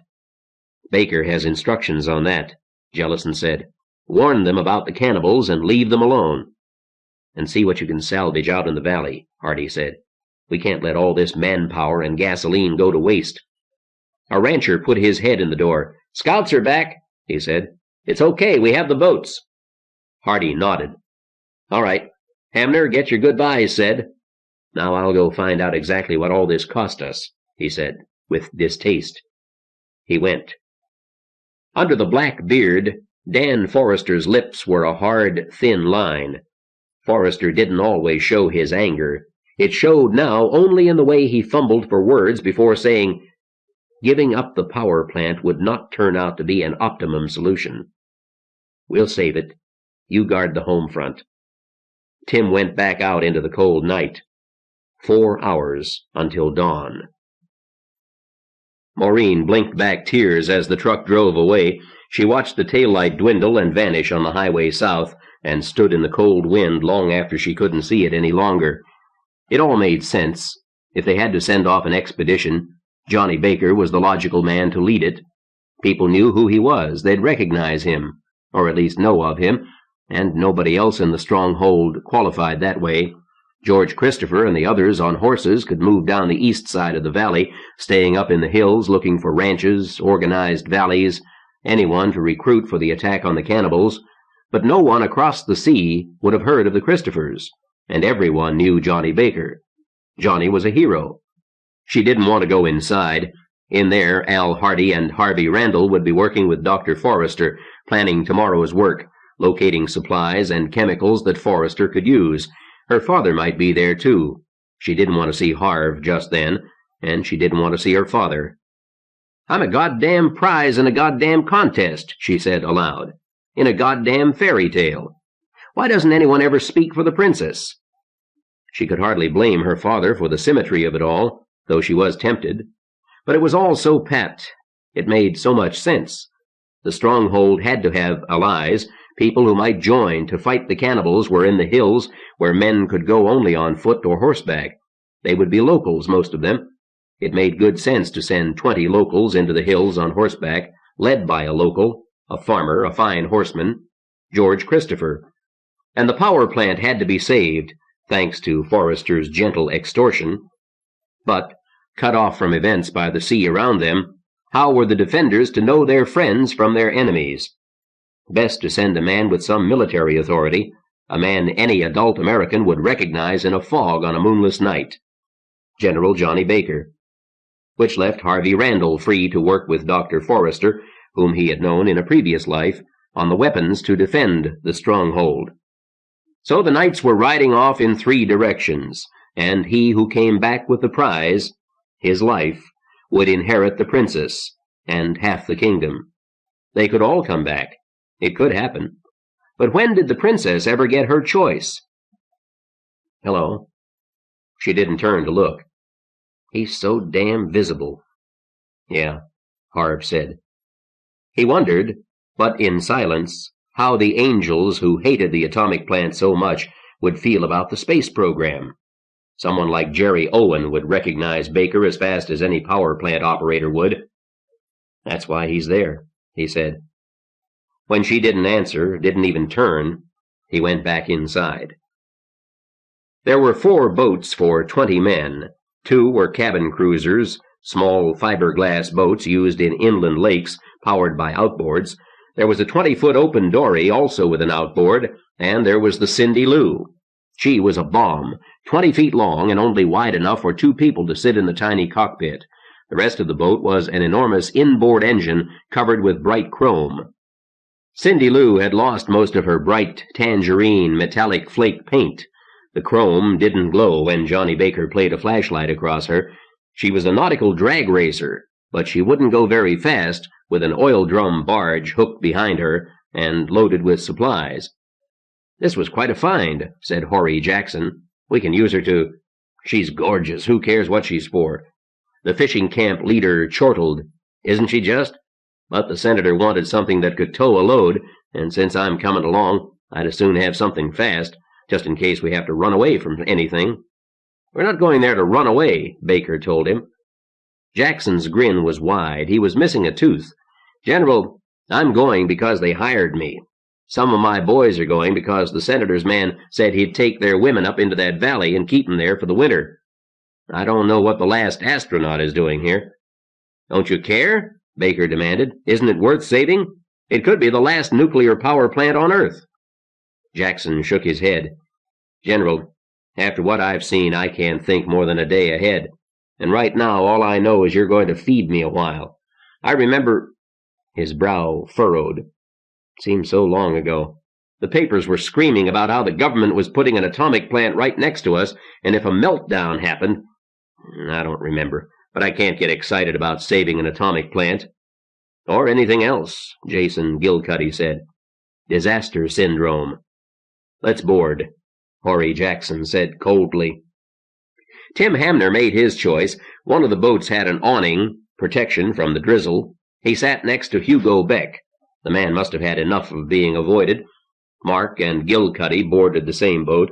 Horry Jackson took the pilot's chair, then looked around to find that Johnny Baker was in command of Cindy Lou.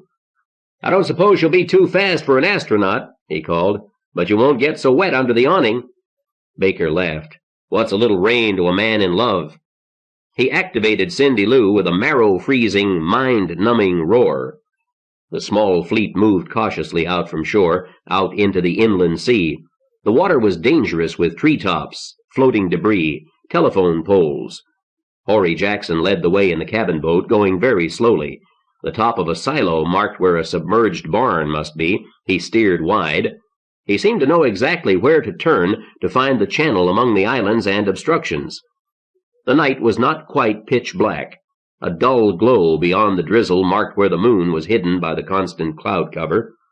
Mark fished out corn dodgers and passed them around. They had bags of cornmeal with them, and enough of the round cornmeal cakes to feed them while they crossed the water. Enough until Hugo Beck put one in Horry Jackson's hand. Hey! Horry cried. He bit it, then stuffed it whole in his mouth and tried to talk around it. Dried fish just by my foot. Pass it around, it's all yours. I want as much of these things as you can spare, and all for me. Mark was stunned. Just what is so extra special about corn dodgers? Horry got his mouth clear. They aren't fish, that's what. Look, for all of me, the whole world is starving except us. We aren't starving. For a couple of months we were, then all of a sudden there was fish everywhere, but only two kinds, catfish and goldfish. The only problem is cooking them. Hold up. That was Mark. You didn't really say goldfish, did you? They look like goldfish, but big. That's what you're eating now. Gary Fisher says goldfish can grow to any size. The catfish were always there in the streams. You want me to shut up? Pass me that bag of corn dodgers. They passed Horry the bag. Tim ate with enthusiasm. He hadn't tasted fish in a long time, and it was good, even dried. He wondered why there were suddenly so many fish, then considered how their food supply had exploded. All those dead things floating in the water. It only bothered him for a moment. But why goldfish? Mark Chescu wondered. Gilcuddy laughed at him. Easy to picture. Here's a rising freshwater sea, and here's a living room with a goldfish bowl in it. The water rises, breaks through the picture window, and suddenly the most docile of household pets is whirled out of his cage into the great wide world. Free at last, he cries. Gilcuddy bit into a fillet of goldfish and added, Freedom has its price, of course. Horry ate corn dodgers in single-minded silence. Mark rummaged through his pockets and came up with a tiny scrap of cigar. He popped it into his mouth and chewed. I would kill for a lucky strike, he said. You may well have the opportunity, Jason Gilcuddy said. Mark grinned in the dark. I can hope. That's why I volunteered. Really? Said Tim. Not really. Anything beats breaking rocks. Jason Gilcuddy laughed at a private thought. Let's see, he said. You'd kill for a lucky strike. I suppose you'd maim for a Tarryton. Right, Mark roared approval. And shout insults for a Carlton, Hugo Beck said. They all laughed, but it died quickly. They were still nervous around Hugo Beck. Now you know why I'm here, Mark said. But why you, Tim? Tim shook his head. It seemed like a good idea at the time. No, forget I said that. It feels like I owe somebody something. The people he'd driven past, the cops working to unearth a hospital while a tidal wave marched toward them. And Eileen's pregnant. When he didn't go on, Horry Jackson called without looking back. So I'll have children, don't you see? I'm here, Hugo Beck said without being asked, because nobody at the Stronghold would look at me. I'm glad you're here, Tim said. If anyone wants to surrender, you tell them what it means. Beck chewed that. They don't have to know about me, do they? A look passed among them. Not till they have to, Tim said quickly, and he turned to Jason. You're the one I don't understand. You're Harry's friend. They couldn't possibly make you volunteer. Jason chuckled. No, I'm a genuine volunteer, all right. Had to. You ever read my books? He went on before any of them could answer. Full of the marvels of civilization. What great things science does for us. Now, how could I not volunteer for this crazy mission? Gilcuddy looked out at the dark night and darker water. But there's places I'd rather be. Sure, Tim said. The Savoy Hotel in London, with Eileen. That's what I want. And Hugo wants the Shire back, Mark said. No. Hugo Beck's voice was firm. No, I want civilization. When nobody stopped him, he went on eagerly. I want a hot car and some practice talking a cop out of giving me a ticket. I want Gone with the Wind on a non-commercial channel. No interruptions. I want dinner at Montgrenier restaurant with a woman who can't spell ecology, but she's read the Kama Sutra. And spotted the mistakes, Mark said. You knew Montgrenier? Gilcuddy demanded. Sure, I lived in Tarzana. You been there? Mushroom salad, said Gilcuddy. Bouillabaisse, with a chilled Moselle, Tim said. They talked of meals they'd never eaten and now never would. And I missed most of my chances, Hugo Beck said. I had to start a goddamn commune. Fellas, let me tell you, it doesn't work. I'd never have guessed, Jason said. Hugo Beck retreated from the irony in Gilcuddy's voice, and the writer said quickly, Anyway, we carry miracles, I think. He kicked a large sack that lay in the bottom of the boat. Will this stuff work? Forrester says it will, Mark said. especially if you give it a good kick. But we don't have much with us. Hardy bargains hard. Horry Jackson looked back from his place at the wheel. Jesus, I'll say he does. I'm here. The drizzle turned gray and lighter gray. 93 million miles eastward, the sun must be placidly unaffected by the greatest disaster in written history. The boats floated on an endless sea dotted with debris. The corpses of men and animals were gone now. Horry Jackson increased speed, but not by a lot. There were logs and bits of houses, inflated tires, the jetsam of civilization. Treetops showed like rectangular arrays of puffy bushes, but there were single trees and some were just submerged. Any of that could tear the bottom out of their boat. Hugo Beck called across the boat, "Hey, Mark, what would you do for a silver-thin?" "Get your hand off my knee and I'll tell you." Jackson steered by compass through the gloomy dawn. There was no one else on the lake, only the small flotilla. Cindy Lou labored in the rear, a big motor with a tiny boat molded around her, roaring her frustration at the weight she must pull. Horry bellowed above the sound of his own motor. "I'll come back with a boatload of fish, enough to feed everyone in that power plant. What I want in return is enough of those corn things to fill that gunny sack the fish was in." "Now, it's not that big a sack." Tim Hamner peered ahead into the rain. Something ahead? At first he saw an island with rectangular shapes jutting upward. Not unusual, but as they got closer, he saw that some of the shapes were cylinders, and big. He looked for motion, human shapes. They had to have heard Cindy Lou's roar. Alim Nassor found Hooker and Jerry Owen in the command post. Maps were spread across the table, and Hooker was moving small cardboard units on them. A voice cut through the fabric wall to thunder in Alim's ear. "For their pride is the pride of the magicians of old, who thought to force all nature to their bidding. But ours is the pride of those who trust in the Lord. Our need is not for the magician's weapons, but only for the Lord's favor." Hooker looked up in disgust. "Crazy bastard." Alim shrugged. They needed Armitage, and despite the cynical talk they used when Armitage wasn't around, most of them at least partly believed in the preacher's message. "Well, I got nothing against wrecking the damn power plant," Hooker said. "It's got to go, I can see that, but it's... Sure, it takes a lot of industry to support something like that." Jerry Owen spoke with no idea that he was interrupting. "If we have that plant, we'll want to use the electricity. First, because it's convenient.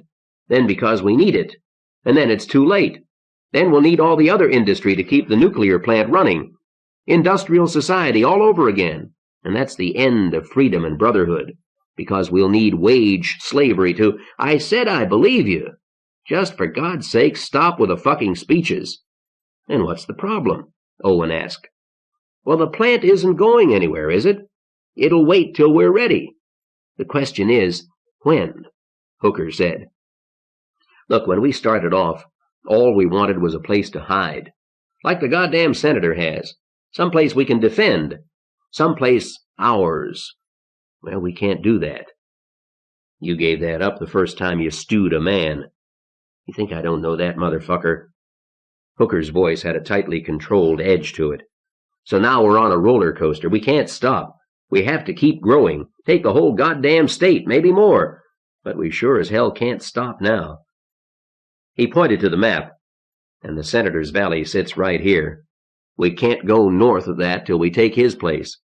Hell, we can't even hold White River and those hills as long as the Senator's people can come raiding our territory any time they want to.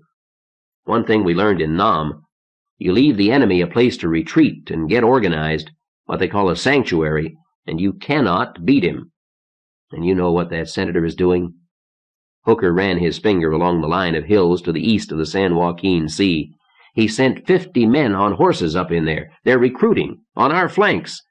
Now, I don't know how many there are up in those hills, but if they all get together, they can do us trouble.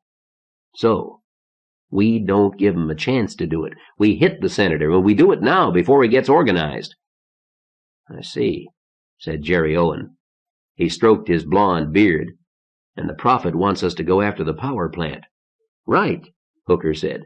"Pull the whole army south. You see what that does to us? But how the hell do I talk that crazy bastard into letting me finish off the senator's place before we go after that power plant? Owen looked thoughtful. Maybe you don't. I don't think they'd have more than 50, 60 people in that plant. Not fighting people. They could have a lot more women and kids, but they won't have much of an army. And they're on an island out there. They can't have much food, not much ammunition, no real defenses. You saying it will be easy to knock off? Alim Nasor said. How easy? Hooker asked. How many? Jerry shrugged. Give me a couple of 100 men, and some of the artillery, mortars. Hit the turbines with mortars, and that finishes the electricity. They can't operate the nuclear reactor without electricity. They need it for the pumps. Hit the turbines and the whole thing melts down. Will it blow up? Alim asked. The idea excited him and scared him. Big mushroom cloud? What about fallout? We'd have to get out from under that fast, wouldn't we? Jerry Owen looked at him with amusement. Nope. No great white light, no big mushroom cloud. Sorry. I'm not sorry, Hooker said. Once we get that place, can you make me some atom bombs? No. You don't know how? Hooker showed his disappointment. Owen had been talking like he knew it all, and Owen was offended. Nobody does. Look, you can't make atom bombs out of nuclear fuel. Wrong stuff. It wasn't designed for that. Wasn't designed to blow up either. Hell, we probably won't get a real meltdown. They put safety precautions on their safety precautions. Alim said, You guys always said they weren't safe. No, of course they're not, but safe compared to what?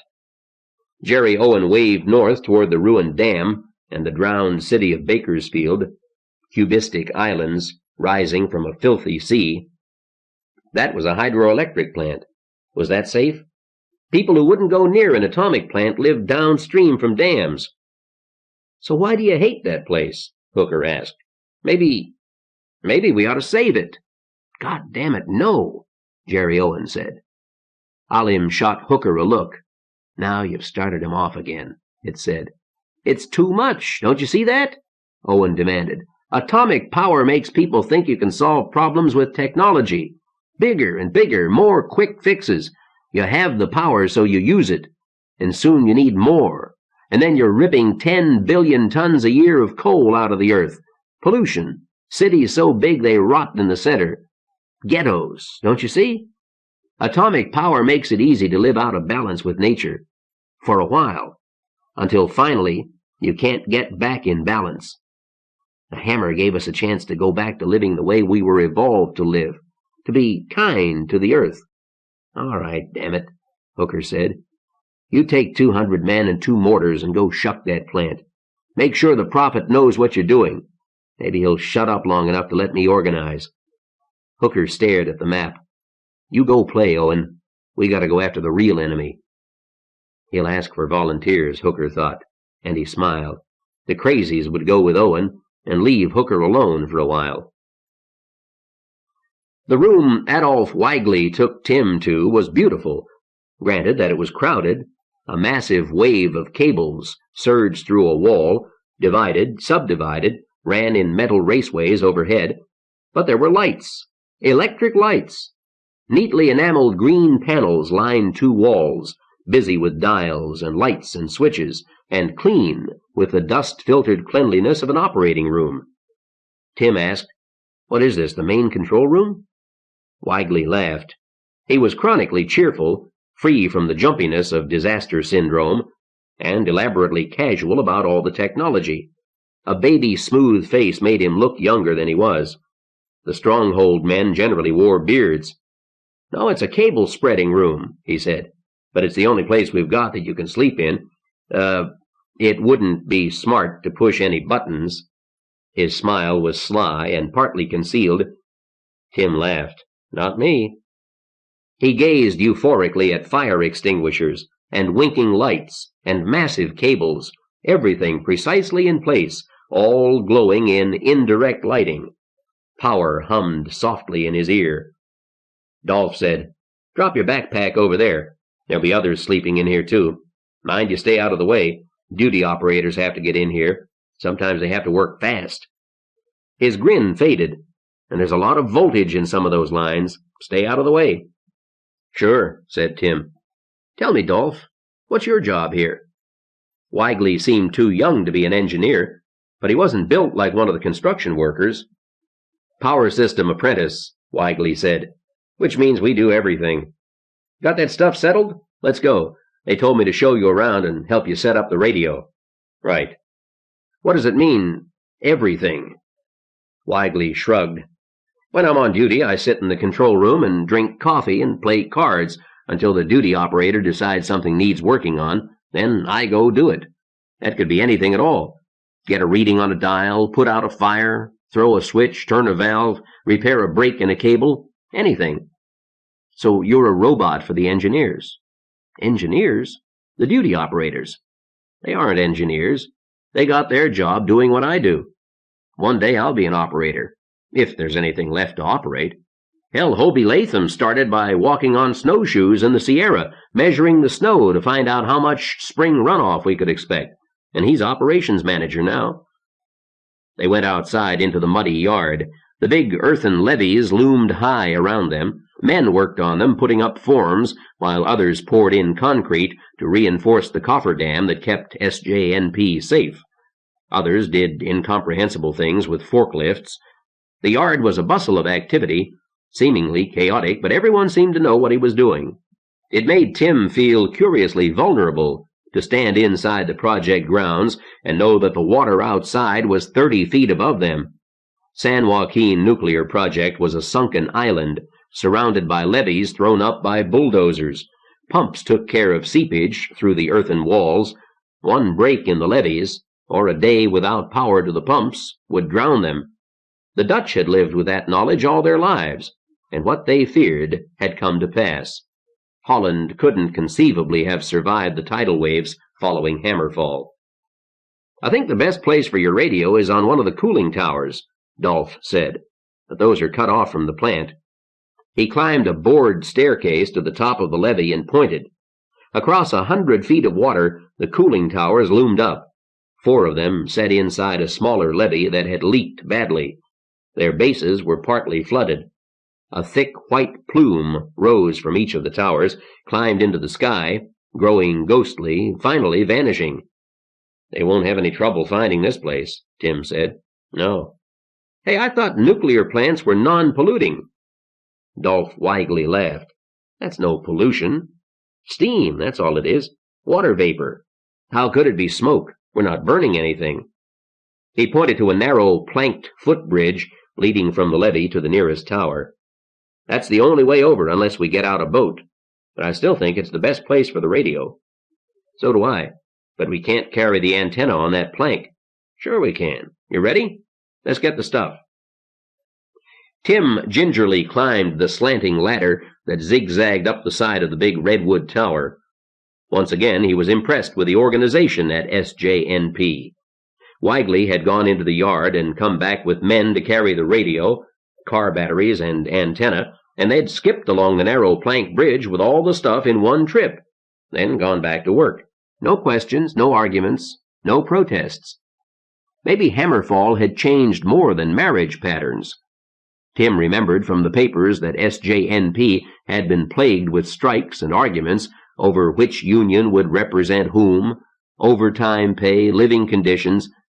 Labor troubles had delayed the station almost as long as the environmentalists who'd done their best to kill it. He reached the top of the 50-foot tower. He was about 30 feet above the level of the sea. The base of the tower was surrounded by a leaking dam, and pumps worked to keep its intakes clear. There was a strong wind into the tower at its bottom. The thing was big, over 200 feet in diameter. The deck where Tim stood was a large metal plate pierced by innumerable holes. Pumps brought water up and poured it onto the deck, where it stood a few inches high. It trickled down into the tower and vanished. Above him, a dozen smaller cylindrical columns jutted 20 feet above the deck. Steam poured out of each one. The deck vibrated with a hum of pumps. "This is a good place for the radio," Tim said. He looked doubtfully out across the San Joaquin Sea. "But it's a little exposed." Wigley shrugged. "We can put some sandbags up, build a shelter. And we can string a telephone line from here back to the plant. Question is, do you want the radio here? Let's find out. It took an hour to get the beam antenna set up and clamped onto one of the smaller rising Venturi columns. Tim connected the CB set to the batteries. They carefully rotated the beam antenna to point 20 degrees magnetic, and Tim looked at his watch. They won't be listening for a quarter hour. Let's take a break. Tell me how things are going here. We were really surprised to find out you were here, that the plant was going. Wigley found a perch on the rail. It surprises me sometimes, he said. Were you here when— Yeah. None of us believed the comet would hit us, of course. As far as Mr. Price was concerned, it was just another working day. He was mad about absenteeism. A lot of the crew didn't show up. Then when it did hit, that just made it worse. We didn't have all our people. I still don't see how you could do it, Tim said. Price is a genius, Wigley said. As soon as we knew, even before the earthquake, he was getting things set for survival. He had those bulldozers out scraping up a levee before the rain hit us. He sent me and some others out into the valley to the railroad to fill up the tank trucks. Diesel fuel, gasoline, we got all we could. And there was a boxcar on the siding full of flour and beans, and Mr. Price made us get all of it. We're sure glad he did. There's not much variety, but we didn't starve. Why are you laughing? The fishermen feel the same way. Who doesn't? Can you believe you'll never taste a banana again? We could use some orange juice, for that matter. We're worried about scurvy. The orange tree is extinct in California. Sometimes we can dig some tang out of a market. The longer Tim looked at that wall of earth between him and the San Joaquin Sea, the bigger it got. Dolph, how could you have put that up while the valley was flooding? We couldn't have. It's a crazy story. The original idea was to put the plant over nearer to Wasco. Mr. Price wanted it up here on the ridge, because the blowdown from the cooling towers would drain better. We wouldn't have to dig the ponds as deep. The department's managers didn't like that, made the plant more visible. Oh, but it's beautiful. It's like a 1930s Amazing Stories cover. The future. That's what Mr. Price said. Anyway, they did put the plant up here on the ridge. It wasn't much of a ridge, of course. No more than a low, rolling hill. The plant wasn't more than 20 feet higher than the surrounding valley. And after they did the work, the department got scared, and they built the levees, Wigley said. Not for any real reason, just to hide the plant, so the environmentalists wouldn't think about it when they drove along Interstate 5. Wigley's lips tightened. And then, some of the bastards who tried to kill the plant raised hell because we spent the extra money on the levee. But it came in handy. All we had to do was bulldoze up enough dirt to fill the gaps, the places where the roads and railway came in through the screening banks, and a good thing, too. That water rose fast after hammerfall. I'll bet. I drove over that sea, Tim said. How's that? Tim explained. Heard any stories about Flying Dutchmen? Wigley shook his head. But we haven't had much contact with outsiders. Mayor Allen didn't think it would be a good idea. Allen? I saw him. How'd he get here? Showed up just before the water got too deep. He was in City Hall when the tidal wave came through Los Angeles. Man, has he got a story to tell. Anyway, he showed up the next day with a dozen cops and City Hall people. You know, Los Angeles owned the plant before Hammerfall. So Mayor Allen is the boss here. No, Mr. Price is in charge. The mayor's a guest, just like you. What does he know about power plants? Tim didn't point out that it was Wigley who told him the mayor was the one who discouraged outside contacts. So you've ridden out the end of the world, Tim said, by keeping the plant going. What are you planning to do with it? Wigley shrugged. That's up to Mr. Price. And don't think it's been any soft job keeping things running. Everything's got to work all the time. We can put out 1,000 megawatts. That sounds like a lot of 10 million light bulbs. Wigley grinned. A lot. Yeah. How long can you keep that up? At full capacity, about a year. But we're not running full, and we won't ever be. It takes about 10 megawatts to operate the plant. Cooling pumps, control equipment, the lights, you know. That's 1% of capacity. So we could keep that up for 100 years. But then we've got another set of fuel elements over in number 2. Tim looked back at the plant, two enormous concrete domes, which contained the nuclear reactors. Each had a series of rectangular buildings attached that contained the turbines and control equipment. "Number 2's not operational," Wigley said. "Getting her up will be our first job once the water's gone down, and then we'll be able to put 20 megawatts online for somebody else to use. We can keep that up for 50 years. 50 years. Tim thought about that. In 50 years, the United States had gone from a horse and buggy to an automobile civilization, had opened mines, built cities, built industries, discovered electronics and computers, taken spaceflight from comic books to the moon. And this one plant could put out more power than the whole United States generated in the 20s. That's exciting. My God, it was worth coming here. Forrester was right. Letting anything happen to this plant wouldn't be an optimum solution. Huh? Wigley gave Tim a puzzled look. Tim grinned. Nothing. Time to try the radio out. To enter the conference room was like walking into the past, straight into a board of directors meeting. It was all there, the long table with comfortable chairs, pads of paper, blackboards, chalk and erasers, even wooden pointers. Tim was jolted. He wondered what Al Hardy would give for a well-equipped conference room, and bulletin boards to hang maps and lists on, file cabinets. There was an argument in progress. Johnny Baker waved Tim to a seat on his left. Tim whispered rapidly. The radio gave mostly static, but it worked. They had communications with the Stronghold, no further news. Baker whispered thanks and turned back to listen. They looked like human scarecrows, diversely dressed, most of them armed, pale as ghosts, except for Mayor Allen and a black detective investigator. Their clothes were old, their shoes were worn. A few months ago they would have looked wildly out of place here. Now it was the room that was strange. The people were normal, except that they were so clean. Tim wriggled inside his clothes. His hand patted his smooth-shaven cheek. Clean. There was hot water for bathing, and working electric razors. The washer-dryer hadn't stopped since the Stronghold party arrived. His shirt and shorts and socks were clean and dry. Tim wriggled and tried to listen. He was hearing the same sentence over and over again. "I didn't know there was going to be a goddamn army after us." Barry Price wasn't as large as the construction crew chief who confronted him, but there was no question who was in charge. Price wore khaki field clothing, bush jacket, and a shirt bulging with pens. A pocket calculator hung from his belt. An assistant with a clipboard hovered nearby. His brush haircut and precisely trimmed pencil mustache made him look almost finicky. He said, "So what's changed? We were never popular." "No, damn it, but a cannibal army?" It wasn't heat that made the crew chief sweat inside his hard hat. "Barry, we gotta get out of here." "There's nowhere to go." "Nuts! West side of the sea, any place. But we can't stay here. We cannot fight a whole army." "We have to," Price said. "How can we let all this go down the drain? Robin, you worked as hard as anybody. We've got allies now." "Some allies, a dozen men." Robin Laumer leaned across the table toward Barry Price. They might have been alone in the room. Certainly nobody was interrupting. "Look, everything's got to work or nothing does, right?" "Right. So they get one hit on the turbines, the switch yard, the cable rooms, the control rooms, and that's it. We're underwater, and nothing ever works again."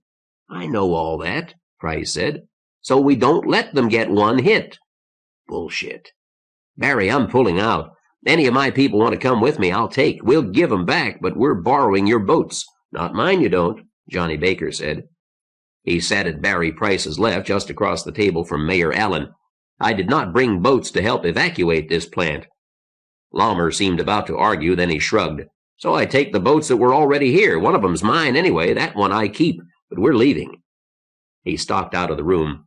As he passed Tim Hamner, Tim told him, "You'll never be clean again."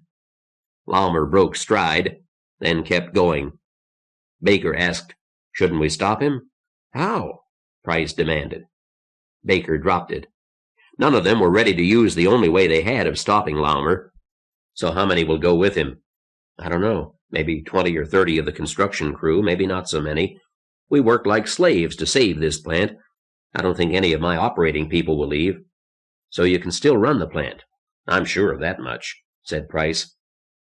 Johnny turned to the mayor. How about your people, especially your cops? I doubt any will go, Bentley Allen said. We had too damn much trouble getting here. That's good, Baker said. He saw the look on the mayor's face, that they won't run. And of course you're staying, Barry.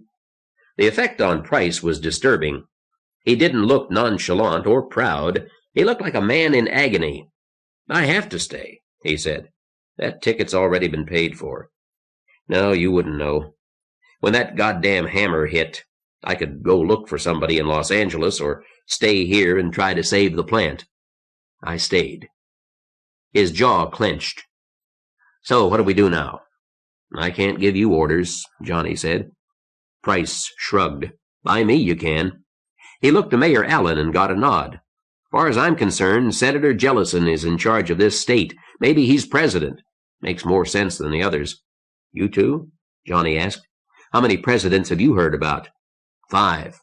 Colorado Springs, Moose Jaw, Montana, Casper, Wyoming. Anyway, I'll take the senator. Give us all the orders you want. Johnny Baker spoke carefully.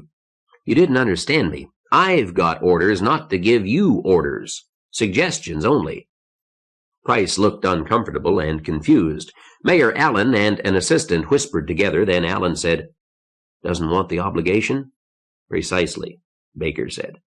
Look, I'm on your side. We've got to keep this plant going, but I don't control the Stronghold. Mayor Allen said, You may be the highest ranking. Try to give the senator orders? Me? Bullshit. Just a thought, General. All right. Feudal obligations work both ways, Mayor Allen said. At least they do if the king is Senator Jellison.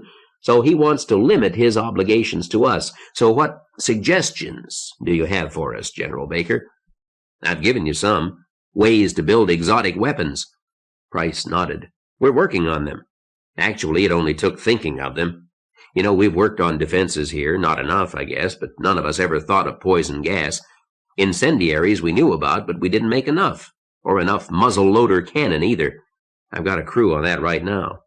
What else? Lay in supplies, no water shortage, and you've got the power to boil it. There's dried fish coming, and you can catch more. Get set for a siege. Our information is that the new Brotherhood is serious about taking over all of California, and very serious about wrecking this plant.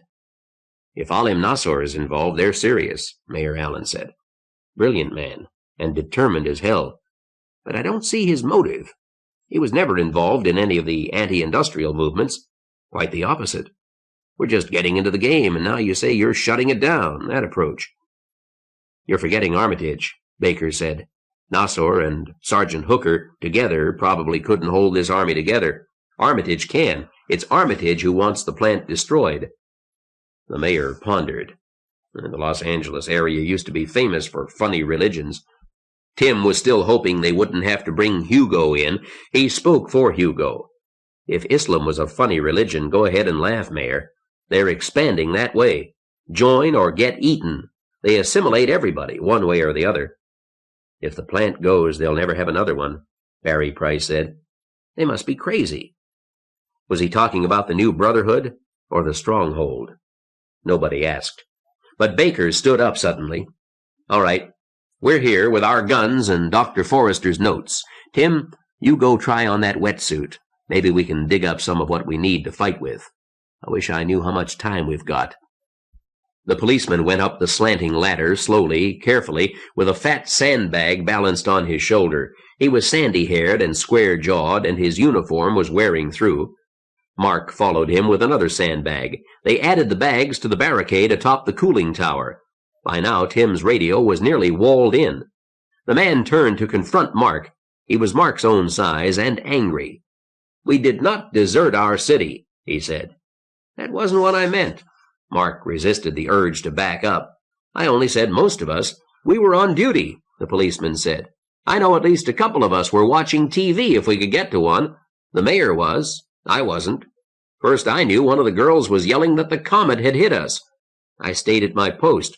Then the mayor came through collecting us. He herded us all into elevators and down to the parking garage and packed the women and some of the men into half a dozen station wagons that were already loaded with stuff.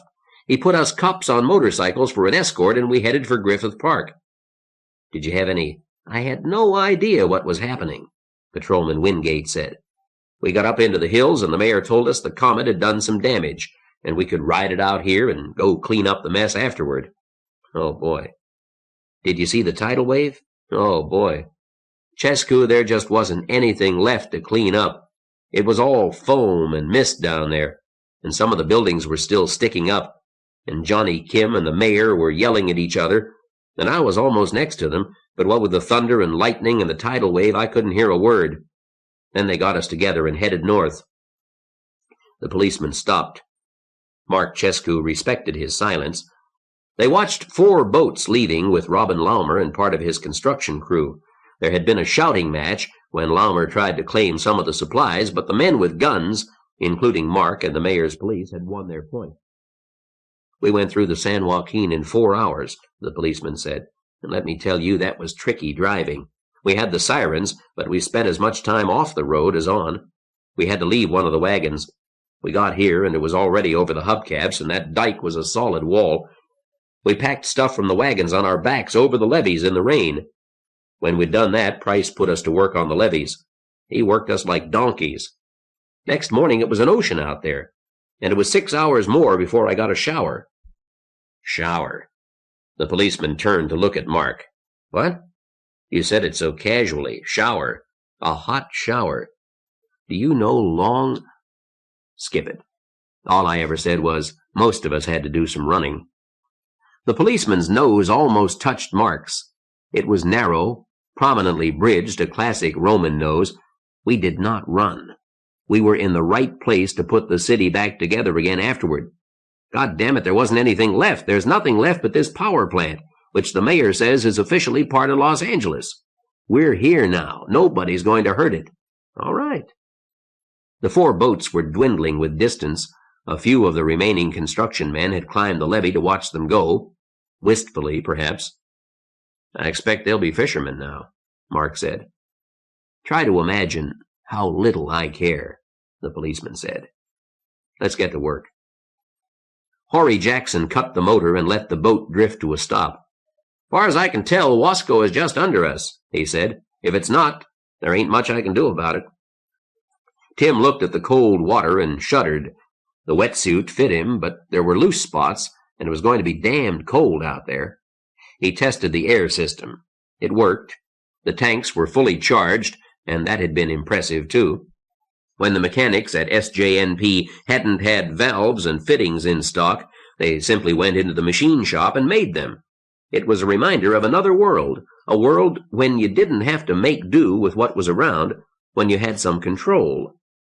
I keep thinking, Tim said, if people's pet goldfish got loose, what happened to the piranhas? Too cold for them, Jason Gilcuddy said, and he laughed. Yeah. Well, here goes. Tim climbed to the gunwale, sat balanced for a moment, and rolled off backward into the water. The cold was a shock, but it wasn't as bad as he expected. He waved at the boat crew, then tried an experimental dive. The water was as black as ink. He could barely see his wrist compass and depth gauge. The gauge was another of the SJNP crew's miracles, fabricated and calibrated in a couple of hours. Tim turned on the sealed lantern. The beam gave him no more than 10 feet of milky visibility. The sea in Emerald Bay off Catalina had been clear as glass. He had flown through seaweed jungles rich with darting fish. Long ago. He kicked down into the white murk, searching for the bottom, and found it at 60 feet. There was no sound but the bubbles from his regulator, the sound of his breathing. A shape loomed up in front of him, monstrous, humpbacked. A Volkswagen, he saw when he got closer. He didn't look inside. He followed the road. He passed an Imperial with hordes of fish swarming in and out of the broken windows. No buildings. More cars. And finally a gas station. But it had burned before it was flooded. He kept going. He would be out of air soon. Finally, civilization. Rectangular shadings in the murk. Visibility was too poor to let him be selective. The doors he tried were locked.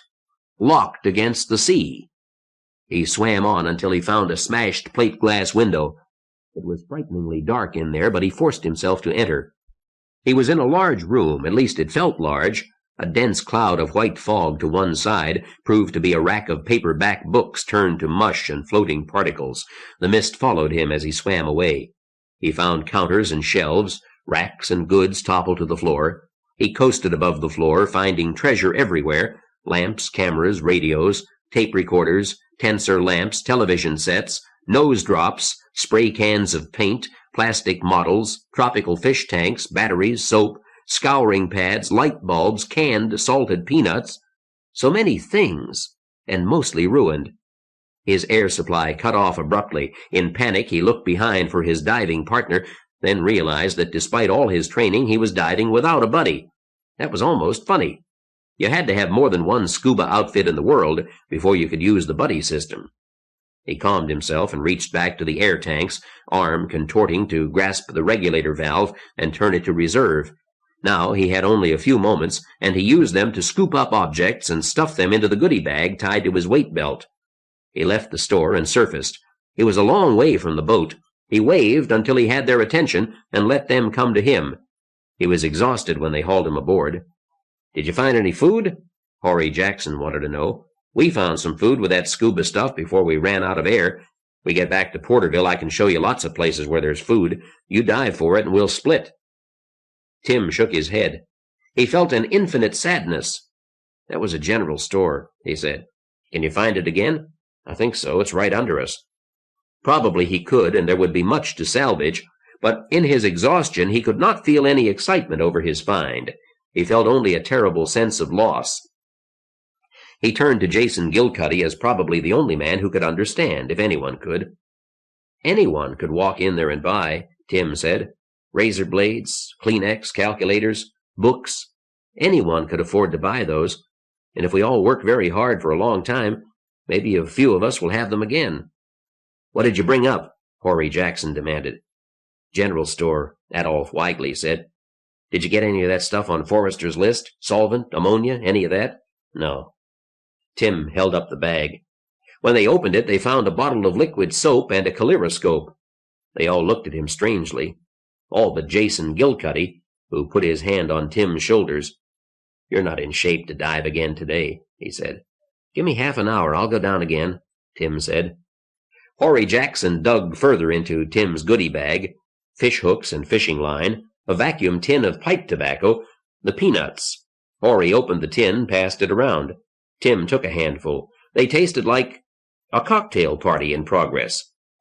"Diving can do funny things to your head," he said, and knew at once that that wasn't the explanation.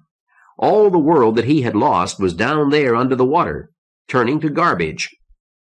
Gilcuddy said, "Here, one sip left." He handed Tim a bottle of Hubline whiskey sour that Tim didn't even remember stowing. One sip, a blast of nostalgia on the palate, and he threw the bottle far over the water. And there, sinister specks on the eastern horizon, were the boats of the new Brotherhood. "Start the motor. Horry, start the motor quick, they'll cut us off," he said. He strained forward for details, catching his balance when the motor started up, but all he could see was a lot of little boats and one much larger, a barge with things on it. "They've got a gun platform, I think." Expendables. It was not their fault that no one had told them that the real function of an army is to fight, and that a soldier's destiny, which few escape, is to suffer, and if need be, to die. T.R. Fehrenbach, This Kind of War. Dan Forrester looked exhausted. He sat in the wheelchair Mayor Seitz had brought up from the Valley Convalescent Home, and he was plainly fighting off sleep. He was padded against the cold, a blanket, a windbreaker with hood, flannel shirt, and 2 sweaters, one of which was 3 sizes too big, that one he wore backward. A .22 bullet would not have reached his skin. The dairy barn was unheated. Outside, the wind howled at 25 miles an hour, with gusts at twice that. It blew thin flurries of snow and sleet. The swaying gasoline lantern threw out a bright ring of light, leaving shadows of lunar blackness in the contours of the concrete barn. 3 men and 2 women took turns rotating the cement mixer by hand, while others shoveled powders into it. 2 of red, 1 of aluminum powder, while the dry cement mixer turned. When the powders were well mixed, others took them out and put them in cans and jars, then cast plaster of Paris around them. Maureen Jellison came in and shook the snow from her hair. She watched from the door for a moment, then went to Forrester's wheelchair. He didn't see her, and she shook his shoulder. "Dan, Dr. Forrester." He looked up with glazed eyes. "Yes? Do you need anything? Coffee? Tea?" He thought that through slowly. "No, I don't drink coffee or tea. Something with sugar in it? A Coke? Or just sugar water, hot sugar water? Are you sure?" "Yes, please." "What I need," he thought, "is fresh insulin. There's nobody here who knows how to prepare that. If they ever give me the time, I can do it myself, but first thing is to bring the benefits of civilization back to the Stronghold." "What?" "I might have known I'd walk into a war," he told Maureen. "I was looking for the haves. The have-nots were bound to be somewhere around." "I'll bring tea," Maureen said. She went to the men turning the cement mixer. "Harvey, Dad wants you up at the house." "Right," Harvey Randall said. "Brad, you stay with Dr. Forrester and make sure—" "I know," Brad Wagoner said. "I think you should get some sleep." "I can't." Forrester was far enough away that they didn't think he could hear them, and he looked like death warmed over anyway. The dead don't hear. "I have to get to the other barn now." He started to get up. "Damn it, stay in that chair," Wagoner shouted. "I'll wheel you over." Harvey followed Maureen out of the barn. He zipped up all his clothes against the wind, and they walked on in silence for a moment.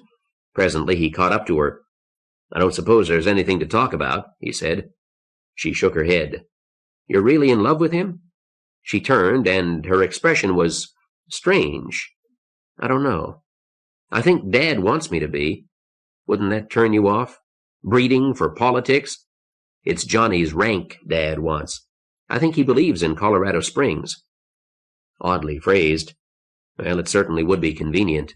It would, wouldn't it? "Harv, Johnny and I were sleeping together before you ever met me, and not because I was ordered to either." "Yeah?" He smiled suddenly, and she saw and wondered. But he wasn't going to mention George Christopher's tirade. "No." "Have I got a chance?" "Don't ask me now. Wait till Johnny gets back. Wait till it's all over." "Over? When is that?" He pushed the thought away. Despair would be too easy. First, Hammerfall and Loretta dead, the drive through nightmare with Harv Randall curled around his wounded ego, a dead weight in the passenger seat. The fight to be ready for winter, for Fimble winter. The glaciers had been here once. Every damn boulder in that damn wall was a reminder. Harv tasted the urge to howl at the heavens. Isn't that enough? Wasn't it enough without cannibals, war gases, thermite? "You didn't say no," he said. "I'll hang on to that." She didn't answer, and that was encouraging too. "I know how you must feel," he said. "Do you?" She was bitter. "I'm the prize in a contest. I always thought it was a joke. Poor little rich girl. Suddenly nothing is funny anymore." They reached the house and went in.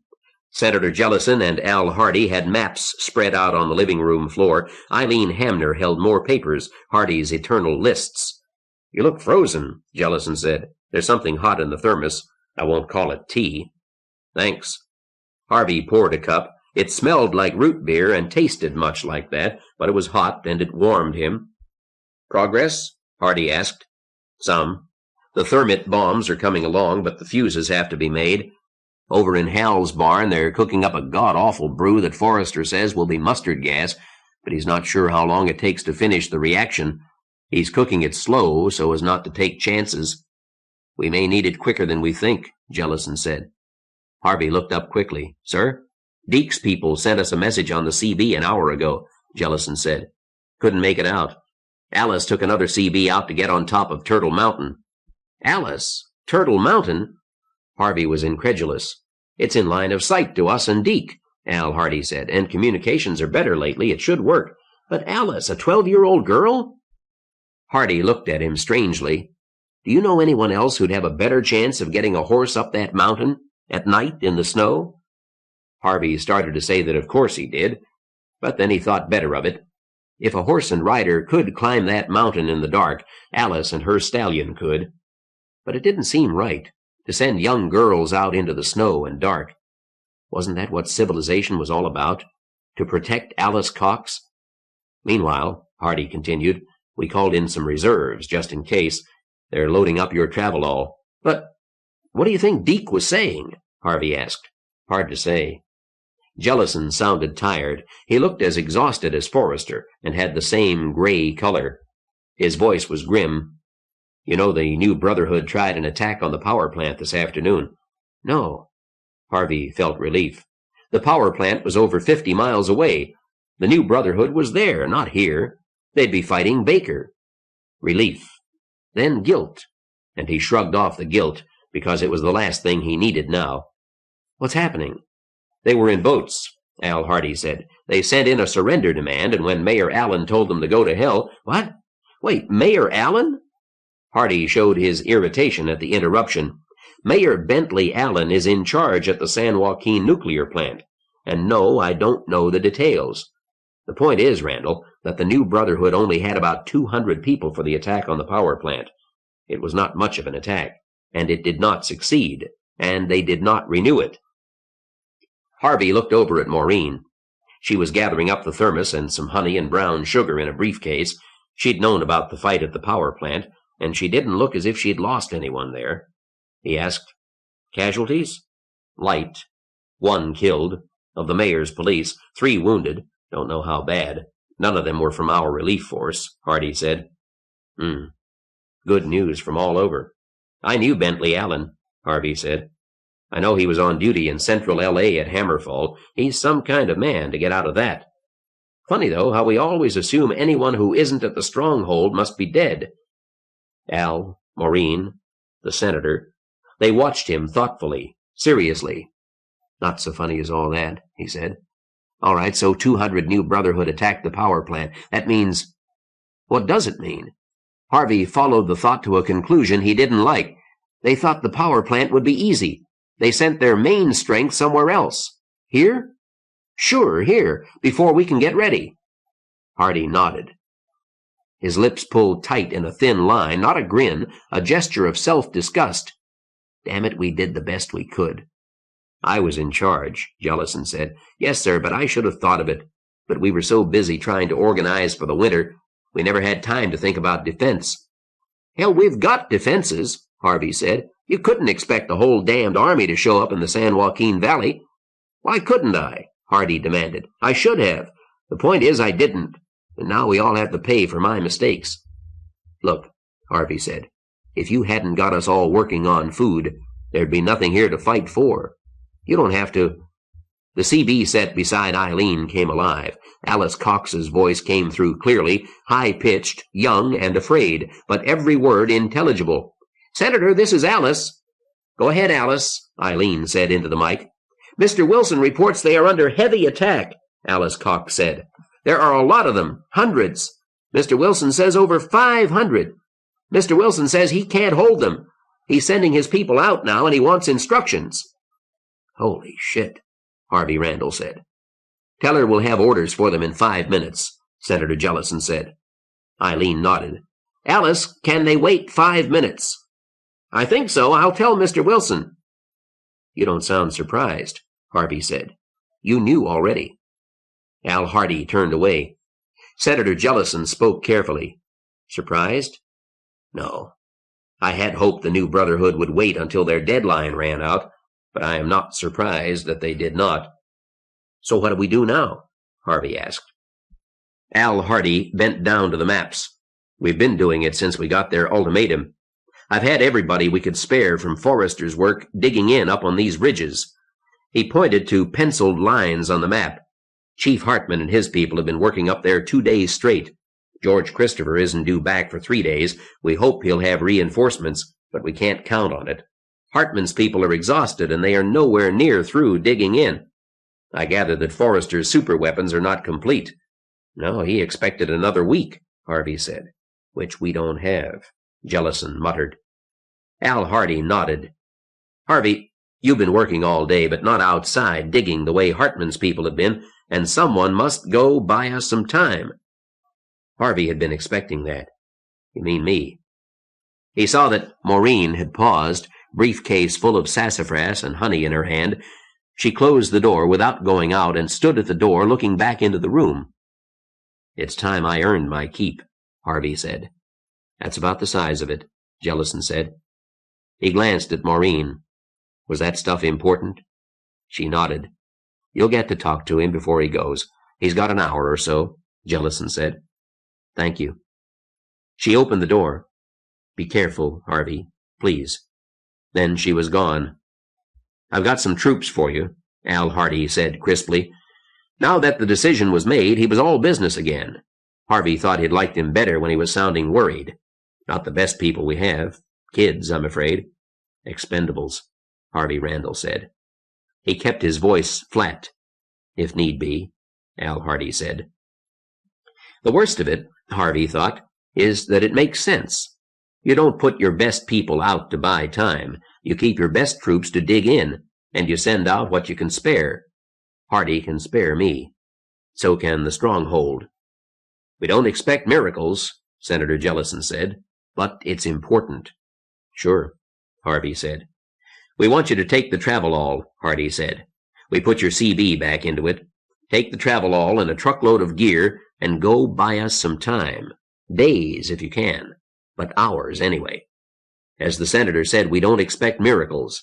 Deke's people will make a fighting withdrawal. They'll blow bridges and burn what they can on the way out. You go meet them. Take chainsaws and dynamite and the winch on that Travelall and make a mess out of the road." "Put them on foot," Jellison said. "Get the new Brotherhood on foot. Ruin those roads. That buys us a day, maybe more, right there." "And how long do I stay out?" Harvey asked. He was having trouble with his breathing and hiding it.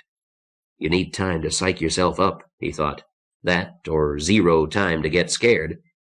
Jellison laughed. "I can't order you to go sit there until they kill you. Maybe I would if I thought you'd do it. Never mind. Just let Deke's people get past you, then come home and take as long getting here as you can. Unless you've got a better idea." Harvey shook his head. He'd already tried to think of a better idea. "You'll do it?" Hardy barked the question, as if trying to catch Harvey in a lie. It was irritating as hell, and Harvey barked back. "Yeah." "Good man," Hardy said.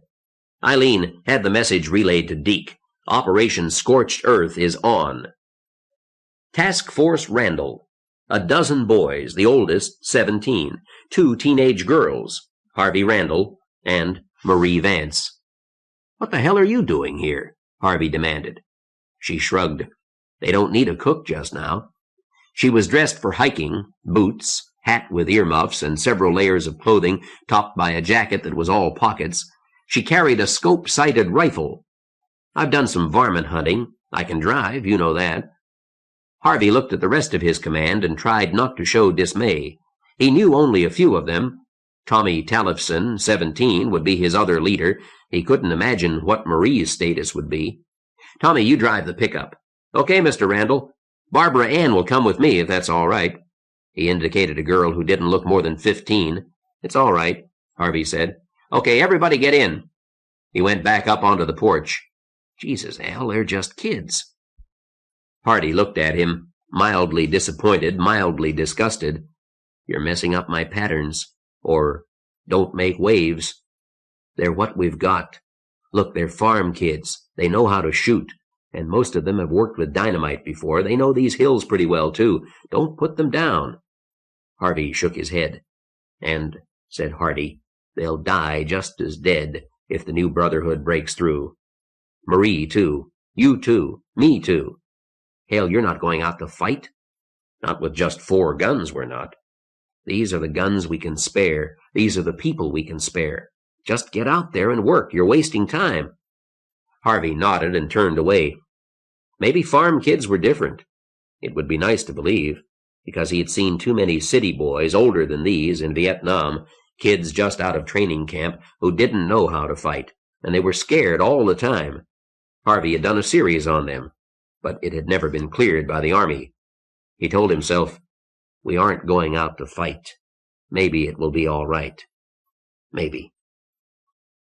They stopped in town and loaded supplies into the truck and onto the carrier on top of the Travelall, dynamite, chainsaws, gasoline, picks and shovels, 50 gallons of used crankcase oil, a bitch to move. When it was all loaded, Harvey let Marie drive. He sat in the second seat to let one of the local boys sit up front with a map. They drove down the highway out of the valley. Harvey tried to get the boys talking, to get to know them, but they didn't volunteer much. They'd answer questions politely, but they sat wrapped in their own thoughts. After a time, Harvey leaned back in his seat and tried to rest, but that reminded him gruesomely of the last time Marie had driven the travelall, and he jerked upright. They were leaving the valley. It made Harvey feel naked, vulnerable. He and Mark and Joanna and Marie had gone through too much getting there. He wondered what the boys thought. And the girl, Mary Lou. He couldn't remember her last name. Her father was the town pharmacist, but she'd never been interested in the store. She seemed interested in the boy she sat with. Harvey remembered his name was Bill, and Bill and Mary Lou had both managed some kind of state scholarship to UC Santa Cruz. The others thought them odd, that they'd want to go so far away to college. Marie drove up the ridge that led out of the valley. Harvey had never been here before. Up on top of the ridge were moving lights. Chief Hartman's people digging in, still working at midnight, despite the cold, blowing wind. The roadblock below the ridge had only one guard huddled in the small shelter. They passed it and were out of the valley. He saw it and felt it. They had entered the universal chaos left by Hammerfall. It was scary out here. Harvey held himself very still so that he wouldn't shout at Marie to turn the travelall and brake for safety. He wondered if the others felt the same way. Better not to ask. Let us all feel that nobody else is scared, and that way nobody will run. They drove on in unnatural silence. The road was washed out in places, but vehicles had made paths around the broken pavement. Harvey noted places where the road could easily be blocked. He pointed them out to the others in the car. He couldn't see much through the intermittent sleet and the thick dark out there. The map showed they were in another valley, with a series of ridges to the south, much lower than those surrounding the Stronghold. This would be the battleground. Below lay a branch of the Tule River, the main line of defense for the Stronghold. Beyond was territory Harvey wouldn't even attempt to hold. In a few days, perhaps only hours, the valley they were now driving through would be a killing ground, a place of battle. Harvey tried to imagine it. Noise, incessant noise, the statter of machine guns, a crackle of rifle fire, dynamite bombs, mortars, and through it all, the screams of the wounded and dying. There wouldn't be any helicopters and field hospitals here. In Vietnam, the wounded were often in hospitals faster than they'd have been if they'd been civilians at home in an auto accident. Here, they'd have to take their chances. They? Not they. Me, Harvey thought. Who was it that said a rational army would run away? Somebody. But run to where? The Sierra. Run to Gordy and Andy. Go find your son. A man's duty is to his children. Stop it. Act like a man, he told himself. Does acting like a man mean to sit calmly while they drive you where you'll be killed? Yes, sometimes. This time. Think about something else. Maureen. Have I got a chance? That wasn't a satisfying line of thought either. He wondered why he was so concerned about Maureen. He hardly knew her. They'd spent an afternoon together here, a lifetime ago, and then they'd made love, and 3 times since, furtively.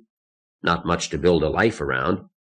Was he interested in her because she was a promise of safety, power, influence?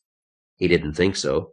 He was certain there was more, but objectively he couldn't find reasons. Fidelity? Fidelity to the woman he'd had an adulterous relationship with? In a way, a kind of fidelity to Loretta. That wasn't getting him anywhere. There were a few lights visible through the gloom. Farmhouses in the battleground, places not abandoned yet. They weren't Harvey's concern. Their occupants were supposed to know already. They drove on in silence until they came to the south fork of the Tule River. They crossed it, and now there was no turning back. They were beyond the Stronghold's defenses, beyond any help. Harvey felt the tension in the car, and felt strangely comforted by it. Everyone was afraid, but they weren't saying it. They turned south and went over a ridge to the valley beyond. The ground seemed even and smooth on both sides of the road. Harvey stopped and planted homemade mines, jars of nails and broken glass over dynamite and percussion caps. Shotgun shells pointed upward and buried just above a board pierced by a nail. Marie watched, puzzled. "How will you get them to walk out here?" she asked. "That's what the oil is for." They wrestled the drum of crankcase oil to the side of the road. "We shoot holes in that when we get past. When the oil's on the road, nobody can walk on it, drive on it, anything." The route beyond was ridge, valley, with the road curving to cross low spots in the ridges. It was rippling landscape, a land with waves in it. 10 miles beyond the Stronghold, they passed the first of Deke Wilson's trucks. It was filled with women and children and wounded men, household possessions and supplies.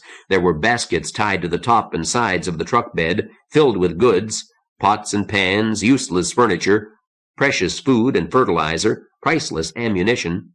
The truck bed was covered by a tarpaulin, and more people were huddled under it, along with more goods.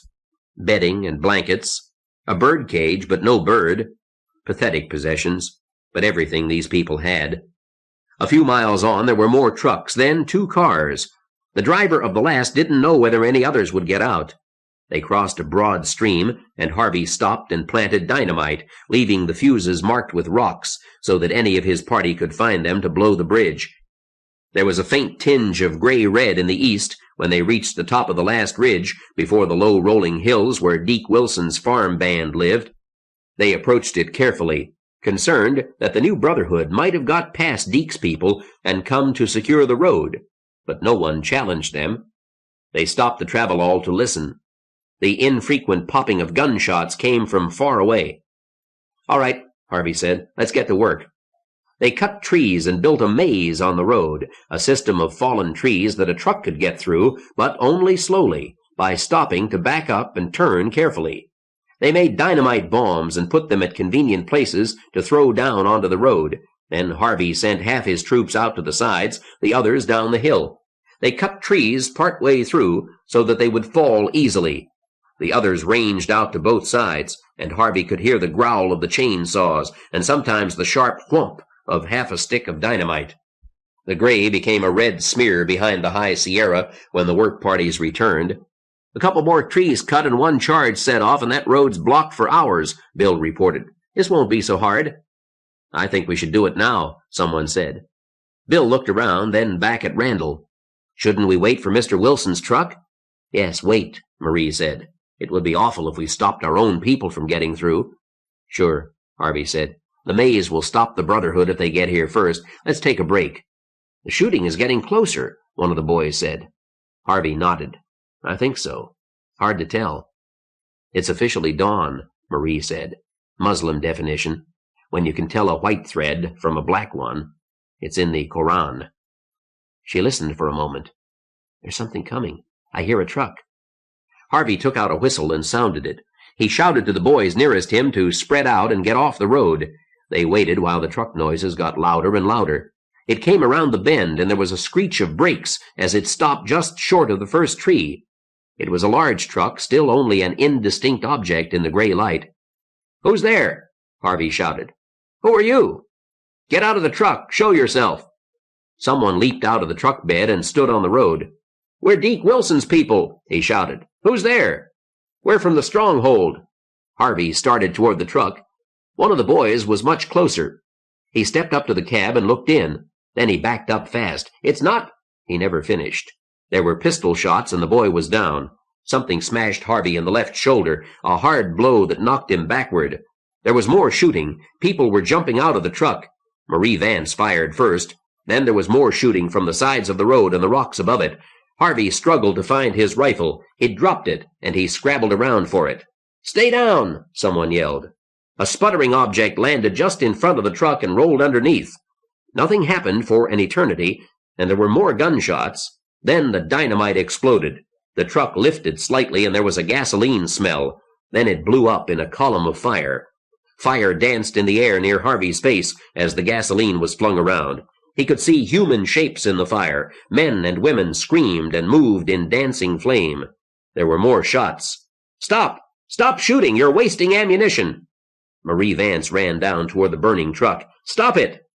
The gunfire died, and there were no sounds but the burning fire. Harvey found his rifle at last.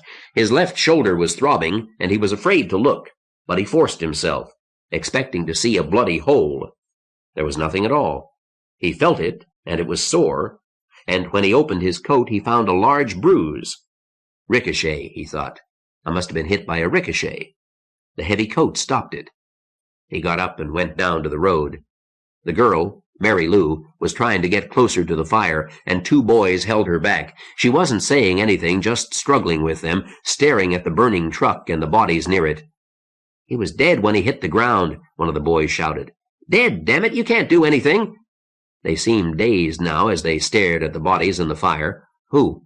Harvey asked. He pointed at the dead boy near the truck cab. The boy lay on his face. His back was on fire. "Bill Dummery," Tommy Tallefson said. "Shouldn't we— What do we do, Mr. Randall?" "Do you know where Bill planted the charges downhill?" "Yes." "Show me. Let's go light them." They moved down the hill. Visibility was increasing fast. 100 yards, 200. They found a rock that overhung the road. Tommy pointed. As Harvey bent down to light the fuse, Tommy grabbed his shoulder. "Another truck coming," he said. "Oh, shit."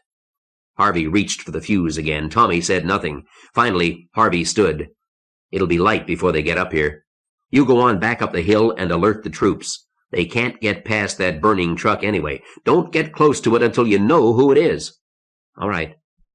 Harvey waited, cursing himself, Deke Wilson, the new Brotherhood. Bill Dummery, with a scholarship to Santa Cruz, and a girl named Mary Lou. My fault. The truck came on up the hill.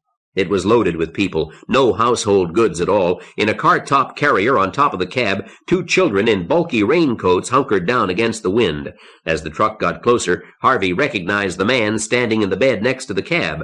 He was one of the farmers who had come with Wilson to the Stronghold. Something Vinge? The people in the truck were all women and children and men patched with bloody bandages. Some lay in the truck bed, not moving as the overloaded vehicle ground its gears and crawled uphill. Harvey let it pass him, then lit the fuse. He followed behind it. He could walk almost as fast as it could go. The dynamite went off behind him, but the boulder didn't roll onto the road. The truck stopped at the log maze. There was no question about who was in this truck. The boys came out of cover. Vinge jumped down. He looked exhausted, but showed no obvious wounds or bandages. "You weren't supposed to block the goddamn road until we got through," he shouted. "Fuck yourself," Harvey screamed in rage. He fought for self-control. The truck was filled with wounded and with women and children, and all of them looked half dead from exhaustion. Harvey shook his head in pity and resentment, then called to Marie Vance. "Get the travelall. We'll have to use the winch to clear a way for them." It took half an hour to saw through two logs and snake them out of the way so the truck could get through. While they worked, Harvey sent Tommy Tallefson down to try again with the boulder. At the rate they were using the stuff, they'd run out of dynamite right here, with miles of road still to block. This time the boulder rolled. It formed a formidable obstacle with no easy way around it. Others with chainsaws dropped more trees on the road. "All clear," one of the boys called. "You can roll." Vinge went up to the truck cab. There were 4 people crammed into it. The driver was a teenage boy, 14 or so, barely big enough to reach the controls. "Take care of your mother," the farmer shouted.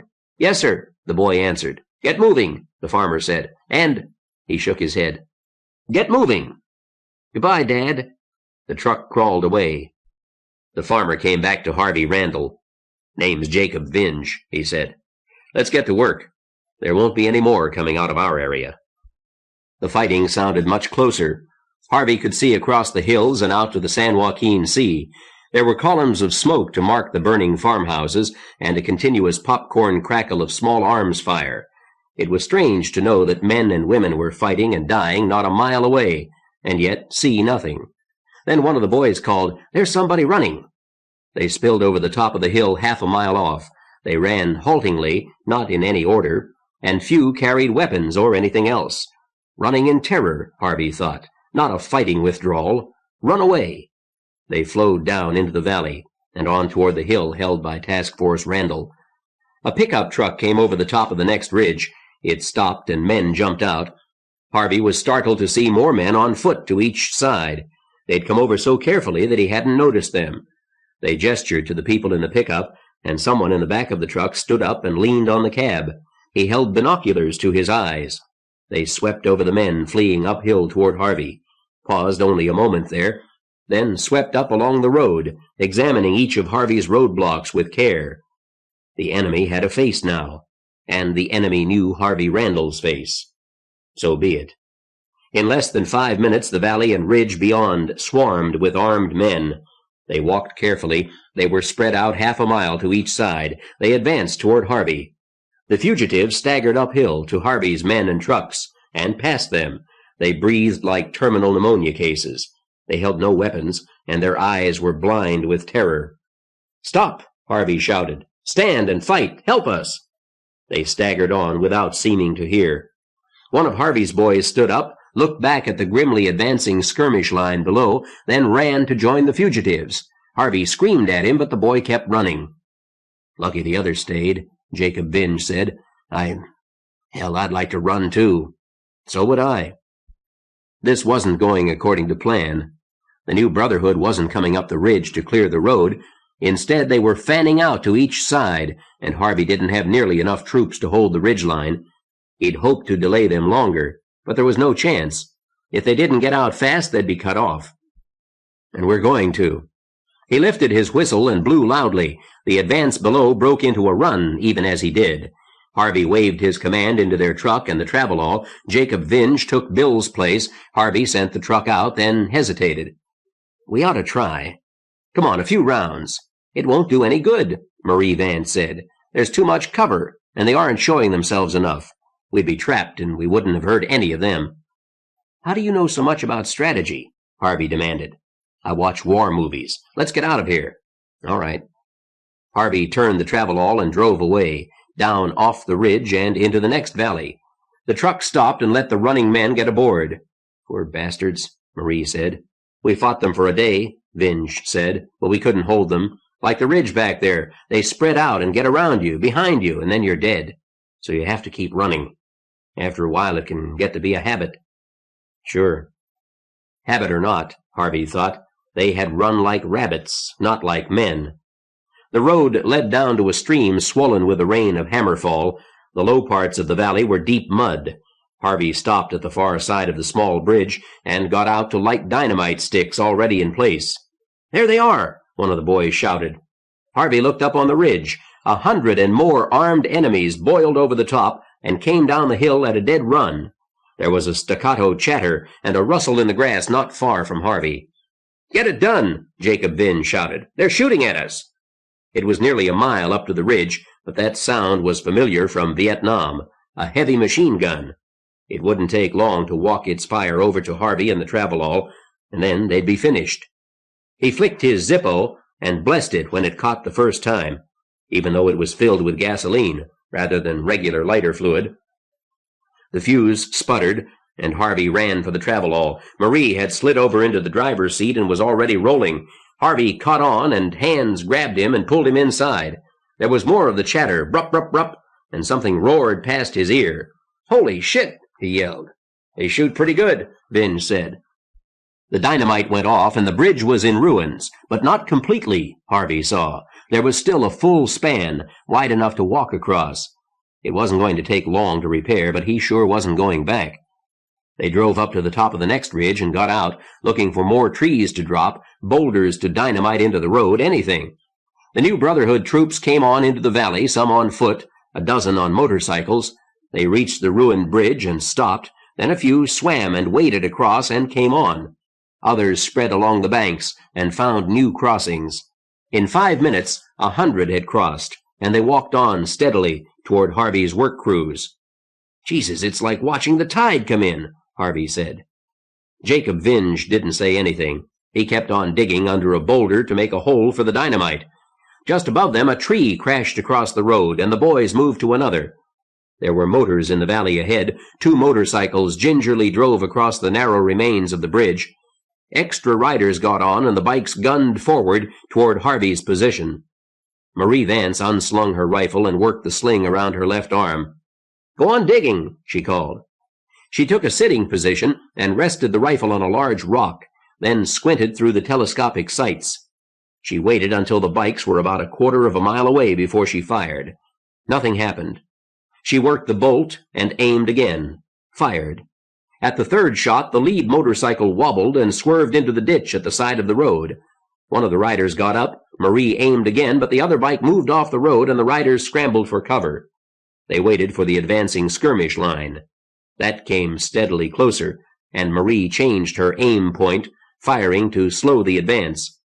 Again, the center of the line slowed, while more attackers spread to each side, fanning out well beyond any point Harvey could defend. "Get finished!" Harvey shouted. "We have to get out of here!"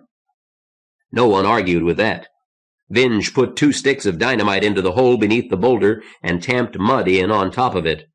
"Look!" Barbara Ann, Tommy Tallefson's partner, shouted in horror. She pointed at the opposite ridge, where they'd spent the dawn hours putting barriers on the road. A truck appeared at the top of the ridge. It went over and came down the road, and another followed, then another. When the trucks reached the downed bridge, men jumped out with timbers and steel plates. More trucks came over the ridge. Harvey looked at his watch. They had delayed the enemy trucks by precisely 38 minutes. Valley of Death. "Lordy, Lordy, won't you listen to me? The colonel said stand, but it ain't going to be, 'cause we're bugging out. Yes, we're moving on." The Bug-Out Boogie, a forbidden ballad of the United States Army. The pattern was always the same. No matter what obstructions Harvey's group put into the road, the new Brotherhood Army was delayed for no longer than it took to put them up. If Task Force Randall could have actively defended its roadblocks, they might have stopped the advancing enemy for much longer, but there was no chance of that. The new Brotherhood used its trucks to bring troops as far forward as possible. Their skirmishers then spread out to both flanks and advanced, threatening to cut Harvey off, and once again Harvey had to retreat. The enemy developed a new tactic as well. They mounted heavy machine guns in one of their trucks and brought that forward to fire on Harvey's workers from well out of rifle range. It kept Harvey from doing a proper job of ruining the road, and he couldn't even shoot back. The enemy were faceless ghosts who couldn't be harmed, and Harvey couldn't stop them. Their infantry continued to advance, avoiding Harvey's defenders, trying always to get around and behind. It was battle at long range, with few casualties, but the new Brotherhood's advance was relentless. By mid-afternoon they had come a dozen miles toward the Stronghold. Work and running was becoming a habit. A dozen times Harvey wanted to keep going, to drive for the Stronghold, and the devil with the roadblocks. His mind found a dozen excuses for running. "It's like nothing can stop them," Tommy Tallefson screamed. They had halted at another ridgeline. The map said the valley below, where the new Brotherhood was busily removing trees, filling in holes, repairing the road quicker than Harvey had been able to destroy it, was called Hungry Hollow. The name seemed appropriate. "We've got to try," said Harvey. Tallefson looked doubtful. Harvey knew what he was thinking. They were all exhausted. They'd lost 5 of Task Force Randall. 1 shot dead as he worked with a chainsaw. The other 4 vanished, run away, captured, wounded, and lying back in the hills they didn't know. They hadn't got aboard when it was time to bug out, and the new Brotherhood had been too close to let them look for them. And running had become a habit. What could 8 exhausted people do to stop a horde that flowed forward like the tide? "It'll be dark in a couple of hours," Harvey said. "Then we can rest." "Can we?" Tallefson asked. But he went back to work, digging out under another boulder above the road. Others stretched the cable from the Travelall's winch around the rock. There wasn't enough dynamite to use on every rock they found. An hour before dark, they were forced out of Hungry Hollow and over the ridge beyond. They fled across Deer Creek, pausing only long enough to light the fuse on the dynamite they'd placed there. When they climbed onto the next ridge, they found men already there.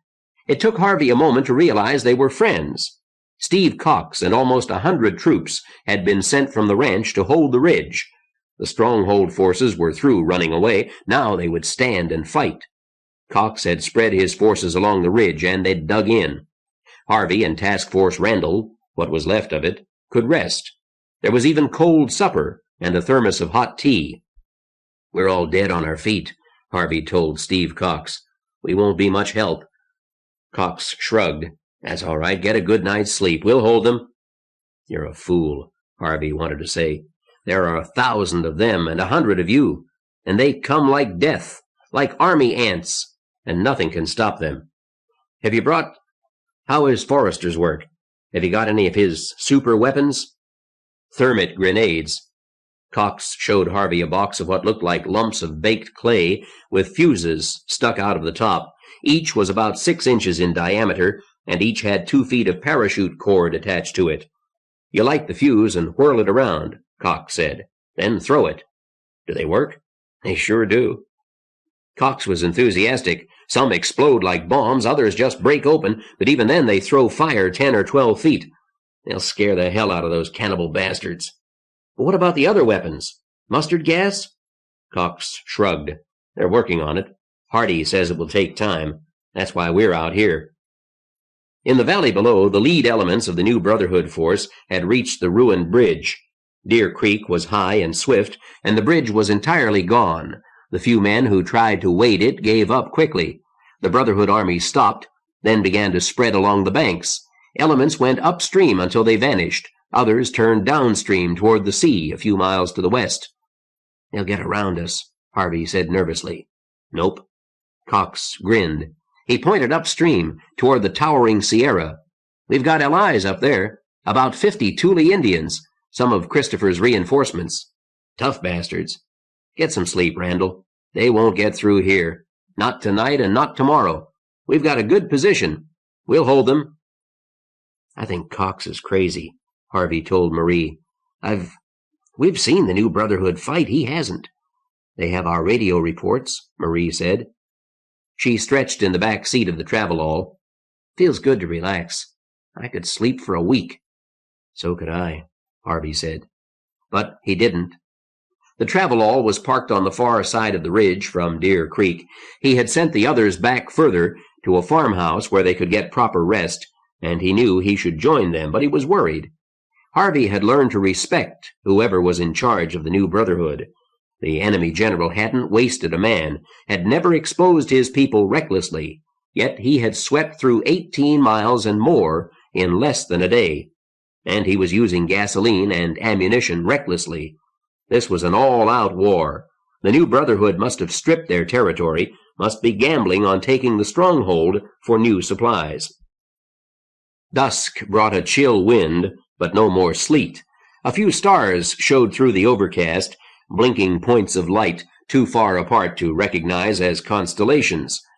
Harvey remembered a hot sauna followed by a cold swimming pool in hot sunlight. He remembered driving the Travelall south through the blazing desert beauty of Baja California, finally to swim in an ocean warm as a bathtub, belly surfing the bigger, more exciting waves of Hermosa Beach, and spreading a towel over sand too hot to walk on. Down in the valley they could hear the sounds of Brotherhood trucks and men moving heavy objects. There was no way to know what the enemy was doing. Cox had patrols alert for infiltrators, but instead the enemy commander had his men fire weapons at irregular intervals, raise shouts, throw grenades and rocks across the creek. And often the ranchers responded, shooting wildly into the night, wasting ammunition, losing sleep. Harvey knew that was what the Brotherhood wanted, but the knowledge didn't help. He slept fitfully, awakened too often. Marie stirred in the seat behind him. "You awake?" she whispered. "Yes."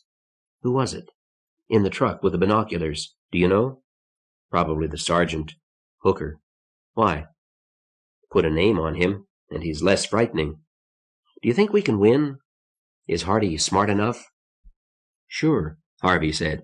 "They keep coming, like a machine, a huge grinding machine." Harvey sat up.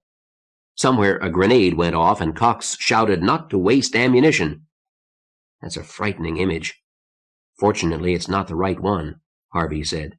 "It's not a meat grinder. It's one of those kinetic structures where the artist invites a horde of newsmen to stand around and drink and watch while the machine tears itself to pieces." Her laugh sounded forced. "Nice imagery, Harv. Hell, I made a living off imagery before I took up breaking rocks and ruining roads. I used to think of battles as a chess game, but they're not. It's like those sculptures. The commander puts together this huge sculpture, knowing that the pieces will grind each other up. and he doesn't control them all. Half of them are controlled by an art critic who hates him, and each one tries to see that he has pieces left when it's over. But there won't be enough, so it has to be done over and over. And we're some of the pieces, Marie said. I hope Hardy knows what he's doing. In the morning, there was new excitement in the Stronghold camp. During the night, Stephen Tallman, vice president of the Thule Council, had come in to tell how his warriors were dug in to the east, and more were coming. The rumors grew. George Christopher was coming back, and he had 100, 200, 1,000 armed ranchers he'd recruited from the hill country. Anyone who doubted it was shouted down.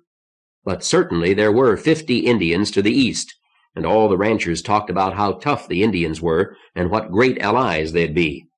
There were other stories of an attempt in the night by the new Brotherhood to force passage of Deer Creek 5 miles upstream, and how Tallman's Indians had beaten them back and killed dozens, how the new Brotherhood had run away. When Harvey talked to the others, he could find nobody who had seen the battle. He found a few who claimed to have spoken to someone who was in it. Everyone had a friend who talked to Tallman himself, or to Stretch Tallefson, who was with the ranch force sent upstream to hold the western end of the line. It was always like this. The new guys were demons incarnate. They would go through the enemy like so many mincing machines. The new guys always thought so, too. But it could be true. Sometimes it was true. Maybe they would win this after all. The new Brotherhood could be stopped, and it wouldn't even take the full strength of the Stronghold to do it. Clouds parted in the east. The sun shone shockingly bright, full daylight, and still nothing happened. The ranchers and the forward skirmish line of the Brotherhood exchanged sniping shots with little effect. Then, over the opposite ridge, trucks appeared. They didn't look like trucks.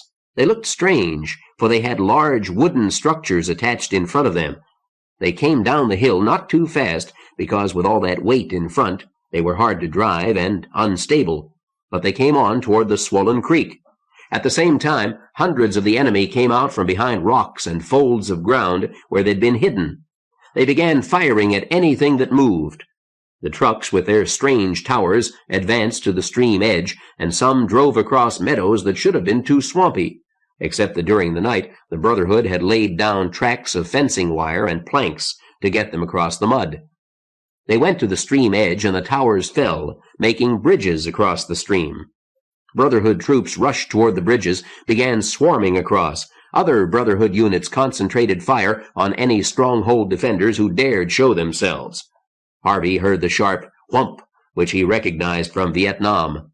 Mortars. The mortar bombs fell among the rocks where Cox's ranchers hid, and each time they fell more accurately. Someone across the river was directing them, and he had good control. Wherever Cox's men tried to oppose the crossing, the mortars soon found them. And more of the Brotherhood troops poured across the river. They fanned out and moved forward along a line almost a mile wide, and Cox's forward troops either fell back or were overrun. Suddenly, it had taken no more than half an hour, the river line was gone, and Cox held only the ridge. And even there, the relentless mortars and machine guns, far out of range of effective rifle fire, sought them out, pinned them down, while more Brotherhood troops advanced up the hills, hiding behind boulders, dodging and leapfrogging, and always moving on. "Ants!" Harvey screamed. "Army ants!" Now he knew. The cannibals couldn't be stopped. They'd been fools to think they could do it, and at the rate they advanced, Cox would lose most of his force. Already groups of men had begun to break and run, some throwing down their weapons, others grimly hanging on to them and stopping to shoot back at the enemy. But there was no organization to the defense any longer, and more saw it and thought only of saving themselves. There was no place to make a stand.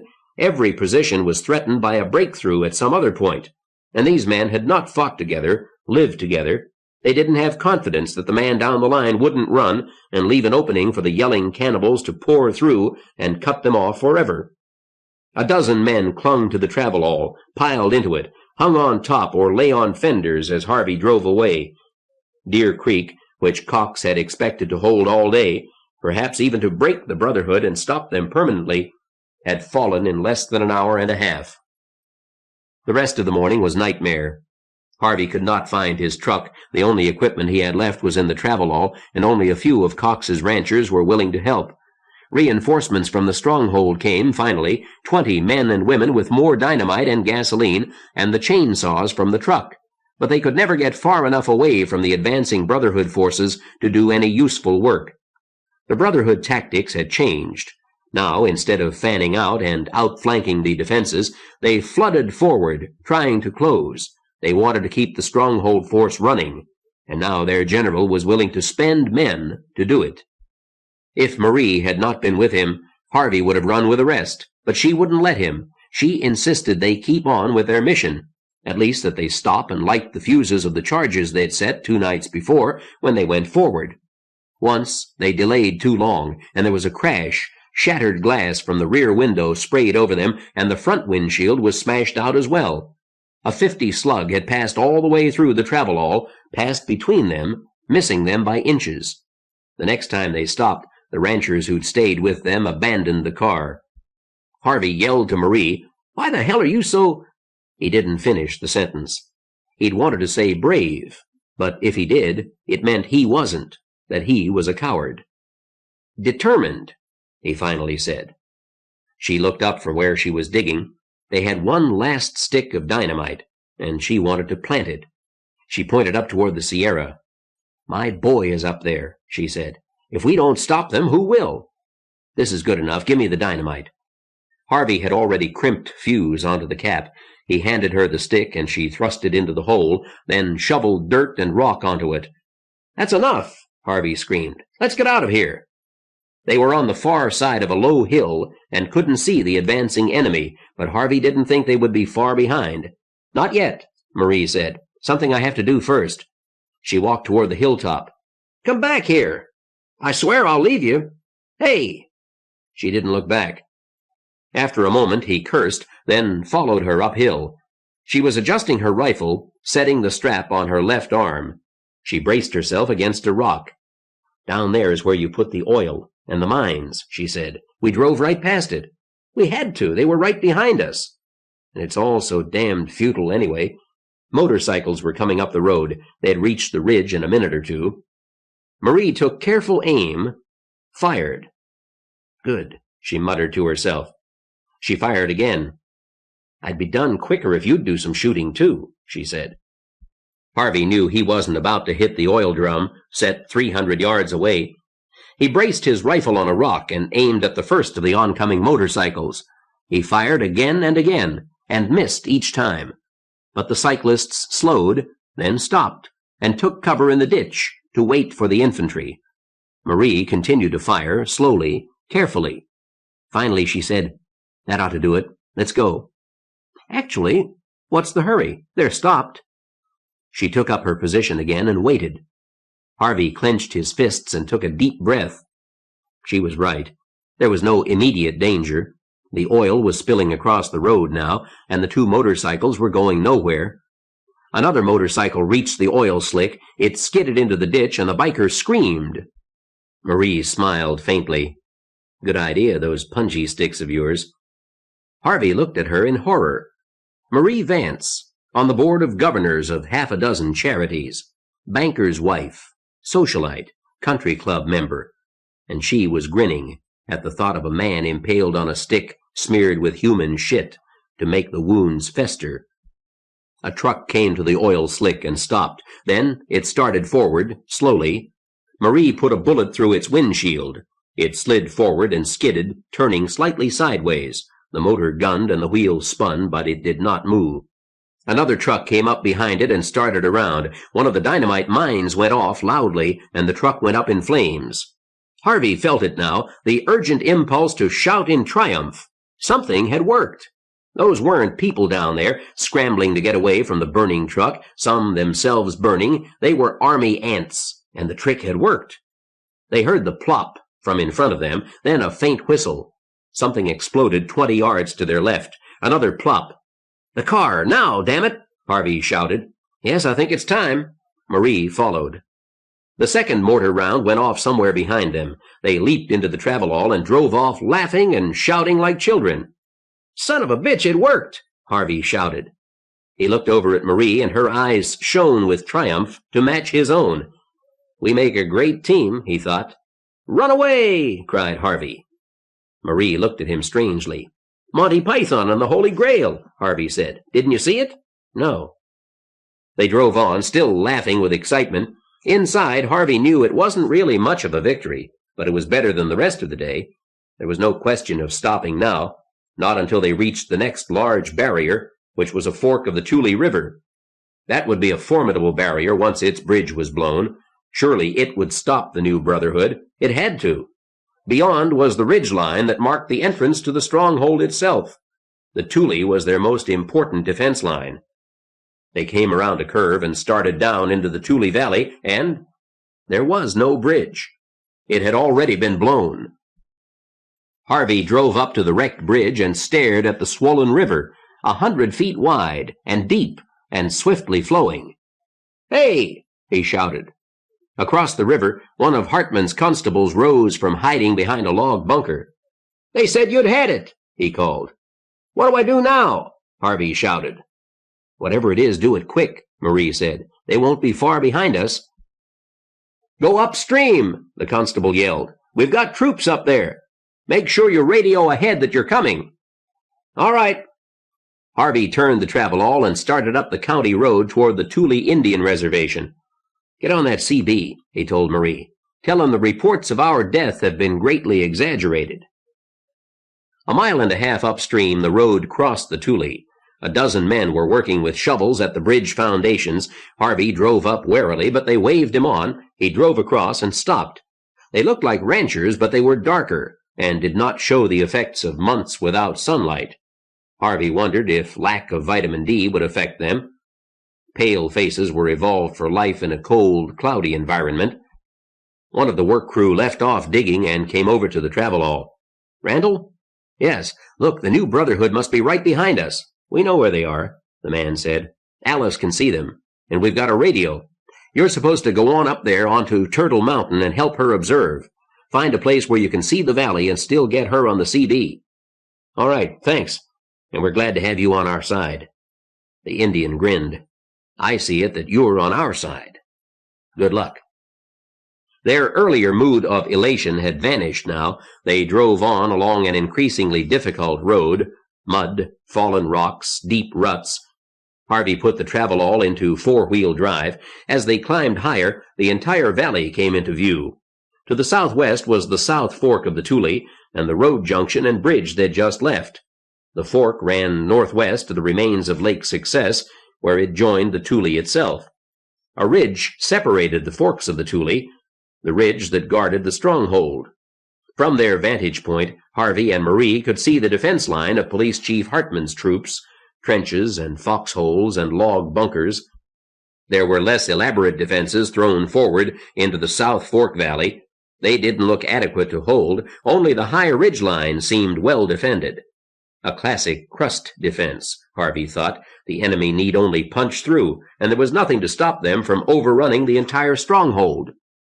At dusk, it was clear what the enemy's plan was. He brought up his trucks, dug in his troops, and lit large campfires in plain sight of the stronghold. They looked relaxed, confident, and Harvey knew they'd be working on bridges during the night. Finally, dark came, and the hills were silent. "Well, we can't see anything more," Harvey said. "Now we really don't have anything to do." Marie moved restlessly beside him. In the dark, she was only a presence, her very shape indeterminate, but Harvey grew itchingly aware that Marie Vance was only inches away, and that they were cut off from the universe until sunrise. His memory played him a dirty trick. It showed him Marie Vance some weeks before Hammerfall, as she met Harvey and Loretta at her front door. She wore emeralds and a vividly green evening gown, cut nearly to the navel. Her hair was set in fantastic convolutions.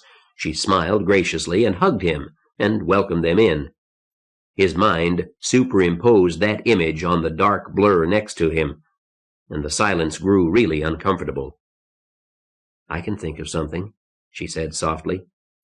Harvey found his voice. "If it isn't sex, you'd better tell me now." She said nothing. He slid toward her and pulled her against him. Things crunched and crackled. Not one of the dozen pockets in that jacket was empty. She chuckled and took it off, while he doffed his own jacket with its own lumpy pockets.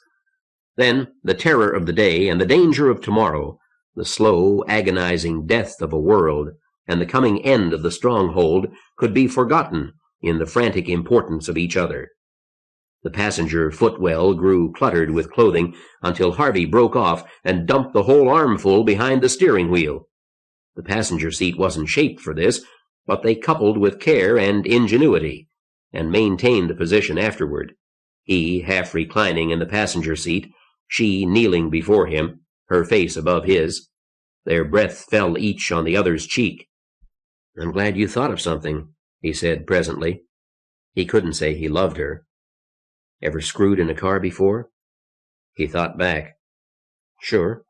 I was more limber then." "I never did." "Well, generally, you use the back seat. But the back seat's covered with broken glass," Marie finished. And they felt each other's tension as they remembered. A .50 caliber bullet, glass showering everywhere, Marie brushing the tiny splinters off him while he drove. But there was a way to forget. And again, later, there was a way to forget, the same way repeated, with the same frantic urgency. They were not drawn to each other, he thought. They were thrust against each other in their fear of what was outside them. They made love with their ears cocked for gunfire, but they made love. Even when it's bad, it's good. Harvey woke before dawn. He was covered with the blanket from the back seat, but he couldn't remember getting it. He lay awake, not moving, his thoughts confused. "Hi," Marie said softly. "Hi yourself. I thought you'd be asleep." "Not for a while. You get some rest." Harvey tried, but there were twinges from muscles he'd overused last night, and twinges from his conscience, which apparently hadn't been informed that he was a widower whose new girl had dropped him for an astronaut. To hell with that. But he still wasn't sleeping. "Oh, well," he said, and sat up. "We seem to have survived the night. I didn't work you that hard." There might have been something false in his own laugh, or she'd known him a long time. She turned toward him in the dark. "You're not worried about Gordy, are you? That's all over. He's got his new girl, and it doesn't need a judge to say a marriage is over. We didn't really need one before." Harvey hadn't been thinking of Gordy. "What will you do now?" he asked. "When this is over? If—" She laughed. "I won't stay a cook, but thank you for bringing me to this valley. It's been much better than anything I could have found for myself." She was quiet for a moment, and they heard a sound outside, an owl, and the squeal of the rabbit it had caught. "It's a man's world now," Marie said. "So I guess I'll just have to marry an important one. I've always been a status-conscious bitch, and I don't see any reason to change now.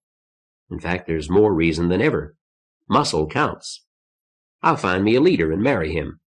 And who would that be?" She giggled. "After yesterday, you're a leader. You're an important man." She slid across to him and put her arm around him. Then she laughed aloud. "What's got you so tense? Am I that terrifying?" "Certainly." She was. She laughed again. "Poor Harvey. I know exactly what you're thinking. Obligation. You've seduced the girl, and you ought to marry her, and you know damn well you can't resist if I really work at it. See?" Her hands moved to intimate places. Living with Loretta hadn't readied him for this kind of warfare. He kissed her hard. She couldn't bluff Harvey Randall, and maintained the kiss, because it felt so good, and hell, Maureen had her winged man, until she drew back. "That wasn't very nice of me," she said. "Don't worry, Harv. I'm really not after you. It wouldn't work. You know me too well. No matter what we did, even if we really did learn to love each other, you'd always wonder about it. You'd wonder if it was all an act, wonder when I'd decide to drop it, and we'd fight and play head games and dominance games." "I was thinking something like that." "Don't talk yourself into anything," Marie said. "I don't need that. I would like to be your friend." "Sure, I'd like that. Who's your real target?" "Oh, I'm going to marry George Christopher." Harvey was startled. What? Does he know? Of course not. He still thinks he's got a chance with Maureen. He tells me about her every chance he gets, and I listen, too. I just bet you do. What makes you think he won't get Maureen? Don't be silly. With you and Johnny Baker to choose between, she'll never marry George. If they hadn't known each other forever, if he weren't her first, she wouldn't even consider him. And me? You've got a chance. Baker has a better one. Yeah. I suppose it would be silly to ask if you're in love with George, Harvey said. Marie shrugged. He could feel that in the dark. He'll be sure I am, she said. And it won't be anybody else's business. There won't be any repetitions of tonight, Harvey. This was something special. The right man at the right time. I've always... Tell me, all those years we lived next door, weren't you ever tempted to come over some afternoon when Loretta was out and Gordy was at the bank? Yes, but I didn't. Good. Nothing would have happened. But it always worried me that you didn't try. Good. Now let's get some sleep. She turned away and curled up in the blanket. Poor George, Harvey thought. No, that's not right. Lucky George. If I didn't know her so damned well, damn it, I'm still tempted. George, you don't know it, but you're about to be a happy man. If you live long enough. If Marie lives. Dawn. A red smear in the Sierra. The winds blew fitfully, light airs. Mist rose from the San Joaquin Sea. When the sun was high, they saw them. 100 or more of the new Brotherhood had crossed during the night. They were concentrated near the old Lake Success bed, and they moved back toward the ruined bridge, sweeping aside the screen of Stronghold defenders. The Brotherhood's mortars began to fire, forcing the defenders back up the valley and onto the ridges. The withdrawal was orderly but steady. By noon they'll have cleared the valley, Harvey told Marie. I hoped they'd hold longer. At least they aren't running like rabbits. She nodded, but went on reporting the enemy positions on the CB. There wasn't anything else to do. Alice sounded terrified whenever she spoke, but she demanded their reports anyway. Useless, Harvey thought. It's no good. He looked at the map, wondering if he could find a way into the Sierra that didn't go back down and through the enemy, or where the new Brotherhood would be soon. They're repairing the bridge, Marie reported. They've got big trees and hundreds to carry them. How long until they can get trucks across? Alice asked. No more than an hour. Stand by. I have to report that to Mr. Hardy, Alice said. The radio went silent. It's no good, Harvey said. He tried to smile. Looks like it's you and me after all. Maybe we can get up there and find the boys. I don't suppose I'll have to fight Gordy for you. Shut up and watch, Marie said. She sounded scared, and Harvey couldn't blame her. The bridge took a little more than an hour. Then a stream of trucks led by the pickups with the machine guns moved over them. They swept on up the valley roads. Other trucks brought the new Brotherhood mortars forward, while crews dug in emplacements for them. The Brotherhood army swarmed into the valley below, probed toward the ridges, fell back wherever opposed. They had plenty of time, and night would be on their side now. They could infiltrate men through the rocks over the ridges, into the stronghold itself. The day became warmer, but not for Harvey and Marie. The rising air from the San Joaquin Sea drew a cold wind down from the Sierra. The enemy moved on forward in the cloudy, bright day. Noon came, and they had reached the far end, were beginning to climb the ridges toward the last defenses. Stand by, Alice said. She sounded excited now, not afraid. Stand by for what? Harvey demanded. To watch and report, Alice said. That's why you're there. I can't see. Something was happening on the ridge far below. Men had pushed something big, it looked like a wagon, to the brow of the ridge. They shoved, and it went over, tumbling down the ridge, rolling down until it came to rest 100 yards from the repaired bridge. It sat, did nothing for 30 seconds, and exploded. A huge cloud burst from it and was carried downwind toward the bridge, across it, through the traffic jam at the bridgehead. And everywhere along the ridge, objects came lobbing over, falling slowly. Men pushed heavy framework forward, boxes with long arms that spewed tiny black dots in an arcing trajectory. Catapults, Harvey yelled. They were. He didn't know what powered them. Nylon cords, probably. Carthaginian women donated their hair? Maybe. The catapults didn't have much range, but they didn't need it. They threw jars that burst into yellow fog on impact. The wind carried the fog down through the valley, across the advancing enemy. The new Brotherhood screamed in panic. They threw away weapons, ran in pain, tearing at their clothes, threw themselves into the river to be carried away by the rushing water. They fought to get across the bridge, and from the ridges, rifles fired again and again, cutting the running men down as they fled. The catapults poured a continuous rain of bursting jars, renewing the deadly yellow fog. Harvey's voice broke as he screamed into the microphone, "They're running! They're dying! Good Lord, there must be 500 of them down out there! What is happening to those who didn't cross the river?" The voice was Alice Cox, but the question had to be Al Hardy. "They're loading up the trucks. What about their weapons? Are they getting those out?" Harvey scanned with the binoculars. "Yes. They hadn't brought all the mortars across. There goes one of their trucks." Harvey shuddered. The pickup, with a load of men gasping in horror, drove down the road at high speed and didn't slow when it reached the bridge. It flung a dozen off the bridge into the water and kept going, leaving behind those it had run down in its flight. "There were 2 of their machine guns on that truck," Harvey reported. "Looks like they got away." The gas didn't cover the entire valley, and some of the new Brotherhood were able to escape. Many ran screaming without weapons, but Harvey saw others pause, look for a route, and leave carrying heavy weapons. 2 of the mortars were carried away before the catapults closed off that escape route. Harvey grimly reported clear areas and watched as minutes later the gas canisters dropped into them. "Something's happening upstream," Harvey shouted. "I can't see." "Don't worry about it. Is the road down from the reservation clear of gas?" Alice demanded. "Hold on a second." "Yes. Stand by." Moments later, trucks came down that road. They carried Tolman's Indian troops and more ranchers. Harvey thought he recognized George Christopher in one of the trucks. They roared on in pursuit of the fleeing enemy, but were stopped at the top of the ridge beyond the road junction. Now it was the Stronghold's turn to deploy and probe, search for weak spots, clear the roads. While behind them the valley had become an alien world, its unusual atmosphere was yellow-tinged, deadly to men without pressure suits. Its native life was eerie to look upon. Slow-moving quadrupeds and belly-crawlers, some armed with metallic stings, growing ever more torpid until most seemed to hibernate and only a few still moved. Like snails, they crawled on their bellies, leaving trails of red slime, and they moved at snail's pace downhill toward the river. River life thrashed about, incredibly active, then suddenly stopped moving, to float motionless with clumsy, blunt fins wavering in the current.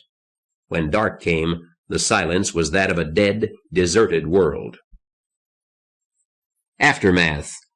From the Far East I send you one single thought, one sole idea, written in red on every beachhead from Australia to Tokyo. There is no substitute for victory. General of the Army, Douglas MacArthur. It was too dark to see. A cold wind blew down from the Sierra. Harvey turned to Marie. "Victory! Yes, we did it. My God, Harvey, we're safe." It was too dark to see her face, but Harvey knew she must be grinning like an idiot. He started the travelall. Alice had told him to stay out of the valley, away from the main road. They'd have to drive to the Stronghold on the dirt cow path. He put the car in gear and moved gingerly ahead. The headlamps showed the road ahead, smooth, untraveled, but the drop to the left was steep, and Harvey knew they were sinking deep into the mud surface. It would be easy to go over the edge. That was frightening, that they could be killed after the battle was over. But it was only a bad road, and he'd been on a lot of those. It wasn't malevolent. A wave of exhilaration swept over him. He had to fight an urge to gun the car. He had never been so aware of being alive. They rounded the mountain and crossed the ridge leading down to Senator Jellison's house, and then he did let himself go, gunning the car forward and driving through the mud at high speed, dangerously fast over the ruts and potholes. The travelall leaped as if to share their joy. He drove as if running away from something. He knew that, and knew that if he let himself think about it, about what he'd seen, he would not feel joy, but an infinite sadness. Back in that valley of battle were hundreds, all ages, men, girls, women, boys, crawling with ruined lungs, leaving trails of blood that had been visible through binoculars until the merciful dark fell across the land. The dying, who had survived the end of the world. Harvey, you can't think about them as people. You too? Yes, a little. But we're alive. We've won. The travelall leaped upward at the top of a small hillock, all four wheels briefly leaving the ground. It was stupid driving at this speed, but Harvey didn't care. "We've fought our last battle," he shouted. "Ain't gonna study war no more." Euphoria again. The world was a lovely place for the living. Let the dead bury the dead. Harvey Randall was alive, and the enemy was defeated. "Hail the conquering heroes come!" Wish I could remember the tune. Silly language. Hero. Hell, you're more of a hero, heroine, than I am. I'd have run like hell if you'd let me, but I couldn't. Sexism. Men can't run while women are watching. Why am I babbling? Why aren't you?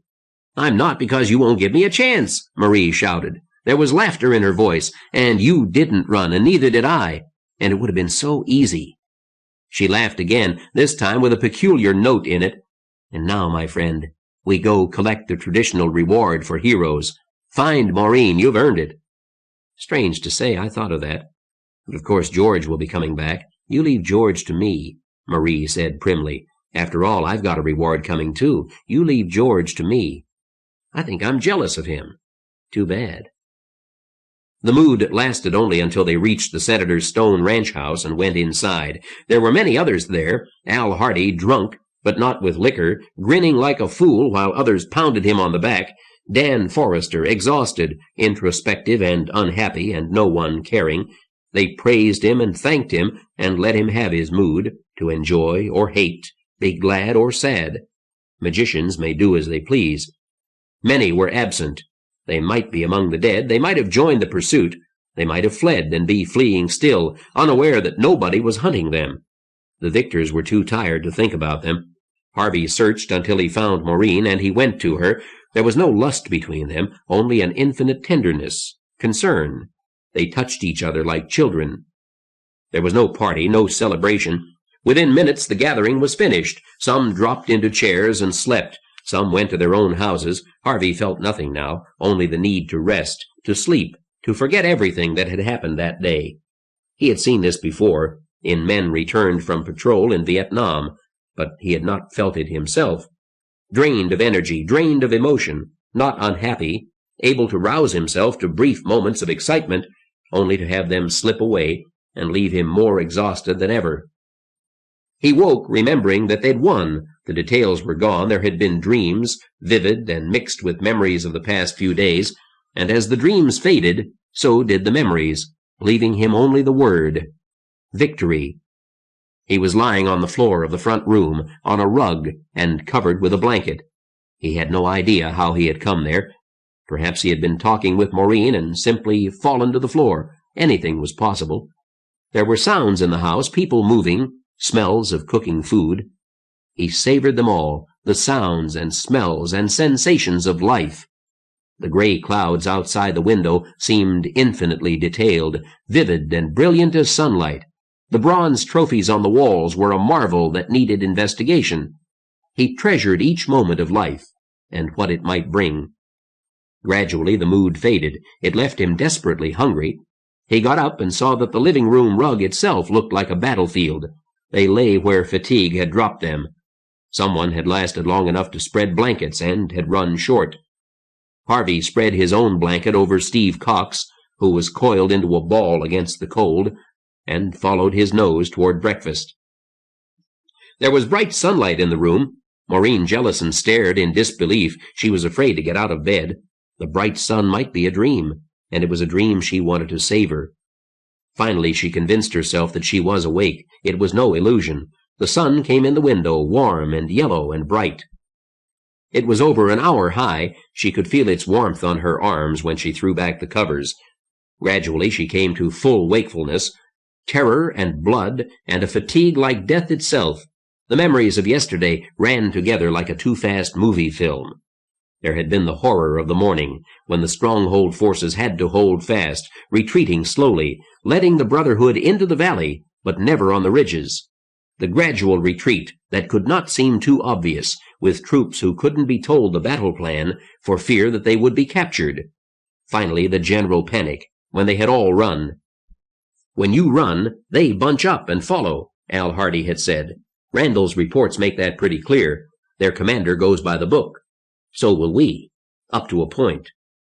The problem had been to hold along the high ground, so that the Brotherhood would stay down in the valley, to give way along the valley floor until enough of the Brotherhood had crossed the bridge.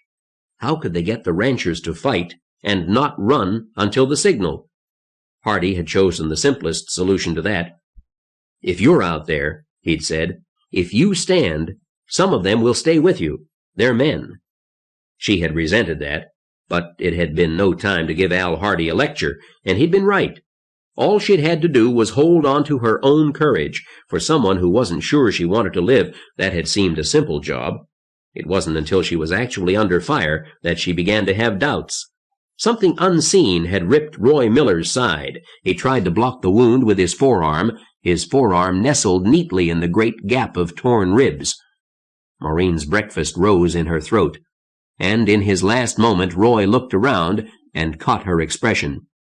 A mortar shell had exploded behind Deke Wilson and two of his men. The others rolled over and lay sprawled in positions that would have been hideously uncomfortable if they hadn't been dead. But Deke flew forward and upward, his arms flapping frantically, and fluttered downhill like a fledgling just learning to fly, down into the yellow murk. Joanna McPherson turned to yell at Maureen. A bullet whispered through her hair, through the space where her skull had been only a moment before, and Joanna's message became frantically obscene. A fragment of metal from a mortar blast shattered Jack Turner's mustard bomb as he was winding up for the throw. His friends ran from him, and his sister-in-law ran too, and Jack Turner staggered and thrashed within the yellow cloud, drowning. Pudgy Galadriel from the Shire swung her sling round and round, stepped forward and sent a bottle of nerve gas flying far down the hill. A moment too long on the follow-through, and Galadriel stood poised like winged victory, with her head gone. Maureen saw black spots before her eyes. She leaned against a boulder and managed to stay upright. It was one thing to stand on a cliff top and contemplate, at her leisure, jumping off, but would she have had the nerve? Or was it all an act? Now she'd never know. It was quite another to watch poor, homely Galadriel crumple with the stump of her neck spitting blood, and then, without looking to see if anyone was actually watching her, to pick up her sling and a bottle of nerve gas and swing the deadly evil thing round and round her head, and, remembering at the last second that the damn thing would fly at a tangent and not in the direction the sling was pointing when she let go, sling it down into the cannibal horde that was still coming up at them. Suddenly Maureen Jellison had found quite a lot to live for. The gray skies, cold winds, brief snow flurries, the prospect of hunger in winter. All of that faded away. First there was a simple realization. If you could feel terror, you wanted to live. Strange that she'd never understood that before. She dressed quickly and went outside. The bright sun was gone. She could not see the sun at all, but the sky overhead was bright, and the clouds seemed much thinner than usual. Had the sunlight been a final dream? It didn't matter. The air was warm, and there was no rain. The small creek below the house was very high, and the water gurgled happily. It would be cold water, just right for trout. Birds dipped low into the stream and cried loudly. She walked down the drive to the highway. There was no traffic. There had been earlier, when the Stronghold's wounded had been taken to the former county convalescent home that served as the valley's hospital, and later there would be more, when the less critically injured were brought in horse-drawn wagons. But for now the road was clear. She walked steadily on, aware of every sight and sound, the ring of an axe in the hills above, the flash of red as a red-winged blackbird darted into the brush nearby, the shouts of children herding the Stronghold's pigs through the woods. The children had adjusted quickly to the new conditions. One elderly adult as teacher, a dozen or more children, 2 working dogs, and a herd of swine. School and work. A different sort of school with different lessons. Reading and arithmetic, certainly, but also other knowledge. To lead the pigs to dog droppings. The dogs, in turn, ate part of the human sewage. and always to carry a bucket to collect the pig manure, which must be brought back at night. Other lessons: how to trap rats and squirrels. Rats were important to the new ecology. They had to be kept out of the Stronghold's barns. Cats did most of that. But the rats were themselves useful. They found their own food. They could be eaten. Their fur made clothing and shoes, and their small bones made needles. There were prizes for the children who caught the most rats.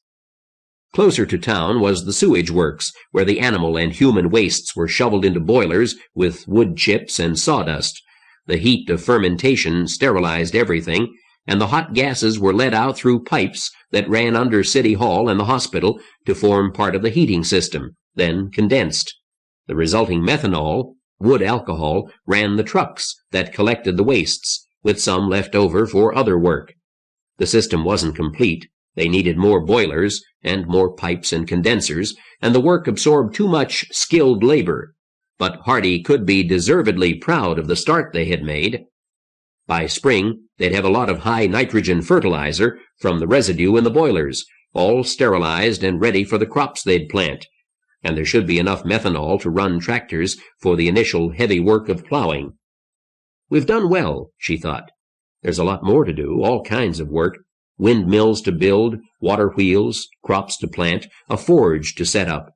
Hardy had found an old book on working bronze and methods of casting it in sand, but they hadn't had time to do much about it yet. Now they'd have the time, now that there was no threat of war hanging over them.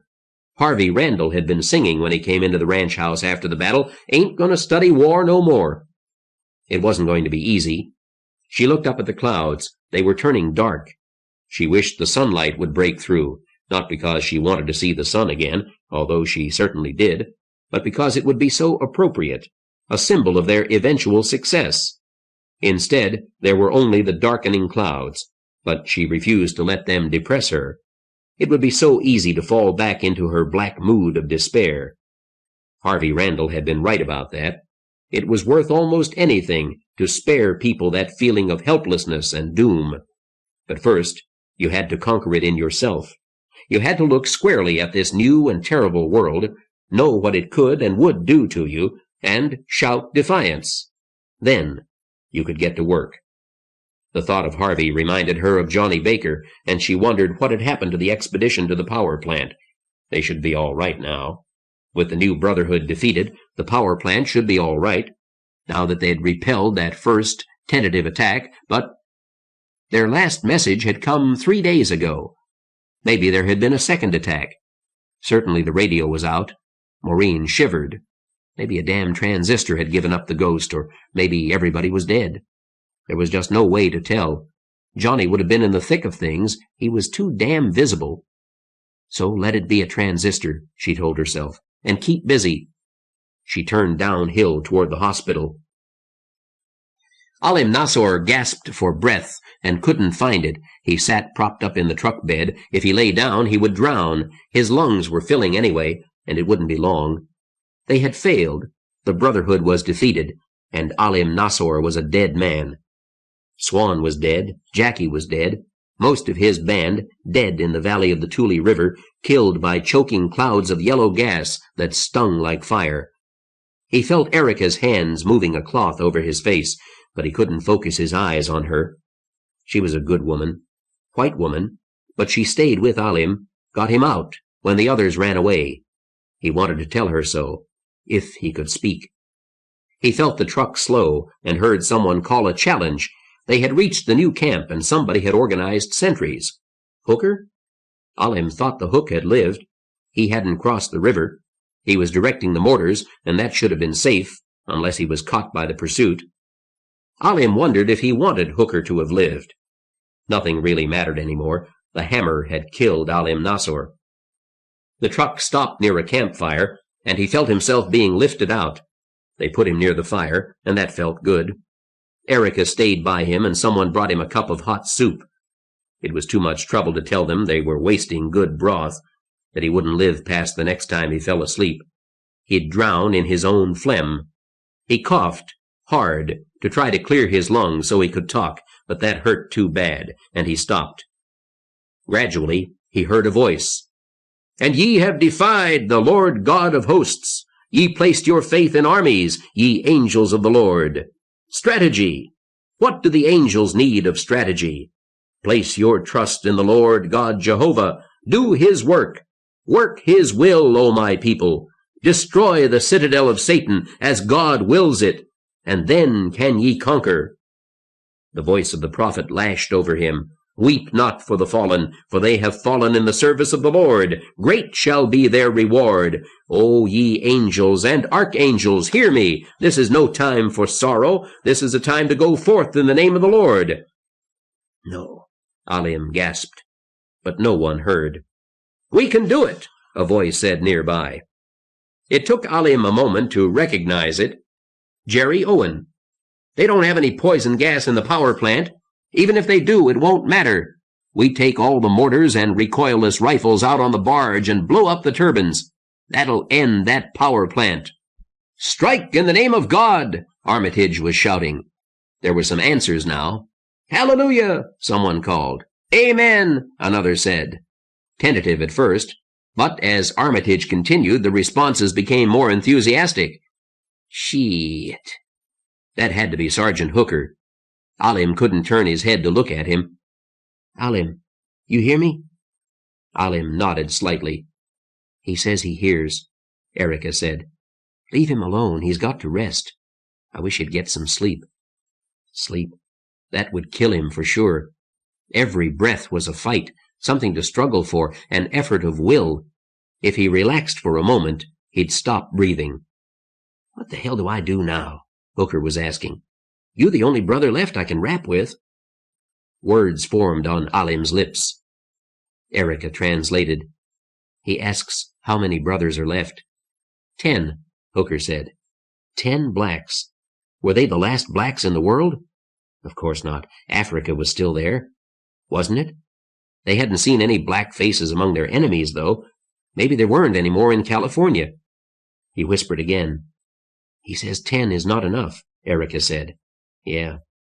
Hooker bent low to speak into Alim's ear. No one else could hear. I gotta stay with this preacher, he said. Alim, is he crazy? Is he right? I can't think no more. Alim shook his head. He didn't want to talk about that. Armitage was speaking again of the paradise that waited for the fallen. The words blended into the vague, slow thoughts that crept into Alim's consciousness.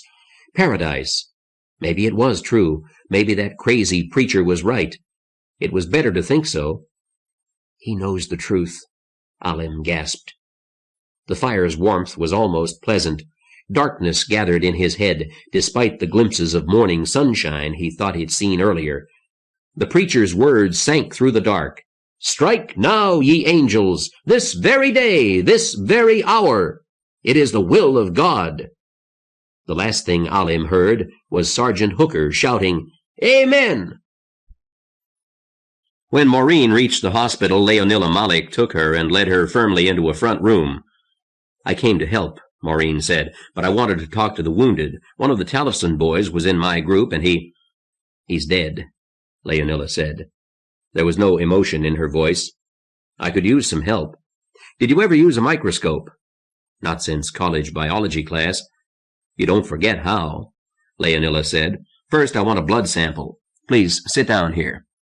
She took a hypodermic needle from a pressure cooker. My autoclave, she said. Not very pretty, but it works.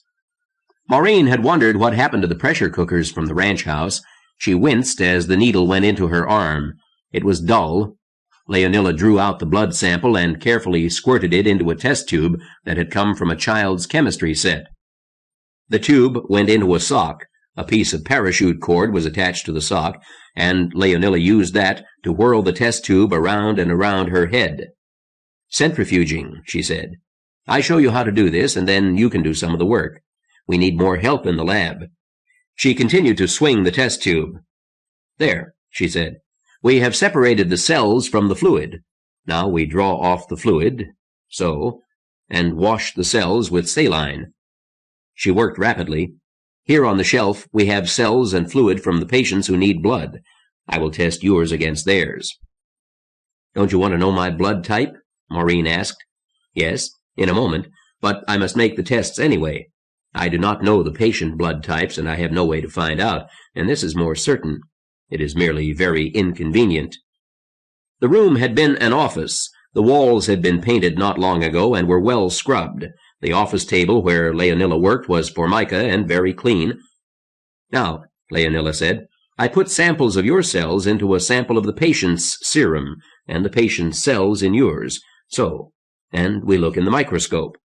The microscope had also come from a child's collection.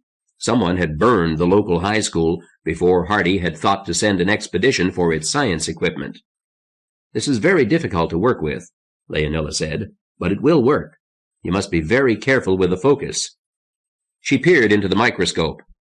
Ah, rouleau cells. You cannot be a donor for this patient. Look, so that you will know. Maureen looked into the microscope. At first she saw nothing, but she worked the focus, the feel of it coming back to her fingers. Leonilla was right, she thought. You don't really forget how. She remembered that you weren't supposed to close the other eye, but she did anyway. When the instrument was properly focused, she saw blood cells. You mean the little stacks like poker chips? She asked. Poker chips? Like saucers. Yes, those are rouleau formations. They indicate clumping. Now, what was your blood type? A, Maureen said. Good. I will mark that down. We must use these file cards, one for every person. I note on your card that your blood clumps that of Jacob Vinge, and note the same on his card. Now we try yours with others. She went through the procedure again, and once more. Ah, you can be a donor for Bill Darden. I will note that on your card and his. Now, you know the procedure. Here are the samples clearly labeled. Each must be tested against the others, donors against patients. When that is done, we must test donors against each other. Although this is not so critical, then we will know, in case we must someday give one of you a transfusion. Shouldn't you be drawing blood for Darden? Maureen tried to remember him. He'd come to the Stronghold late, and was let in because his mother lived here. He'd been in Chief Hartman's group in the battle. I gave him a pint already, Leonilla said. Rick Delanty. We have no way to store whole blood, except as now, in the donor. When Darden requires more, I will send for you. Now I must go back to the ward. If you truly wish to help, you may continue with the cross-matching. Maureen spoiled the first test, but when she was careful, she found it wasn't difficult, merely tedious. The work wasn't made easier by the smells from the sewage works nearby, but there wasn't much choice about that. They needed the heat from the fermenting boilers. By running the extraction through City Hall and the hospital, they got that heat free, but at the cost of the ripe smells. Once Leonilla came in and removed a patient's sample and card. She didn't explain. It wasn't needed. Maureen reached for the card and looked at the name. One of the Aramson girls, age 16, wounded while throwing a dynamite bomb. With penicillin I might have saved her, Leonilla said, but there is none, and there will never be any. We can't make it? Maureen demanded. Leonilla shook her head. Sulfa, perhaps, but not the other antibiotics. That would require more equipment than we will have for years. Precise temperature regulation, high-speed centrifuges. No, we must learn to live without penicillin. She grimaced. Which means that a simple cut, untreated, can be a death sentence. People must be made to understand that. We cannot ignore hygiene and first aid. Wash all cuts. And we will soon be out of tetanus vaccine. Although perhaps that can be made. Perhaps. The crossbow was large and wound with a wheel. Harvey Randall turned it with effort, then laid the long, thin shaft into the weapon. He looked up at Brad Wagoner. I feel like I ought to have on a black mask. Wagoner shuddered. Get it over, he said. Harvey took careful aim. The crossbow was set on a large tripod, and the sights were good.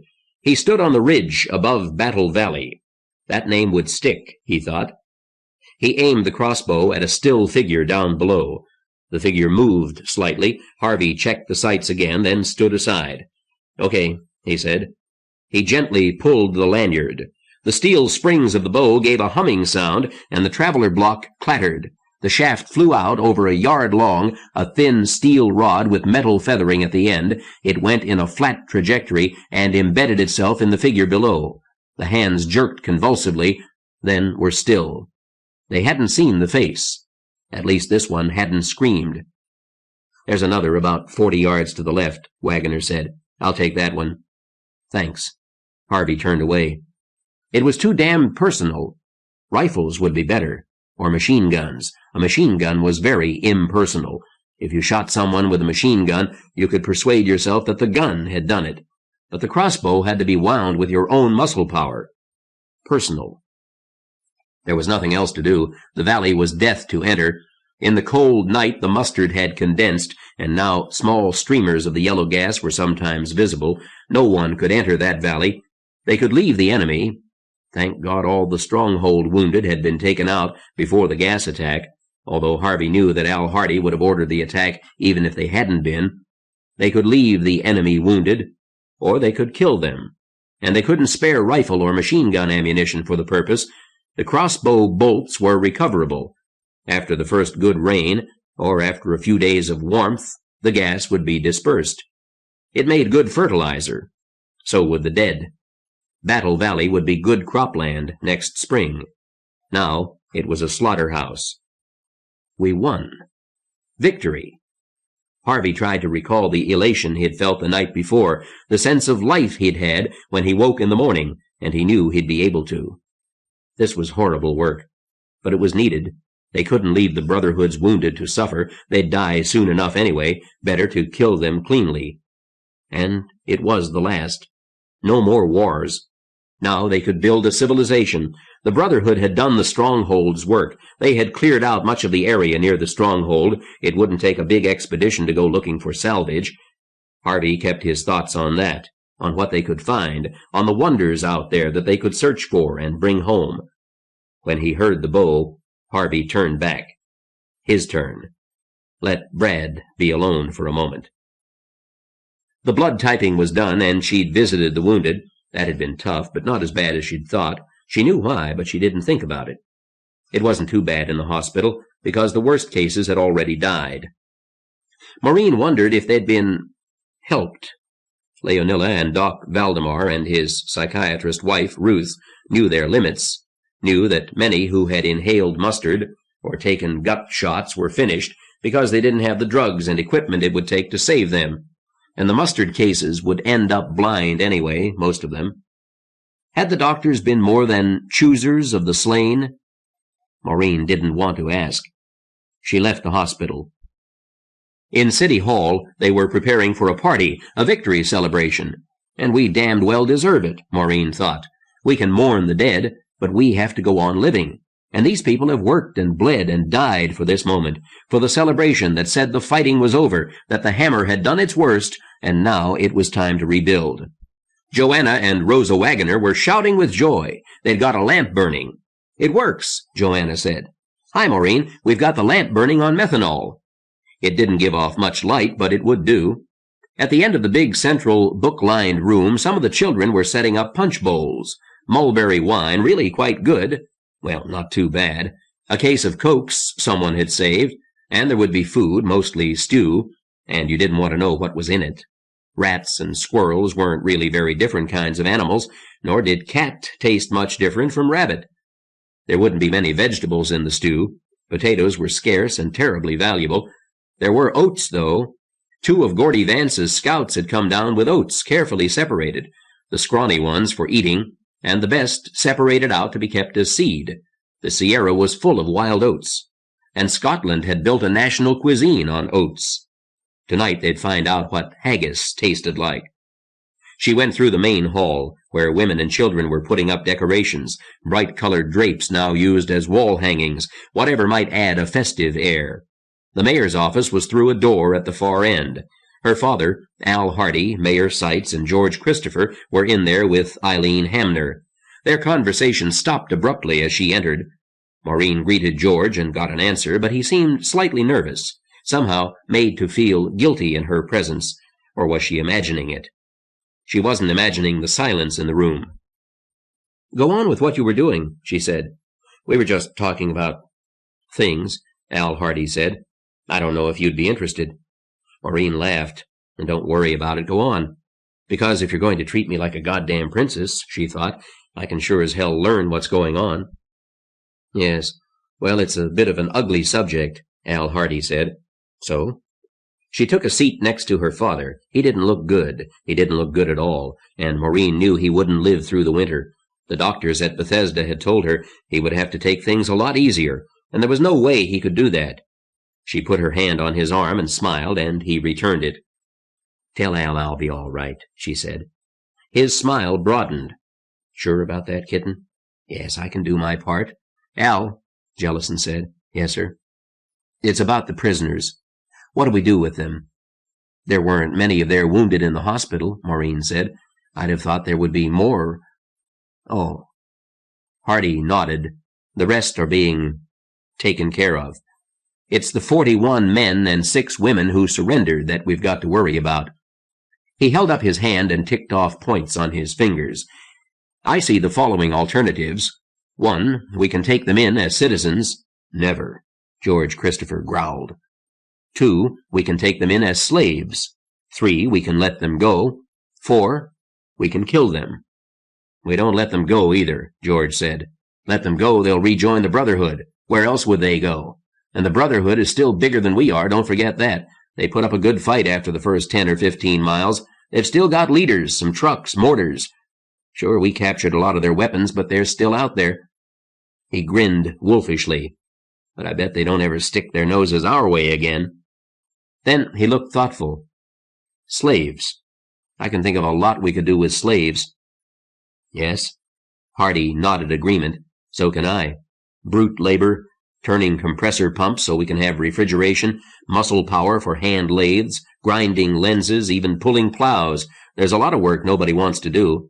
"But slavery," Maureen protested. "That's horrible." "Is it? Would you like it better if we call it imprisonment at hard labor?" Hardy asked. "Would their lives be so much worse than they were as part of the Brotherhood? Or worse than convicts in prisons before the hammer?"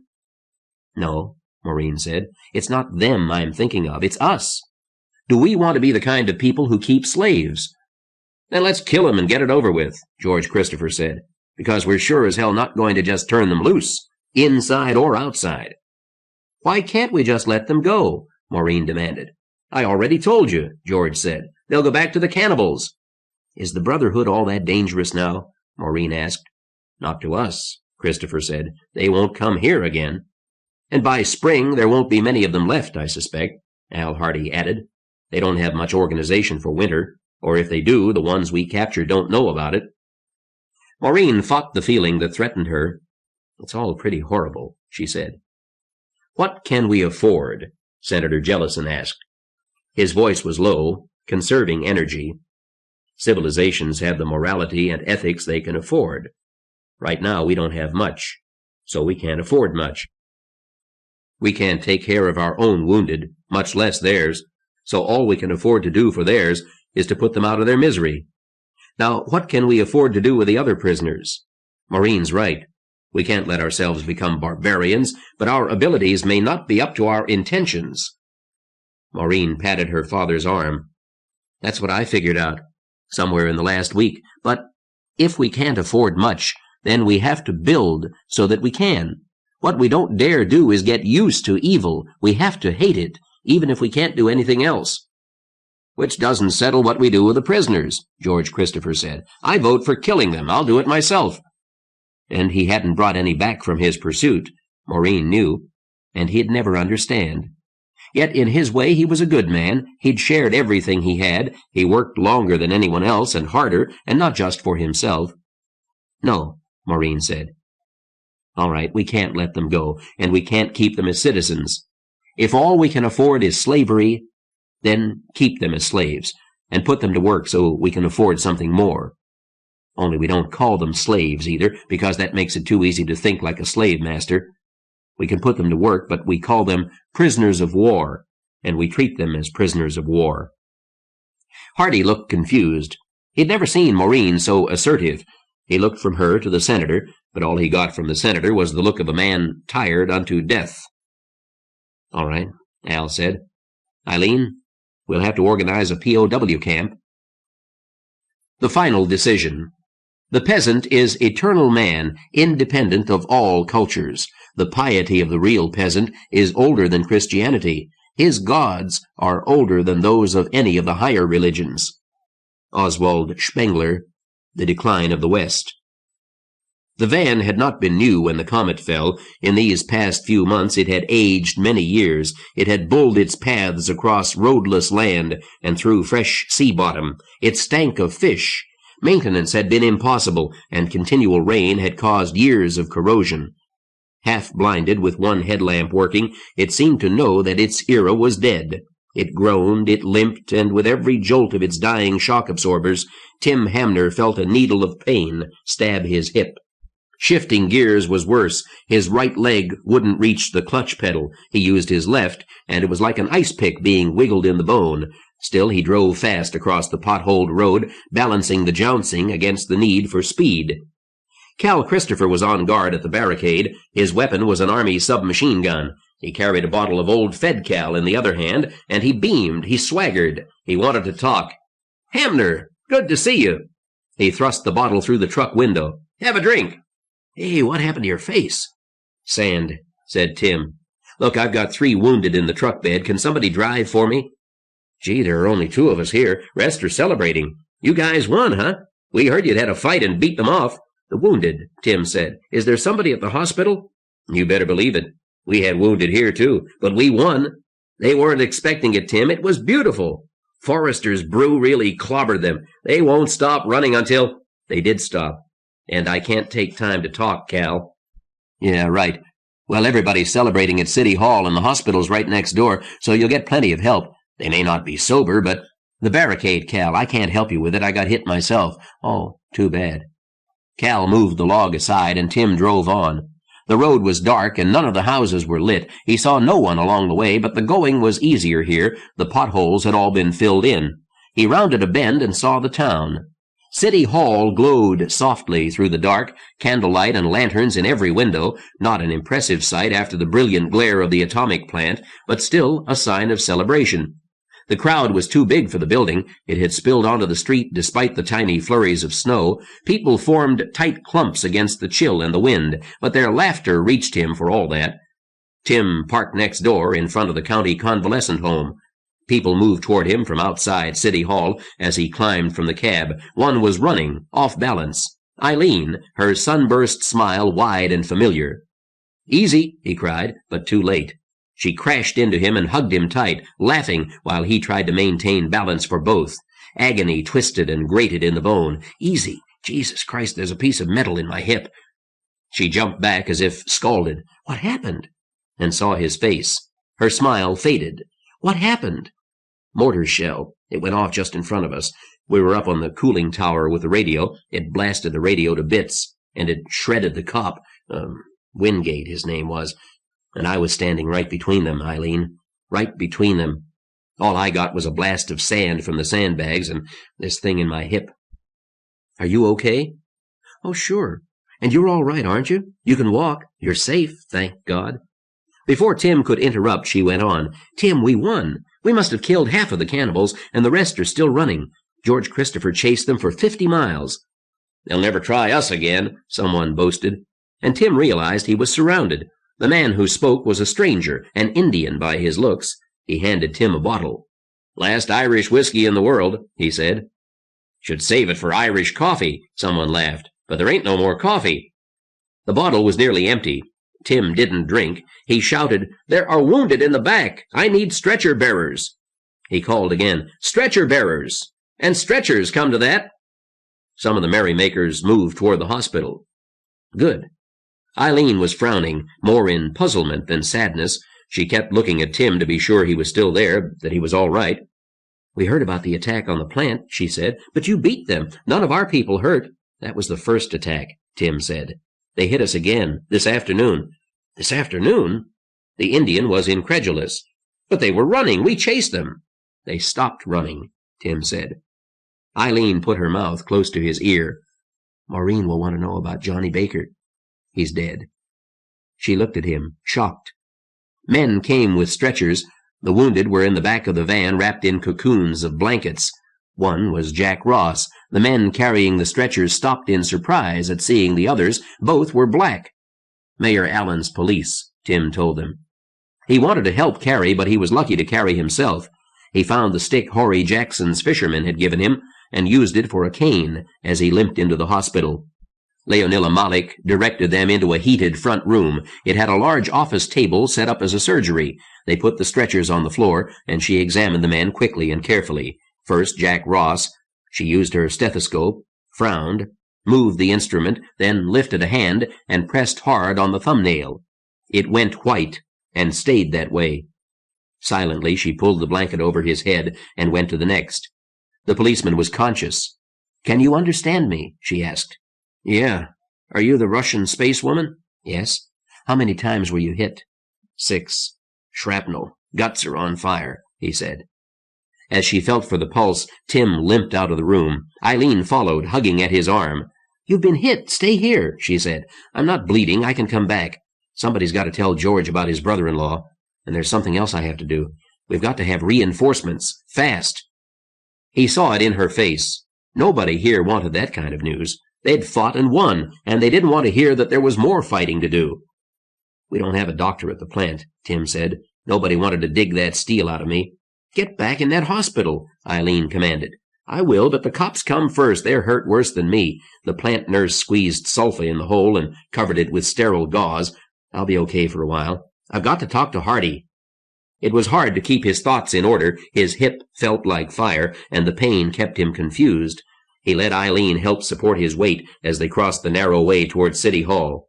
Damn, they were surrounded again. Steve Cox, Jellison's foreman, asked, "Hamner, what happened?" Someone else bellowed, "Let him alone. Let him tell all of us at once." And another, "Hamner, are you going to drink that?" Tim discovered the near-empty bottle still in his hand. He surrendered it. "Hey," Steve Cox yelled, "give that back to him. Come on, man, have a drink with us. We won." "Can't. Have to talk to the senator. And Hardy. We've got to have help." He felt Eileen stiffen. The others looked as she had. They hated him for his bad news. "We can't take another attack," Tim said. "They did us too much damage." "No, it's got to be over," Eileen whispered. Tim heard. "You thought it was all over," Tim said. "Everybody does." Eileen's face showed unbearable grief. It should have melted Tim Hamner, but it didn't. "Nobody wants to fight again," Eileen said. "We won't have to." Joanna McPherson's high, clear voice cried, "We slaughtered the sons of bitches, Tim." She edged up to him and put her shoulder under his other armpit. "There aren't enough of them left to fight. They'll split up and pretend they never heard of the Brotherhood. And that won't work either. We'll know them." Joanna had tasted blood. Suddenly she said, "Is Mark all right?" "Mark's fine." Tim was just beginning to realize what he was up against. A hopeless task. But it had to be done. They had to understand. He added, "Healthy and happy and cleaner than you are. They've got hot showers and washing machines at the power plant." It could help. In a room off the meeting hall at City Hall, Rick Delante argued for his honor against Ginger Dow, who seemed determined to take him home with her. She was also indecently amused by the whole thing. "You don't have to marry me, you know." When he didn't answer, she laughed. She was a sturdy matron in her mid-30s, whose long brown hair had been brushed to a soft glow, possibly for the first time since Hammerfall. "Although if you like everything, you could move in. And if you don't, leave in the morning. Nobody will care. This isn't Mississippi, you know.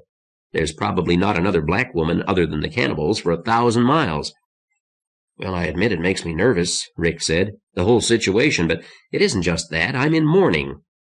He would have been less nervous if he and Ginger hadn't been trying to raise their voices against the singing in the big room next door.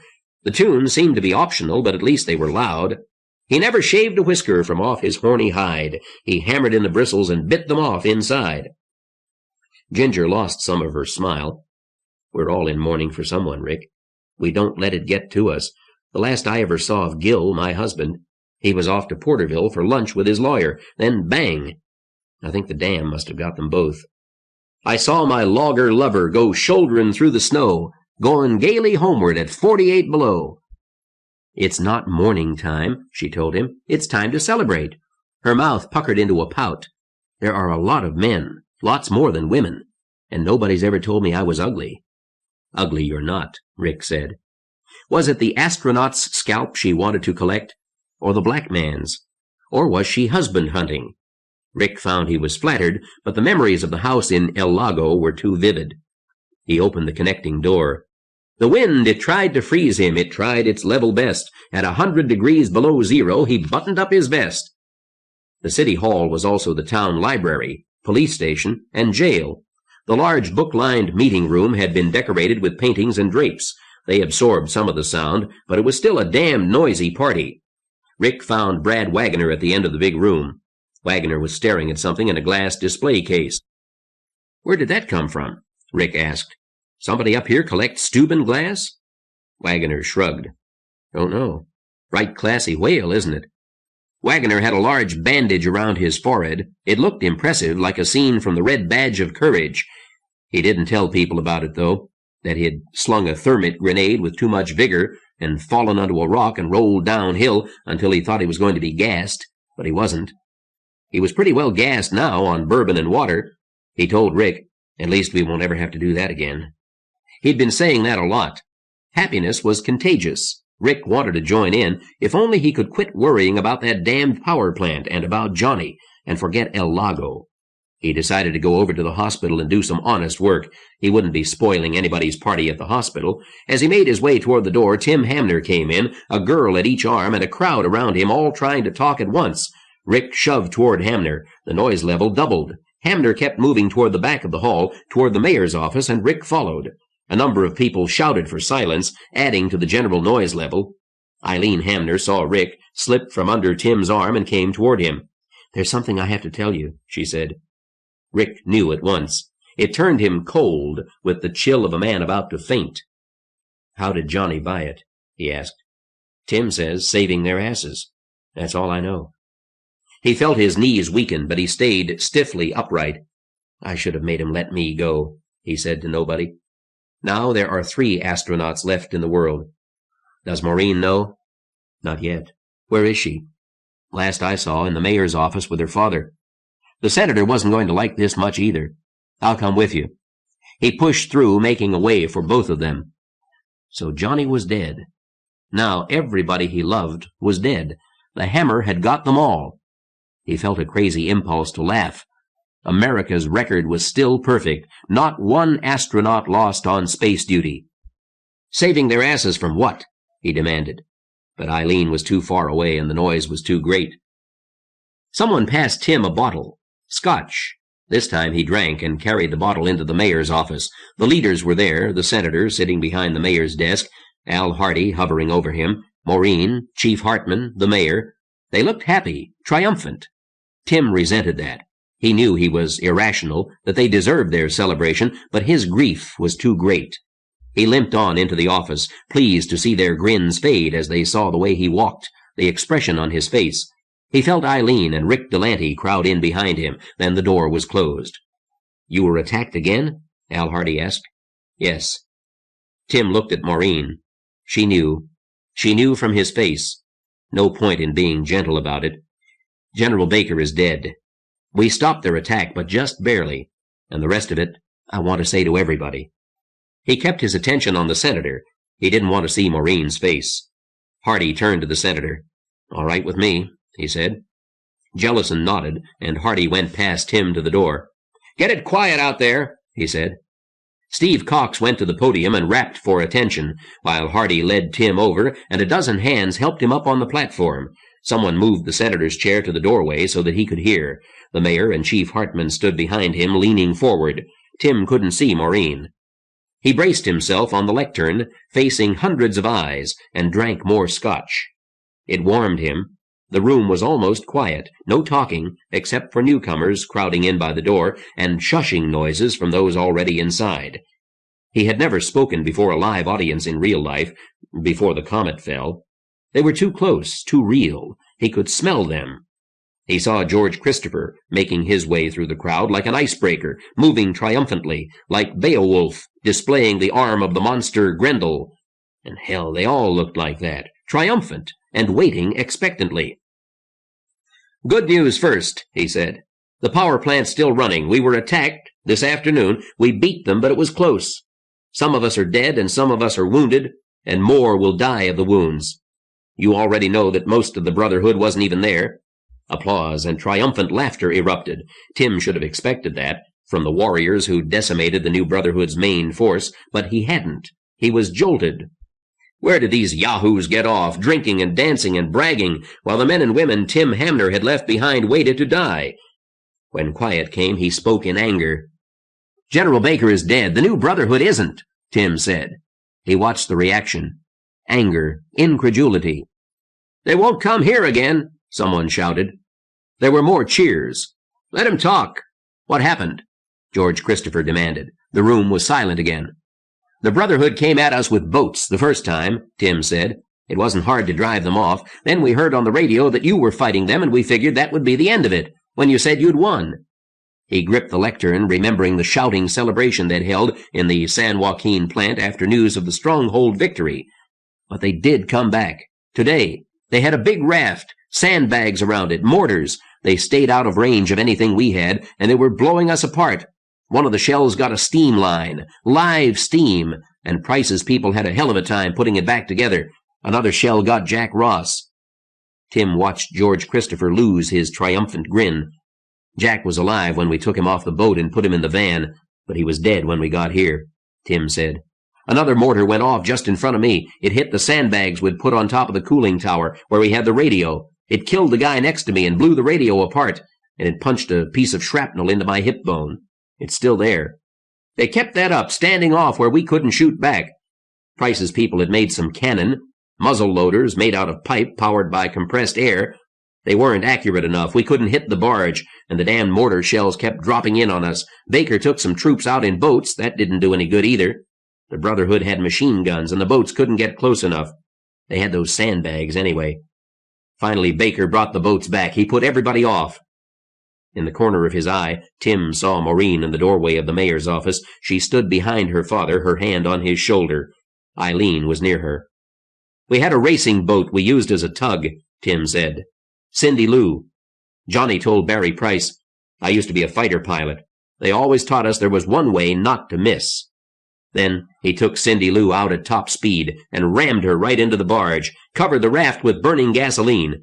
He'd carried some extra gasoline and thermit on the deck.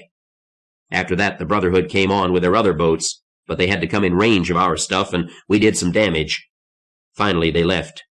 "Ran away," George Christopher said. "They always run."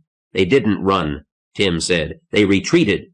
There was some crazy white-haired guy standing in plain sight on one of the boats. We kept shooting at him, but we never hit him. He was shouting at them to kill us. Last I heard, he still was. They'll be back." Tim paused to see what effect he'd had. Not enough. He'd killed the gay mood of the party, but all he saw was resentment and sorrow. Nothing else. "They killed 14 of us, counting Jack. Hit maybe 3 times that many, and a lot of them will die. There's a nurse and some medicines, but no doctor. We need one. We need another radio."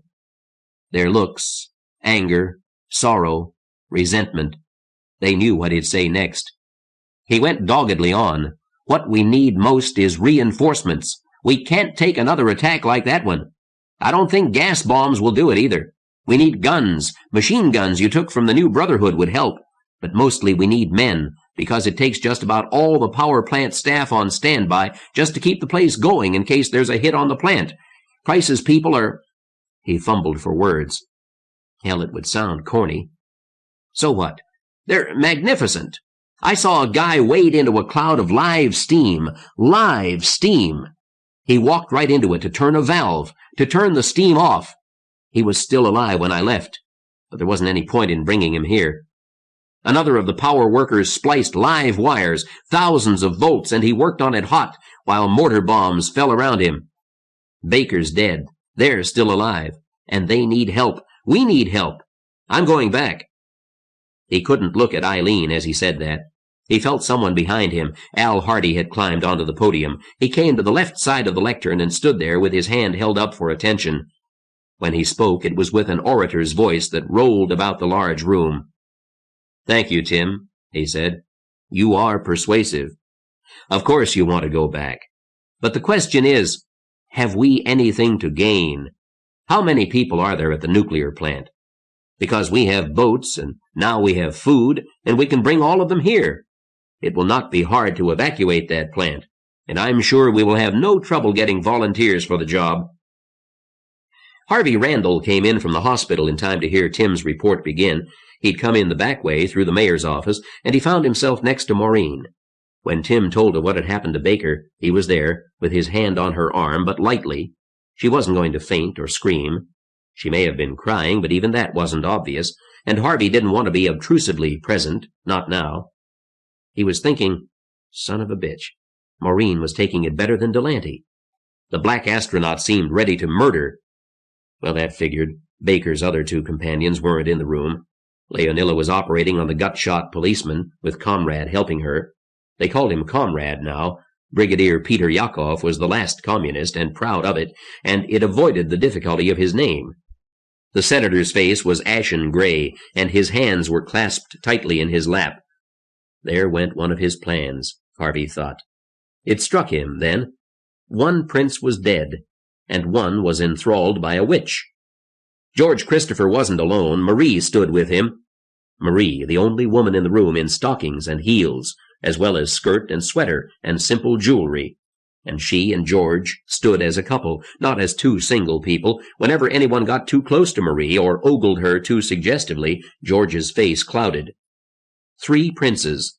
One was killed by ogres. One was spellbound by a witch. The third was standing beside the princess, and the enemy had been defeated. The need for fighting men was not over, but it was no longer critical. Now the Stronghold needed builders, and that Harvey Randall could do.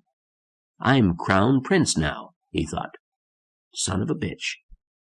But Tim Hamner was calling for a new battle. Harvey, fresh from his work with the crossbow, was thinking helplessly, shut up, shut up. When Al Hardy came up to offer the power plant personnel refuge at the Stronghold, Harvey wanted to cheer, and some of Hardy's audience did cheer. But Rick Delante still looked like murder, and Tim Hamner, we won't leave, Tim said. Use your boats to bring us men and guns and ammunition, not for us to run away. We're not leaving. Be reasonable, Al Hardy said. His voice projected. It reached all corners of the hall. It projected warmth, friendliness, understanding. A politician's basic skill, and Al Hardy was well trained. Tim was outclassed. We can feed everyone. We can use engineers and technical people. We lost people to the New Brotherhood, but we lost none of our food. We even captured some of their stores. We not only have enough to eat, we have enough to be well fed during the winter. We can feed everyone, including Deke Wilson's women and children, and the few survivors from his area. The New Brotherhood has been hurt, badly hurt. He paused for the cheers again, and went on just as they died, his timing perfect, and is now far too weak to attack us again. By spring, the few surviving cannibals will be starving. Or eating each other, someone shouted. Exactly, Hardy said. And by spring, we'll be able to take their land. Tim, not only do we not need to turn any of our friends away, we need new people to work the lands we have taken, or will have in spring. I don't mean for your friends to run. I mean to welcome them as our guests, friends, as new citizens here. Does everyone agree? There were shouts. Hell yeah, glad to have them. Tim Hamner spread his hands, palms outward, pleading. He wobbled on his damaged hip. There were the beginnings of tears in his eyes. Don't you understand? The power plant, we can't leave it. And without help, the New Brotherhood will destroy it. No, damn it, Harvey muttered. He felt Maureen stiffen. No more wars, Harvey said. We've had enough. Hardy's right. He looked for approval from Maureen, but only got a blank stare. George Christopher was laughing. It carried like Al Hardy's voice. They're too damned weak to attack anything, he shouted. First we crunched them, then you did. They won't stop running until they're back to Los Angeles. Who needs to worry about them? We chased the bastards 50 miles ourselves. More laughter in the room. Then Maureen broke away from Harvey and moved past her father. When she spoke, her voice did not carry the way Hardy's did, but it commanded silence, and the crowd listened to her. They still have their weapons, she said. And Tim, you said their leaders are still alive. Well, one of them is, Hamner said. The crazy preacher. Then some of them will try to destroy the power plant again, Maureen said. As long as he's alive, he'll keep trying. She turned to Hardy. Al, you know that. You heard Hugo Beck, you know. Yes, Hardy said. We can't protect the plant. But again, I invite everyone there to come live here with us. "Damn right, the Brotherhood's no threat to us," George Christopher said. "They won't be back." "But they—" Whatever Al Hardy had been about to say, he cut himself off at a wave from Senator Jellison. "Yes, sir," Hardy asked. "Do you want to come up here, Senator?" "No." Jellison stood. "Let's cut this short," he said. His voice was thick with either drunkenness or exhaustion, and everyone knew he hadn't been drinking. "We are agreed, are we not? The Brotherhood is not strong enough to harm us here in our valley. But their leaders are still alive, and they have enough strength to destroy the power plant. It is not that they are strong, but that the plant is fragile." Hamner jumped on that. He was interrupting the senator, but he didn't care. He knew he should speak carefully, weighing every word, but he was too tired. The sense of urgency was too strong. "Yes, we're fragile, like that whale." He pointed to the glass case. "Like the last piece of Steuben crystal in the world. If the power stops for one day—" "Beautiful and fragile," Al Hardy's voice cut in. "Senator, did you have something else to say?" The massive head shook. "Only this. Think carefully. This may be the most important decision we have made since that day." He sat heavily. "Go on, please," he said. Hardy looked worriedly at the senator, then motioned to one of the women near him. He spoke to her, too low for Harvey to hear what he said, and the woman left. Then he stood at the lectern again. "Fragile and beautiful," he said, "but not much use to a farming community." "No use!" Tim exploded. "Power, clean clothes, light." "Luxuries," Al Hardy said. "Are they worth our lives? We're a farm community. The balance is delicate. Not many weeks ago we did not know if we would live through the winter. Now we know we can. A few days ago we did not know whether we could resist the cannibals. We did. We are safe, and we have work to do, and we cannot afford more people for a needless war." He looked to George Christopher. "You agree, George? Neither of us runs from a fight, but do we have to run to one?" "Not me," Christopher said. "We won our war." There were murmurs of agreement. Harvey stepped forward, intending to join in. Not another war, not another afternoon with a crossbow. He felt Maureen beside him. She looked up at him, pleading in her eyes. "Don't let them do this," she said. "Make them understand." She dropped her hand from Harvey's arm and bent over the senator. "Dad, tell them. We have to fight, to save that power plant." "Why?" Jellison asked. "Haven't we had enough war?" "It doesn't matter. I couldn't order it. They wouldn't go." "They would. If you told them, they would." He didn't answer. She turned back to Harvey. Randall stared at her without comprehension. "Listen," he said. "Listen to Al." "Reinforcements wouldn't be enough, Tim," Al Hardy was saying. "Chief Hartman and the senator and the mayor and I, we looked at the problem this afternoon. We hadn't forgotten you. And the cost is too high. You said it yourself. The plant is fragile. It's not enough to put a garrison in there to keep it filled with troops. You have to keep the Brotherhood from dropping one mortar shell in the right place. Tell me, if that plant worker hadn't turned off the steam valve, wouldn't that have done it?" "Yes," Tim snarled. "That would have finished us. So a 20-year-old kid parboiled himself to save the plant, and General Baker made his decision."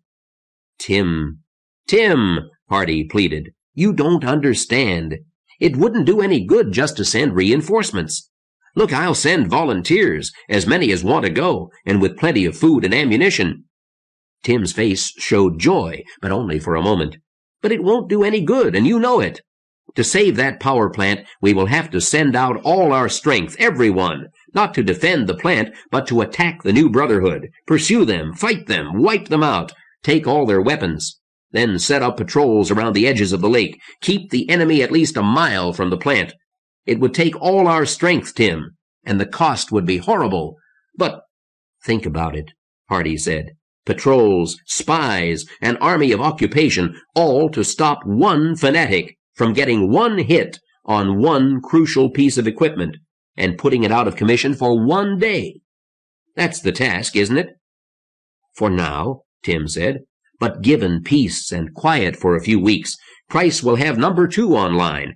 Then as long as either works, the other can be repaired." The room full of survivors was sobering now, most of them, because the last of the liquor was as dead as the coffee supply. They muttered to each other, spoke, argued, and they seemed to Harvey to be divided in opinion, but the strength was against Tim. As it should be, Harvey thought. Not more war, but... He looked at Maureen. Now she was crying openly. Because of Baker? Baker had made his choice, and Maureen wouldn't let him be wasted? Her eyes met his. "Talk to them," she said. "Make them understand." "I don't understand myself," Harvey said. "What we can afford," she said. "A civilization has the ethics it can afford. We can't afford much. We can't afford to take care of our enemies. You know about that." He shuddered. He knew about that. Leonilla Malik came in the back way through the mayor's office. She bent over the senator. "I am told that you need me," she said. "Who told you that?" Jellison demanded. "Mr. Hardy." "I'm all right. Get back to your hospital." "Dr. Valdemar is on duty. I have a few minutes." She stood slightly behind the senator, and she watched him carefully, her expression professional and concerned.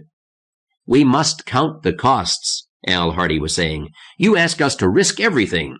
We have assured survival. We are alive. We have fought the last battle. Tim, electric lights are not worth throwing that away." Tim Hamner swayed from exhaustion and pain. "We won't leave," he said. "We'll fight. All of us." But his voice was not strong. He sounded beaten. "Do something," Maureen said. "Tell them." She gripped Harvey's arm. "You tell them." "I can't. But you're a hero now. Your force held them." "You stand pretty high yourself," Harvey said. "Let's both tell them," Maureen said. "Come with me. We'll talk to them together." And that's a hell of an offer, Harvey thought. For the power plant itself? For Johnny Baker's memory? Because she was jealous of Marie with George Christopher? Whatever her motive, she just offered him the leadership of the Stronghold, and her look made it plain that he wasn't going to get another such. "We'd have to hold their territory," Al Hardy was saying. "Deke couldn't do it." "We could," Tim cried. "You beat them. We could." Hardy nodded gravely. "Yes, I suppose we could. But first we have to take it, and we can't do that with magic weapons. Grenades and gas bombs aren't much use in the attack. We'd lose people, a lot of people. How many lives are your electric lights worth?" "Many," Leonilla Malik said. Her voice didn't carry very far. "If I had had proper lights for the operating theater last night, I could have saved 10 more at least." Maureen was moving toward the platform. Harvey hesitated, then went with her. What would he say? Men would charge machine guns for a cause. "Vive la République! For king and country! Duty, honor, country! Remember the Alamo! Liberté, égalité, fraternité!" But nobody had ever gone over the top shouting, "A higher standard of living!" or "hot showers and electric razors." And what about me, he thought. When I get up there, I'm committed. When the new Brotherhood comes over the water with their new raft and their mortars, I'd have to be first into the boats, first to attack, first to be blown apart. And what could I possibly be yelling that would make me do it? He remembered the battle, the noise, loneliness, fear, the shame of running, the terror when you didn't. Running was a decision of the moment, but not running went on and on. A rational army would run away. He caught her arm to hold her back. She turned, and her look was full of concern, sympathy. She spoke, low, so no one else would hear. "We all have to do our jobs," she said. "And this is right. Don't you see that?" The short delay had been too much. Al Hardy was retiring, having made his point. The crowd was turning away, talking among themselves. Harvey heard snatches of conversation. "Hell, I don't know. I sure as hell don't want to fight anymore. Damn it, Baker got killed for that place. Wasn't that worth something? I'm tired, Sue. Let's go home." Before Hardy could leave the platform, Rick Delante barred his way. "The senator said this was an important decision," he said. "Let's talk about it. Now." Delante was no longer planning murder, Harvey saw with relief, but he seemed determined. "Al, you say we'll live through the winter. Let's talk about that." Hardy shrugged. "If you choose. I think it has all been said." Delante's grin was crafty, artificial. "Oh, hell, Al, we're all here, and the liquor's gone, and tomorrow it's back to moving rocks. Let's talk it all out right now. We can survive the winter, yes, but without coffee. That's all gone. Hardy frowned. Yes. How are we fixed for clothing?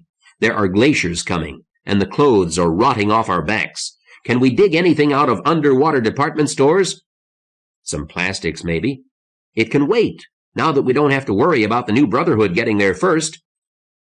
Oddly, there was no cheering this time. We'll have to make most of our clothing, or shoot it. Hardy smiled. Transportation. The cars and trucks are dying like sterile beasts, aren't they? Will we have to eat the horses?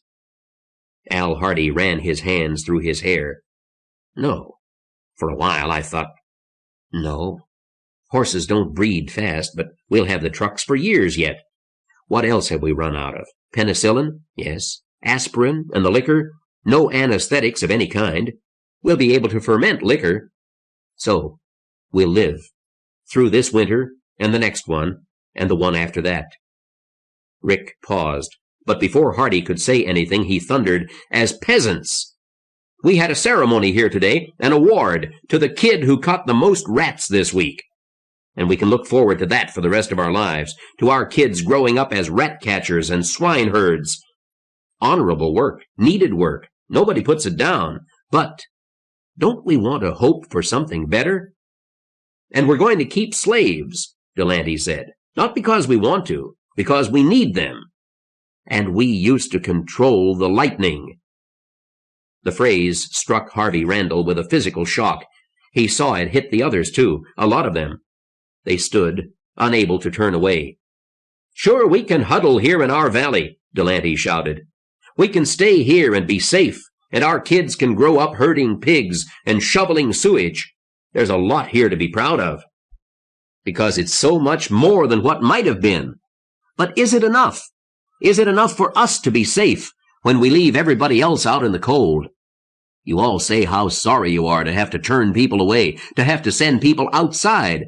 Well, we've got the chance now. We can make all of outside, the whole damn San Joaquin Valley, as safe as we are. Or there's another way. We can stay here, safe as ground squirrels. But if we take the easy way this time, we'll take it next time, and the next, and in 50 years, your kids will hide under the bed when they hear the thunder. The way everybody used to hide from the great thunder gods. Peasants always believe in thunder gods. And the comet. We know what it was. In 10 more years, we'd have been able to push the damn thing out of our way. I've been in space. I won't go there again. But your children could. Hell yes, give us that electric plant in 20 years, and we'll be in space again. We know how. And all it takes is power, and that power's right out there, not 50 miles from here, if we've just got guts enough to save it. Think about it. Those are the choices. Go on and be good peasants, safe peasants, superstitious peasants. Or have worlds to conquer again, to control the lightning again. He paused, but not long enough to let anyone else speak. I'm going, he said. Leonilla? Certainly. She moved toward the platform. And I, Comrade General Yakov shouted from the back of the room, for the lightning. Now, Harvey slapped Maureen's butt and bounded ahead of her onto the platform, moving quickly before the moment died away. Decisions were simple now that he knew what he'd be shouting. Task Force Randall? Sure, someone shouted. And then Maureen joined him, and another farmer came forward, and Tim Hamner and Mayor Seitz. Marie Vance and George Christopher were arguing. Good. Marie belonged to Task Force Randall. Unless there was a Task Force Christopher. Christopher would join them. Al Hardy stood in confusion, wanting to speak, but held by the command in Maureen's eyes. He could stop them, Harvey Randall thought. It wouldn't take much to stop them. Once everyone's committed, it will be hard to back down, but right now, this bandwagon can be stopped, or it can be shoved forward so hard, nothing can stop it, and Al Hardy has that power. Hardy was looking past Maureen now, at the senator. The old man was half rising from his chair, and he gasped for breath before he fell back into it.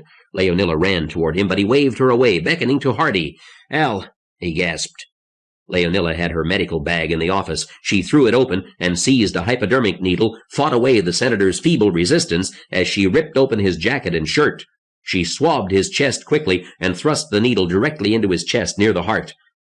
Al Hardy tore through the crowd like a madman. He knelt beside the gasping man. Jellison thrashed and writhed in the chair, his hands reaching for his chest, while Chief Hartman and others held them. His eyes focused on Al Hardy. "Al." "Yes, sir?" Hardy's voice was choked, almost inaudible. He bent closer. "Al, give my children the lightning again." The voice was clear, projecting through the hall, and for a moment Jellison's eyes were bright. But then he slumped into the chair, and they heard only a thin whisper that faded to nothing. "Give them the lightning again." Epilogue. The earth is just too small and fragile a basket for the human race to keep all its eggs in. Robert A. Heinlein. Tim Hamner stood at the top of a low hill. Paper crackled in his breast pocket when he shifted weight. The long slope behind him buzzed with activity. Animal teams dragged harrows through the hard soil, while methanol-powered tractors worked with deep plows in adjacent fields. Myriads of white flecks gleamed in the soil behind the harrows. Enriched by mustard gas and the defeat of the new Brotherhood Army, this land would produce in abundance. 3 electric carts hummed along the road below. Another stood beside Tim Hamner, ready for his use. It was time to get back down the hill and go to work, but he stood a few moments longer, enjoying bright sunshine and the clear blue sky of spring. It was a glorious day. Before him was the San Joaquin Sea. Much of what had been under water was now a vast swampland. Directly ahead was a low island in the sea, the prisoner colony, where those of the Brotherhood who hadn't wanted to go into permanent exile worked to grow crops. Yakov's preserve. They called him Comrade now, and Comrade hadn't given up communism. But Marxist theory said that history followed definite stages, slave society to feudal, feudal to capitalist, and the valley was barely past the slave stage of history. The earth would not be ready for communism for a long time. Meanwhile, Comrade was willing to re-educate the prisoners. Tim shrugged. Comrade and Hooker kept them organized, and they grew their own crops, and if they escaped, nobody cared. Further to his left, distant in the south, he saw the rising plumes of steam from the nuclear power plant. Closer, the work crews stringing power lines. In another 2 weeks, they would have electricity in the Stronghold. Tim tried to imagine what that new life would be like, but it was difficult. The winter had been hard, damned hard. Eileen's baby had almost died and was still in the hospital. The infant mortality rate was above 50%, but it was slowly falling now. And Forrester's notes showed that when they recovered his books from Tahunga, they would know how to make penicillin. Forrester's notes. That was Tim's job, to transcribe the reels and reels of tape Dan Forrester had dictated before he died. They could have made insulin, maybe, if they hadn't committed themselves to saving the power plant, and of course Forrester had known that. The winter had cost them the life of their magician, as it had so many other lives. To learn that a friend had survived, that was always good. Tim patted his pocket. The past could hit you across the back of the head. No warning. Whap! Tim Hamner patted the telegram in his pocket. Half of a comet. Kit's Peak had confirmed his sighting. He shook his head violently and laughed at himself. It was only the rain-wrinkled scrap of paper Harry the mailman had brought yesterday, an IOU for $250,000. Harry Stimms was alive. Now what would he take for that IOU? A job at the power plant? Stimms must have mechanical skills, and the power plant boys owed Tim. Failing that, could he promote a pregnant cow? That'd be worth $250,000 easy. Tim gazed into the blue sky, enjoying himself. A clear, thin line crossed the sky, the tip of it moving forward even as he watched. For a second, he still did not know what it was. Shout a warning. But what did we used to call that? Contrail! Jet plane! They'd heard something from Colorado Springs that some of the aircraft had survived. Harvey and Maureen would have to come to terms with Colorado Springs when they got back from visiting a septic tank in Tahunga. But though they'd heard it on the radio, it was not the same as seeing that clean white line across the sky. He'd forgotten how beautiful that could be. Tim waved solemnly at the plane. "You can fly," he said. His voice rose. "You can fly, but we control the lightning." The asteroid was a child of the maelstrom, a rough nugget of nickel iron with some stony strata, 3 miles along its long axis. No man had ever seen a mastodon when the passing of mighty Jupiter plucked the nugget from its orbit and flung it out toward interstellar space. It was on the second lap of its long, narrow, elliptical orbit. The iron surface was frosted with strange ices now, as it passed the peak of the curve and began to coast back toward the sun. And the black giant was there. Its ring of cometary snowballs glowed broad and beautiful in starlight. Infrared light traced bands and whirls in its stormy surface. It was the only major mass out here between the stars, and the asteroid curved toward it and increased speed. Infrared light bathed and thawed the frosted iron. The ringed planet grew huge. The asteroid plunged through the plane of the ring at 12 miles per second. Battered and pocked with glowing craters, it receded, carrying in its own small gravitational field a spray of icy masses from the ring. They came like attendants, ahead and behind, in a pattern like the curved arms of a spiral galaxy. The asteroid and a score of comets pulled free of the black giant and began their long fall into the maelstrom. End of Lucifer's Hammer, by Larry Niven and Jerry Pournelle. Narrated by Richard Braun in the studios of the American Printing House for the Blind, Louisville, Kentucky, for the Library of Congress, March 1978.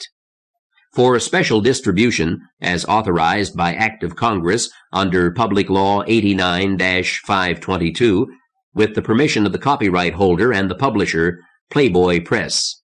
End of book.